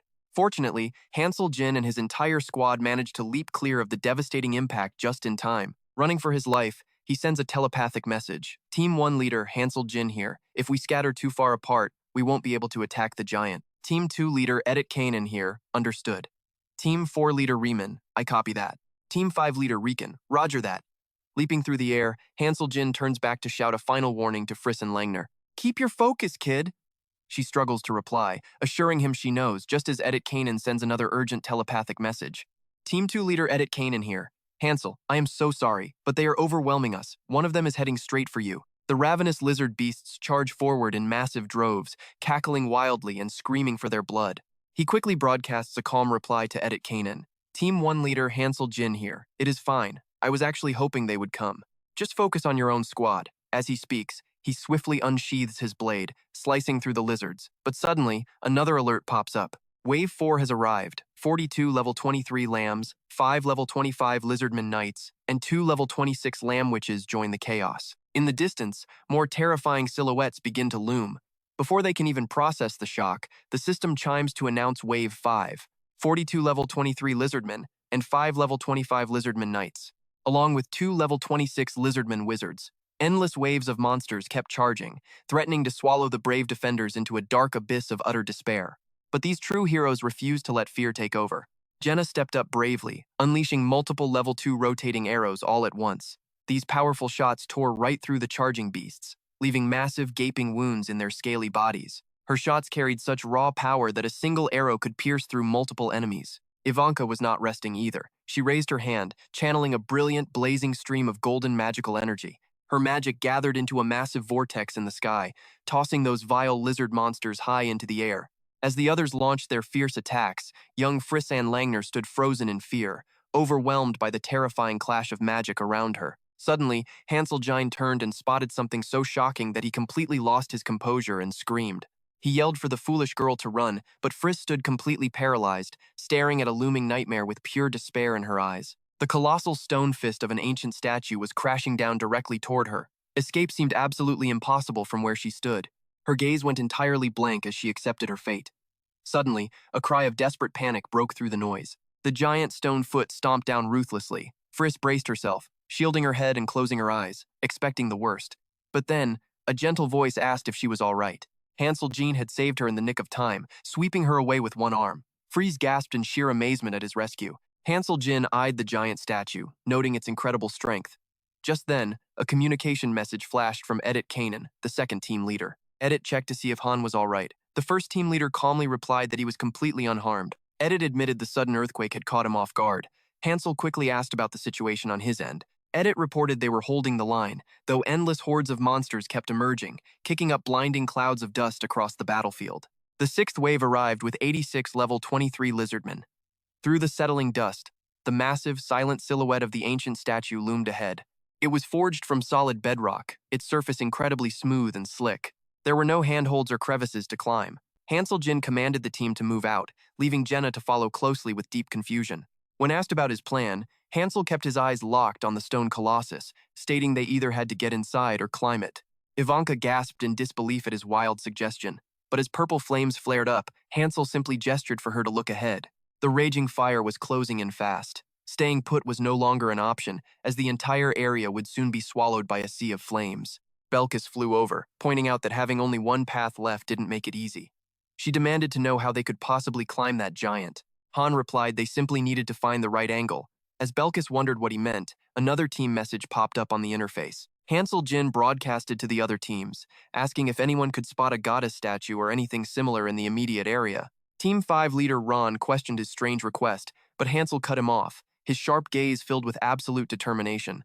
Hansel told them to stay focused on what was ahead, while team leader Edit confirmed he could see absolutely nothing of the sort. But then, Kizasa from Team 3 chimed in, asking if he meant a strange female stone carving. Hansel instantly focused, knowing he had found exactly what he needed. It turned out to be two entwined goddess statues sinking into the dunes. Kisasa confirmed they were indeed buried in the sand very close by. Hansel shouted to the survivors behind him, commanding them to hurry and head straight toward the western desert. He then urged Friss to get the key ready. Though exhausted and completely confused by the sudden command, she immediately complied without hesitation. Clenching the key in her hand, she realized it felt completely inert, meaning they still could not activate its power just yet. The communication channels lit up once more as Hansel reached back out to Kisasa, who answered him immediately. She playfully complained about her battle being interrupted, but Hansel calmly instructed her to place her hand directly onto the stone statue. Kisasa agreed to try, while Hansel and his entire group continued their desperate sprint across the scorching sands. She reported back that nothing was happening. Hansel quickly understood and ordered her to evacuate her entire squad from that location immediately. He assured her they were on their way, but Jenny looked back in sheer terror, screaming that the giant monster was right on their heels. The deadly ninth wave had hit, unleashing 57 level 23 lizardmen, 13 level 25 lizardmen riders, and 6 level 26 lizardmen wizards. The beast chased them relentlessly as second team leader Edit Kanan chimed in. Edit warned that the swarm was growing larger. Hansel ordered them to fall back to his position, while Riemann barked orders for Team 4 to retreat. Back with Team 1, a sweating Riken desperately announced that the other squads were already moving and they needed to escape now. Riken suddenly froze. He screamed out at the top of his lungs, telling Jubir to turn back. Jaybird stood there, holding his own severed, bleeding arm. Gritting his teeth with veins popping in his eyes, he snarled, telling the kid to shut up and stop ordering him around. He realized with horror that he could not even track his opponent's blade. They were at the exact same level, yet the gap between them was immense. It made no sense. Jaybird swallowed his frustration, recalling the vital lesson. When stepping onto the next floor, never let panic take over, or all control is lost. He grit his teeth, never expecting that old advice to echo in his mind now. A staff-wielding ally rushed up behind him, begging Jaybird to take him along on the escape. Jaybird kept his eyes locked ahead. Survival meant his severed arm could regenerate. Meanwhile, a scythe-wielding beast watched two figures through the raging flames. Anon shrieked in agony. The three-star warrior was bleeding out rapidly, his life force slowly slipping away. Edit Kanan rushed over, pressing a healing potion into Annan's hand, urging him to stay awake and drink. Nearby, Roderick kept watch. Only 2 members of Team 5 remained, facing certain death. Edit Kanan looked up in utter shock while holding his wounded comrade. Were they dead? No. 2 had managed to escape. Edit Kanan stood up, his gaze fixing on a distant figure. He recognized those cold eyes. They looked exactly like his former comrades. Roderick then delivered a vital instruction. Roderick ordered Lilini to hold the line and merge with Team 1 while he rescued Team 5. Nearby, Mizu desperately tried to keep a bleeding Riken conscious. Though completely exhausted, Riken struggled forward, insisting they reach Team 1. Suddenly, his eyes widened in horror. High above a horde of beasts, Chizon's body hung impaled by a massive blade. Chazon, their brave 3-star warrior, had returned to the goddess's side. His heroic legacy would live on forever. Hanseljine soared through the air, fully aware they had pushed past their limits. The encroaching flames were rapidly shrinking their battlefield, while endless waves of lizardmen kept pouring in from all sides. Grouping up in this madness was completely useless. Staring at the massive inferno ahead, Hanseljin ordered his allies to aid the other teams while they followed him. Briosus anxiously asked if he would be okay. Hansel smiled confidently, ignoring Precis's frantic questions about his next move. Dealing with giant monsters was his specialty. High atop the palace lay the goddess statue, the exact location of the key. Yet, when the colossal beast arrived, it wiped out the statue along with the entire city. Meanwhile, Kisasa kept hacking through the horde. The second goddess statue stood tall in the very zone where Kisasa fought. Its placement there was surely no coincidence. The 13th wave of monsters commenced, unleashing 93 level 23 lizardmen, 25 level 25 lizard cavalry, and 3 level 26 lizard mages into the fray. The lizard beasts were growing far more aggressive with each passing wave. Kisasa leaped high into the air, stomping down with fierce, deadly intent. Her devastating impact shattered the ground, sending the surrounding monsters flying into the air. The beasts rallied, launching a fierce counterattack against Kisasa's squad. But her battle-hardened comrades charged forward, swiftly cutting down the monsters. A system alert flashed. Team 1 Captain Hanseljin was approaching, bringing the colossal statue right to them. He ordered Team 3 to retreat immediately and told Kisasa to hold back, carrying Fryce effortlessly with one arm. Behind them, the ancient giant threw massive, ground-shaking punches. As the fists crashed down, Kisasa yelled to her team that playtime was officially over. Her loyal squad immediately retreated behind her. Meanwhile, Hansel teased Fryce about her lack of speed, earning an indignant gasp from the girl. Hansel nimbly dodged every earth-shattering punch from the giant while holding Fryce tightly. Gigantic stone fists repeatedly slammed down, relentlessly targeting the duo. Earth shattered and thick plumes of dust erupted with every violent strike. Hansel watched grimly while Fryce stood frozen in awe as a brilliant beam of light suddenly enveloped the 2 giant goddess statues. The blinding light intensified, triggering an ancient magical effect that bound the rampaging stone giant in place. Beams of sacred light wrapped tightly around the colossus, completely sealing its immense destructive power. Thick smoke billowed from the immobilized titan. Below, the surviving warriors stood amidst the ruined, corpse-strewn battlefield, staring up in disbelief. Rima watched in absolute awe as the colossal giant finally froze. Hansel stepped forward, commanding everyone's attention. Standing atop the frozen monument, the Team 1 captain made a bold declaration, ordering them to scale the structure. He asked who would lead the charge. In response, Yonka summoned roaring hellfire, ready for battle. Soldiers scaled the stone giant, unleashing devastating spells on the beasts below. Hansel quickly grabbed Edit Kanan, hauling him up to safety. Kanan expressed his gratitude. When asked about Roderick, he explained the veteran had gone back to rescue the remnants of Team 5. Propping himself up on his sword, the saved fighter stammered out his thanks. Roderick assured him they would secure the perimeter before retreating. Roderick swung his staff again, effortlessly shattering more beasts. The young warrior, Seo, watched in absolute amazement. As night fell, Roderick calmly dispatched the remaining foes, musing that this brutal battlefield felt more like a grand adventure with valuable experience. He admitted his true dream was to become a mercenary and wander the entire continent. With a weary smile, the young warrior admitted it felt like a dream. though he knew he was still far from being a true mercenary. He lamented that he had never once bested the veteran in combat. Roderick closed his eyes, softly assuring him that he was already a fine warrior. Shocked by the sudden turn, he stared at the ground in quiet anguish. Standing back up, grunted, "I will have to trouble you once more." As a figure approached, Diane appeared, muttering that he would need support to grow much stronger before his final return. He swore it would happen. Mocking Roderick as childish, Dar fell backward in sheer terror. Blood coughed from mouth as beasts seized him. In moments, he was brutally torn apart, leaving a gruesome scene. Gripping his scythe, Roderick unleashed fury upon the beasts. High atop the statue, gasped for breath before collapsing to his knees. Kanan stared at Roderick and his companion as they returned covered in blood. They made it back alive, that was all that mattered. He was still breathing, but survival on his own was unlikely. Led by Captain Hansel Jin, all 22 warriors ascended the tower. Hansel Jin rallied the troops as a brilliant beam of energy struck the earth. Lakari and his squad soared into action. Nahan smirked, saying he was waiting only for him. The moment Lakari touched the monument, the system warned that the defensive protocols had activated. The giant stone statue shifted and opened up, unleashing a horde of monsters. As the beasts swarmed, a massive arrow launched from the monument, impaling the invaders. In the distance, the squad quickly dove to safety. The powerful arrow shattered upon impact as the relentless monster horde kept pressing forward. Kanan dual-wielded daggers, cutting down the beasts. Roderick and Gina pierced foes with their spears, while Binnick and Annan fought in perfect, powerful harmony. Amidst the chaos, Kanan ordered Squad 2 to lead the charge. Rand swung his heavy sword downward, wiping out beasts while shouting for Squad 4 to follow them closely. "Follow me!" Hansel Jin silently observed his allies, knowing their fighting spirit had finally returned. All that remained was to clear this floor step by step. But then, dark mages summoned, twisted, mutated horrors. The lizardman horde fell into a mindless frenzy. Even the 3-star commander, Hansel Jin, let loose his inner fury. A single sweep of Hansel Jin's blade decapitated several monsters. The remaining beasts froze in terror, watching their pack die instantly. Hansel Jin roared that the construct was hollow, promising to tear it apart from the inside. Kisasa grinned wildly. "I am going in first."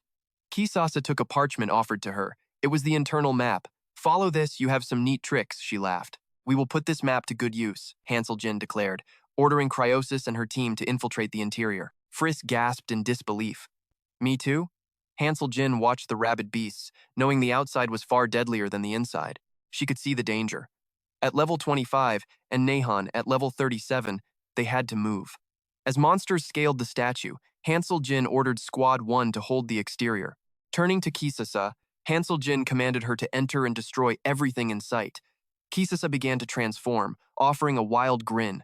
"Understood. This is getting exciting." A brilliant aura enveloped her as her unique beast form skill activated. The 3-star beast awakened. Shifting into her powerful form, she grabbed Friss's collar with her jaws and soared off with the crew. Kanan urged Hansel Jin to be careful. "Do not worry," he replied. Ivanka grumbled, wondering why their squad always got the toughest jobs. Hansel Jin smirked, asking if she disliked the challenge. She shrugged, simply observing the fact. "So, what is the plan now?" Hansel Jin explained they would climb the mechanical arm and dismantle any suspicious machinery. "Sounds simple enough," someone muttered. Looking down, Kanan confirmed that everyone, including Squad 5, had successfully entered the giant statue. Sensing danger, Kanan reacted just as a flash of light erupted. "Let's look closer," that was Hansel Jin's spirit sword slicing through the beasts. Ivanka extended her hand, unleashing a massive wave of fire that scorched the shattered earth. The monsters refused to back down, unleashing fierce counterattacks. As energy clashed in a chaotic frenzy, the colossal stone statue began to awaken. Hansel Jin smiled in satisfaction. The massive statue stood tall, surrounded by a sea of raging flames at its feet.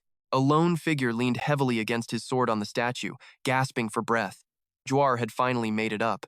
Looking ahead, Jwar cursed his luck. There was nowhere left to run. Escape was entirely out of the question. Those wretched lizard men were everywhere, and the encroaching fire was closing in fast. Jwar stared at the towering colossus, wondering how anyone could possibly reach such heights, yet those warriors had already scaled it. Did they truly believe they could pull off the impossible? While he was busy fleeing, they had already reached the top. "You and I know things are only getting wilder as machinery began launching crystals." "Well, look at all this bizarre machinery," one muttered. "All we have to do is smash everything to pieces, right?" Captain Hansel Jin nodded, telling them to press on. Suddenly, the system blared the statue's defenses had reached level 2. As arrows manifested around the statue, Ivanka unleashed her power. "I am ready," she yelled. conjuring a fiery vortex that engulfed the area. Level 27 and level 41 lizardmen charged. Ivanka countered with a devastating blast, her purple energy obliterating the oncoming monster horde. A massive foot shook the ground as a level 23 giant orc appeared, roaring ferociously and charging straight ahead. "We have disabled the second machine," Captain Kisasa reported, while Hansel Jin received the message mid-battle against the fearsome beast. A severed head rolls away, pierced by 3 sharp arrows. Let's watch as Hansel Jin listens to the notification. Team 3 Captain Kisasa found the third machine. Hansel Jin frowns, muttering, "What on earth is going on here?" "The machine has reached the surface, Captain." Behind Hansel Jin, a massive device emerges, holding a giant glowing blue crystal. Hansel Jin stares at it. So that is the target Kisasa has been trying to hunt down and destroy. "It is right here with me." Hansel Jin orders Nerissa and Belkis to strike, demanding they smash the device immediately. Hordes of beasts block their path, but Nerissa and Belkis fight through. With glowing red eyes, Belkis shatters the machine.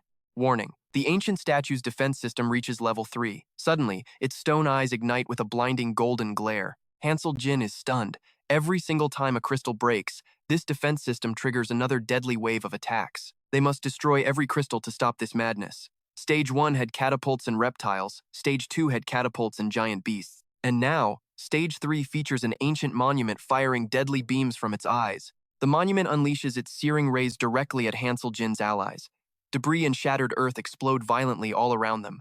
A scorching beam tears across the ground, leaving a blackened scar. The statue's hollow eyes smolder with smoke. The scorched line splits the group onto separate sides. Yonka finds it thrilling, but Hansel Jin warns they are too far away. "Jenna, cover us!" Beasts howl as Ryman drives his blade deep into a foe, fearing this nightmare will never end. Lost in the chaos, they fight blind. Hansel Jin commands everyone to leave the engine destruction entirely to Kisasa's squad. Their only job is to buy time by holding off the monsters. Riemann glances back, screaming in sudden shock. Disaster strikes. Vidin, a brave 3-star warrior, has fallen and returned to the arms of the goddess. His valiant spirit will never be forgotten. Meanwhile, 3-star Rosa lies in critical condition, fighting for her life. Team 2 Captain Edit Kanan checks in, asking if Hansel Jin's squad is also taking heavy fire from the eye lasers. Edit Kanan is baffled. Beams of light? What kind of insane weapon are they dealing with out there? From heavy catapults to rapid fire traps, the hazards are relentless. We can see the inner chambers are just as deadly. Hansel Jin understands. If they can somehow disable the beam weapon from the outside, they might survive this trap. Raising his spear, he aims at the monument. Destroying the statue should shut down the trap inside. The spear flies with immense force, shattering the statue's eye. Edit Kanan can only watch in absolute awe. The laser ceases fire. Hansel Jin confirms the threat is neutralized and orders everyone to keep moving forward. Kisasa destroys the fourth machine. Amidst the crumbling ruins, 2 embraced goddess statues begin to radiate a brilliant golden warmth. Golden rings encircle the twin statues as the magic fades. Their primary objective has finally been accomplished. But the colossal stone guardian breaks free from the spell, lifting its massive foot again. Jenna warns they are running out of time as the ground shakes. Priosis immediately bolts forward to lead. Hansel Jin promises to follow closely, while Priosis urges the squad to keep climbing without any delay. As they thin out the beasts, Yonka spots Hansel Jin lingering and screams for him to catch up. The monsters attack with reckless desperation, completely unafraid of death. Behind them, the colossal statue stands tall and begins to move.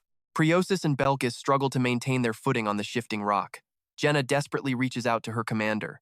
Hansel Jin sprints across the crumbling ledge. Jenna smiles, extending her hand to pull her captain to safety. Fingers brush, but Hansel Jin loses his grip and slips. Both freeze in utter, terrifying shock. Hansel Jin plummets.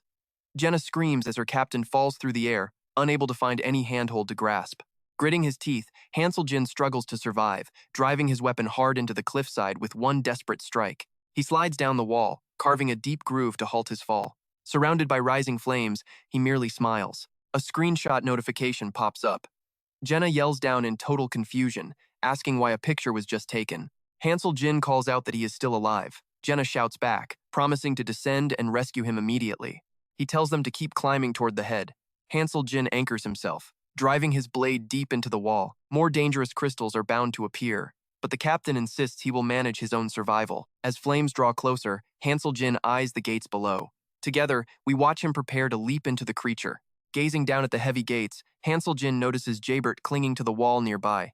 Covered in sweat and blood, Jaybert stares at the captain, who hangs beside him using his sword as a makeshift anchor. JB desperately clings to Hansel Jean, crying out that he will survive and climb up, his eyes burning with fierce determination. If only I could jump inside its body, it would be unbelievable, Hansel Jin thinks, casting a cold, silent gaze at the man clinging to him. The three-star fury state of Hansel Jin suddenly deactivates, his long white hair fading back to its natural dark black color. In absolute shock, Jay loses his grip on Hansel Jin's hair. He slips, plunging downward as his entire body falls into the roaring flames below. He completely vanishes from sight.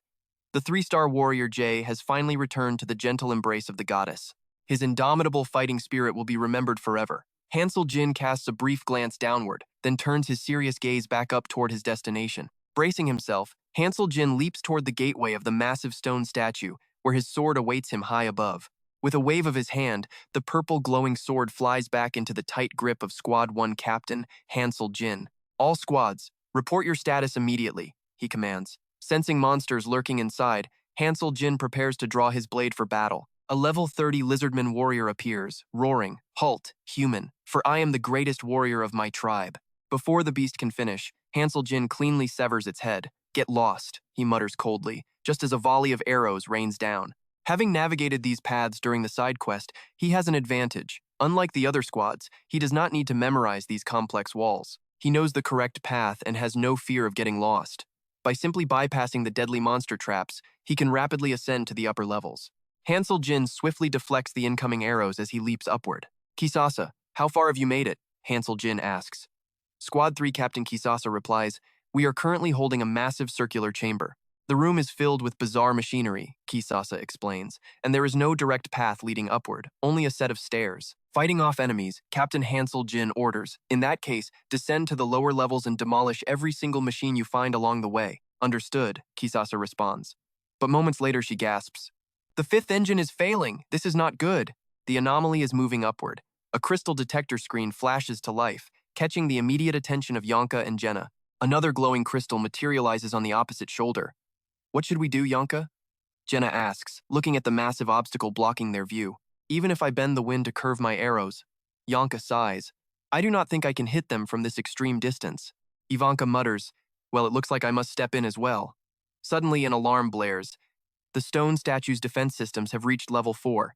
Massive gears grind to life, unleashing a formidable new adversary, a level 35 magic golem. Iron arrows emerge from the golem's hands as it levitates, charging directly toward Ivanka and Jenna. The giant statue's head begins to turn. The ancient stone monument unleashes a devastating beam of energy from its mouth. Channeling her powers, Ivanka declares, "This time, I will neutralize its magic." Dangerous crackles of lightning head straight for Ivanka, but Hansel Jin arrives just in time, brutally slaying the golem and pinning it to the ground. Gathering a surge of purple energy, Hansel Jin extends his palm, driving his sword straight into the core of the fallen golem. As a bright blue glow gathers in the statue's maw, Hansel Jin commands silently, "Show me your true power." His weapon awakens, enveloping the frost sword in an extraordinary mystical aura. Crimson lightning crackles around his blade as the colossal statue unleashes a blinding beam of energy. Hansel Jin charges headfirst, slicing through the torrent, the sheer pressure carving deep lines into the earth beneath his feet. Planting his feet firmly into the ground, Hansel Jin struggles desperately to withstand the immense impact. Inch by inch, Hansel Jin advances. The devastating aura of his sword shatters the statue's beam, deflecting the energy straight up into the sky. Following a deafening explosion, Belkis grins, saying, "You took your sweet time, we have been waiting for you." Yonka snaps back in frustration. "Stop joking. I thought we were dead." With a wry smile, Han replies, "I am the one who actually almost died. Why are you complaining?"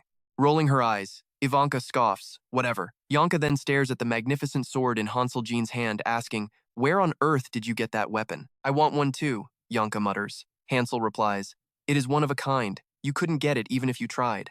Nearby, Ivanka unleashes a stream of fire. The flames explode, shattering the target crystal. Ivanka sighs, "You are far too reckless. 100 lives wouldn't be enough to keep you safe at this rate." Sheathing his blade, Hansel Jin warns, "Save the small talk for later. We need to run now." Staring at the massive, open mouth of the statue, Yonka asks, "You expect us to jump into that hole?" "Exactly." Hansel nods as a giant hand reaches out. As the massive stone hands close in on them, the squad sprints inside. Behind them, heavy gears grind to shut the entrance. Another threat blocks their path, a level 33 magic golem firing a barrage of arrows. Jenna nimbly strikes its vulnerable side, a playful smirk on her face. "So that is how you deal with them," Jenna teases.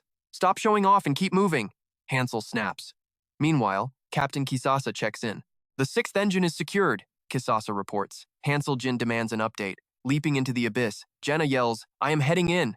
"The enemy is pushing back fiercely," Kisasa reports. "But we will not back down. We are going to eliminate every last one of them." "Is the escort target still secure?" Hansel Jin asks. Puzzled by the sudden question, Captain Kisasa wonders why he would ask something so strange. Of course she was safe. But Team 1 leader, Hansel Jin, was warned that their path would soon lead to a dead end, and they needed to escape. The guide assured Hansel Jin that a safe escape route had already been marked clearly on their map. Peering down a red hatch, Hansel Jin leapt first to investigate with his team. Jenna looked around suspiciously, noting how strange the area felt. As Jenna touched the ground, a dire warning flashed. The stone wall's defense system had reached its limit. Jenna panicked, wondering what she had done. "Did I trigger something by mistake?" she worried. Hansel Jin gently reassured her that it was not her fault. Suddenly, 3 massive magical golems materialized before them, their power levels ranging from level 33 to level 35. A booming voice welcomed the foolish intruders to the trial room, demanding they witness the masterpiece he spent his entire life completing. They were ordered to become test subjects. As the golems launched their attack, their massive stone limbs detached and began merging together. With her eye glowing, Jenna desperately asked for the monster's weakness. Drawing his sword, Hansel Jin admitted he had no idea. The creator boasted that his creation had absolutely no weaknesses, ordering them to kneel as a massive level 46 magic golem loomed over them. At level 46, this beast felt even more dangerous than the hybrid dragon they fought before. Meanwhile, the heavy iron door began to shut. Leaping forward, Hansel Jin gripped his weapon. He spun his scabbard, creating a fierce, nearly invisible vortex of wind before throwing it directly into the closing doorway. Fortunately, the scabbard wedged perfectly between the heavy doors, halting them and keeping their only exit open. The giant golem grew furious at the sight. It roared in frustration, demanding to know what foolish trick they were trying. Mocking the handsome warrior, the beast prepared to strike.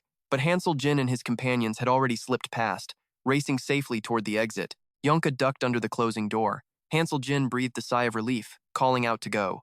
Once safely on the other side, Jenna cheered happily, calling it a wonderful show. Meanwhile, the massive golem stood frozen in place, utterly confused by what had just occurred. Realizing they had escaped, the beast let out a thunderous roar. Furious, it demanded they stop as they stepped beyond the iron gate. Safely on the other side, Hansel Jin called back with a confident smile, telling the monster to wait because they would surely meet again. Suddenly, a battle shop notification appeared on the screen. The viewer chose to purchase a glowing cheer stick for 50 precious gems. Confirming the purchase with a quick tap, the screen instructed them to swipe and cheer for their brave hero. Out of nowhere, several glowing sticks materialized in the air, waving back and forth. Yonka looked up in confusion, asking what those strange lights were. Hansel Jin could only sigh and tell him to ignore it. Meanwhile, an annoyed viewer commented about the master sitting idly by instead of helping. Calling it a waste of money, they suddenly heard light-hearted laughter echo. Suddenly, urgent danger warnings began flashing across the screen. The ancient statue had been severely damaged, sending massive waves of power and sharp ice shards flying everywhere. A telepathic message arrived from the leader of Team 3, Kisasa, warning that they had hit a dead end and could not go any further. Hansel Jin immediately gave clear directions, telling them to go straight up the stairs and then turn right. He explained that once they reached the 3-way intersection, they would easily find the way out. He instructed them to wait right there. Amusingly, those glowing cheer sticks were still hovering right above his head, creating a hilarious and ridiculous sight that had the audience laughing out loud. "Keep going," they cheered, before returning to the serious action. When asked what her next move was, Team 3 leader Kisasa explained they would escape after destroying the giant statue's head. Taking on the hardest job was no easy feat. Meanwhile, Jenna cried out in a panic as they ran, fearing that something was chasing them. Running close behind, Nerissa suggested that the door had already broken. Suddenly, a loud crash echoed as a familiar giant figure burst through, completely shattering everything in the surrounding area. The towering golem confronted them, warning them not to underestimate his master's work, as a dark, threatening aura erupted from its body. Even the usually calm Belkis gritted his teeth in worry as a massive volley of sharp arrows rained down toward him. Drawing his sword with a confident trademark smile, he promised to handle the threat.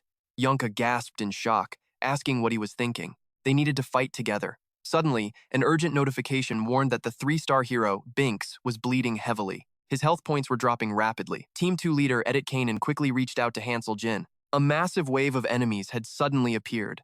Hansel Jin urgently asked how many they were facing. Edit Kanan reported over 100 foes while desperately running for the exit. Hansel Jin urged him to hold on, insisting they must not let Frias die under any circumstances. Edit Kanan promised he would do everything in his power. While Belkis focused on his healing magic, Nerissa urged the others to push forward, assuring them that 3 people were enough to hold the line. With 2 clearing the path and her casting magic, Jenna hesitated, but Hansel Jin asked if she doubted their trusted companions, gently reminding her to run if things became too dangerous. Han and Jenna dashed in one direction, leaving a final warning for the other 3. "Do not die," Yonka casually replied. Easier said than done. The other 3 headed in the opposite direction, directly facing the massive golem. As they ran, Jenna worried if they would make it. Hansel Jin reassured her. Trust them, their training was not in vain. He knew they had to hurry. On the other side, Belkis and his team unleashed a barrage of powerful attacks against the massive golem. Elsewhere, a brutal sword strike split a lizardman's skull, sending crimson blood spraying across the cold battlefield. Riemann urged, "Rosa, we must stick together." But Rosa was completely drained, barely able to stand without her companion's support. She weakly muttered, "My head hurts. Stop shouting." Riemann forced himself to calm down, trying to comfort the fading warrior. "The mission is almost over. I thought it was impossible, but we actually did it. We survived. Just hold on a little longer." Covered in deep wounds, Rosa offered a self-deprecating smile, whispering, "Survive? Really? Even if we do, will this living hell ever end?" Utter despair filled her eyes as her hope completely shattered. With those final words, she collapsed onto his shoulder. Then, a grim system alert echoed. 3-star Belkis is now bleeding heavily. His health points will steadily deplete over time. 3-star Rosa has returned to the embrace of the goddess. Her fighting spirit shall be remembered forever. Meanwhile, Hansel, Jin, and Jenna fought desperately to clear their own path. Hearing the tragic announcement, a sharp pain pierced Hansel's heart. This hurt so much. This game was so brutal that only a handful of players ever survived this difficulty. It was designed to make you believe the developers never wanted anyone to actually win. His own account faced the same fate. Noticing his deep, troubled look, Jenna called out to Hansel Jin. Hansel Jin replied, "Do not worry, we will finish this no matter what." Suddenly, a massive iron gate blocked their path. It looked completely indestructible, but in an instant, an overwhelming force bent the metal and blew it completely apart. A mocking laugh echoed through the dust. "Foolish humans!" Inside the dark room, a swivel chair slowly turned. Hansel Jin glared inside with cold, sharp eyes. The mysterious figure in the chair began to turn around to face them. As Hansel Jin and Jenna stepped forward, the creature sneered, "So, you actually made it this far. Do you have any idea what that girl you are protecting is doing?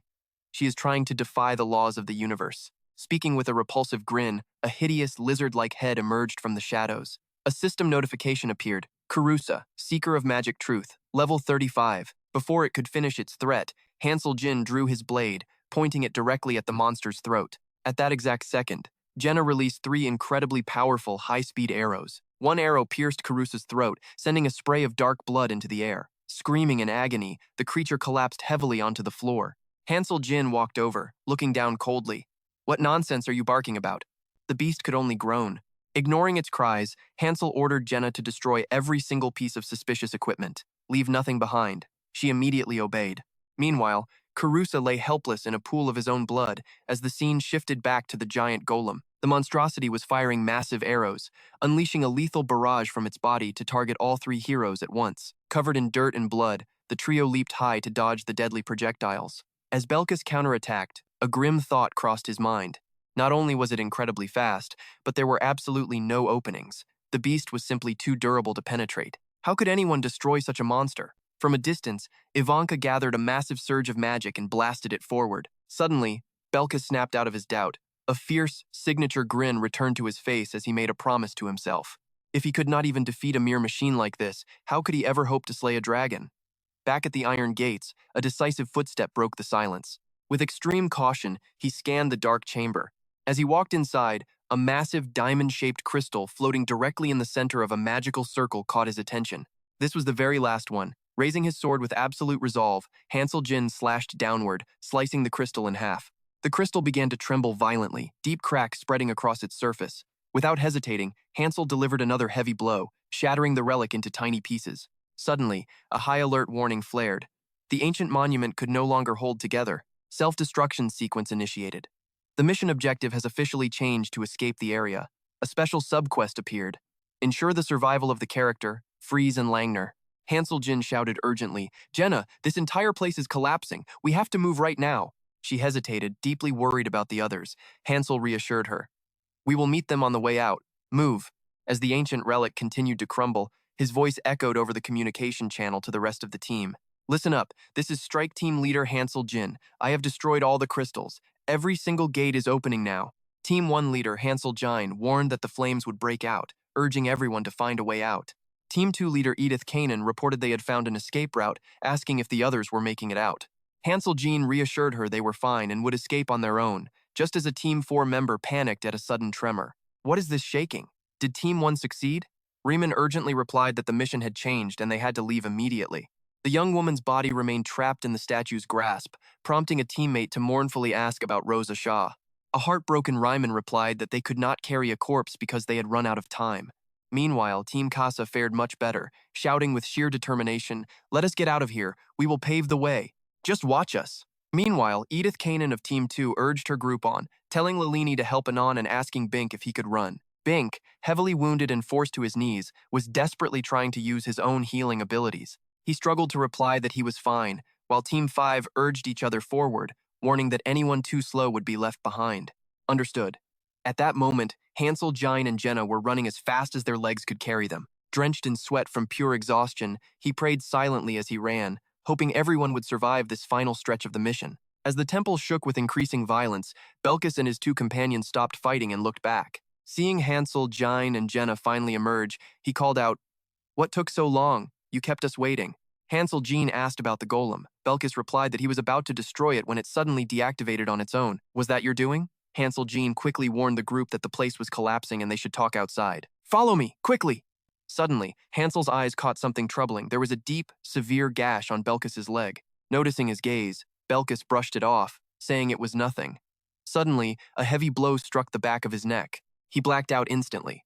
Nerissa caught him, muttering that the stubborn man was truly impossible to deal with. "I will carry him," she said, though her own arm bore a severe cut, while nearby electrical devices sparked violently. Hansel Jin ran with growing anxiety. The path was worsening, and without his memory of the map, they would surely be buried alive. Finally, the blinding light of the exit appeared just ahead. Standing atop the giant statue, the five of them looked down as someone cried out in panic, "How do we get down from this height?" Jenna looked down and suggested using her telekinesis, but Ivanka snapped back that magic could not solve every single problem. Hansel Jin intervened, telling Nerissa to prepare the rope, and a sturdy cord was instantly tossed over the edge. Someone gasped in disbelief. "You expect us to climb down using this?" Hansel Jin quickly responded to calm them. "You have done this before, though I know it is terribly high," he admitted, adding, "The rope is too short, so we must climb. No time, hurry."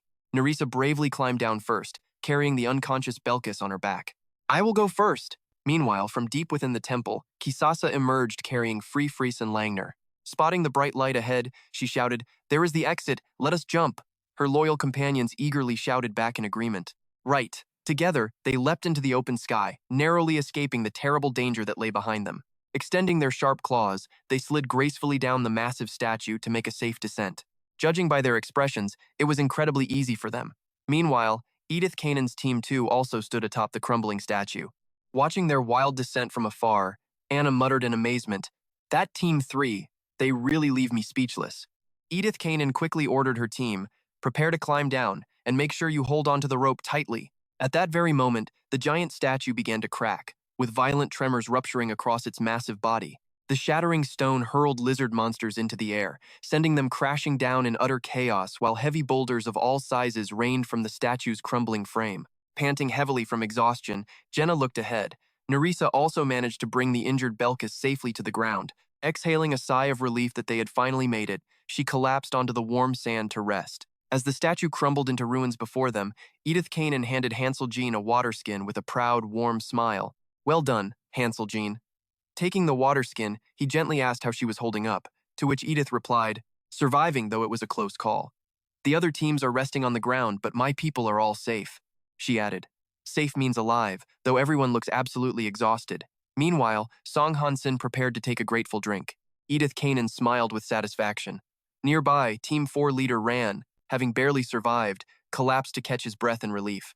Only after finding his breath did a warm, joyful smile finally cross his face. Then, with hands on hips, He burst into a hearty laugh, shouting, "Ha ha! You are absolutely amazing! What did you do back there? I have to know!" Nearby, Captain of Team 5, Riemann, chimed in. "Well, you saw for yourself how incredible he was, didn't you? Who knew he would perform even better this time?"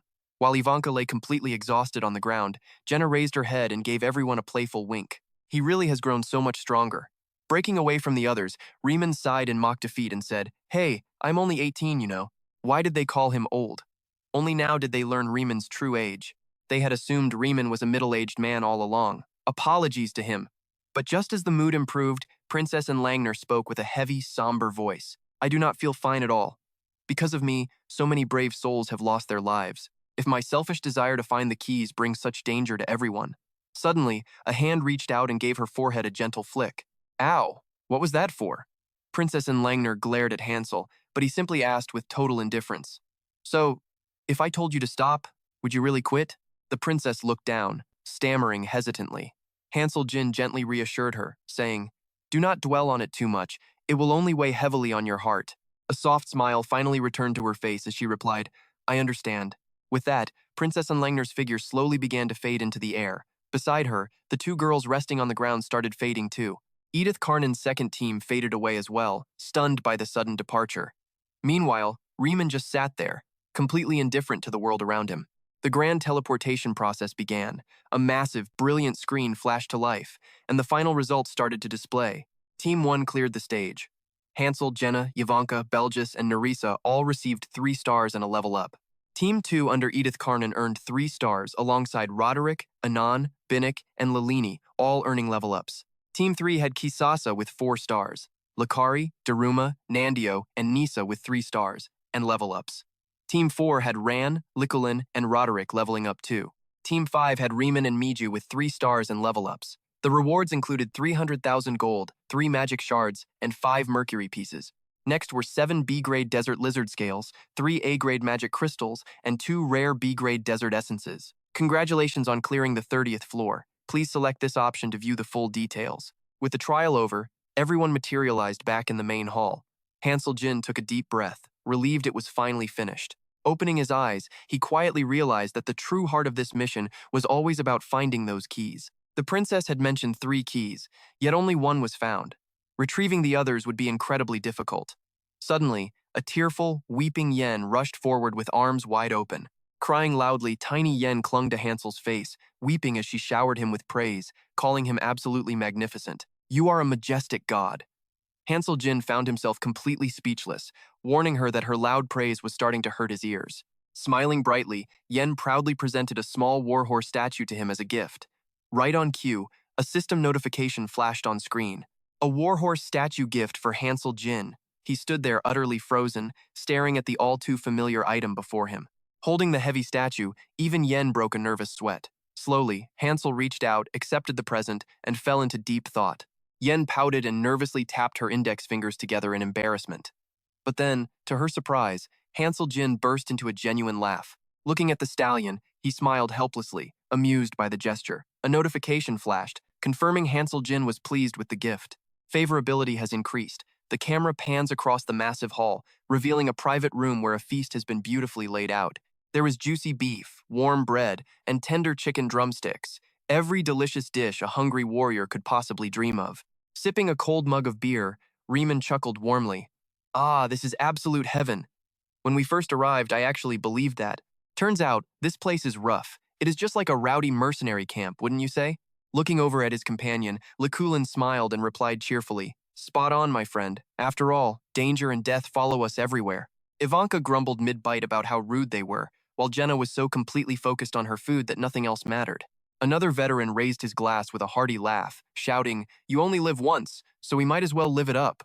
Edith Carnan laughed along, agreeing that living with such freedom is far better than hiding like cowards, but Lilini looked down, quietly mourning all the lives lost. Hearing her words, Edith Carnan quietly drained her entire mug. Setting it down with a heavy sigh, she said, "It is a tragic shame, but we must keep moving forward. We will grieve for the fallen, but we must also celebrate surviving another day. That is the mercenary way." Edith gently patted Lilini's shoulder, offering some quiet, much-needed comfort. The young girl nodded, saying she understood. Edith smiled, relieved, just as Belka suddenly spoke up with a question. When can we finally leave? I wish to return to the lobby. Standing beside Amarine, Chloe asked with deep worry in her voice. We worked so hard to prepare this feast. Do you not enjoy it? Belkis shifted uncomfortably, unsure of how to reply. It is not that. It is just. Seeing his awkwardness, Nerissa spoke up mid-bite, teasing him. Belkis angrily grabbed a drumstick to defend himself. Who wanted to die? A little feast to boost morale and ease their stress. Going back to Ninheimer felt like a dream, so hard to forget. Sitting alone at a nearby table, Hansel Jine watched everyone. He knew that while this place was much smaller than Ninheimer, they could still get the job done. It was surprising to see them prepare all of this without him having to say a single word. They had grown so much kinder now. As he watched, he couldn't help but recall a beautiful, distant eye. Suddenly, someone interrupted Hansel Jane's thoughts. Why so serious?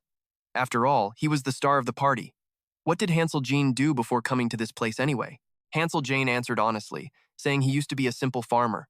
Hearing this, the crowd burst into amused laughter. Laughing, they asked if he was joking. Hansel Jine sighed helplessly, finding their reaction a bit annoying but impossible to ignore. Just then, a young woman approached him, blushing as she brushed back her hair and shyly mentioned they had been there a whole month already. Right behind her, Gina watched with a mischievous, knowing grin on her face. Suddenly, Yen popped up right behind the girl, shouting about breaking news. The sudden noise made the poor girl shriek in terror. Yen completely ignored it, frantically calling out to Hansel Jin.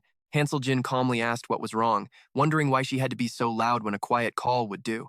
Yen tugged hard on Hansel Jin's sleeve, insisting there was something urgent he needed to know, leaving him looking thoroughly puzzled. With cheeks flushed red from the beer, Lee piped up, asking if they were going to fight another battle, but Yen snapped back immediately. She told them to stay out of it, drink their alcohol, and go to sleep. Before the noisy little Yen could finish bragging about what would have happened to them without Hansel Jine, he calmly flicked her on the forehead, making her yell in pain. Before stepping out, he told everyone he would be right back. Yen whined, complaining that her delicate wings were sensitive and begging him to be gentler, but Hansel Jine just barked a reply. He told her to shut up. The others watched them leave, completely speechless, as the scene shifted to a nearby cottage. Once inside with Yen, Hansel Jine asked what the matter was. Yen began sobbing loudly, dramatic as ever, claiming he was about to be absolutely shocked. She called out to summon the system screen. Right before their eyes, a profile page materialized, and Hansel Jine leaned in to inspect it. It appeared a Knighton had shared their 30th floor battle video. You and I can see why the massive view count left Hansel so surprised. Indeed, the screen displayed the battle from the 30th floor. The post proudly declared it was a showcase of her personal hero on that very level. The post by Annis had over 45,312 views. She wrote that she had previously asked for advice and received incredible help. With that assistance, she had finally found a solution. Now, she was sharing the video because several other players had been asking for it. The star of the video was Hansel Jine, who started out as a mere one-star hero. Reading this, Hansel realized the buzz was just like his old days in Ninheimer. Is he really that strong despite his level and low star rating? He was simply made for this game, much like the legendary Loki series. Another user named Cirrus left a quick reply to the comment. Cirrus Chan chanted about the dance of power over and over, while another user named Endon simply replied in utter shock. Some told him to block that user. Others called it a god-tier game, amazed by Hansel's power while lamenting how terrible their own heroes were compared to this legendary one-star. Many asked if there were more videos, wanting to see his battles on the 20th or 25th floors. Some wanted to see his current stats and asked to private message her. Annis, the creator, firmly replied that she would never sell him. After letting Hansel Jane read for a bit, Yen excitedly asked what he thought of his new fame, noting that both Master and Hero were trending. With a completely blank face, Hansel Jin flatly stated he was absolutely thrilled. Just then, a new system notification flashed before them. The system showed that Mobius was cheering them on, and the Master had just purchased a limited edition victory package. The package contained 4,500 gems and 300,000 gold, delivering daily rewards for 1 full month. At a discounted price of 50,000 gold, Hansel Jine was surprised Anise had spent so much. He turned to Yen and remarked on their big spending. They had never spent so much on this game before. Yen quietly agreed while keeping her eyes on the screen. Yen gasped at the milestone of 50,000 views, prompting Hansel Jine to suggest reinvesting their video earnings back into the game. Yen agreed it was an excellent idea. Suddenly, another alert popped up, indicating the Master had 3 unread messages from other players. The system asked if they wanted to read them. Hansel Jine grimly realized that their account details had likely been exposed to the public. He figured the system management could be handled, and they would be fine as long as their coordinates remained hidden.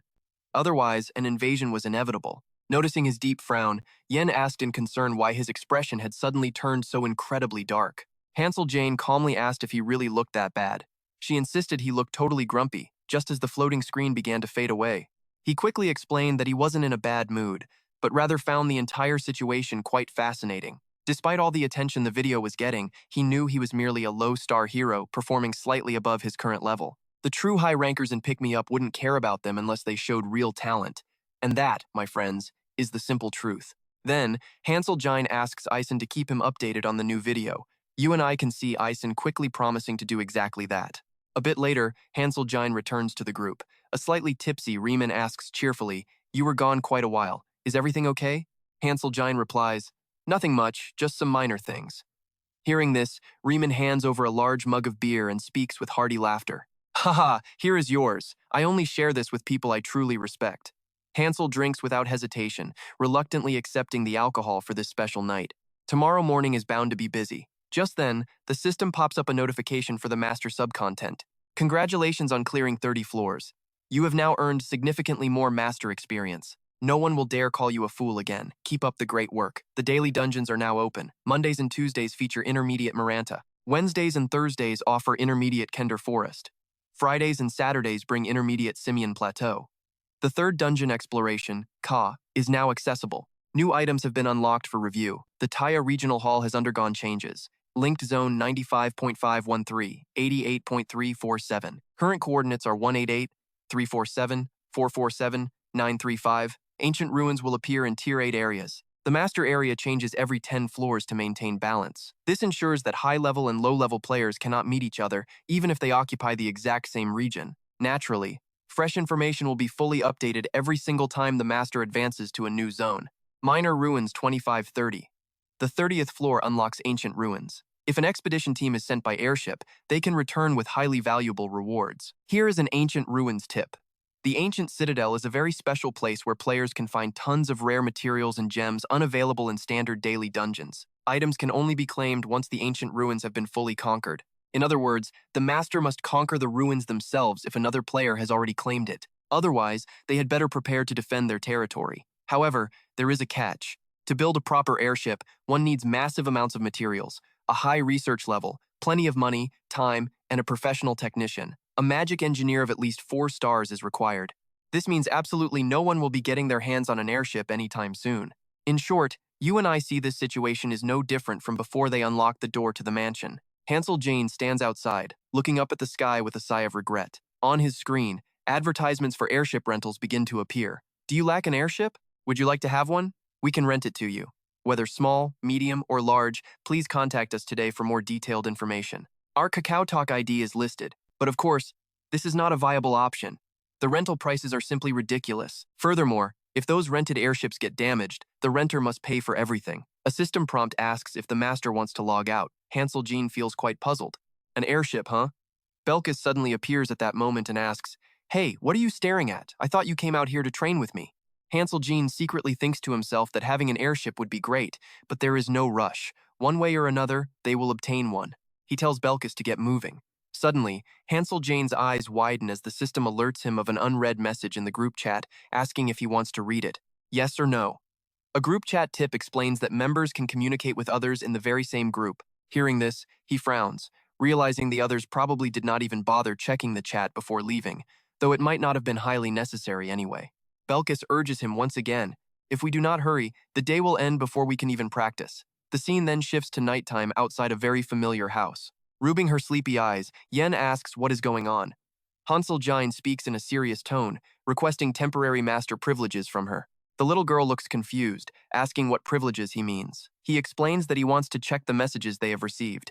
Hearing this, Yen immediately throws her pillow with all her might, returning to her enthusiastic self as she eagerly agrees to grant his request. With fire in her eyes, the little girl raises both hands and shouts loudly. With a flash of fairy power, a large pink screen appears. The system screen asks if the master wishes to read the unread message in the group chat. He immediately selects yes. Hansel quickly focuses on the messages. Group 88, 347. Sununu says hello to Shinu, delighted to meet a new friend. Shinu replies that they are bored being all alone, asking if anyone is around. He guesses they are online. Anitin answers that they are present. Sununu sends a warm greeting, noting that they are neighbors sharing the same area with Shinu. and expresses how wonderful it is to connect. They mention being online all the time, asking if others saw the update, and Nitin agrees. Then, Hansel Jane speaks to Eisen once more. He asks Yen to check if that player is visible on the map. Eisen quickly gets to work and complies. After looking, Hansel Jane inquires, "Why is everything gray?" Yen explains that gray represents users who have not logged into the system for a very long time. At least 100 players are assigned to each area, yet very few are active in this main hall, returning to the messages. Sinunu laments being completely alone and lonely, hoping that Sinu will not abandon them like all the other players did in the past. They offer to help, mentioning they have plenty of empty space left from farming so little. As we watch, Hansel Jean smiles with deep satisfaction. They finally got straight to the point. The sender asks Shinunu for his friend code, promising to send over the coordinates immediately. The intruder urges him to accept the request first. Yen panics, warning Loki to wait because of who this person is, but Loki calmly replies that he already knows. Hansel Jin's eyes flash a dangerous blue as he recalls a faceless figure from his past. He calmly explains that this suspicious player is actually a hunter. Seeing that chilling look on Hansel Jin's face, Yen feels a wave of fear. These players pretend to be helpful guides only to rob their victims blind. It is a classic trap that easily snares inexperienced players. Hansel Jin notes that the surrounding area is full of grayed-out offline accounts, proving this predator has struck countless times before. Yen scowls, arguing that these lowlifes are simply not worth their time or worry. As Hansel Jin falls silent, Yen presses him, demanding to know why on earth he is actually responding to this dangerous stranger and playing along with his game. Sharing their location is a death trap, but Hansel Jin reassures her that they are safe, noting how rare hunters are on the 30th floor. Yen points out how highly suspicious it is for a player on floor 30 to already own a massive airship. They could be incredibly lucky, extremely wealthy, or perhaps backed by high-level players, but any of those possibilities means they are going to be a major headache. Back on the screen, the relentless messages keep flooding in, with the stranger begging not to be ignored and threatening to hunt them down regardless. Hansel Jin types back a cautious reply, only for the hunter to mock him for being overly paranoid. He asks the hunter how to acquire an airship, pretending to be clueless. Yen watches in utter disbelief, wondering what insane plan Loki is brewing. Hansel Jin quietly instructs her to wipe their chat history clean once he handles this guy. Yen gasps in sheer terror, questioning if they should wait for the guildmaster to return since he is currently offline. Hansel Jin casually replies that his absence makes things even better. Yen screams as Hansel Jin confidently presses the send button. Unbothered, he gazes down at his hand, feeling a sense of deep satisfaction. Nostalgia washes over him as he recalls his undefeated past, when thousands of elite masters were forced to give up. When defeated, players usually choose one of two paths. Some stop climbing the tower entirely, focusing only on socializing. Others turn directly to player versus player combat, becoming relentless hunters. There is only one effective way to handle people like that. Standing tall before his teammates, Hansel Jin issues a firm warning to prepare themselves because the enemy is already on their way. Yonka lets out a sleepy yawn, asking if he has lost his mind or if he is simply feeling sick in the middle of the night. Nerissa asks with absolute seriousness if 5 intruders are approaching. Hansel Jin nods in approval, highly impressed by her sharp instincts. He asks if she knows her role, and Nerissa immediately takes action, promising to gather all the squad leaders right away. She orders the rest to remain in their quarters before rushing off. Yonka finally snaps out of her daze and looks around in confusion. She asks what is going on, and Hansel Jin patiently explains that a hostile squad from another territory is launching an assault. Yonka slaps her forehead in utter despair, complaining that she thought they were finally getting a break, terrified of what happens if they lose. Hansel Jin flashes a knowing, highly confident smirk, asking if she is seriously doubting their victory. Secretly, he plans to secure a top-tier airship for his young ally as a grand prize from this impending battle. His eyes glint with dangerous resolve. Outside the main hall, 3 guards are huddled together, quietly gossiping about the latest rumors. They grumble about the loud partying on the 2nd floor, guessing that the loudest laughter belongs to a man named Ryman. They wonder how he can laugh so easily when they just lost allies, remembering his heartless mercenary background. The standing guard mentions that half of the 4th and 5th squads were wiped out, prompting the bald man to smirk at their misfortune. His companion snaps back, calling him a fool since even a monster like Jub was killed, making them look completely defenseless in comparison. They agree that despite all the perks and power those elites enjoy, death can claim them at any moment. Another guard approaches with a beer, mocking Rubert for pushing his luck all the way to the 2nd floor just to end up dead. With flushed cheeks, the drunken man asks his comrades if they are actually content with merely surviving down here in the dirt. The seated man looks up, pointing directly at the mug and questioning where he managed to get actual beer from. Mac takes a long swig of his drink and proudly holds up a skewer of roasted meat. He claims to know how to fake hard work and steal food under the master's nose, offering to share his secrets for a favor. Although anxious, the others find themselves staring hungrily at the food until a sudden, piercing scream echoes through the dark, cutting them off. A young scout sprints through the winding streets, desperately screaming for all residents to lock themselves indoors immediately. The guards' warnings of an active invasion send a wave of utter confusion and panic through the unsuspecting group. Urgent orders echo through the night, commanding everyone to remain indoors by direct command of the high-ranking second floor. An invasion is coming from the other sector. The young man screams the warning, leaving his companion wide-eyed, sweat pouring down his forehead in sheer panic. Let's look inside a quiet room, where Hansel Jin is gathered with his allies, Edit Riemann and Riemann. Riemann grits his teeth, asking if the invasion is real. It seems unbelievable. Edit presses for answers. Edit assumes Hansel must have a master plan. With his sword already strapped to his back, Hansel pulls on his gloves, full of absolute confidence. Indeed, they will crush them. Sitting nearby, Kisasa excitedly asks if war has finally begun. Hansel cheerfully tells them to leave it to his team, instructing the others to stand ready. A worried Riemann wonders if only 5 men can handle this. We will soon find out, Hansel replies calmly. Meanwhile, Belkus is thrilled. Flashing his signature, eager grin, Belkus inspects his sword, declaring he was bored to death anyway. Hansel warns him not to get reckless, but the stubborn warrior shrugs it off. With a dark, plotting smile, Hansel suggests keeping them alive, as simple slaughter is only a small part of his master plan. Below floor 40, a special system protects these heroes. Even if they fall in player versus player combat, they will not actually die. Even so, the death penalty is devastating, permanently reducing all stats and skills. Every defeat inflicts deep, lasting damage. It can render even the most promising heroes completely useless. Suddenly, a swirling vortex of raw spiritual energy erupts. The system flashes a red warning, displaying a chilling skull and crossbones icon, the symbol of an approaching airship. The system warns of an unauthorized intrusion. An enemy airship, the Capitalism, is currently making its descent. With no local security active, the resident heroes remain oblivious to the threat. This invasion could result in catastrophic damage. The massive vessel slowly comes to a halt, lowering its boarding ramp to the ground. Hiding behind a nearby wall, Hansel Jin peeks out to watch. Several invaders descend the ramp, casually talking among themselves. They complain about the lack of a welcome. Confident in their experience, they plan to raid the first-floor warehouse for gold. Another bandit responds with complete ease, a wicked, greedy grin spreading across his face. A heavy, scarred bandit arrogantly warns the group, demanding they deal with anyone who might happen to discover them. The arrogant, red-haired leader, flanked by his scarred companion and a blonde warrior, confidently sneers. He plans to completely bleed this place dry, forcing the locals to submit. With that, the trio strides right through the gates as if they own the place, pushing a large, empty cart. Later, the red-haired leader waits idly, looking completely bored. He lets out a massive yawn, unaware of a shadowy hand slowly creeping up behind him. Before he can react, he is violently yanked over the railing, completely clueless as to what just happened. Hearing soft footsteps, we see Hansel standing behind the blonde thief who is busy looting. Hansel coldly asks what is keeping him so occupied. The startled thief spins around in panic, drawing his sword with a furious curse. But Hansel is lightning fast, easily catching the thief's armed wrist. With a swift twist, he forces the arm back, making the intruder howl in agony. A brutal kick to the face sends blood spraying everywhere. Hansel keeps a firm grip, twisting the arm tighter as he demands answers. He demands to know if there are only 7 of them. Coughing up broken teeth, the battered thief can barely breathe. Clutching his face, the thief desperately stammers that he does not know, prompting Hansel to twist the arm even harder. Another agonizing scream rings out. Hansel coldly warns him to speak before his bones snap.